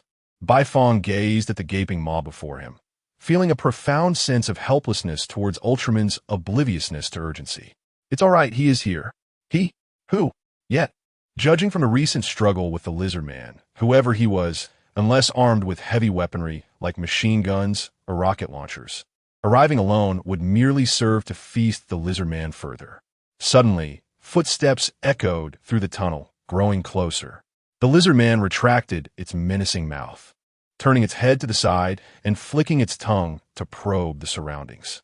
A man wearing a light blue denim jacket appeared, his expression stoic, right hand wielding a long knife as he advanced toward the lizard man step by step.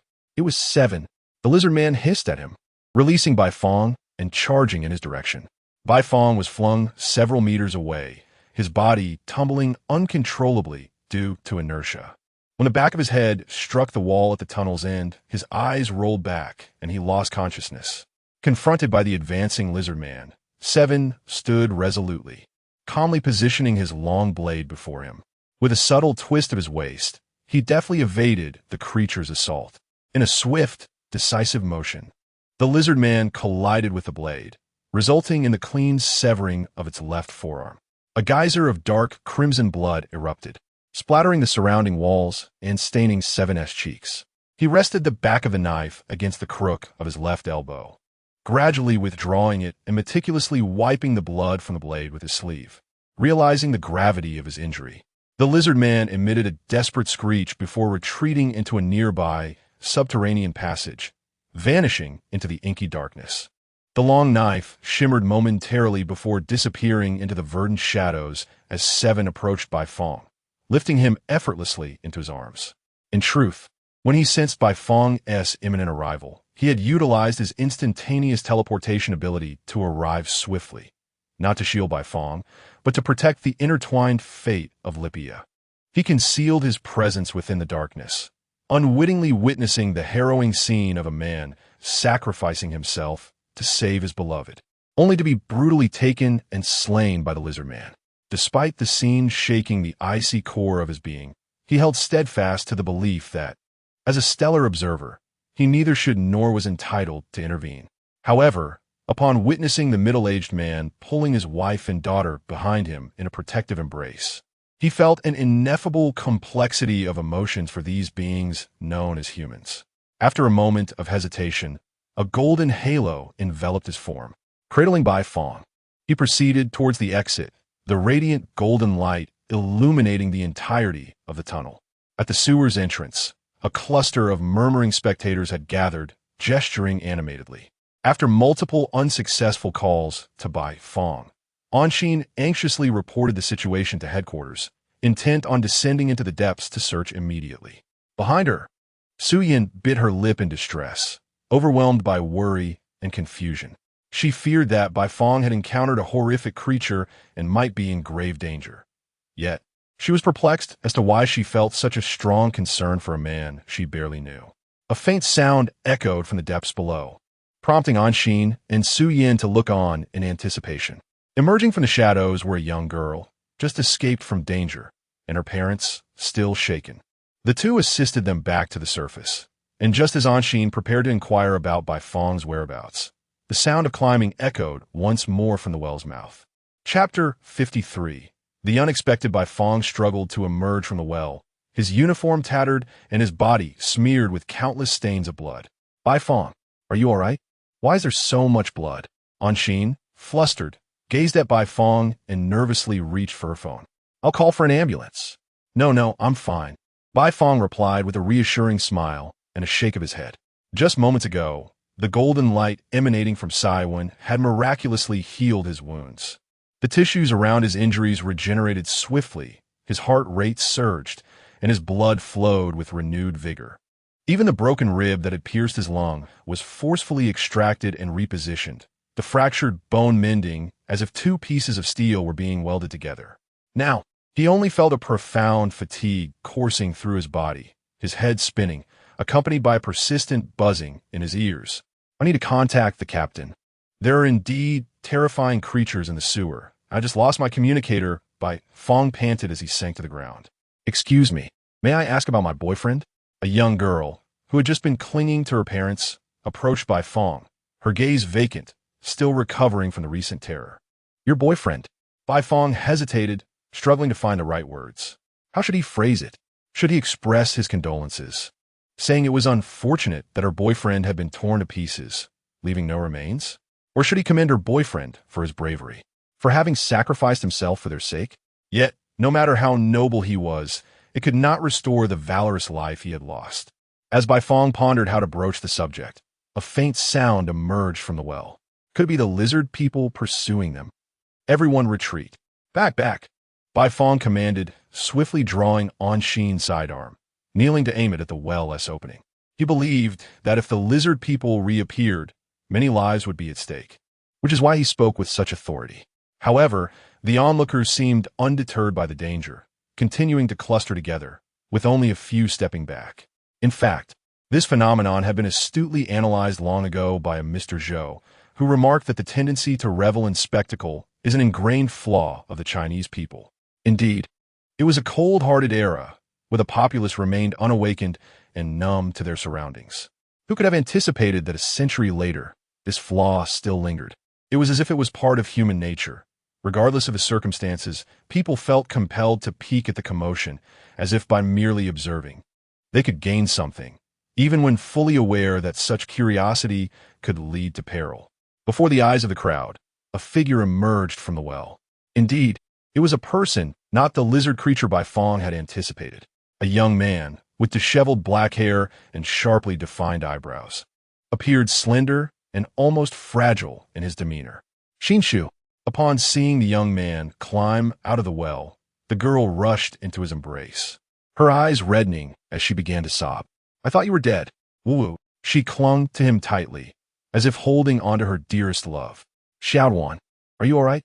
The young woman's mother wiped her tears, expressing her gratitude.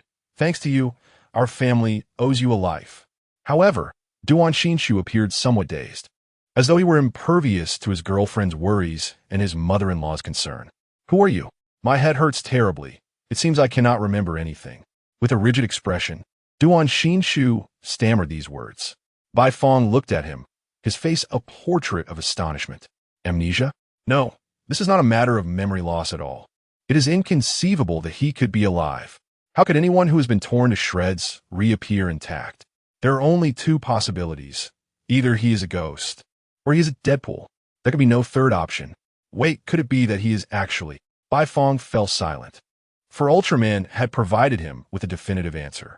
Not far away, Su Yin observed the young girl tightly embracing her boyfriend and an Xian standing beside Bai Fong. And an inexplicable pang of sorrow surged within her heart. It felt akin to silently watching someone she had harbored a secret affection for, fully aware that he did not belong to her and that she was unworthy of him. Soon, the disaster response team and the Super Disaster Department arrived to secure the scene. Citizens had been instructed to remain indoors, locking their doors and windows. A temporary command center was swiftly established, with several blue tents erected along the roadside. The team members donned black combat uniforms and multifunctional helmets, equipped with German automatic rifles. The 416 Hong Kong dollars. The 416 Hong Kong dollars was a re-engineered version of the M4 carbine, utilizing the gas-operated system of the G36 assault rifle and its floating barrel significantly enhanced shooting accuracy. Additionally, for this mission, the weapon was outfitted with foldable mechanical sights and infrared night vision scopes. As Su Yin was the discoverer, she was permitted to remain for documentation purposes. Yet, as she gazed at the fully armed Bai Fong and an Xian, she felt her once proud identity as a police officer diminish into insignificance. A green severed arm was retrieved from the sewer by a search team member. Despite being dismembered, its robust veins still pulsated, and 3 sharp claws continued to writhe. The search personnel secured the severed arm to a table with a strap, as Ling Kairan, holding a syringe, cautiously approached and precisely inserted the needle into the throbbing vein, drawing out a vial of pitch-black blood. The fact that it could still move after being severed was astonishing. An Xian stared at the thrashing arm, a chill running down her spine. Report.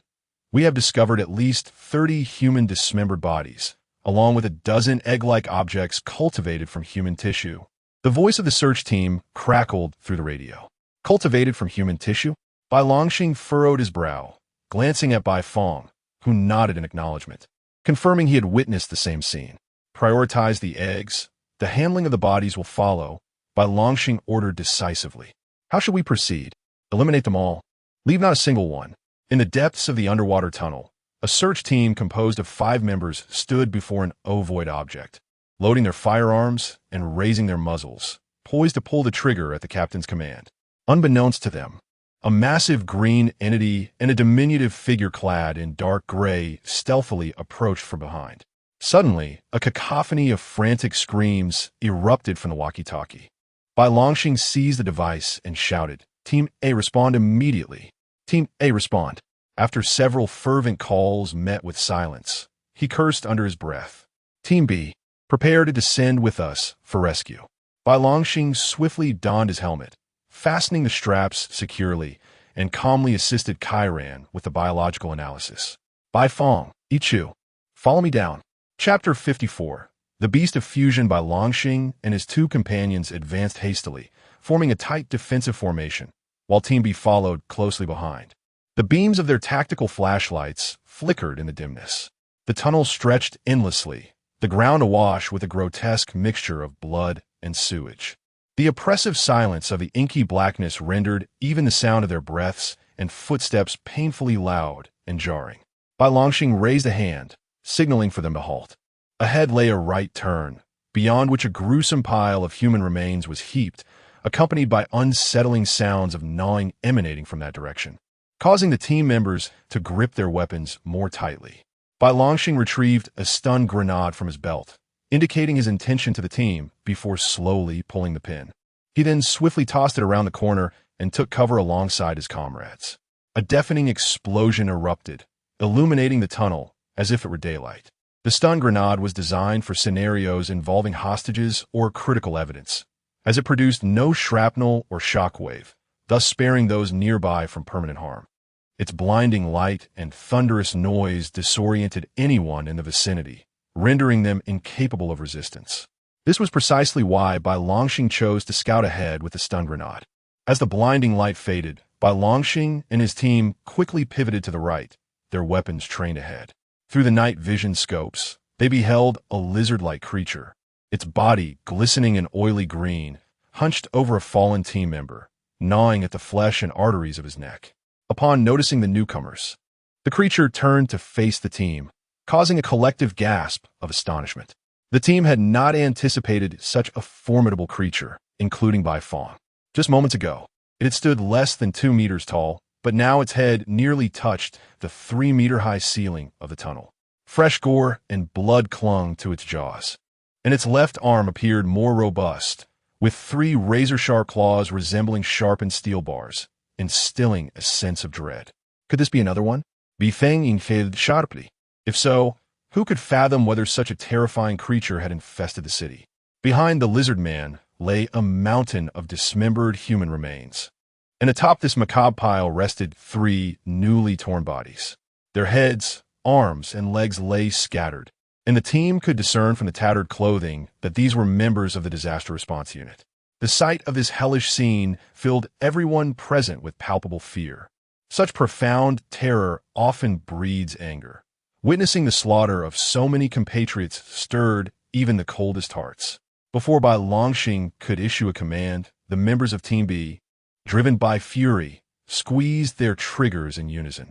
A chill coursed through Bai Fong as he suddenly realized that discharging their weapons in such numbers would equate to suicide.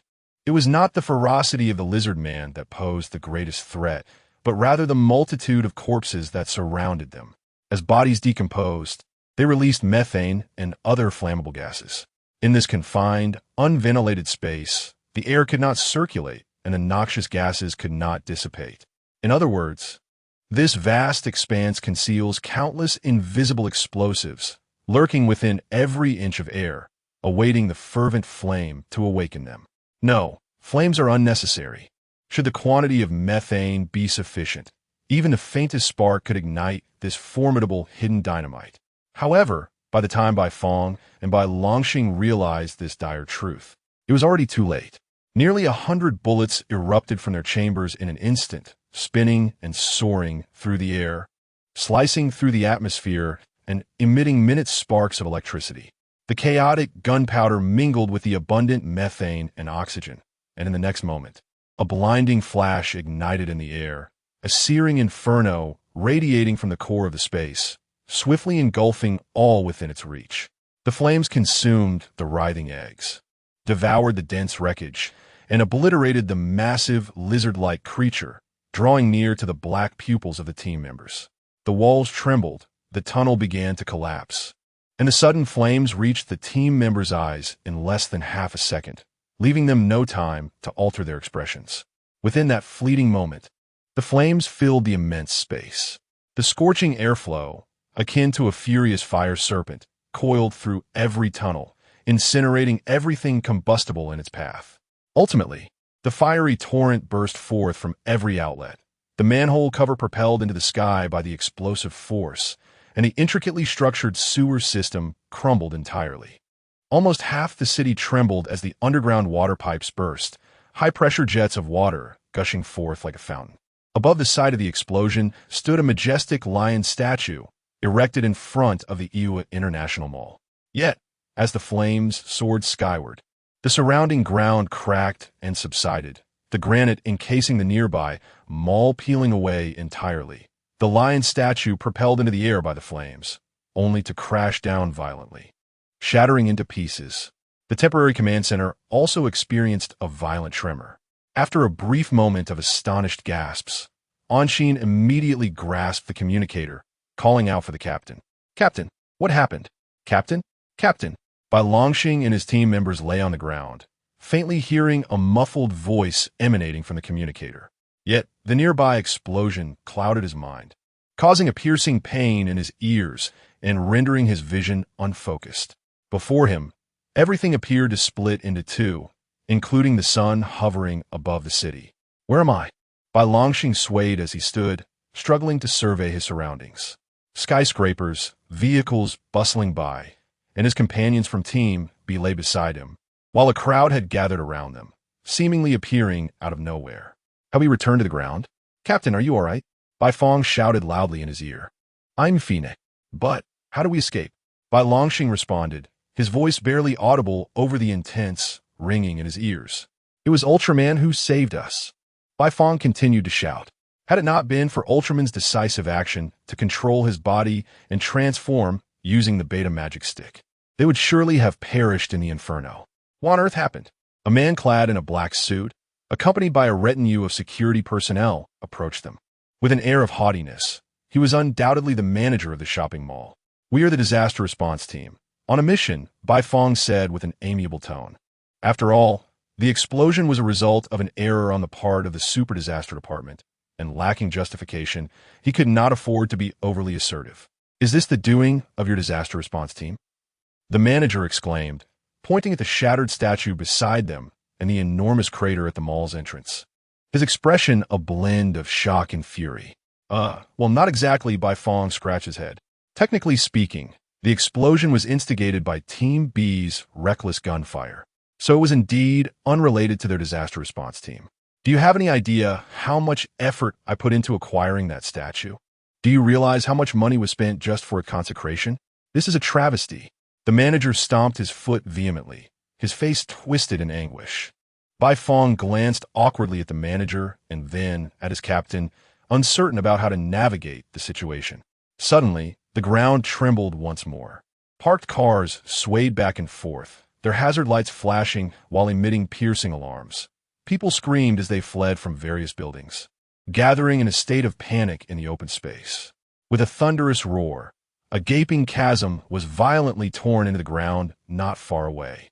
A pair of elongated, razor-sharp claws emerged, followed by a massive head and a colossal body, its rear end trailing a continuously writhing tail. A lizard man. How could this be? It not only survived the explosion, but had also grown in size. "Wait, what is that?" Bai Fong looked up at its head, where, embedded in the rugged crown, was the upper body of a small, dark gray figure. Chapter 55, Emotion Captain. Captain. Anxious voices resonated through the communicator. After a brief pause, Bai Longxing finally discerned her words. This is Bai Longxing. There is a calamity beast in the urban area. Immediately request firepower equipment from headquarters. Similar to the previous mummy incident, no heavy weaponry or armor had been deployed when the disaster response team was dispatched, as the reports indicated the presence of humanoid creatures. The lizard man began to move, causing tremors that grew increasingly intense. Buildings in its path quaked and cracked, with vast fissures spreading and growing. Streetlights and fences collapsing as the concrete ground was torn apart like freshly plowed earth. Sirens blared, and throngs of people fled amidst the crumbling structures, while thousands of debris rained down from above. The air was filled with cries and screams, enveloping the city center in despair. As if the apocalyptic prophecies had come to fruition, leaving all in a state of helplessness.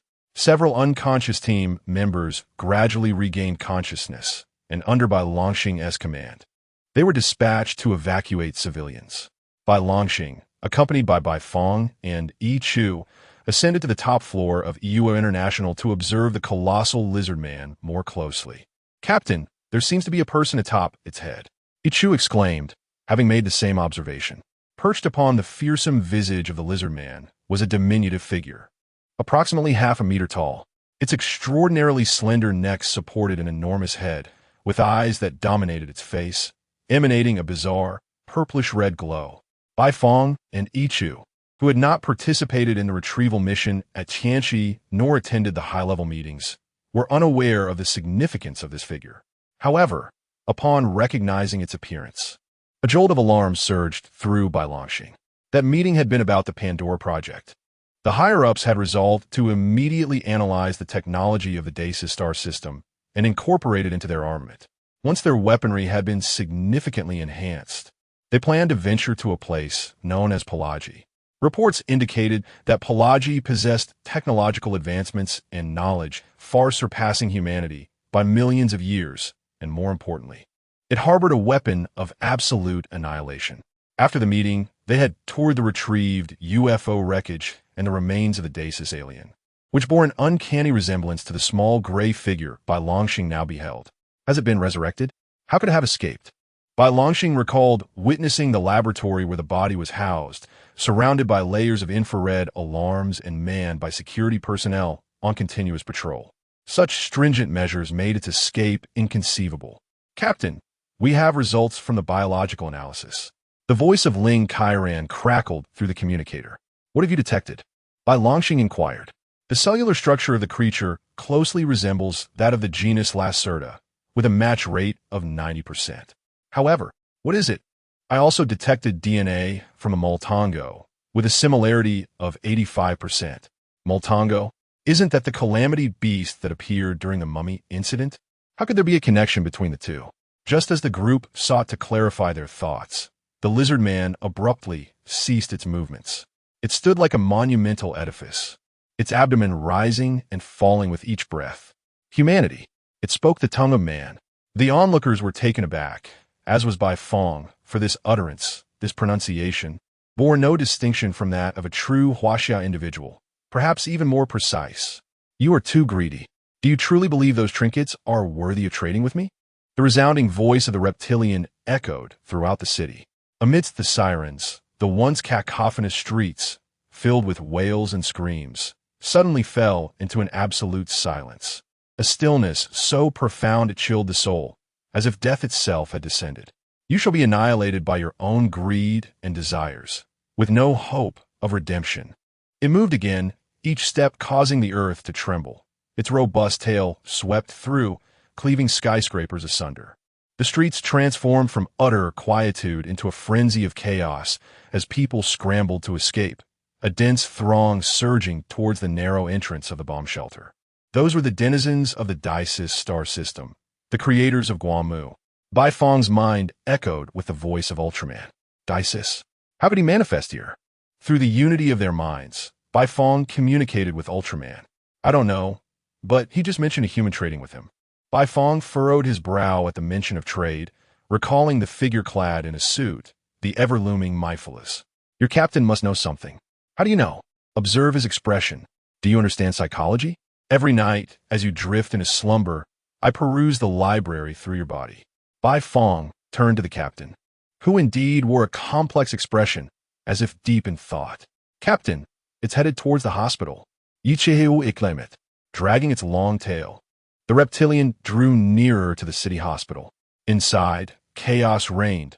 Able-bodied patients had fled on their own, while those in more severe conditions were either placed in wheelchairs or carried on backs, repeatedly transported to the buses arranged for evacuation.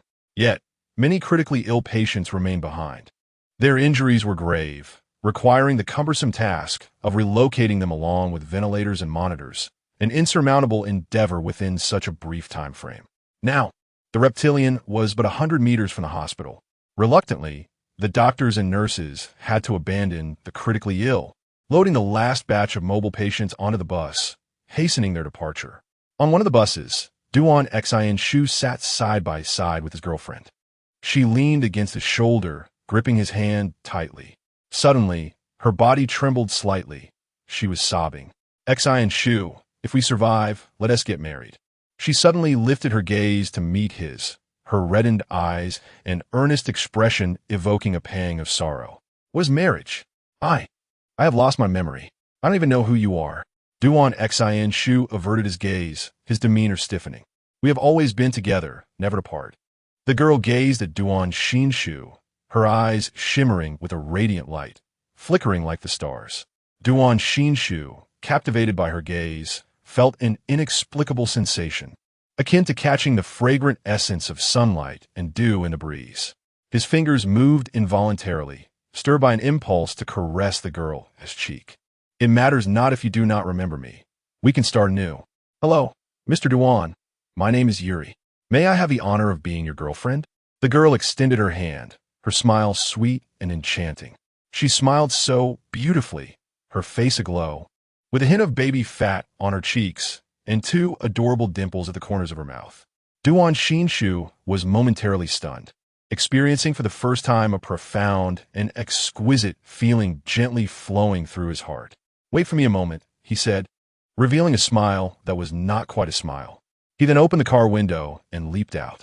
Xinshu, stop. Yuri cried out in desperation, shouting to the driver while leaning out the window, searching for her boyfriend's figure. However, the driver paid no heed to Yuri. In his eyes, the lives of the passengers were far more significant than that of a madman leaping from the vehicle. The scenery outside blurred as Duan Xinshu raced towards the hospital, fading into Yuri's hazy vision. Chapter 56. The satanic invader Duan Xinshu raced down the street, everything in his line of sight whizzing by in reverse.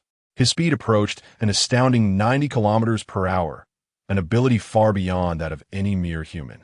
A powerful gust of wind howled around him as he faced the tempest, retrieving a red-framed pair of glasses from his pocket and placing them before his eyes.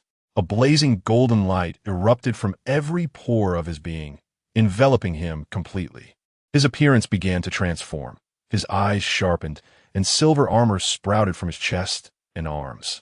His skin became a vivid, radiant red, and in that luminous moment, he morphed into a colossal crimson figure standing between heaven and earth. Another Ultraman, Ichu exclaimed, pointing at Sijin, his expression filled with astonishment. Bai Fong silently chuckled, sensing that the newly arrived stellar observer had already developed an affinity for humanity. Sijin propelled himself forward, launching himself at the reptilian creature. He locked his arms around the creature's throat and, utilizing his immense inertia, slammed the lizard man to the ground. Sijin mounted the creature, one hand firmly gripping its neck to restrain it, while his other fist swung decisively towards the gray figure atop its head. Unexpectedly, the upper body of the gray figure melded instantaneously into the lizardman's skin, dispersing like nanomaterials, evading Sijin's strike. Sijin's punch missed, his fist crashing down onto the ground with such force that it created a massive crater, driven by 150,000 tons of force. Seizing the opportunity, the The lizard man struck at Sejin's face with its right claw, knocking him off and then turning to press down upon him, its enormous jaws clamping onto his left shoulder. The serrated, barbed teeth sank deep into Sejin's flesh, and as the creature arched its body, its claws pierced through Sejin's right shoulder and both knees, pinning him to the ground. Countless specks of light seeped from the wounds, streaming forth into the air like golden ribbons, gradually dissipating in the wind. He was on the brink of collapse. Anshin, when would the support from headquarters arrive? Meanwhile, Anshin continued assisting Ling Kairan with research and analysis. As Ling Kairan sought to identify the lizardman's weaknesses within its cellular structure to defeat it. Upon hearing the captain's call, Anshin promptly replied, "Aerial support will arrive within 10 seconds using the headquarters channel." Bai Longxing adjusted the communicator embedded in his helmet to the frequency utilized by the Disaster Response Department, proclaiming, "This is Bai Longxing, captain of the Disaster Response Team. Immediate support for that red giant is required."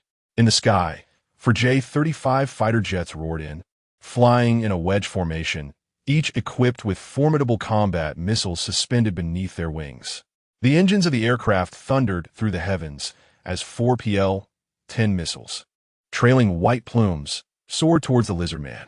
Each missile carried a 33-kilogram high-explosive fragmentation warhead, capable of achieving Mach 4 speeds and a range of 60 kilometers, with omnidirectional guidance systems designed to effortlessly obliterate any armor. However, as the lizard man raised its tail to swipe at the 4 incoming missiles, the bombardment failed to even scratch the scales of its tail. It raised its head, withdrawing the serrated teeth embedded in Severn's shoulder, and instead pierced his left shoulder with its left claw. It hissed menacingly at the aircraft commander, its scales flaring as a column of crimson fire erupted from its maw, sending forth a searing wave of heat towards the aircraft. The 4 pilots urgently yanked on the control sticks, lifting the nose of the craft just in time to narrowly evade the onslaught.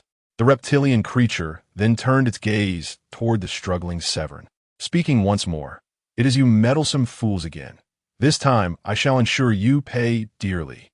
A flame even more intense than before gathered in its mouth, poised to reduce Severn's head to molten remnants in the blink of an eye. Realizing the gravity of the situation, Bai swiftly darted into the safety corridor while the captain and Ichu were momentarily distracted, brandishing the beta magic wand. A crimson orb soared from the apex of them all, colliding like a cannonball against the reptilian's head, sending it tumbling away from Severn. The red sphere exploded with a brilliance of 1,000,000 watts, and Ultraman emerged, enveloped in a dazzling red aura. He crouched beside Severn, his right hand emanating a warm, radiant light that swept over Severn's wounds. As the luminous energy caressed them, the injuries healed almost instantaneously, and Severn's photon blood ceased to flow. Ultraman extended his hand, helping Severn to his feet. They exchanged a brief glance and a slight nod before assuming combat stances against the reptilian foe. Enraged, the creature unleashed a furious hiss. Its form began to transform. The veins across its body swelled, and its skeletal muscles expanded grotesquely. Jagged bones protruded from its forehead and jaw, tearing through the scales on its back, elongating into a pair of formidable bone wings. The membranous structures, akin to blades, surged forth, rendering the wings astonishingly vast. The reptilian, originally over 50 meters, now loomed nearly 100 meters tall, flapping its wings, swirling amidst a cloud of dust and sharp debris as it ascended. It resembled the fabled Satan descending upon the earth, poised to obliterate the entire world.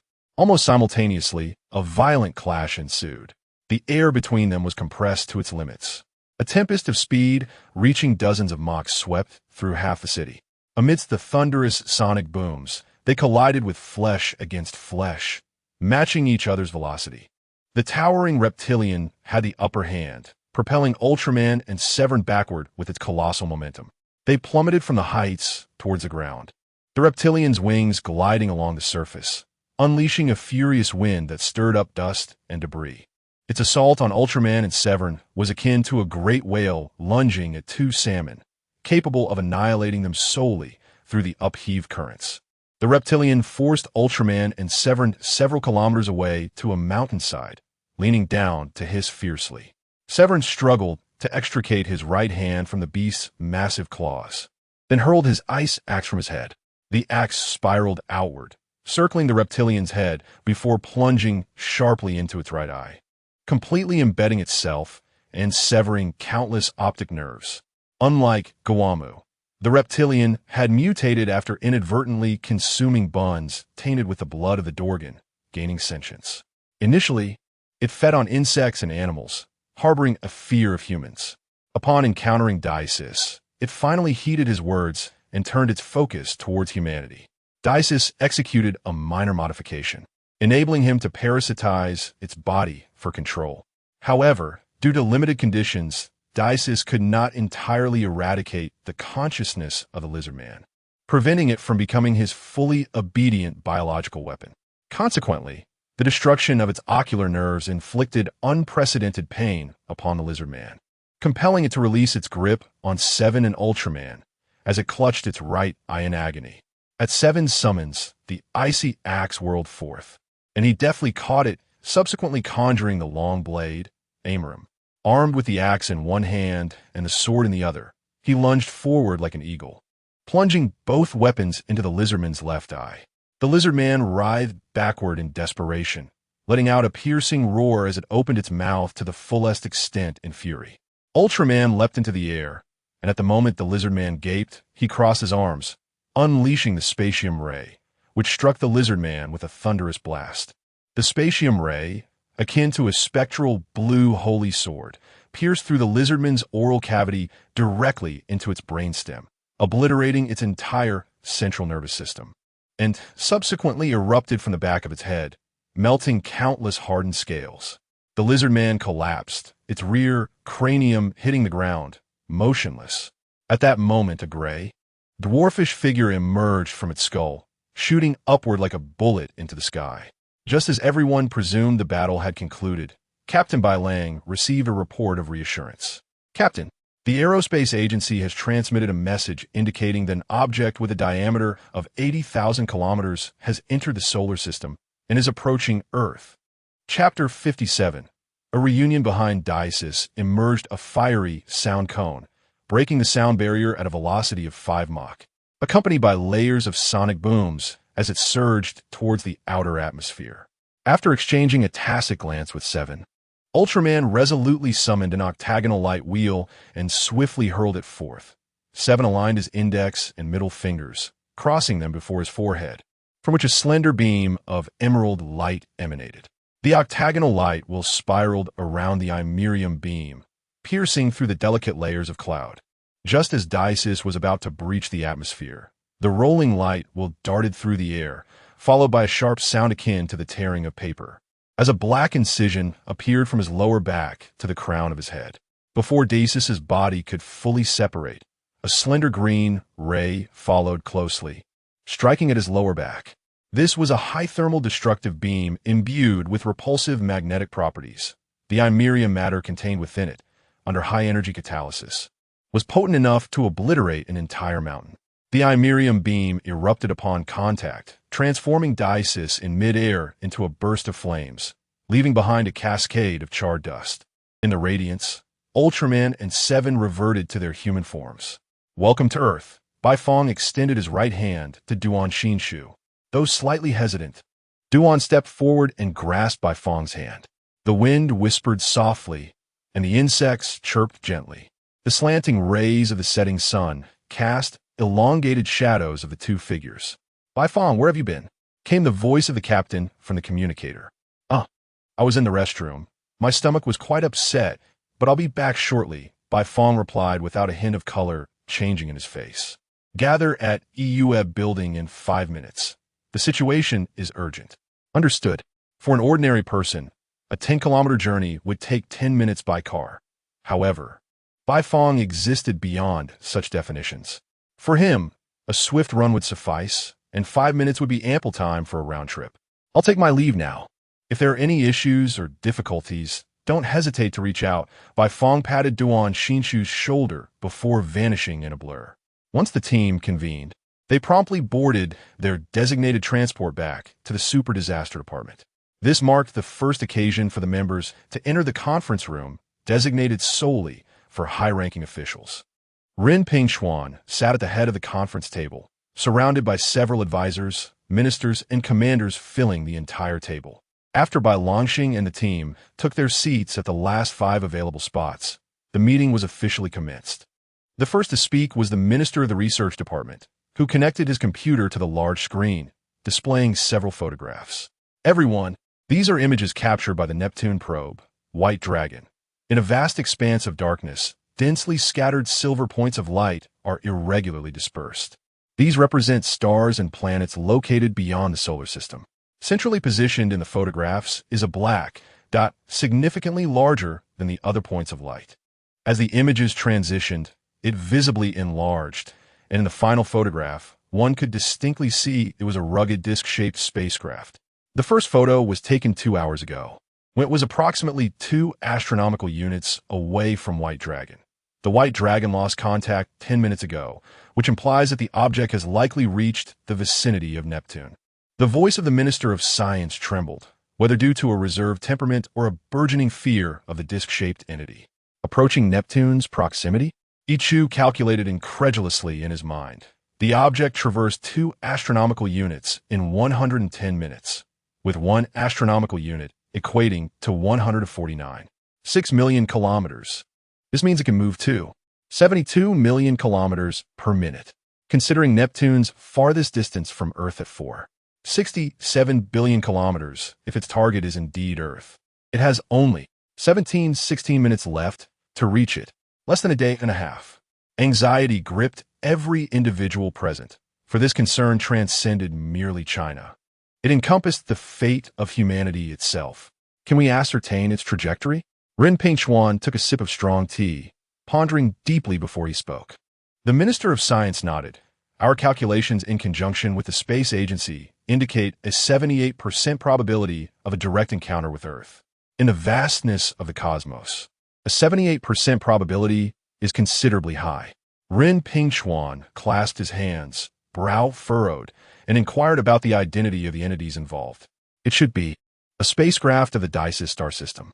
The Minister of Science retrieved a handkerchief to wipe away the cold sweat that had trickled to his chin. Pardon me, Director Ren, I must interject. Bai Longxing raised his right hand, prompting everyone to turn their gaze toward him. The Disaster beings mentioned that humanity was engaged in trade with them.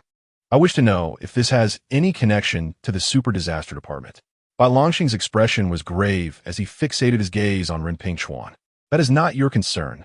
Chun Jigua chastised Bai Longxing with his customary ire, having long disapproved of him. Yet, Ren Pingxuan unusually averted his eyes from Bai Longxing, hesitating momentarily before uttering a succinct statement that reverberated throughout the room. In truth, it was not a complete shock to everyone. Only the disaster response team was genuinely taken aback, as other higher-ups had, to varying degrees, participated in this mission, while the disaster response team had been unanimously deemed unsuitable for involvement. What was the nature of that trade? Bai Longxing's face tightened, his brow furrowed with clouds of concern. Bai Longxing, do not. Before Qin Jigua could finish, Ren Pingxuan regained his composure, waved his hand dismissively, and spoke slowly. It is quite simple. He provides us with technology, and we grant him freedom. So you released him? Do you have any idea how many lives were lost because of him? What you are doing is akin to indirect murder. Bai Longxing abruptly stood, pounding the table in fury. Captain Bai, in light of the grand scheme of human civilization's advancement, a modicum of sacrifice is necessary. Moreover, given the imminent threat we face, this is not the time for such discussions. Ren Pingxuan met his gaze with a chilling stare, exuding an air of authority. Advancement? I see it as regression, Bai Longxing retorted defiantly. Yet he resumed his seat, for Ren Pingxuan's latter statement rang true. With a formidable enemy at hand, the survival of humanity hung perilously in the balance. Regardless of the indignation and fury one may feel, it remains a matter of utmost urgency. Thus, I shall proceed. The Minister of the Research Department was evidently taken aback, stammering for quite some time before ultimately concluding with a remark. In truth, there is little left to continue discussing. In terms of their civilization and technology, annihilating Earth is as effortless as collapsing a sandcastle. Yet, we possess Ultramen, 2 of them, in fact. I find solace in observing my comrades, and then glancing at Ren Pingchuan. With Ultramen present, we are assured of our safety. I sincerely hope that is the case. However, Ren Pingchuan suddenly cast a glance at Bai Fong, his eyes betraying a mix of threat, helplessness, and regret. Yet, the future of humanity must undeniably rest in our own hands. At the doorway, a man clad in a sleek black suit, adorned with a burgundy tie, pushed the door open. He entered with a confident smile, his demeanor exuding charisma, as he strode directly towards Bai Fong with his hands tucked in his pockets. Mei Felis. Bai Fong's eyes widened in disbelief at the sight before him. Once again, they were reunited. Mei Felis approached from behind Bai Fong, placing his right hand upon his shoulder. Ultraman. Chapter 58. The true heart apart from Ren Pingchuan. The room erupted in astonishment. Several high-ranking officials exchanged peculiar glances at Bai Fong, unable to fathom that such a seemingly insignificant human vessel could harbor the godlike energy akin to that of Ultraman. The team members appeared dazed, turning their heads towards Bai Fong in unison. He remained silent, acutely aware of Ren Pingchuan's remarkable composure, as if he had long been privy to Bai Fong's true identity. Thus, Bai Fong surmised that the purpose of the emergency response team's participation in this meeting was far from a mere discussion on how to confront the invaders. As he grappled with the complexities of the situation, he realized that any hasty actions might endanger his comrades. Therefore, remaining silent and allowing events to unfold was the wisest course of action. "Who are you?" Bai Longxing inquired, eyeing Myphilus warily. Having attended several high-level meetings, he had no recollection of this man. Myphilus chuckled, placing his hands on Bai Fong's shoulders before sauntering behind Ren Pingchuan, licking his lips and introducing himself. "I am Myphilus, and I hope for your kind assistance, Captain Bai." No sooner had he spoken than Bai Longxing sprang to his feet, instinctively drawing his sidearm and aiming it at Myphilus. However, upon catching the expressions of the other officials and Ren Pingchuan, he recognized the absurdity of the situation. Their demeanor suggested an utter lack of surprise at Myphilus's self-proclaimed identity, which led him to ponder the troubling implications of Myphilus's presence at the Emergency Response Department's meeting. Furthermore, if Myphilus's claim regarding Bai Fong's identity as Ultraman were to be validated, it would imply a singular possibility. This meeting was not convened to discuss combat strategies, but rather, Ren Pingchuan had summoned them with a specific agenda targeting Bai Fong's Ultraman identity. In many respects, this was akin to a feast of treachery, although Bai Longxing was taken aback by the revelation of Bai Fong's identity. His predominant emotion was one of fury towards the Emergency Response Department for manipulating the team with such ease. Ren Pingchuan gestured for Bai Longxing to lower his weapon, but the latter remained obstinate. "What do you mean by this, Ren Pingchuan?" Bai Longxing's facial muscles twitched, his eyes betraying his agitation. "Calm down, Captain Bai. I assure you, my intentions are benevolent," Myphilus said, tilting his head in feigned innocence. "After all, I've assisted you so much. Is this how you repay me? You? Help us." Bai Longxing scoffed, as if he had heard the most absurd joke in the world. "Otherwise, do you believe the military strength of the Emergency Response Department developed by mere chance?" Myphilus narrowed his eyes, concealing his thoughts and emotions behind an inscrutable facade. "What is your purpose for being here?" Bai Fong interjected suddenly, meeting Myphilus's gaze with profound intensity. "Are you admitting to being Ultraman?" Myphilus's smile was laced with amusement, as if he had anticipated Bai Fong's retort. Bai Fong surveyed the room. Everyone was silently awaiting his response, as this matter surpassed human comprehension. Only his own acknowledgement would serve as the most compelling affirmation. Bai Fong took a deep breath, rising to his feet, declaring, "Indeed, I am Ultraman." For a fleeting moment, Anshin's gaze turned vacant as her mind raced to process this explosive revelation. Bai Fong is Ultraman. Has he always been an extraterrestrial? Does he genuinely possess emotions? Or has he merely been imitating humanity to conceal his true identity?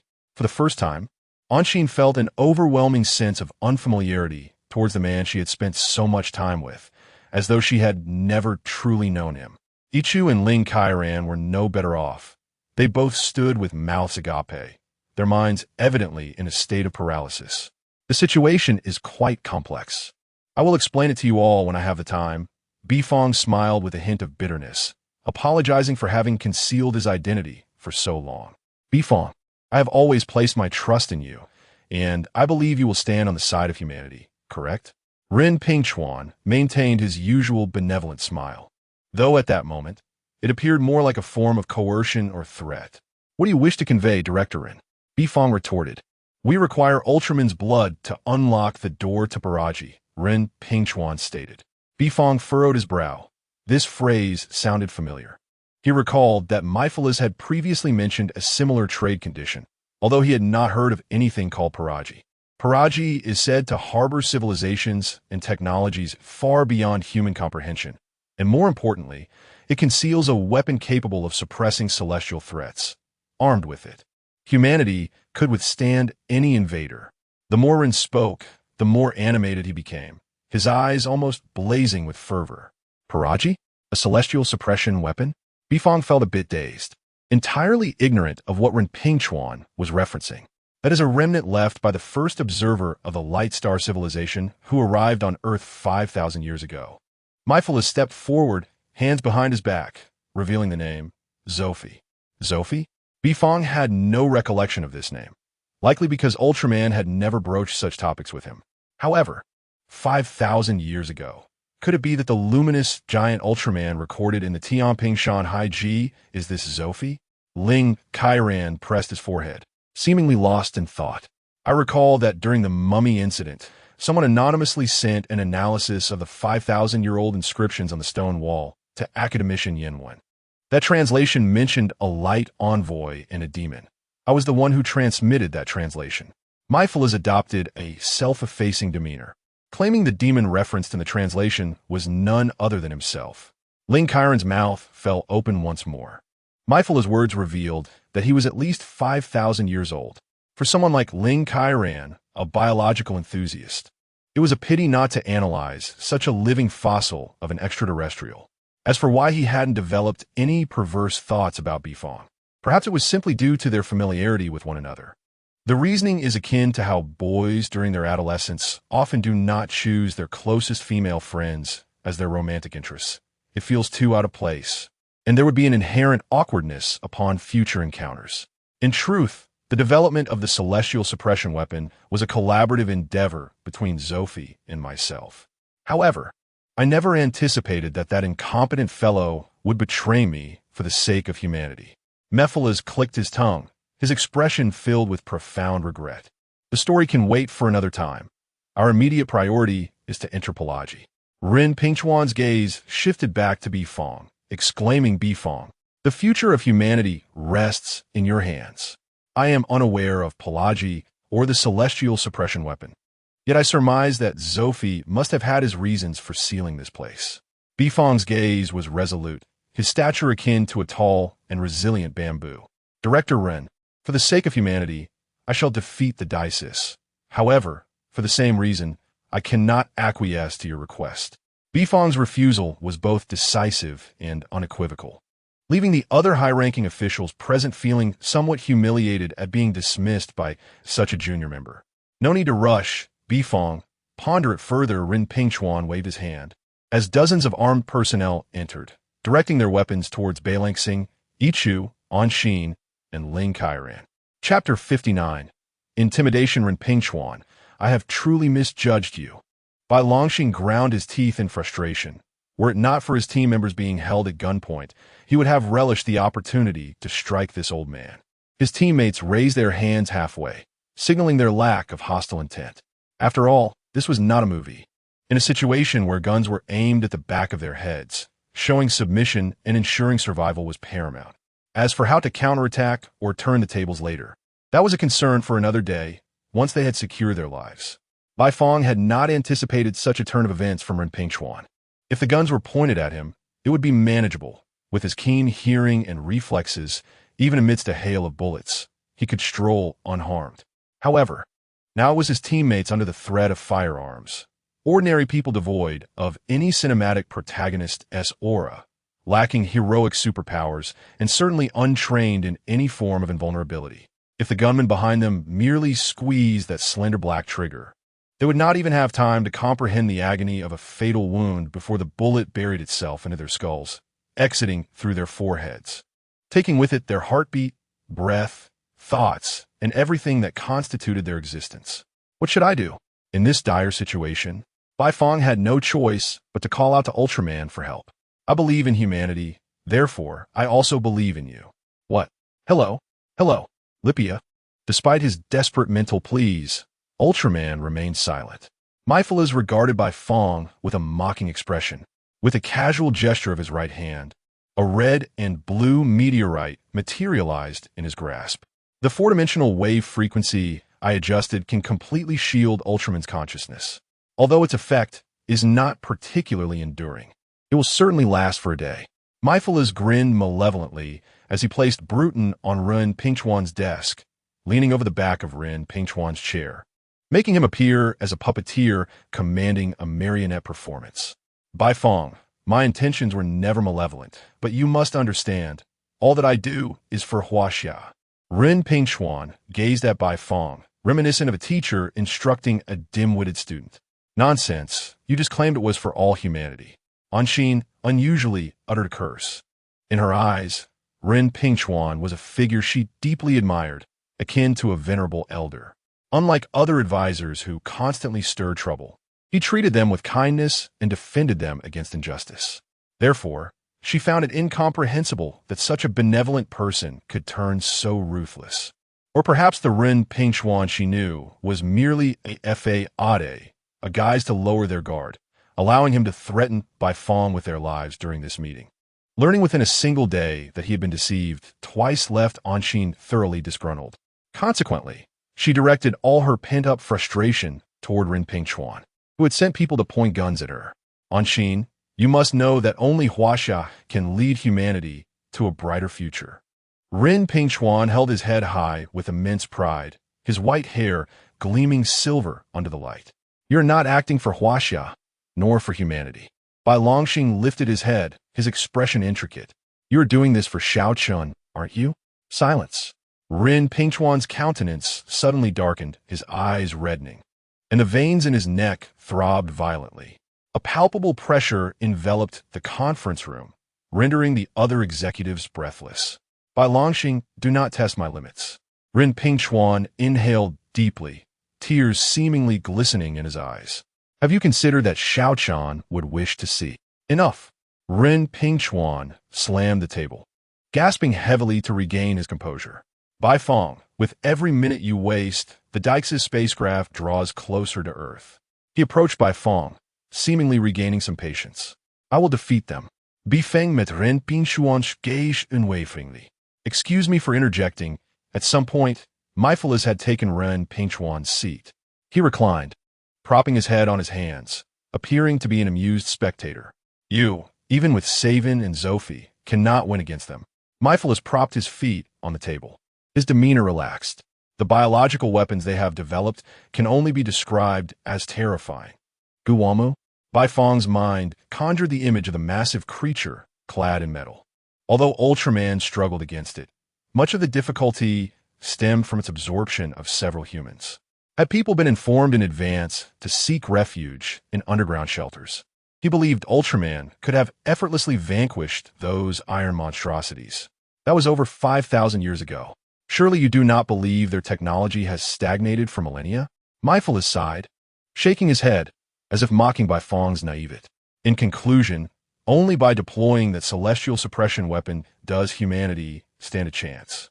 Otherwise, Meifel produced a dry, hard morsel of bread, slowly crushing it between his fingers, the crumbs gently cascading to the floor. This will be the fate of humanity? No, of the entire Earth. With that, he rolled up his sleeves, revealing a Patek Philippe watch on his left wrist. They have 1,674 minutes until they reach Earth. The future of humanity rests in your hands, great hero. Bai Fong swallowed hard. The decision was excruciatingly difficult.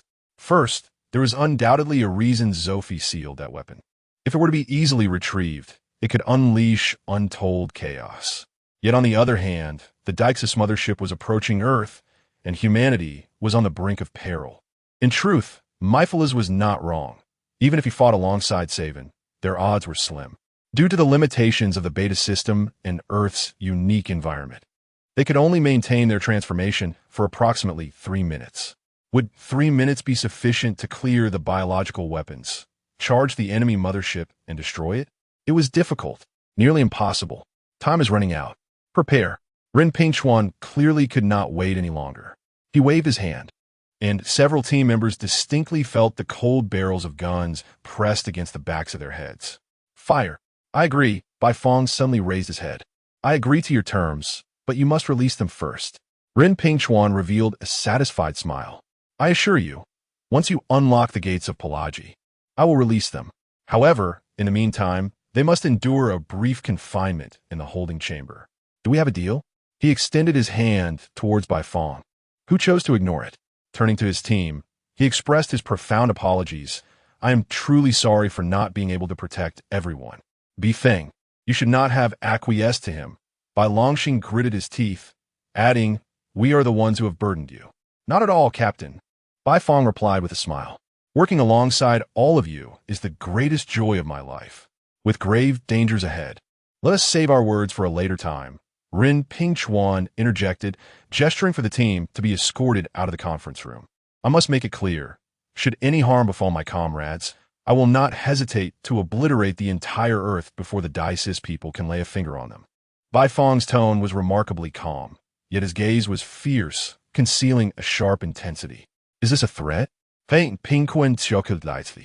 Fong turned away from him. Gazing out the window, the wind began to rise. The desolate evening breeze howled, and dark, swirling clouds surged from the north, obscuring the setting sun. Chapter 60. You are dreaming in the heart of Ning'an City. A rain-soaked night unfolded. Due to the lockdown imposed by the Disaster Management Department, both pedestrians and vehicles were barred from traversing the streets, which were usually bustling with life, now rendered eerily silent, save for the occasional call of a night owl. Beside the EU International, 3 military patrol boats lay quietly anchored on the surface of the ancient canal, their presence accentuated by the relentless downpour that sent ripples cascading across the water. On the central patrol boat, Ren Pingchuan wore a furrowed brow, anxiously glancing at his wristwatch. The impending qualitative leap of Huaxia civilization filled him with both trepidation and exhilaration. 2 armed guards stood beside him, their weapons aimed unwaveringly at Bai Fong, who was donning a diving suit. To the guards, Bai Fong embodied a biological weapon with the destructive potential of 10 nuclear warheads. Despite knowing that their firearms could inflict no harm upon him, humans have an innate desire for a semblance of security, often resorting to self-deception or the harm of others to achieve it. Myphilus leaned against the railing, gazing down at the water's surface with a smile.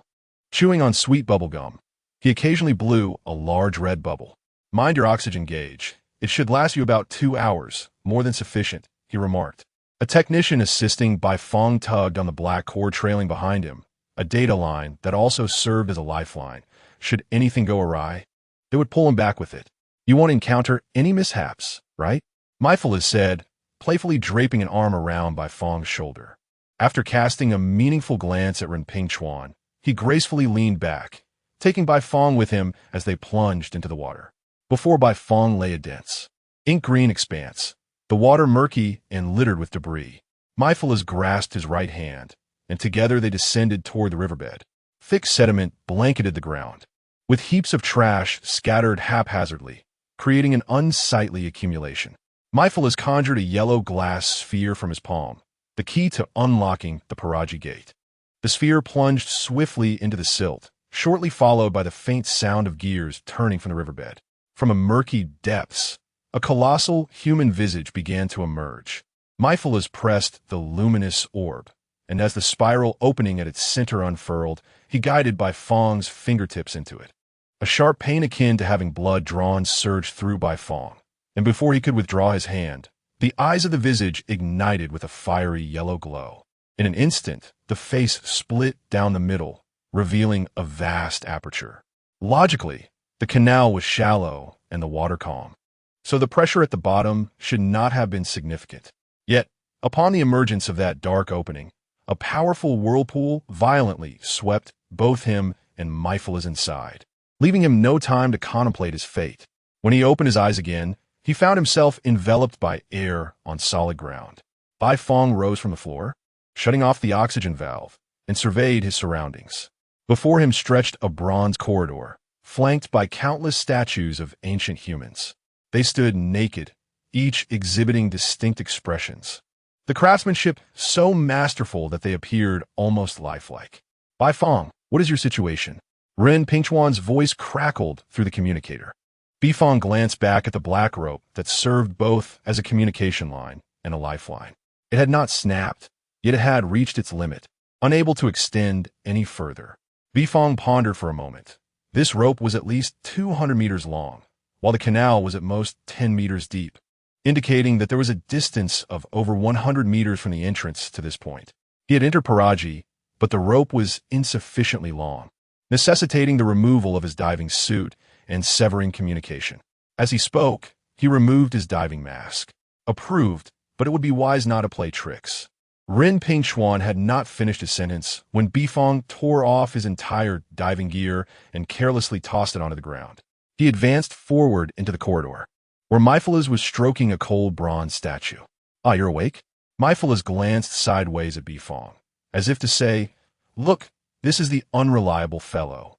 Thus, I have always believed that cunning is an inherent trait of humanity. Bifong ignored him, resolutely continuing onward. His current mission was to locate the weapon, ensuring his teammates' safe departure before confronting the Daesis. This path had no bends or diversions, yet it felt remarkably lengthy, akin to a dizzying time-space corridor linking the modern world with ancient relics. After a prolonged trek, Bifong finally reached the exit of the corridor, arriving in a vast open space. A flash of red light darted past him. It was Myphala's utilizing his ability to teleport. Bifong looked up and beheld a vaulted ceiling resembling the firmament, adorned with a luminous green crystal. At the center of the dome burned a cluster of azure flames. His gaze gradually descended, revealing walls etched with an intricate tapestry of unknown script and ancient creatures. The depictions of prehistoric fauna, quintessential to the Cretaceous period, emerged in a precise sequence. Tyrannosaurus rex, ammonites, and spear-toothed fish, collectively forming a fractal diagram that resembled a colossal tree sprouting myriad branches and petals from its pinnacle. At the base of this fractal diagram, the roots bore the depiction of bipedal ancient humans. Bifong's attention shifted to the wall mural of these early humans, where a colossal bronze statue, approximately 50 meters tall, stood erect. The statue bore a striking resemblance to Ultraman, embellished with intricate patterns on its shoulders and torso. This was Zophii, the first civilization observer dispatched by the Star of Light to the solar system. Myphala's removed a piece of bubblegum from his mouth and flicked it gently, causing it to adhere to Zophii's face. Where's the weapon you spoke of? Bifong asked coldly, his expression betraying indifference, despite the monumental awe this relic evoked within him. Yet, his foremost desire remained to complete his task swiftly and rescue his comrades. Oh, actually, Myphala's smirked enigmatically, leaning against the wall with his arms crossed. There isn't any celestial suppression weapon. All of that was merely a fabrication to deceive them. What? Bifong clenched his fists, his gaze transforming into a menacing glare. Did you not realize that we merely used your blood to open that door upon entry? I never transformed you into any Ultraman. This is due to the amalgamation of your consciousness, genes, and blood with Ultraman, which leads to mutual influence and gradual assimilation. This is what is referred to as a unified existence. The system will automatically activate upon detecting the unique genes of the beings from the planet of light in your blood. Fortuitously, yet unfortunately, their genes currently flow within your veins. Myphala's grinned, a hint of amusement flickering in his dark eyes. Do you believe that acquiring your blood would pose a challenge? If I desired it, I would merely have to summon any physician or nurse from Ren Pingchuan to extract a vial while you lay unconscious from your injuries. Suddenly, Myphala straightened, cobalt blue glimmers emanating from the depths of his gaze. My intentions are to unveil the extent of human desire and the terrifying nature of their greed. They are hardly worth the sacrifice of your life to protect. Let us collaborate. Humanity is a valuable biological resource, and your fusion with Ultraman has demonstrated their potential to become formidable biological weapons. Thus, by joining forces with me, I can assist you in vanquishing Ultraman's spiritual essence, allowing you to retain divine power while we jointly wield absolute control over this rich and precious biological resource. Mephiles erupted into laughter, as if envisioning a future where humanity bowed before him in submission. You truly possess the ambition of a wolf, said Bai Fong, retrieving the beta magic stick from his inner pocket without so much as glancing at Mephiles. I am Ultraman, and I am also human. To ask me to betray humanity? That is but a dream. Chapter 61. Celestial Suppression Weapon. Are you certain? Do you truly wish to stand against me? Mephiles trembled his fingers as he slowly drew forth Mephistopheles from behind, aiming the crimson spear-like crystal at Bifong. Bifong remained silent, and the two stood in a tense standoff. In the cool, tranquil silence, their gazes locked in a fervent exchange. Almost simultaneously, they pressed the buttons beneath their fingertips. The stillness shattered, akin to thunder cleaving the heavens, with bolts of lightning piercing the firmament. On one side emerged a colossal figure of light, radiant with sacred white luminescence. On the other, the gentleman demon manifested amidst a ghostly red glow. They each assumed their battle stances, swiftly transforming into two orbs of light that clashed repeatedly, colliding with immense force. The vast expanse reverberated with cataclysmic sounds as massive bronze blocks descended from the dome. Fissures split the ground, and everything crumbled into dust. The shock wave unleashed a tempest, sweeping mercilessly through every corner. After the final violent collision, Ultraman retreated to the wall's corner, while Mephiles ascended to the dome's apex. Two arcs of crimson and yellow electricity coiled around Mephiles' arms, resembling two stout serpents of lightning, writhing in readiness to strike. The blue light flickering from Ultraman's wrist glowed like ghostly fire, pulsating with an urgent rhythm. Gradually, he raised his arms, which had been positioned at his sides, and then crossed them with a sudden force. The spatium ray and the lightning beam erupted simultaneously, their luminous forms clashing like two mighty dragons, wrestling in a fierce struggle, drawing a straight, two-tone diagonal line between the ground and the dome. The tremendous force anchored Ultraman's rear foot firmly against the wall, causing cracks to form at its base and the ground to sink. Intensifying his energy output, he gathered more spatium material around his wrists. The collision of positive and negative matter unleashing unimaginable energy. The cerulean spatium ray surged forward, while the crimson and yellow lightning beam retreated. Just as the spatium ray was nearly upon Mephiles, he vanished like a specter. The ray struck the cluster of blue flames in the center of the dome behind him. In an instant, the blue flames extinguished and then coalesced, only to erupt zero. 1 second later, a blinding white light, radiant as creation itself, shot upward like a tornado, drawing the blue flames into the dome and crashing down toward the ground. On the ancient canal, 3 military patrol boats lay quietly anchored. Suddenly, a deafening roar erupted as a blue fire tornado surged from the river's surface. After churning up towering waves and capsizing the 3 boats, the fire tornado ascended into the sky, expanding into a rootless gray mushroom cloud. The interior of the cloud flickered with fiery brilliance and purple-yellow lightning, illuminating the sky with a radiant glow while rapidly spreading outward. From the Cosmic Observation Station, a view of Earth would reveal a gray haze forming over China, as if imbued with life, visibly consuming the planet at an alarming pace. Within half a minute, it had engulfed all of China and continued its relentless spread across the Earth.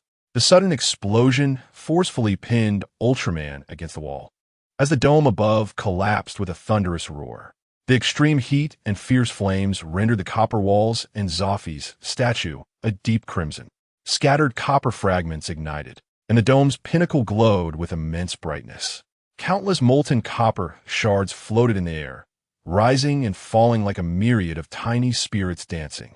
Ultraman shielded his chest with his hands, the explosive sound ringing in his ears, leaving him momentarily dazed, struggling against the shockwave. He took a few steps before propelling himself upward with his right foot, thrusting his hands forward to pierce through the dome and earth, breaking the surface of the water. Suspended in midair, Ultraman gazed up at the dense gray haze above, feeling utterly disoriented. In truth, it was a celestial suppression weapon. Mephiles appeared behind Ultraman in human form, wearing a mysterious smile as he retrieved a piece of bubblegum from his pocket, unwrapped it, and popped it into his mouth. Jiren. Ultraman fixed his gaze on the diminutive figure of Mephiles, clenching his fists tightly. The seal can only be broken by the beings of light. So I apologize for using you once more, Mephiles said, chewing on the gum and blowing a yellow bubble. What do you intend to do? Destroy the Earth? Ultraman demanded. As I previously mentioned, my objective is to gain absolute control over humanity, Mephiles replied, looking down at the throngs of people below, bustling about in curiosity. I have the means to defeat Jiren.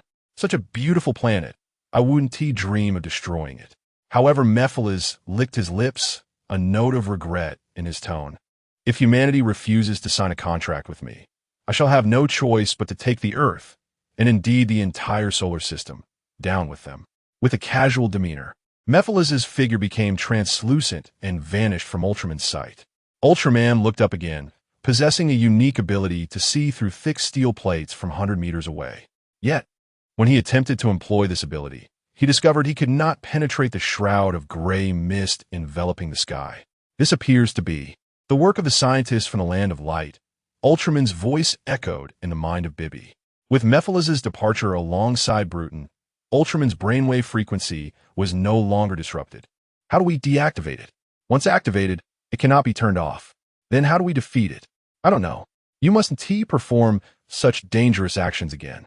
At the dining table, Yuri pouted in dissatisfaction while serving food into Duan Shinshu's bowl. Suddenly, a cacophony of voices erupted outside the window. Yuri glanced outside to see dozens of residents gathered, pointing at the sky. I journeyed north, leaving behind the season of you. Yuri picked up her phone, which had been flipped face down on the table, revealing a call from her mother. Hello, Mom, what is going on? Yuyo, you need to turn on the TV. Huh? What is the matter? Yuri walked over to the coffee table in the living room, picked up the remote, and turned on the television. On the screen stood a male host with a square face, clad in a black suit. His expression solemn as he read from the script beside him in an impeccable broadcasting tone. An urgent news bulletin interrupted the broadcast.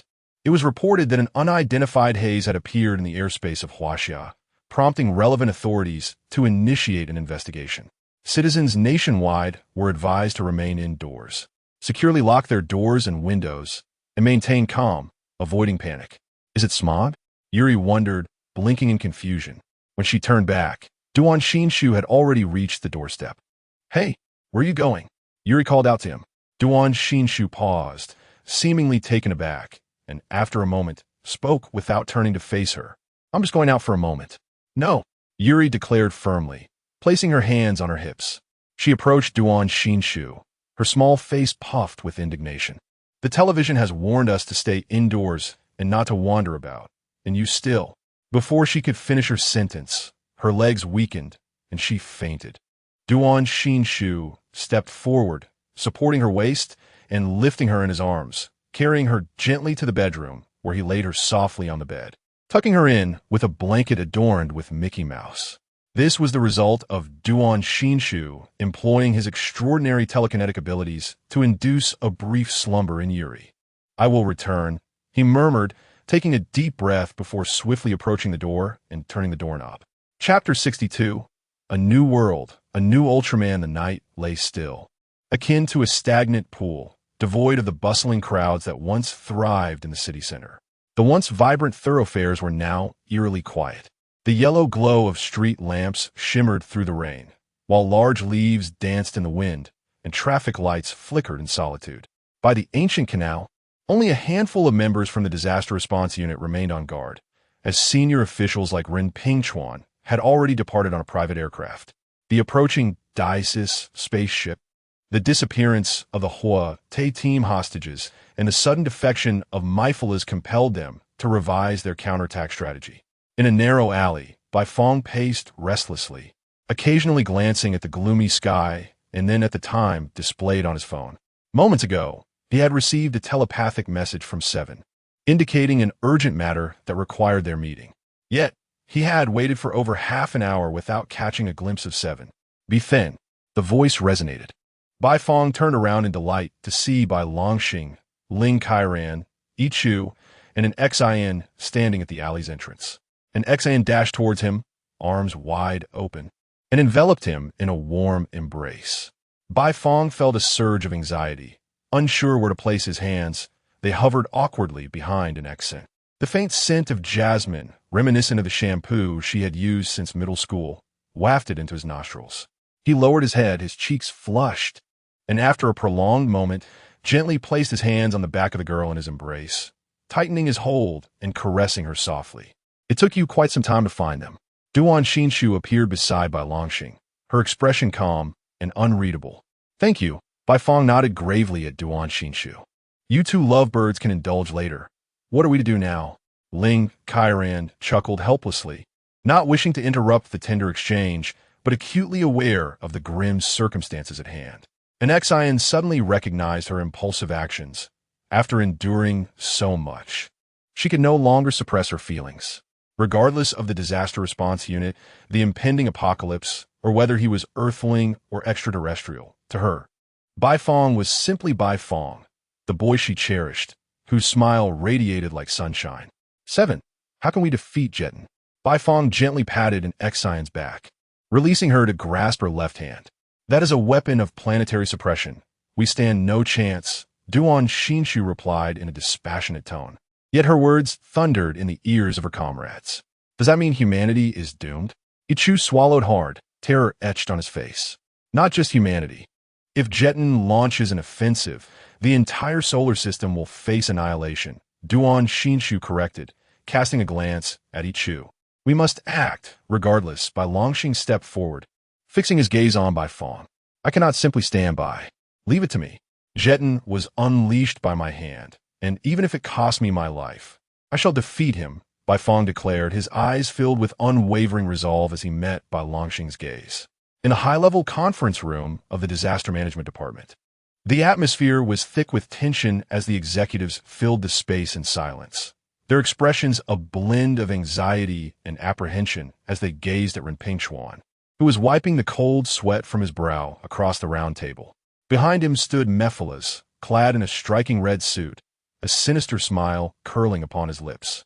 One hand rested upon Ren Pingchuan's left shoulder, while the other conjured forth the entity known as Mephisto. Thus far, I have executed 666 contracts on Earth, reclaiming 665 human souls. These souls have been concentrated within the eminar crystals of Mephisto. The executives followed the direction of Mephilas' finger, their eyes drawn to the glimmering red crystalline structures. Undoubtedly the eminar crystals he spoke of. The last soul yet to be reclaimed belongs to Mr. Ren Pingchuan. Mephilas continued, patting Ren Pingchuan on the shoulder. I have fulfilled my end of the bargain. According to the contract, I may act at any moment. However, I can also offer him a chance at life. No, it is an opportunity for all of humanity. With a snap of his fingers, the brilliance of the Mephisto crystals intensified, radiating a vivid crimson. Human souls are the most pure and potent energy forms I have ever encountered. By amalgamating the energies of these 600 souls and making slight modifications, I can exploit the dimensional rift to ensure that Jeton vanishes entirely from your reality. Upon hearing this, the executives began to murmur amongst themselves, casting incredulous glances at Mephilas' malevolent grin, struggling to fathom how such a demon could potentially act in humanity's favor. Speak of your terms, Ren Pingchuan coughed, attempting to feign composure. It is quite simple, Mephilas replied, licking his lips with delight. If humanity willingly consents to become my army, I shall not only guarantee their safety, but also bestow upon them remarkably advanced technology. Ren Pingchuan furrowed his brow, stating, but we cannot represent all of humanity. Patience. My friend, I shall visit each nation in turn. I'm confident that under such circumstances, the leaders of each country will. At this juncture, Mephiles abruptly halted, his hand gripping Rin Pingchuan's shoulder with sudden intensity, causing him to grit his teeth in pain. He has arrived. Mephiles cast a cold, sweeping gaze over all present before retracting Mephisto and stepping back. It seems that the advancement of human civilization must cease here, as if he had never existed. Mephiles vanished in an instant, leaving no trace behind. In the vast cosmos, a massive disc-shaped spacecraft was steadily approaching Earth. Just as it passed Saturn, a beam of azure light, accompanied by a swirling purple vortex of electric arcs, pierced through it. The ship disintegrated in an explosive display of searing, silent white light. The colossal structure, spanning 550 kilometers in diameter, easily obliterated. Amidst the floating wreckage of the spacecraft lay a towering figure, clad in shimmering gold and black. It was Zophi, the adjudicator sent by the Star of Light to Earth. Zophi's gaze traversed an astonishing 5 billion kilometers in a mere second, witnessing the fully assembled celestial suppression weapon. Zedong, observing the conversation between Bifong and Duan Xinshu on Earth, and glimpsing the rapid disappearance of Mephiles, with his hands crossed before his chest. A potent azure radiance once again gathered between his fingers. On Earth, Duan Xinshu shuddered violently, aware that time had run out. The destruction of Earth, nay, the annihilation of the entire solar system, could occur in less than 10 seconds. Within that fleeting moment, Duan Xinshu utilized his spatial mobility abilities to return to Yuri's rented accommodation, lifting Yuri and returning to the alley. A golden light emanated from Duan Xinshu's chest, spreading and enveloping all those present. After another second, they vanished without a trace. Life on Earth continued as usual, the only distinction being the nation's emergency broadcast, prompting many to gather at home with their families. A torrent of luminous beams stretched across 5 billion kilometers, intertwining with a trillion-degree thermal explosion released from Zedong's chest. In an instant, that azure planet ceased to exist within the solar system. Zedong gradually disassembled, transforming into a capsule-like object that appeared in Zophi's hand. Without a backward glance, he spun around and dissipated into a stream of light within the cosmos. What transpired? Still in that same alley, yet now only Bifong and Duan Xinshu remained conscious, while Bai Longxing and others lay scattered unconscious on the ground, with the slumbering Yuri and Anxin cradled in Duan Xinshu and Bifong's arms. Bifong uneasily surveyed his surroundings, sensing a change, yet feeling as though nothing had altered at all. He had acted. Earth had been obliterated. Duan Xinshu sighed. "Stop, do not jest." Bifong's right eyelid twitched. "Isn't this Earth?" "Indeed, yet it is no longer the Earth we once knew. I employed the spatial jumping technique of the Star of Light. We now find ourselves in the 116th parallel universe. Parallel univers. Yes, but in this world, there are no disaster forces, no calamity beasts, and no extraterrestrial invasions." Just as Duan Xinshu finished speaking, a creature with a beige body and black stripes emerged from the distant ancient canal, inciting unprecedented chaos in this realm. Did you not say there were no calamity beasts? Originally, there were none, but our arrival has altered the previously stable structure of this world, thus giving rise to calamity beasts to maintain the balance of this universe. Duan Xinshu gently leaned Yuri against the wall and retrieved the ultra glasses from his pocket. "I sincerely apologize for failing to protect Earth." With his back to Bifong, he moved toward the alley's exit, glancing back at Bifong. "Then it falls upon us to safeguard this world." Epilogue. Flecks of dark golden particles appeared outside the Earth in the 116th parallel universe, coalescing into the form of Zophi. He silently gazed upon the Earth, the Zedong capsule in his hand spinning incessantly. "Ultraman, do you truly cherish humanity so deeply?"